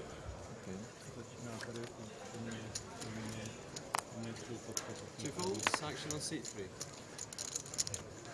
3 folds, action on 4. I got the sunglasses for the brightness.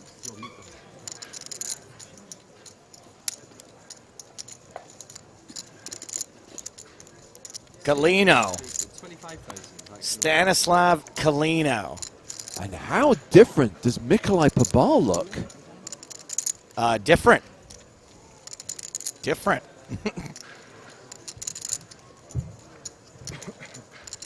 He's all grossed up.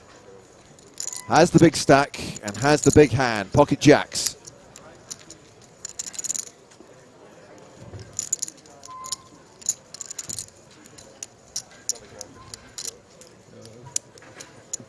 C5 gets 70,000, action on seat 6. So it's a re-raise to 70K. 6 and 7 both fold. Folds, action on 1. Round 2, the big blind. Zuckernick is out. Good discipline there. Doesn't have a huge stack. Probably not deep enough to try to flop a set. By the way, we are already down to 54 players, Joe, so we've already reached that payout. There it is. They Boom. Updated the ticker. It seems that we did come back from the break with 54. Tomorrow is the day when we normally play down to 16, and we are planning, or provisionally we've scheduled 6 levels to play tomorrow.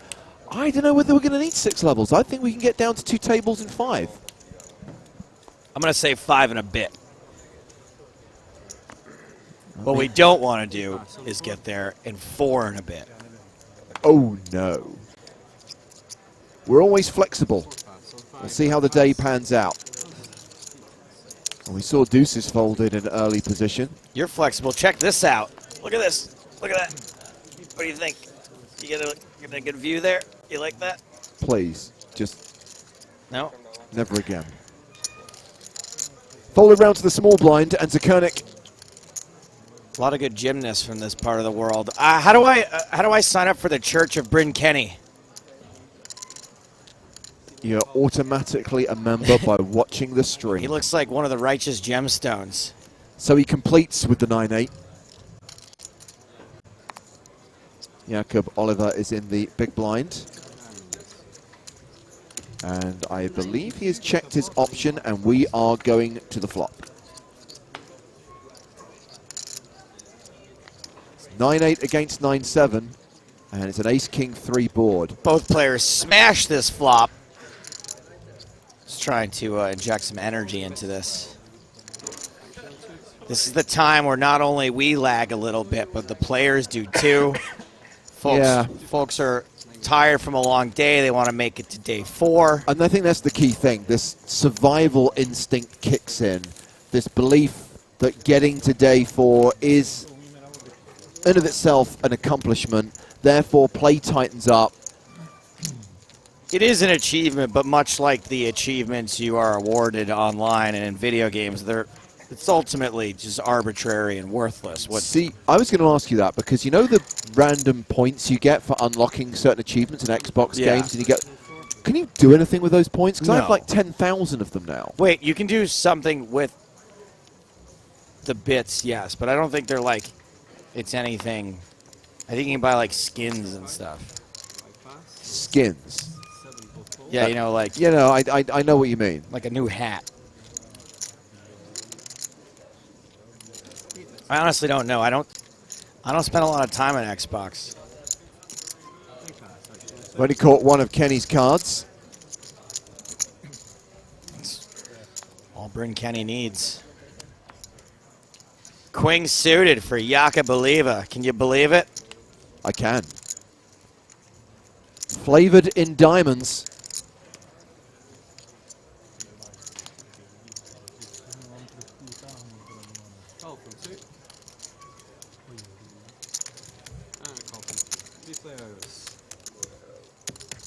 And Paquette is going to call out of the big blind with 8-6 of diamonds. 3-way to the flop. Oh boy. Diamonds. King 7-4. So we know that Oliver has top pair. Gut shot for Paquette. Bryn Kenny can't have much here. Well, he checks behind. 4 hearts pairs the board on the turn.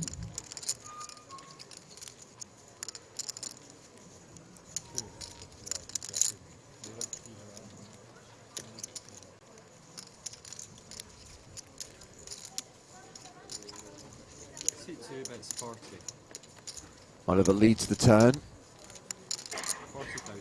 Paquette folds his gut shot, and Kenny folds his hand. On to the next one.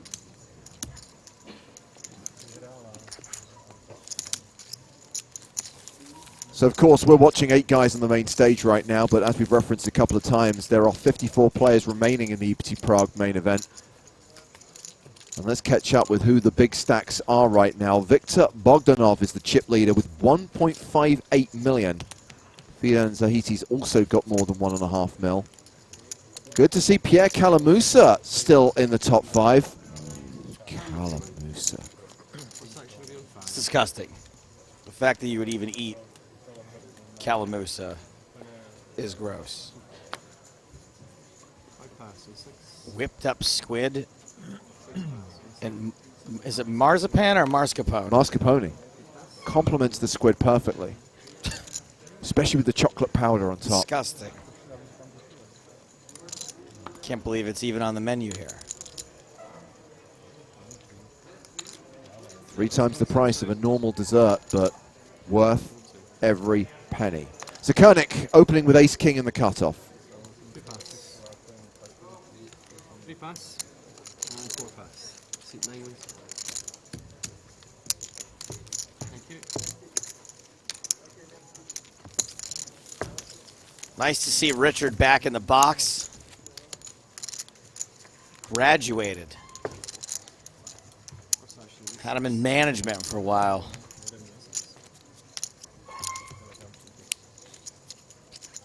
Well, the Moneymaker event that I played is Moneymaker's Road to PSPC at the Hippodrome in London. Yep. Richard was the TD for that event. These guys wear many hats. And he did a very fine job. I assume he ruled in your favor. I was not involved in anything controversial. He was not asked to... For once. ...provide a ruling. Bryn Kenny. In for a Kenny, in for a pound.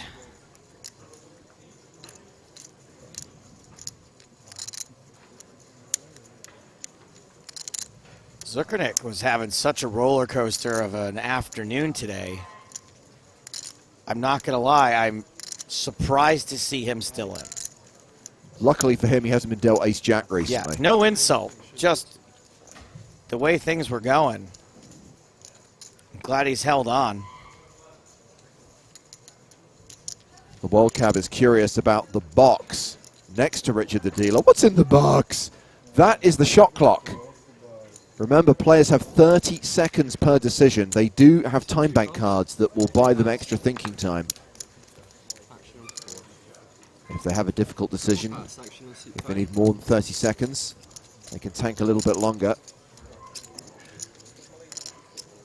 If you take longer than the 30 seconds and run out of time banks, the dealer takes your cards, puts them into that box where they are promptly shredded. We have 5, 8, and 2, 5x first. Or something to that effect. Three-way to the flop. Ace, 8, 7. 4 is still the best hand. Flop pretty much misses everybody. 8 checks, section 2. 3 overcards for both pairs. 2 checks. Check to Oliva, who checks. Turn card. Here's another 8. 2 pair for Kenny and Oliva. Dealer's now qualified.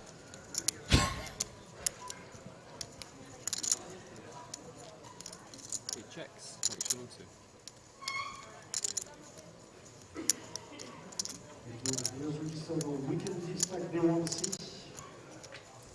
2. Oliva does have the best hand, but checks again. 3 on the river. So he's going to get checked to showdown. The 4s will play.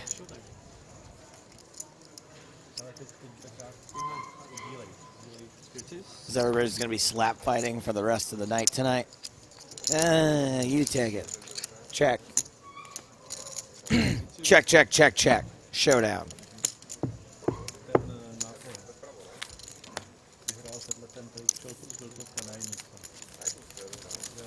Muffin Seed asks if Spraggy entered this tourney. No, we established earlier on that Spraggy is in Dubai. I know, right?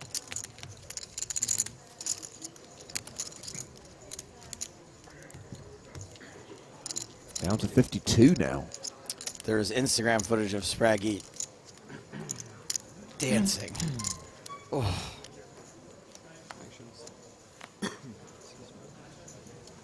In the words of Seinfeld, it's more like a full-body dry heave set to music. Only one thing worse than a dancing dad, and that's a dancing Sprag. So Koenig with King 10. Thanks. 26,000 action on 2. Raises. It's not even Spraggy's fault. It's just when you're that lanky, it takes a long time for the signals to reach your extremities, and it's just... I speak from experience in Yeah. saying that is correct. So it's a raise to 26,000, and it's rounds the big blind. Looks like Michaud's folded as well. Raise and take it. All right, guys, what do you say we just wrap it up now? You want to come back with 50 players tomorrow? Yeah.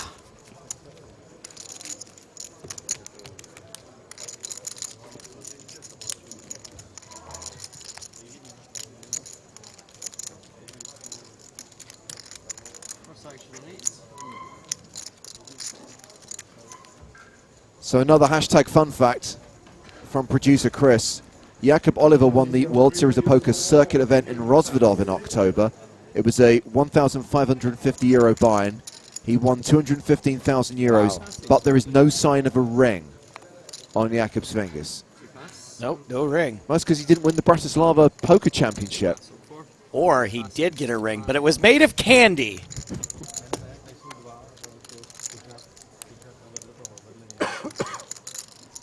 Pabal with aces. Hello there, and on the button where nobody's going to believe him. He's got all the chips. He's in position. Raises to 25,000. 10-8 for Michaud. That's a fold. Nazim Shala. Adel Nazim?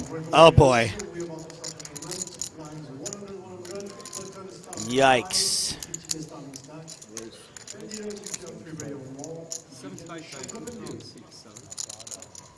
Shala 3-betting, not realizing that he's walked into American Airlines. We coined that one earlier on. It was right in front of our faces for years. Haven't been played. It's because the lights are so bright here, it's hard to see it. If you take it somewhere else to do that, you can see it. There's nothing else we can do. Not a very big 3-bet. I feel like this is a position where you can actually flat. I feel like you don't have to put another bet in.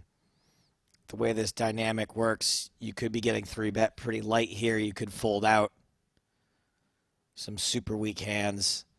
Obviously, in a heads-up pot, you're a heavy favorite with aces. But it looks like there is a 4-bet coming. Yeah, Pabal is going to re-raise. Also fine, obviously. So Shala's 3-bet was to 75,000. The 4-bet is 145,000. And it looks like Shala has shoved and Pabal has called. And Shala is at risk with ace-queen against American Airlines. The aces of former EPT champion Nikolai Pabal. The American Airlines versus the American Queen. Couldn't think of another Q word. There's practically none.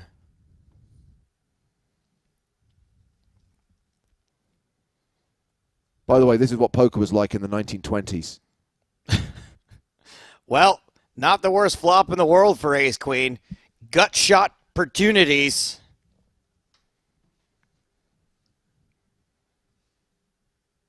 Five is a safe card for the aces. Of course, in the 20s, they had the piano music in the background. Right, yeah, the silent, the live piano music, yeah.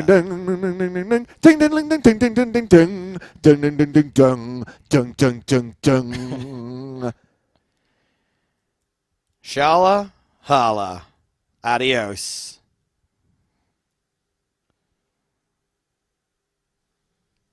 Pabal absorbs his chips. Pabal is even more of a monster now. Had $1 million. And is now going to be closing in on the chip leader. When James says monster, he means a chip stack monster. We have no idea how he voted.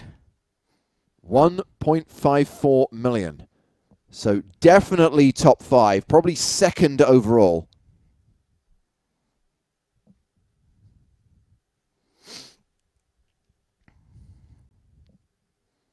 Sometimes it's good to be number 2.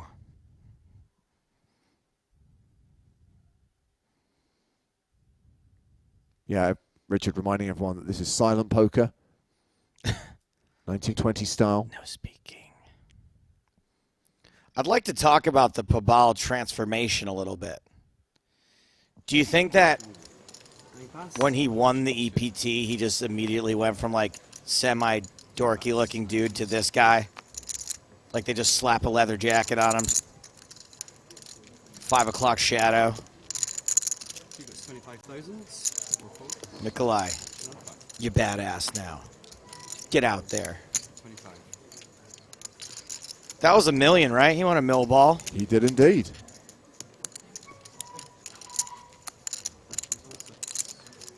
See, now you got the squeaking back. Weren't you happy when we didn't have table audio? Squeaks are back. Hashtag embrace the squeak. The other thing that's back, Joe, pocket eights. Eights are back as well. It's been insane. Insane the number of pocket eights we've been seeing. Snowmen's. Nom nom.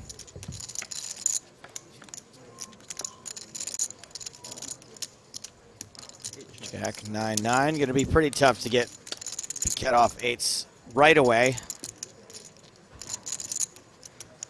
Bryn Kenny is a guy who is very often going to put up a fight, but not this time.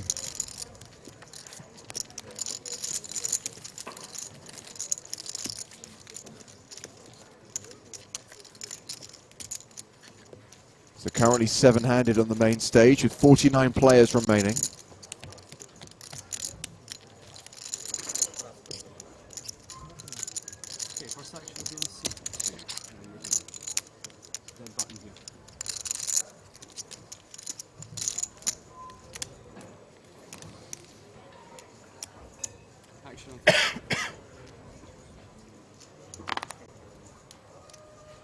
Three pass, four pass, action on five pass. Round to Pabal. Pobal. 6 bits, 26,000. Raises with a6 in late position. We may not win anything at the Global Poker Awards, but maybe we'll win something at the Pobal Poker Awards. Should we approach him with a proposition and say, you get to have your name in the title, right? And the only thing we ask is that we finally get an award. Best commentating during my EPT win. I'll take it. We lose to like the German commentators. Martin Pott and Jens Kanasa. Well, Koenig responds by moving all in from the big blind with nines. Gets the fold from Pabal. Nothing against Martin and Jens, by the way. They do fine work. Yeah, but they're less deserving of an award than we are. Wow. You just said it. It's not like they're listening anyway. Tell you what, I'll do Martin a solid and we'll promote the fact that he is going to be hosting bonus coverage here at Prague when we are done with the main event tonight. So 6 German online qualifiers have come to Prague to compete in a sit and go. Are they daring? To win a platinum pass. They are chasing their dream and they are hoping to make it to Barcelona next year for the PSPC. And on the German stream, you can exclusively watch that 6-person sit and go for a platinum pass. I want to remind everyone that it's okay to chase your dream if your dream is a platinum pass. It is not okay to chase your dream if your dream is Megan Fox. I can tell you from experience, do not do that. I mean, I can't see a situation where PokerStars is able to facilitate a game where we award Megan Fox as the first prize. Well, I'm out then. But no, the Germans will be hosting that exclusive stream once we're done with the main event in just over an hour's time here on PokerStars TV. Brought to you by Martin Pott, the German. All right, so this is a blind-on-blind battle. Zakernik, who I notice hails from Canada. And, you know, I find myself... I'm a bit of a history buff. I don't know if you guys know this or not about me. I do enjoy history. And I'm fascinated with Canadian history, specifically how Canada got its name. Just not sure you guys are ready for the story. Ace high flop, ace queen 7. Zakernik checks. Will leave his hand so bad he is compelled to bluff with it. Kind of a yucky board for 10-9 offsuit.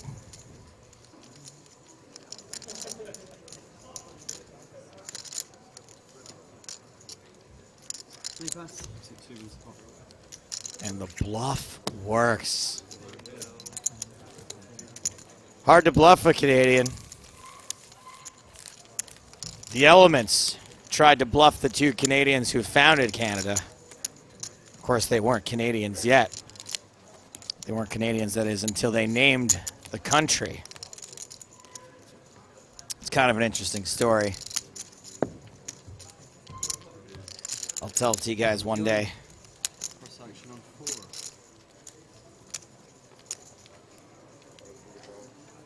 Harstar, are you sure you want to hear about how Canada was founded? It's not really about how Canada was founding it. It was about how it got its name.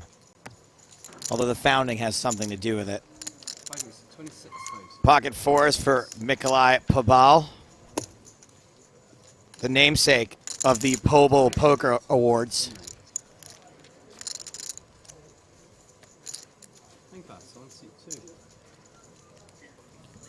Kernick from Canada out.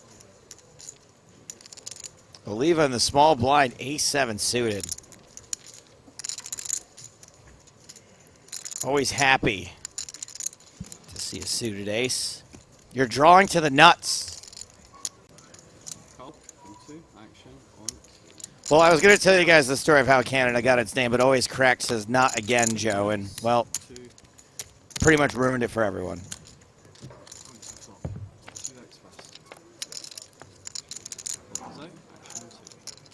King, King 9 on the flop.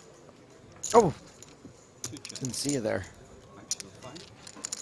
It's just about to give the audience a history lesson. If you're doing the Canada bit again, I'm going to start talking about the KPMG building.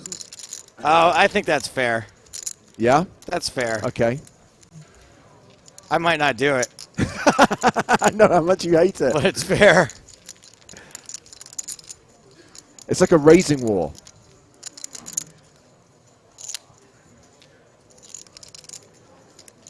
Admio says, Google says it comes from Kanata, which means village or settlement. That's not the real story. It's what mainstream media would have you believe. If you're one of the sheep that follows MSM, you get what you deserve. You probably think that we landed on the moon. Out there breathing in the chemtrails.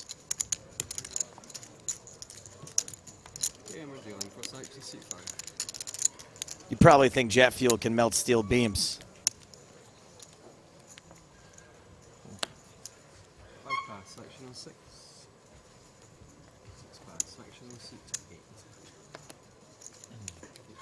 CMDR says, I thought Canada was a name for a broken can opener.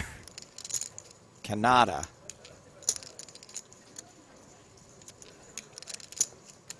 Well, Zakernik has picked up jacks. It's at 26,000. And it's a raise to 26,000. 2 folds on 3. 3 folds. Fold it around to the blinds. Colino with ace queen in the big. Oh, hello, and not too many big blinds. Fewer than 20. All in. And a call. All in and a call, and we are off to the races. Like Father Christmas versus St. Nicholas. One of these two hands has a slight mathematical advantage.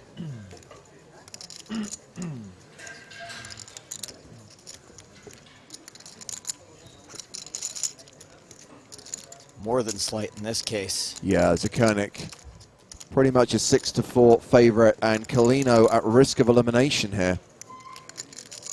Does not hit an ace or a queen on the flop. 25 or 6-2-4, Chicago. Down to 21% equity, looking for an ace or a queen. Needs to hit one of his 5 outs on the river.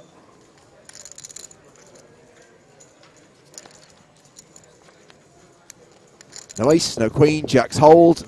Colino is KO'd. Might be time to celebrate this Canadian presence at the table with the story of how Canada was named. Well, interestingly, Joe, Dom says, I worked in a KPMG building. What's the story? I could have rubbed it. Maybe you were not paying attention. So these two guys, Okay. these two explorers, I'll let him do his bit, and then you're going to get the KPMG bit. got to this beautiful land, and they didn't know what to call it. So the one guy said to the other guy, says, "Hey, what should we call our new country, eh?" And the other guy says, "Well, I don't know, but I think it should start with a C, eh?" And the other guy says, "All right.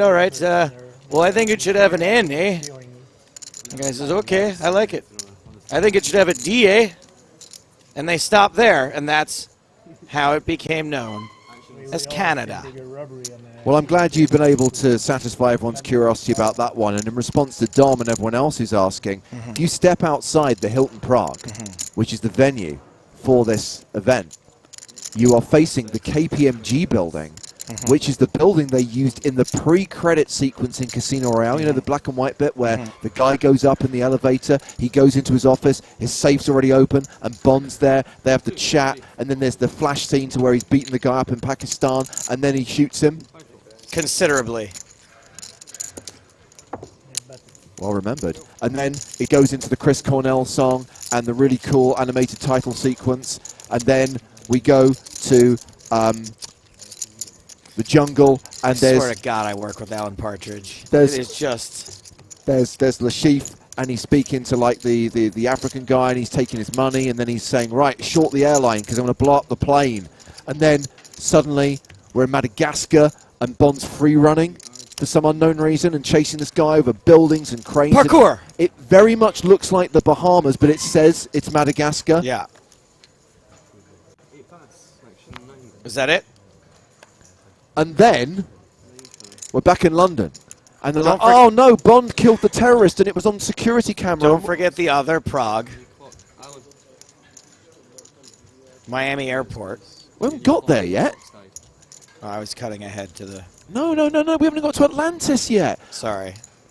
Oh, you've ruined it. The one and only Ocean Club. Stop getting Bond wrong.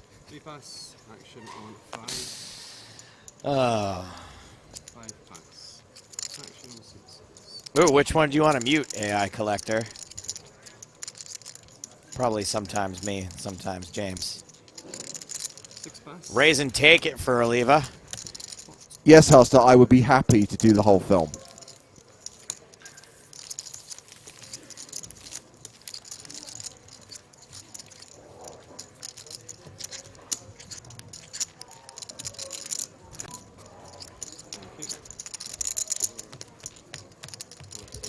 Dash of Salt says, this is the Woody Allen Casino Royale, right? That one I would not be able to recount, but also if you did a scene out of context, it wouldn't make any difference whatsoever, because I'm pretty sure that's how they assembled the movie. Well, we've got this scene, and we've got this scene. I just put that one there and that one there. We'll just glue it together. No one really, really cared about that movie making any sense. 2 makes it 26,000. 3 folds on 5. So many slow rolls. 5 folds on 6. On 8. I think I've eaten too many gummy bears. You got a little Haribo belly going? Yeah.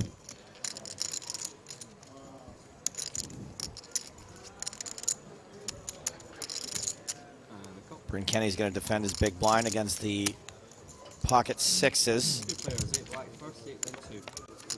Jakob Oliva. Six is still good after this flop, which is 9 high. Okay, we've got some controversial opinions being voiced in chat. I'm sorry here. When Thorpe says no Hollywood movie ever made sense, I think that's more of a you problem, Thorpe. Yeah. And from some of the comments I've seen you making, Okay, Brosnan as the best Bond is controversial, and I vehemently disagree, but this just has to be addressed. Center 505066 claims that the 1967 version of Casino Royale, the David Niven Woody Allen version, the spoof, is the best Bond film ever. It's not the worst. You think the one in the old people's home is worse? That one is by far the worst. Neither. James Bond gets sent to a nursing home. Neither, by the way, is an official Bond film. Neither is part of the official franchise.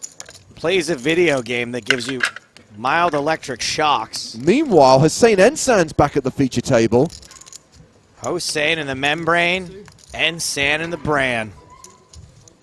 Hottest player in poker. The 10 points, Joe. What was the name of the video game that gives you mild electric shocks? Is it a pun on electricity? Nope. No, he's not playing. What does every Bond villain want? The world? And what do they want to do to the world? Rule. What's another word for rule? Own. Keep going. If you're taking over by force. Not storm. Storm the world. Capture. It's a word we use in poker quite a lot. Bluff the world. If, for example, one player were to get it in with ace-queen and run into ace-king. Dominate the world. World domination. Take the world away and... Domination. Is the name of the game. We got there. I nailed it. Pretty much nailed it.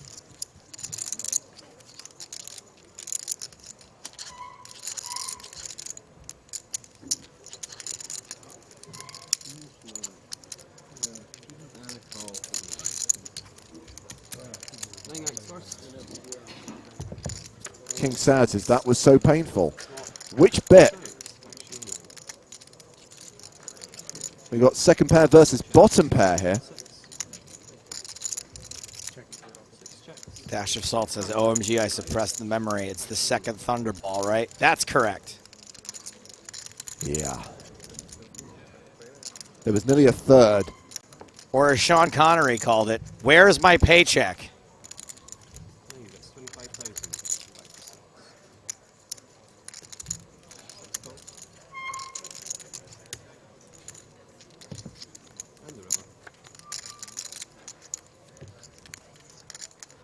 Two pair now for each player.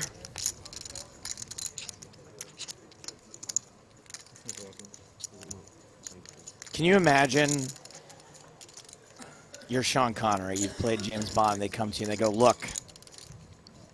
Okay, I'll play the role of Connery. So, we want to bring you back to do Bond. Oh, really? Yeah. I think the answer is no. No, we're not. It's not Dr. No. It's actually Thunderball. Remember Thunderball? Yash. So it turns out we own the rights to Thunderball. We can't make anything else, but we can sort of redo Thunderball. What do you think? How much? We'll pay you $10 million. It's a yash. And scene.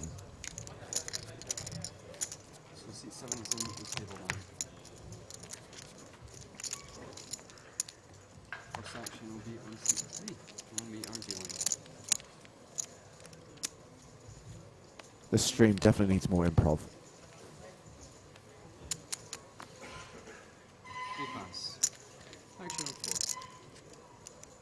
So the two new players who've joined the table, we've already mentioned Hussein Ensan. He's brought just shy of 700k to the table. Georgi Shalukia has also come to the main stage, and he's got just over 500,000 chips. You guys have no idea how gracefully James just handled Shkalukia. S-K-H-U-L-U-K-H-I-Y-A. I could barely read the letters. I just said it quickly and hope for the best. He's got Hulu and Aya in his name.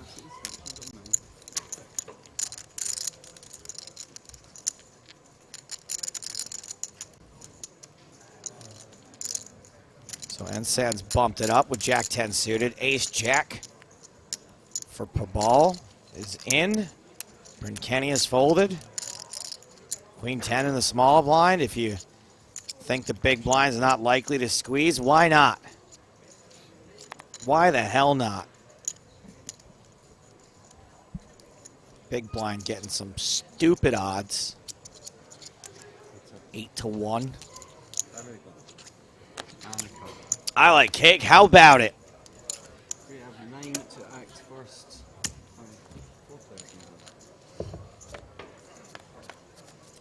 And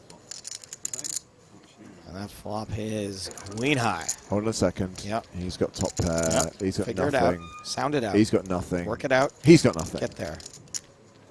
Top pair for one. Total Bagolino for the rest. That's it? That should be more. That should be something.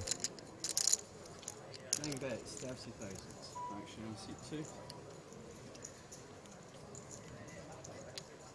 2 passes. Action on 4. 4 passes and on 5. 5 passes.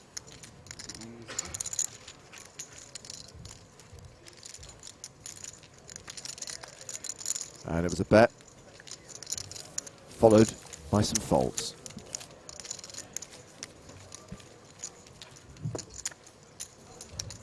Well, the message got through.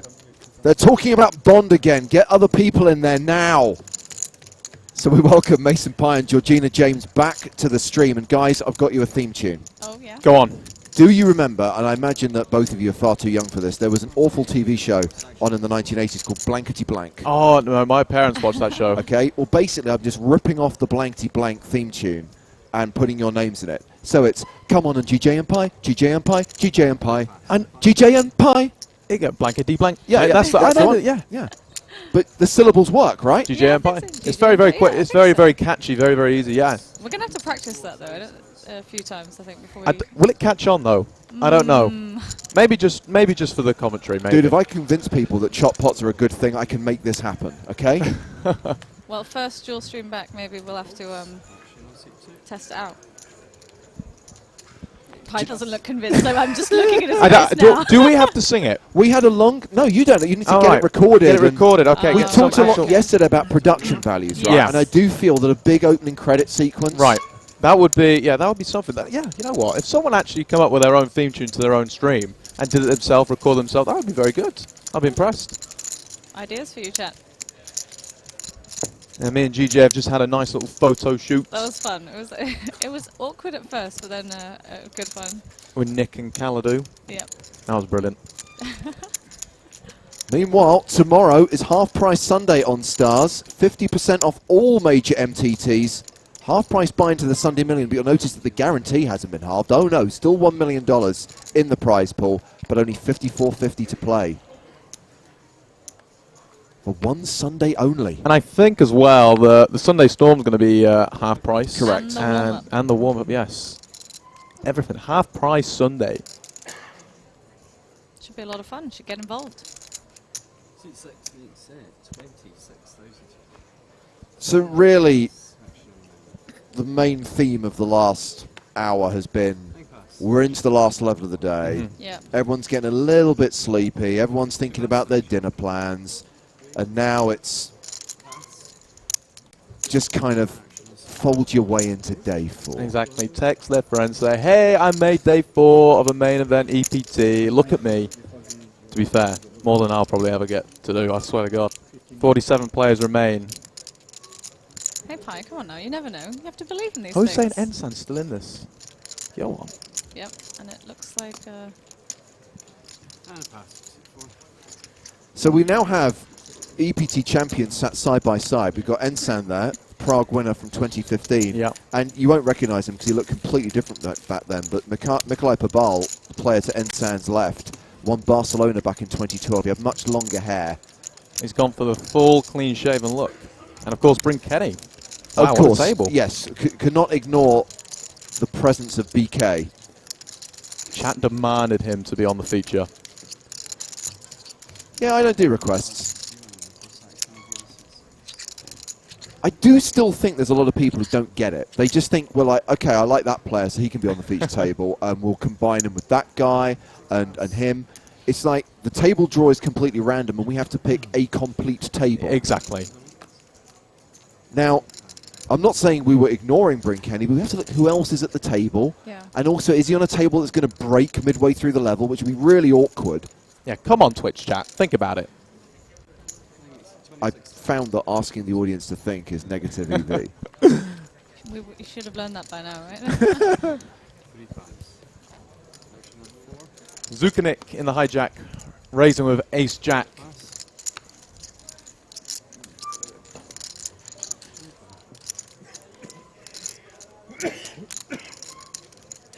And Papal. King 6 offsuit in the big blind, as James says. EPT, main event winner, going for the 2-time. Makes the call.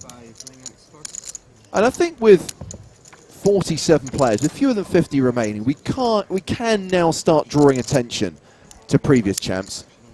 Joe, as you know all too well, if you want to ruin it for them. We're going to lose them on days 4 and 5, but we can at least draw attention. Yes, there's a lot of players going for the double. I think the thing that would be really impressive is to win the same event twice, and in St. Ensan's case, that's on. It is on, and I mean, obviously, just a few months ago, you won the biggest poker tournament in the world. The PSPC?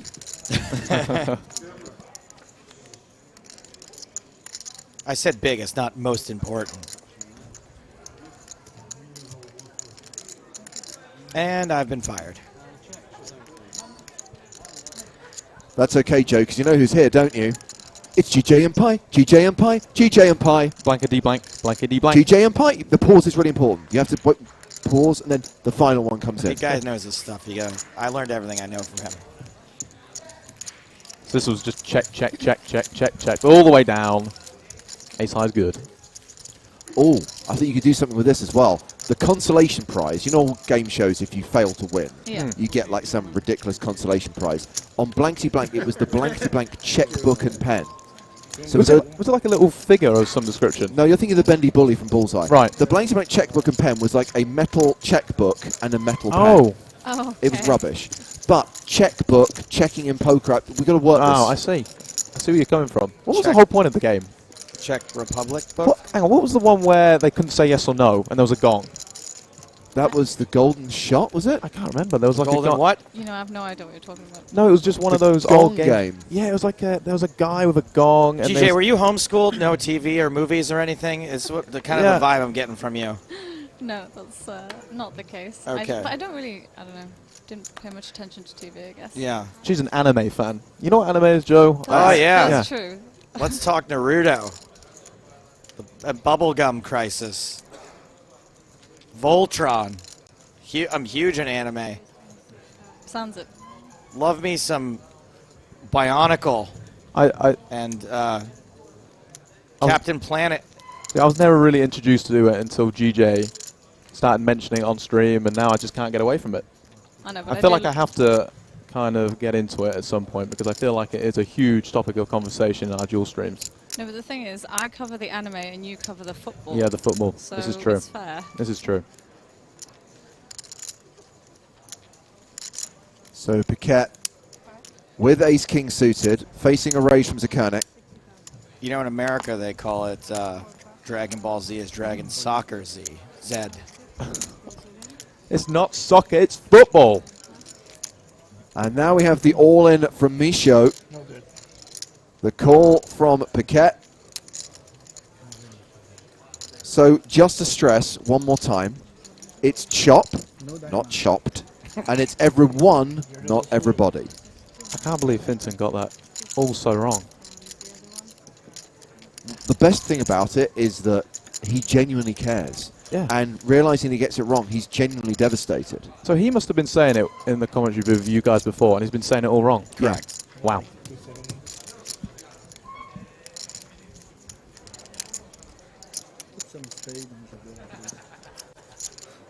Of course, 7% of the time, this is not going to be a chop.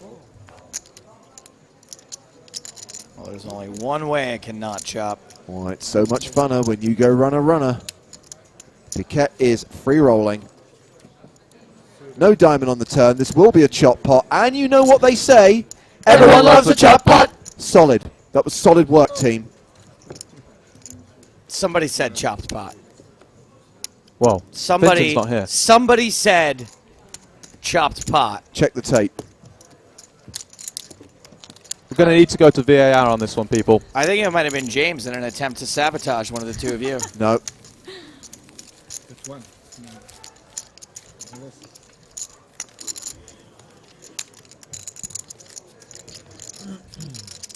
Can't be often you get a four-way chop pot song either, really. I don't know that we've ever had a four. human booth before. It was pretty well harmonized, to be honest. I think it worked. You'd think later in the day we would be very, very, you know, off it. But we actually harmonized pretty well there, I think. Oh, Scott Goodall's getting his massive wooden spoon out. It happened in Dublin. GJ and Pi refused to say it out of pure respect for you both. Well, Scott, I wasn't in Dublin, so you're lying. That's actually true. I wasn't there. It's just me, Finton, and a few other guest commentators as well. Probably shouldn't have said that to Scott. I'm going to be without a job now. Peace out, homie. It's been fun. GJ and Stapes. The good thing is I don't have to change the theme tune because it's still one syllable.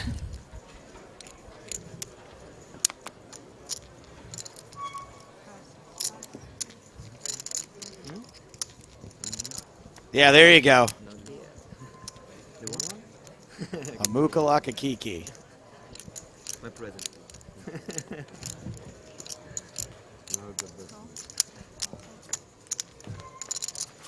Well, that is a defend from the big blind. It's a 10-9-4. The big blind, he has a name, James. It's this guy in the big blind. And that name is... Has no one attempted this? I don't blame you. Skulakia. I'd go Skulakia, but either way. Georgi.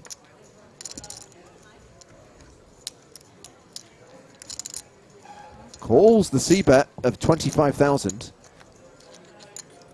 Does pick up the nut flush draw on the turn, so okay. That's optimistic. He also had some backdoors, straight opportunities.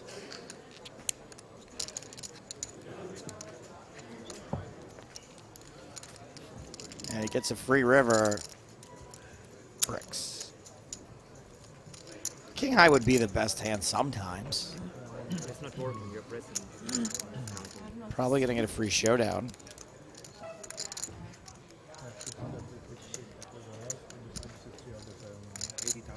I'm surprised he didn't go out for a lead here. No free showdown.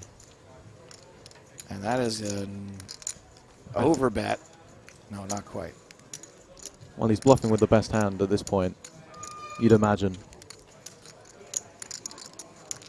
He does have that nut spade blocker, though. He may go for a raise, but the only issue is that he did go for an overbet. And that is quite scary. And he has gone all in. I like it. It's going to work, obviously, with the nut spade blocker. This would be quite a call. It ain't a call. It is no fold. way. That was a strange one.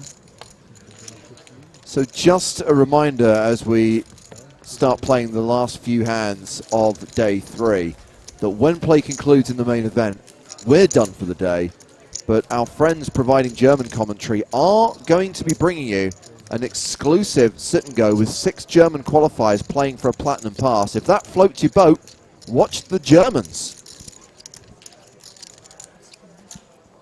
Bonus coverage. Auf Deutsch.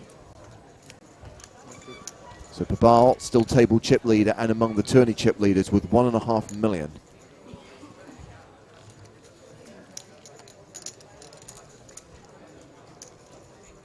James, are people supposed to stay tuned for the Folge Dynamtraum stream? Yes. It is funny how you can't actually say, you can't say that softly in German, No. can you? Chase your dream or Folge Dynamtraum. I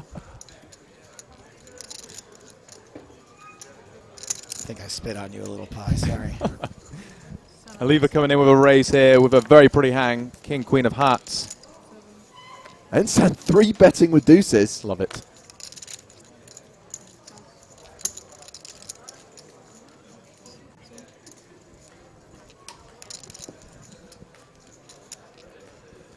This guy is absolutely insane.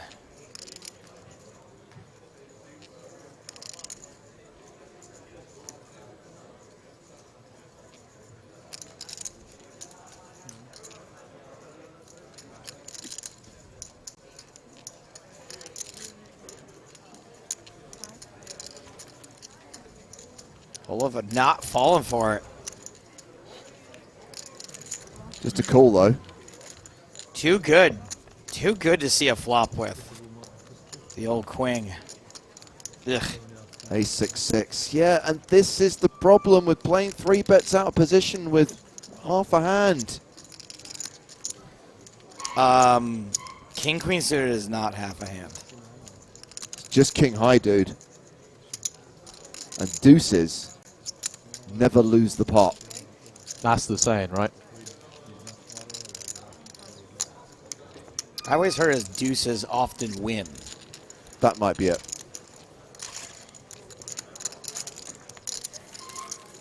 Hossein in the membrane.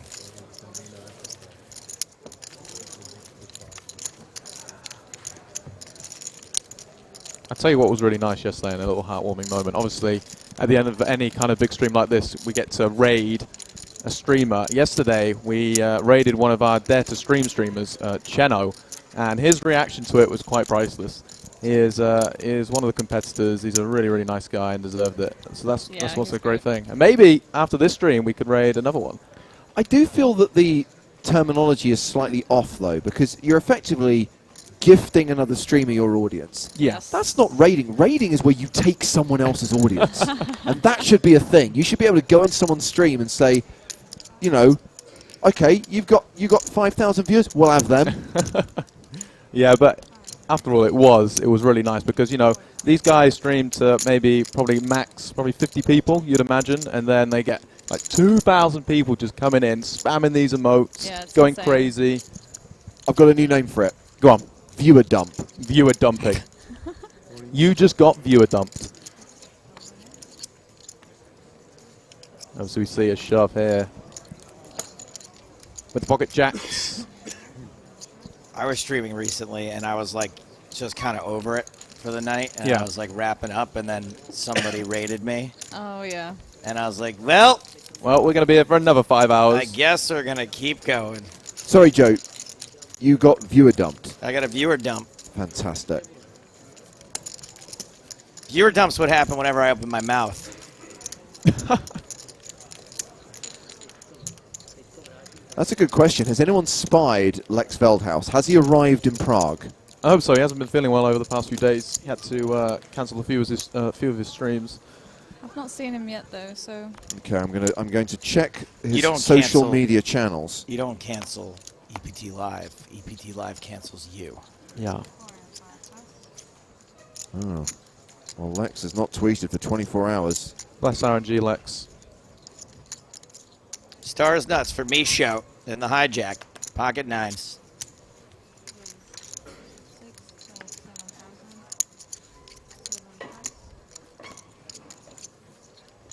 And Kenny, we have not seen much from him. Now his turn with King Queen.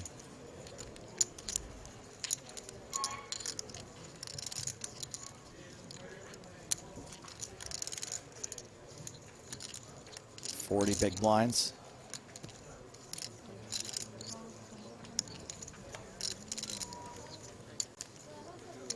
So, Kenny calling in position. I like it when Twitch chat tells us what Lex's schedule is instead of the people that are paid to do it.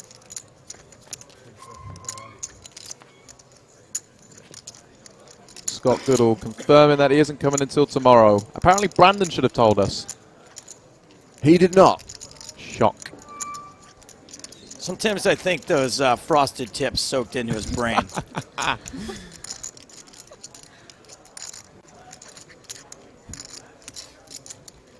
Micho continuing to bet. BK has a whopper top pair. And that's a call. Just an innately good poker player. Oh boy. Ah. That is unfortunate. Look, is he smiling? Is he-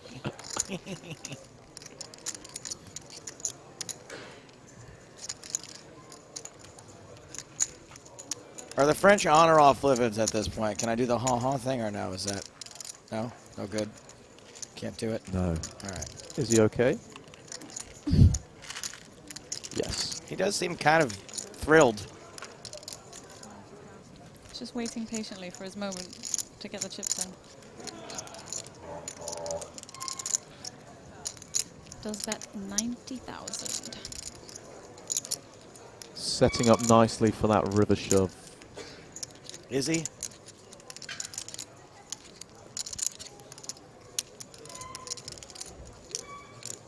Harstar says, I would be terrified once I see his face that way.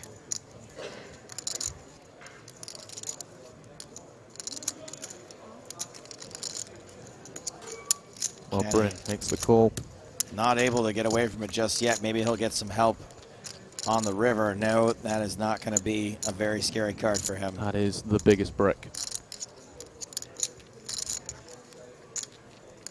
He's still pretty motionless, giving nothing away.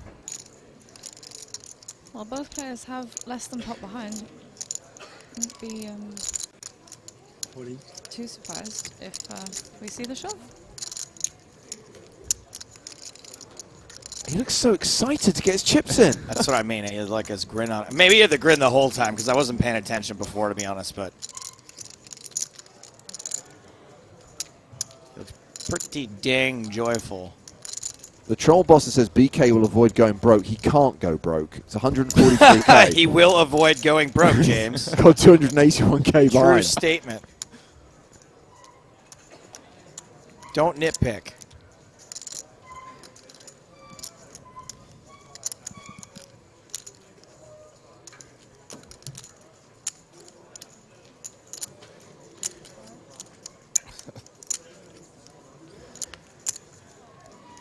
Those time bank cards do get replenished tomorrow. Might as well use them now here in the last level of the night. How many do they get per day? I got 5 today. I think they might get more at the final table. I think it might go up to 6, but I can't say for sure. I know in other events they've gotten 6 at certain points. Who can keep up with these things? These guys with their big blind ante and their check raises allowed.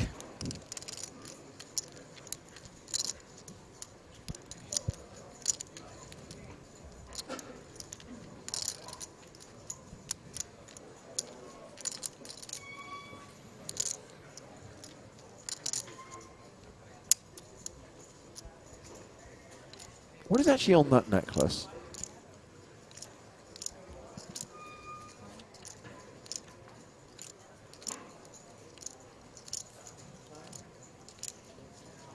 Secret special arrowhead. 3rd time bank card. B Bulldozer says he's trying to think of a hand he can beat.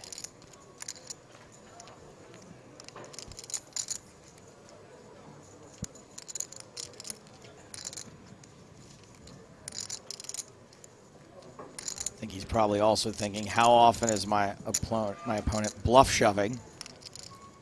What draws missed? Going deep into those time banks. Deep.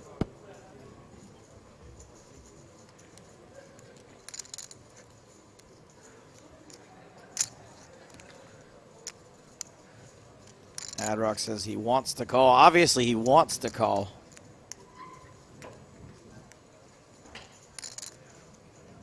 Based on a snap judgment of this fella here. Maybe a hand like Ace Queen of Diamonds that picked up a flush draw on the turn, potentially. No, I don't think he's ever bluffing. No. No. I think something Bryn has to figure out is he ever doing this with worse thinking? Yeah. It's a value shove like a King Jack or a King 10.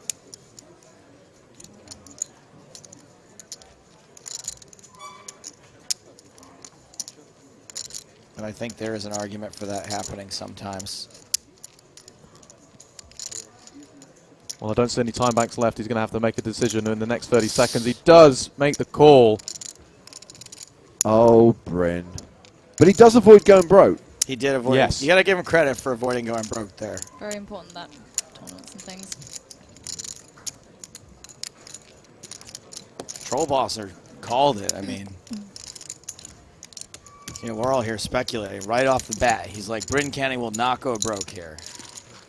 He's still smiling. Maybe that's just his face.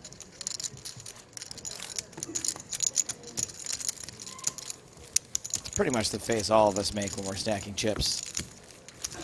Now playing near enough a 50 big blind stack. And I think Bryn Kenny may now be edging into the danger zone. Danger zone.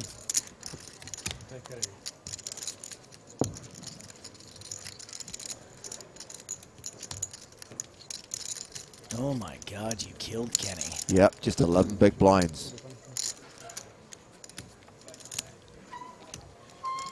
We must be getting close to that point in the evening where they draw for the number of hands still to play. I saw they have the big easel and pencils set up.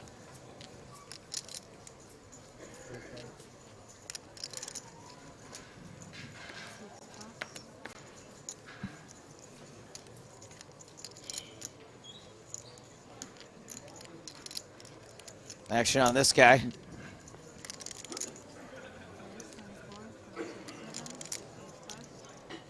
Pretty cool is Hulk in his name.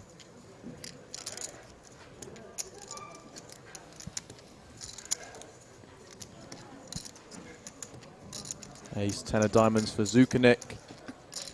Oh, sure, say that name. Yeah, that one's easy. That one's easy. I'm not even going to try and attempt that one. On a different day, that would be the hard one. Another ace 10. Ooh.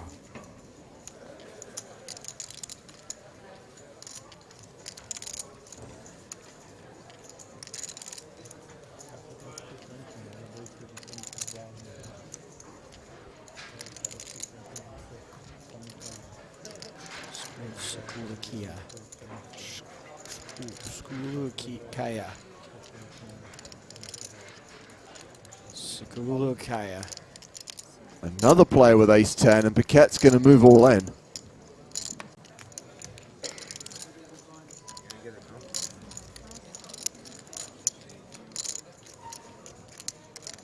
Will Zukernick cross the Paquette line.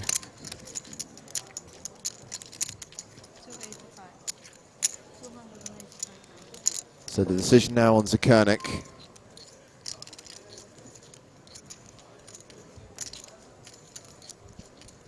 I think just a little bit too much to call in this situation with his hand. Very just tough spot. just a little bit too much. Let's make the fold.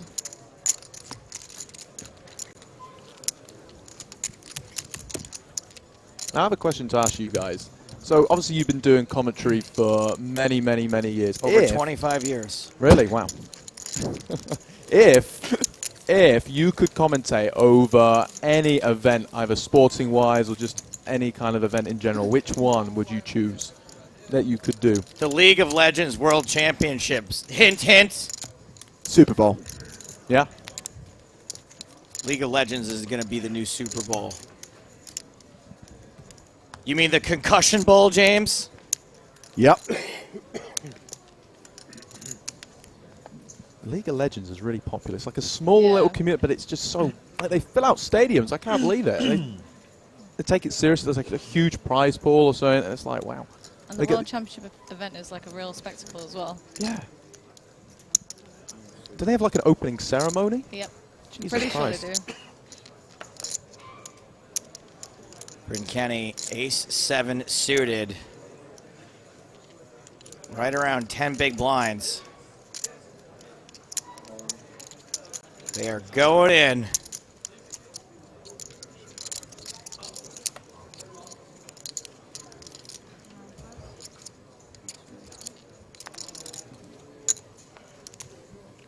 I changed my mind, by the way. I would like to commentate over Guts, the aggro crag. Not sure if you guys know what that is. No, what is that? No, no idea. Elaborate. And Sam Folds. What about you guys? What are your answers? Well, this is big in itself. I'd love to do a football match. Probably not my own team, because I'll just go... Really? Yeah, I'd just go crazy.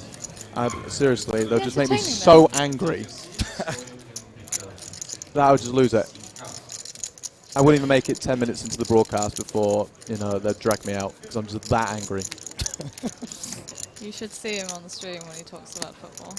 It's not good. And the chat love winding him up about his team as well. I'm an Arsenal fan. I don't know if you know much about football or Arsenal, the Premier League, whatever, but we are not doing well at all. Love the London Arsenals. They were my second favorite football squad when I lived in soccer squad. Football squad. Football. When I lived in London, yeah. Second to... I had my top 3 London football squads. I had my first favorite was the Tottenham Spurs. Oh, wait, let's not talk about them. My second favorite was the London Arsenals, and then my third favorite was the Chelsea Manchester Uniteds. You also like the Liverpool Evertons for a while. They're pretty good. I think there's a lot of good kickers on the team this year. A lot of strong feet. But, you know, they got to stay healthy. They got to avoid injury.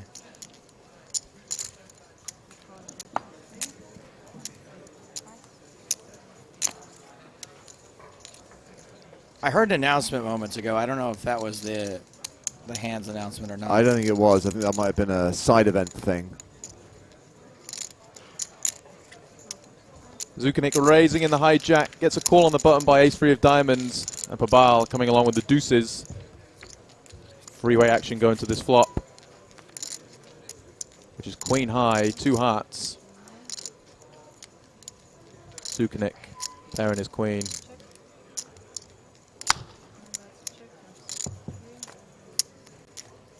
Checked all the way around. 6 of spades. Changes nothing. You have actually been to a soccer game, though, right? I went to that big one, the Hamspurs versus. But you went to one in Spain as well, right? I went to El Clasico, and I got yelled at for talking too much by a guy who was reading a book. So I don't know how that shakes out, but. So you have been to 2 more soccer games than I have. You've never been to a soccer game at all? No. I really thought that when I thought the Arsenals were going to make the World Cup that year when I was in London, but no dice. Yeah, GJ, you never answered the question, by the way. Sorry, we got hung up on soccer. Oh, no, that's okay. What would I like to commentate on? I'm not really sure, because like for things like, I'm a rugby fan. I like watching the Wales rugby team, but I don't think... I don't know, I prefer watching things like that rather than commentating. You don't want to ruin it. I've never had a problem with ruining anything, so...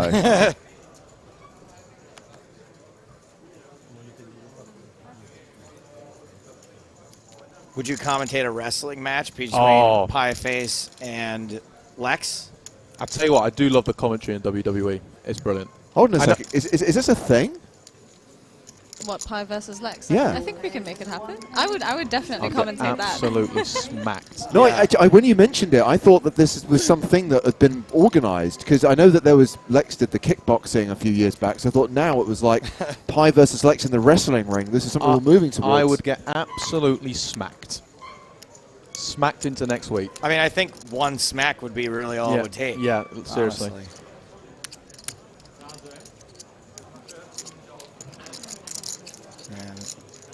Raise and take it for Zukanik.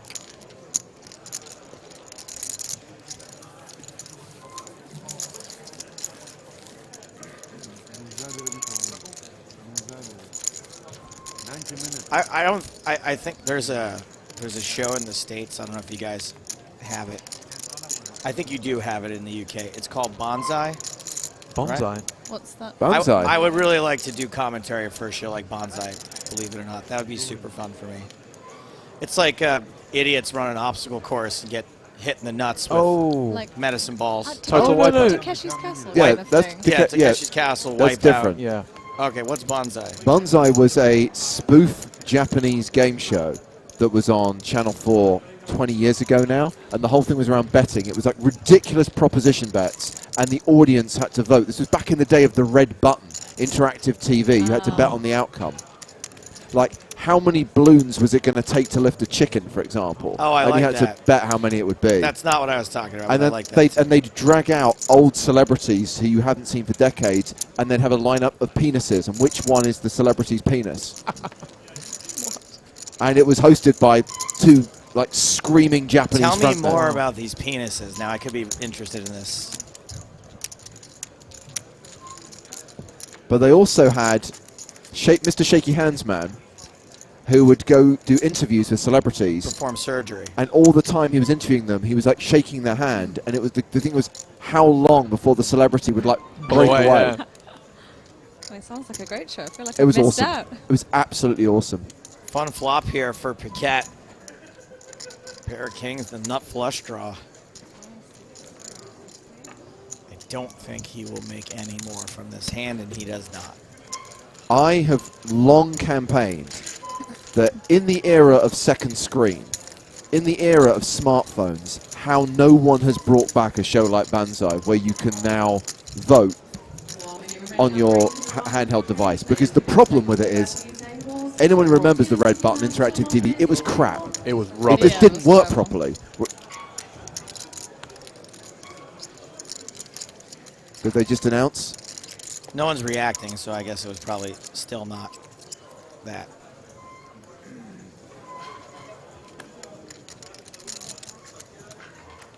Yeah, going back to Takeshi's Castle, I never actually saw anyone win. They were all just too good. You know the final bit where they were all in those little tanks and they had to shoot the lasers, or they had the water cannons, you had to like burst the little paper, little ring or something. I never saw anyone win. It was the most rigged game show I've ever seen. Pretty brutal. They did, in the States, they did a redubbing of Takeshi's Castle. Yeah. A comedy redubbing, and they called it Most Extreme Elimination Challenge. And it is so funny. No, it's a side event announcement that we heard. Still no draw for hands.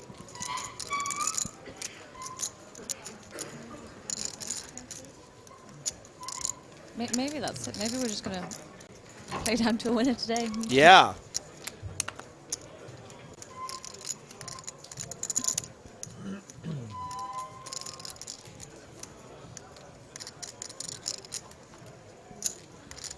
And Kenny is going to take a cheap flop. I assume if he catches any piece of this, he'll be moving his chips toward the center. About that piece, we'll see. Well, he does have the best hand. It's hard to make a pair. And he checks. Ball continues.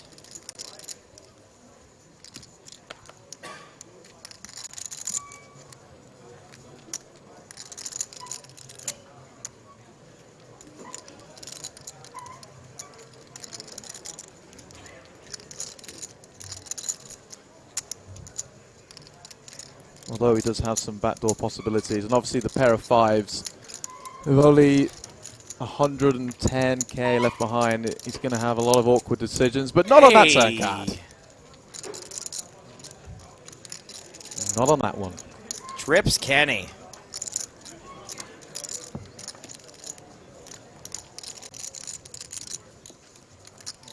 And it still goes check, check, and Kenny improves to a full house.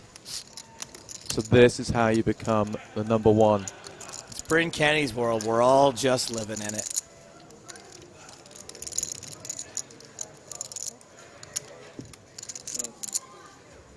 Oh, Bryn desperate to induce a bet, does not get it. Sneaky.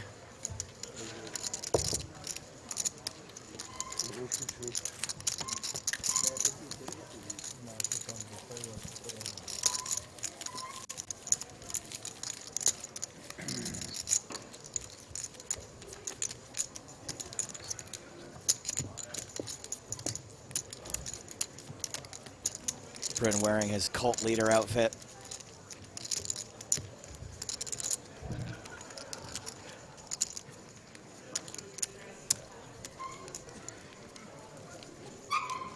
James, you've been ordered.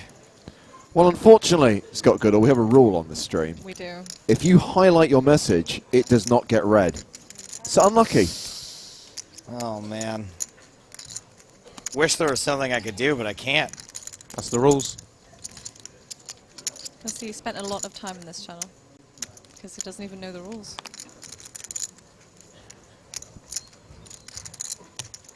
like Thunderdome in here. You got to know the rules.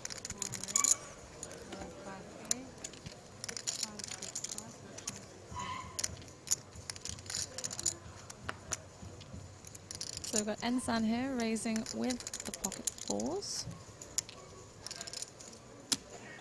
Are we just going to call him that guy? No, it's this guy. This guy. This guy's in with 6-5 suited.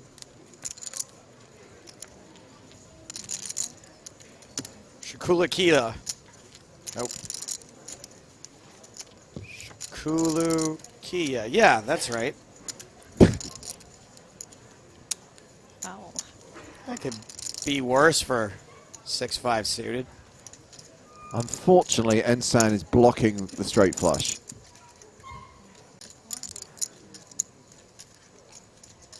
And said, you old dog, you.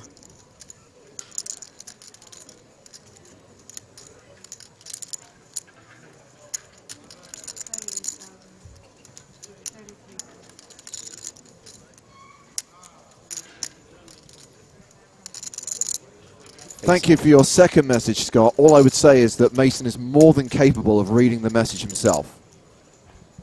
Be my girl, good luck on your final table.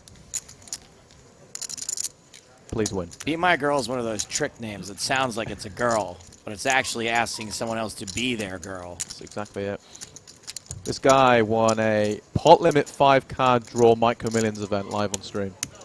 What a legend. Well, Shakula-Kia gets there. 6-high flush. I'm liking it. The more you say it, the more confident you sound now. That's all you gotta do. Just fake it till you make it. And Ensan is loading up a bet.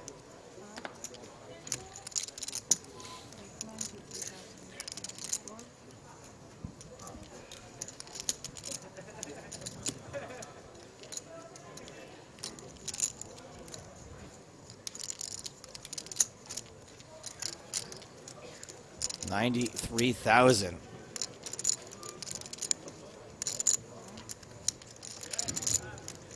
He tried to make it look like it was a tough call, but I don't think he really sold it. River's a jack, and Sand does not improve. Will he fire more into the abyss?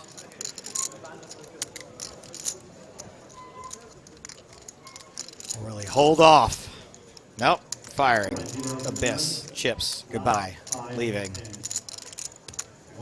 Or not. That's the draw for the last number of hands, and the number is 5. So Five hands again? after this. It already feels like we've played a 2-hour level, and now another 5 hands? Run so bad.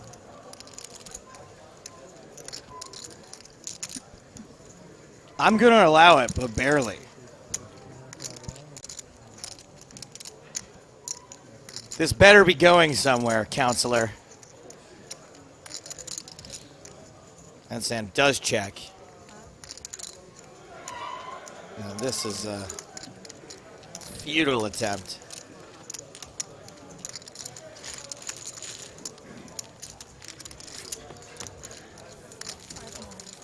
Nice one, Shakula-Kia. Thank you. Ha! 5 more to play before day 3 is in the books. These are the stacks of the players we're watching on the feature table right now. I have to say, Bryn is not out of the proverbial danger zone. Or Woods.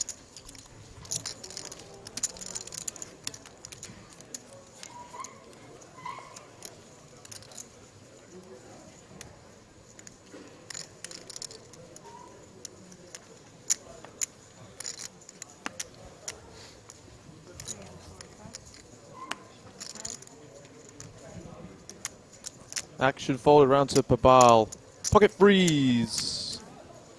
Going in with that raise. This guy. Queen 10 offsuit. You're not even going to... No, no, not even going to try. I will just cock it up. His first name is Georgi, which is slightly yeah. easier. Slightly. Georgi. Well, Georgi comes in for a raise to 92,000. A meaty free bet.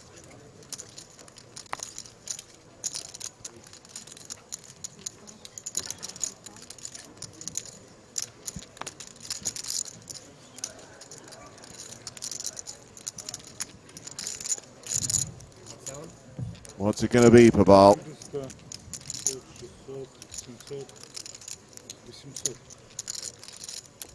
He's got all the chips. He's got all the power.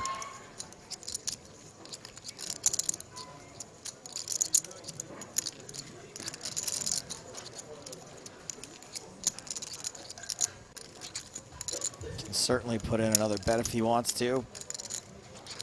Max pressure.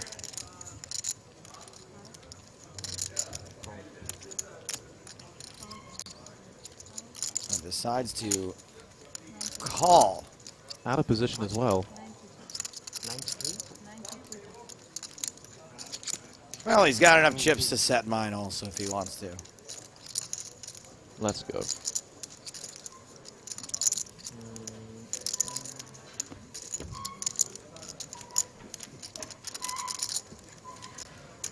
Struggling to get the correct chip amount. They're in the middle. Let's take a flop. Oh boy. There it is. And this guy, or Georgi, as we're now going to call him, does have the 10 of hearts. Heart check. Don't make it too obvious. It's incredibly obvious when you look at them both individually.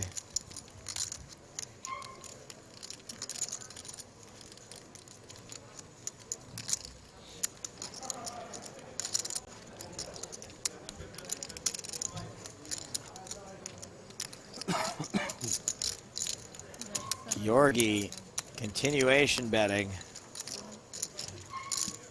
Or continuing, as some people call it. If you're part of the Contra generation.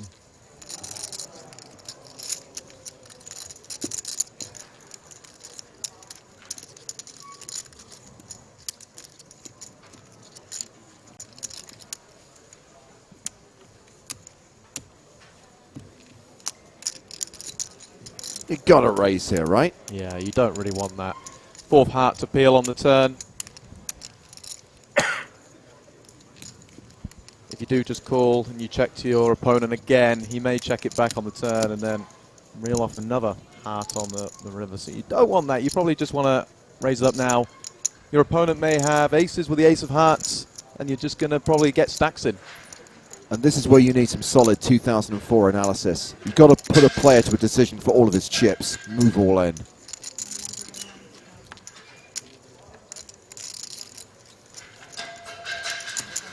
Wow, quick fold. Babal raises to 190k and pretty much a snap fold.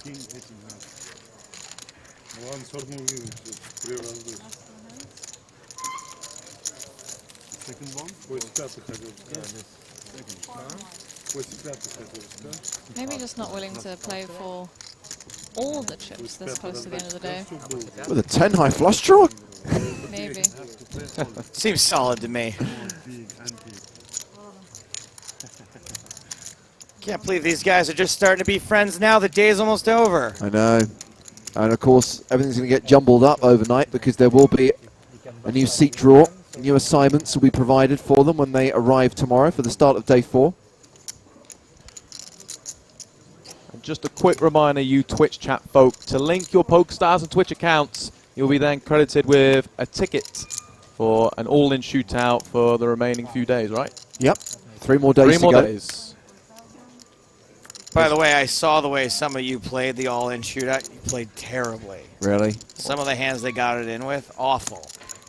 Yeah, I do think you need to have a really strong understanding of shoving and calling ranges to play an all-in shootout. Bryn Kenny still has some life left in him tonight. Ace-queen, offsuit. Facing the raise from Pabal.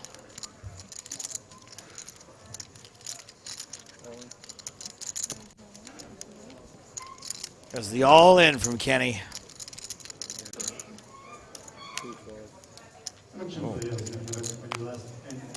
Pocket eights. They've been hot today.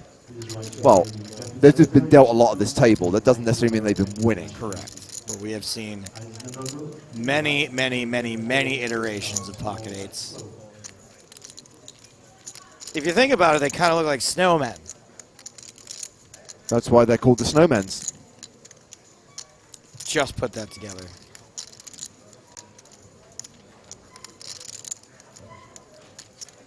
I thought it was because Eskimo Clark liked to play them.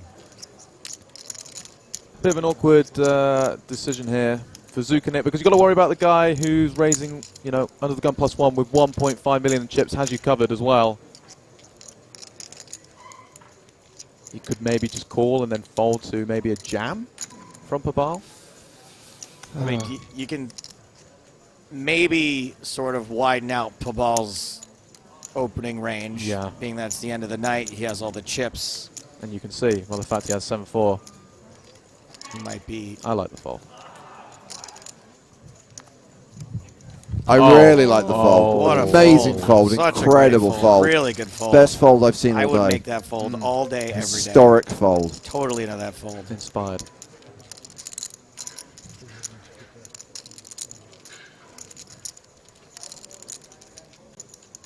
Oh man, this guy is kings.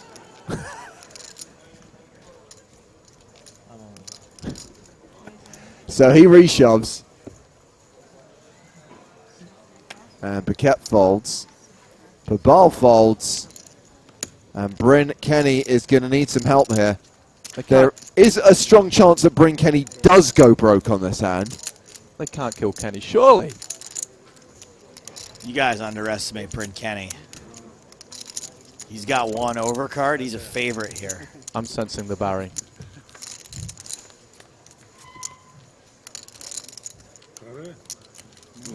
Or is he going to catch runner to make the wheel? Or running deuces to make quads? Very ugly. Okay, so now it has to be the ace on the river. Get your flaming Barries ready. I'm going to get mine ready. No dice. Delete, delete, delete, delete. Backspace, backspace, backspace, backspace. Kenny KO'd on one of the last hands of the night. Life is Bryniful. How many players are we going to end the day with? Could be fewer than 40 at this rate.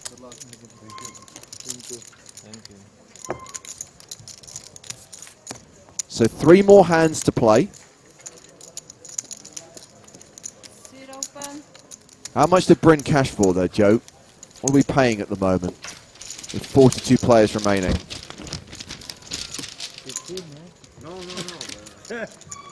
17,460 euros. It's fantastic that you know all this information on the top of your head and don't have to consult any documentation. Nope, none whatsoever. It's just all up here in the noggin. Amazing knowledge. You gotta use the grape.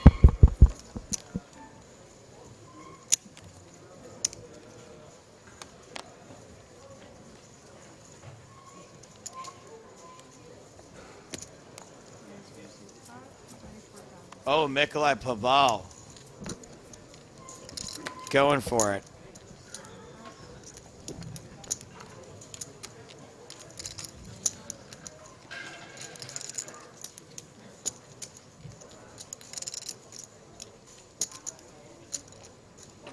I'll leave a barely done stacking Bryn Kenny's chips with another decision against the chip leader here at this table.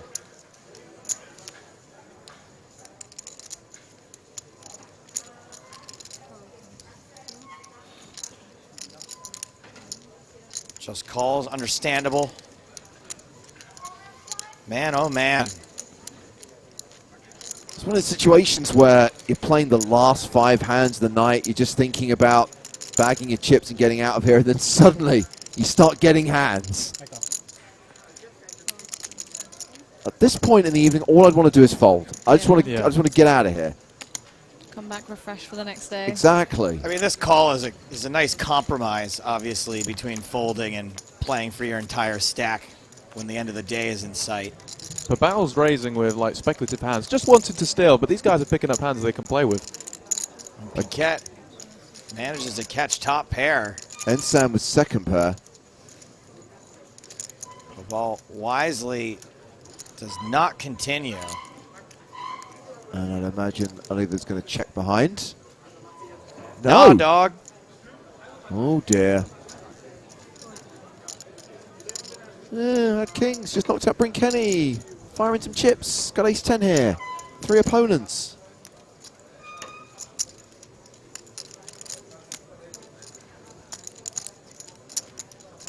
I mean, ace 10 has the nut straight draw, so. Yeah. So oh, don't be so smug, Hardigan. Look. Queen of spades on the turn. Now, does he have the nut straight draw? He does. He's also got 10% equity.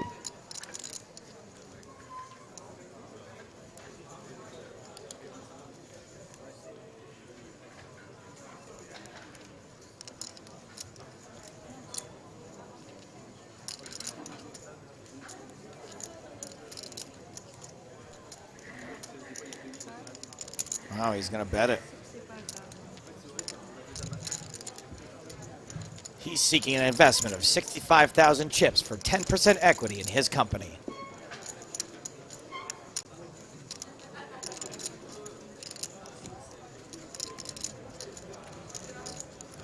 Not going to get a fold just yet. It's depending on the river here.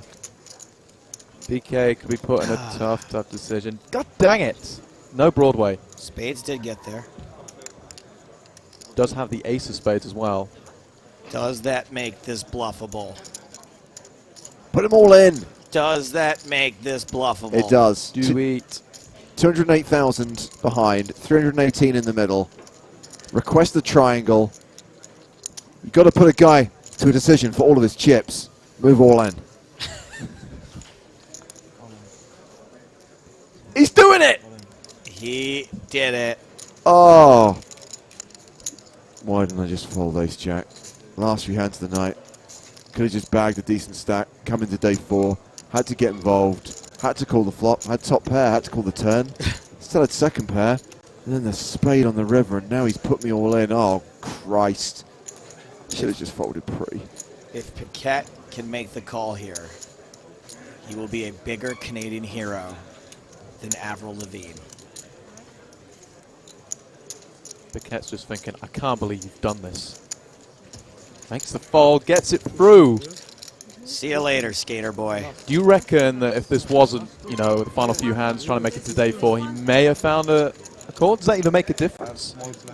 I think it does for some people, and I think that Oliva picks up on that and preyed upon that. Yeah.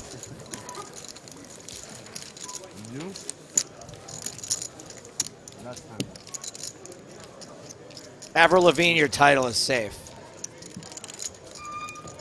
As we go into the penultimate hand in this day.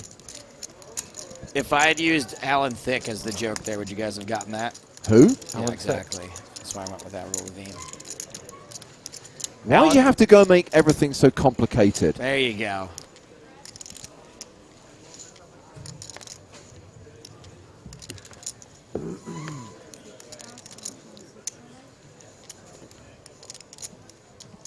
I was once told not to speak to Avril Lavigne. By whom? By her people. Well, I mean, I don't blame them. What was the reason for this? She was doing a guest spot on a TV show I worked on. They were like, don't talk to Avril. Was there a conspiracy theory that she passed away or died or something? Correct. Yeah. Right around that time, I think, actually. Wow. She had been replaced. I mean, she did have a near-death experience. She was super sick with Lyme disease for a long time. We've all got our ticks. Ace, queen versus 5s here. I find it's best to ignore it. Top pair, top kicker for Georgi.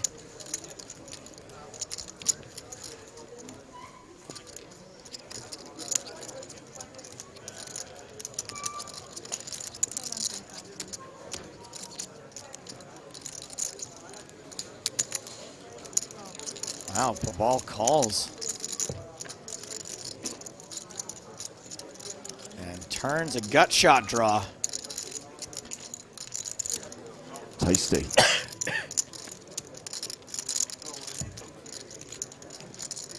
There's check, check, river. Is an 8. Is that the gut shot? 5, 6. No. Nope.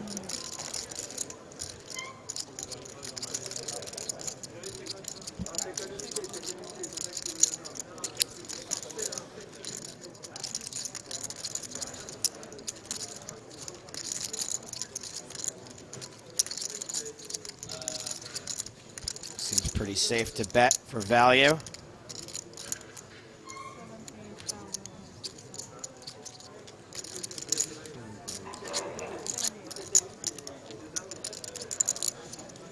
Hefty bet, 78,000. Hefty, hefty, hefty.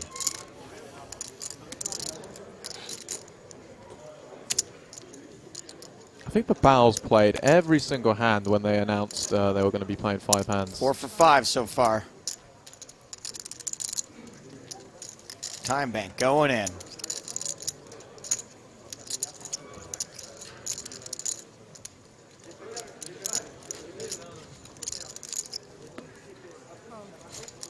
The ball makes the call. Wow. And he's going to gift a couple extra chips to Georgi before the end of the night. One more hand to play.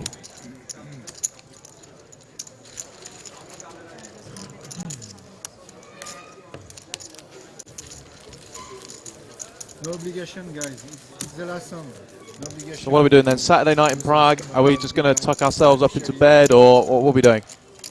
I'm not going to lie, I'm almost asleep right now. I'm going straight to bed. This ended up going so much. We should have known, but it ended up going so much later than I thought it would. Yeah. It does feel like this last level has been over 2 hours. I don't quite know what happened. Let him play.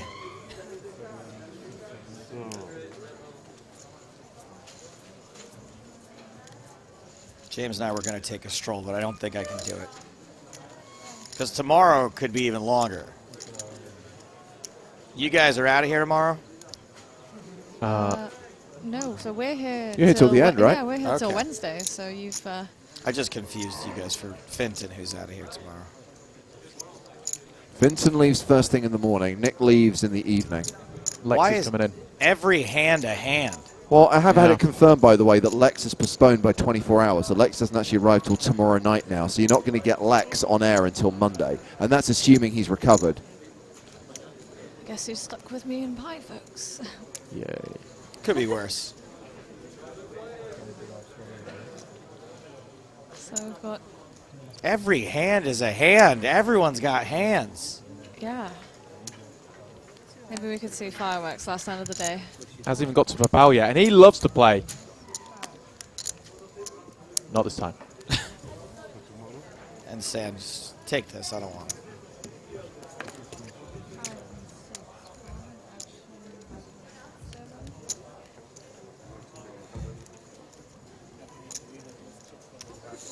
Georgi raising under the gun, getting 3-bet by Zuckernick. I would like, but Let it go, and let's all go to bed.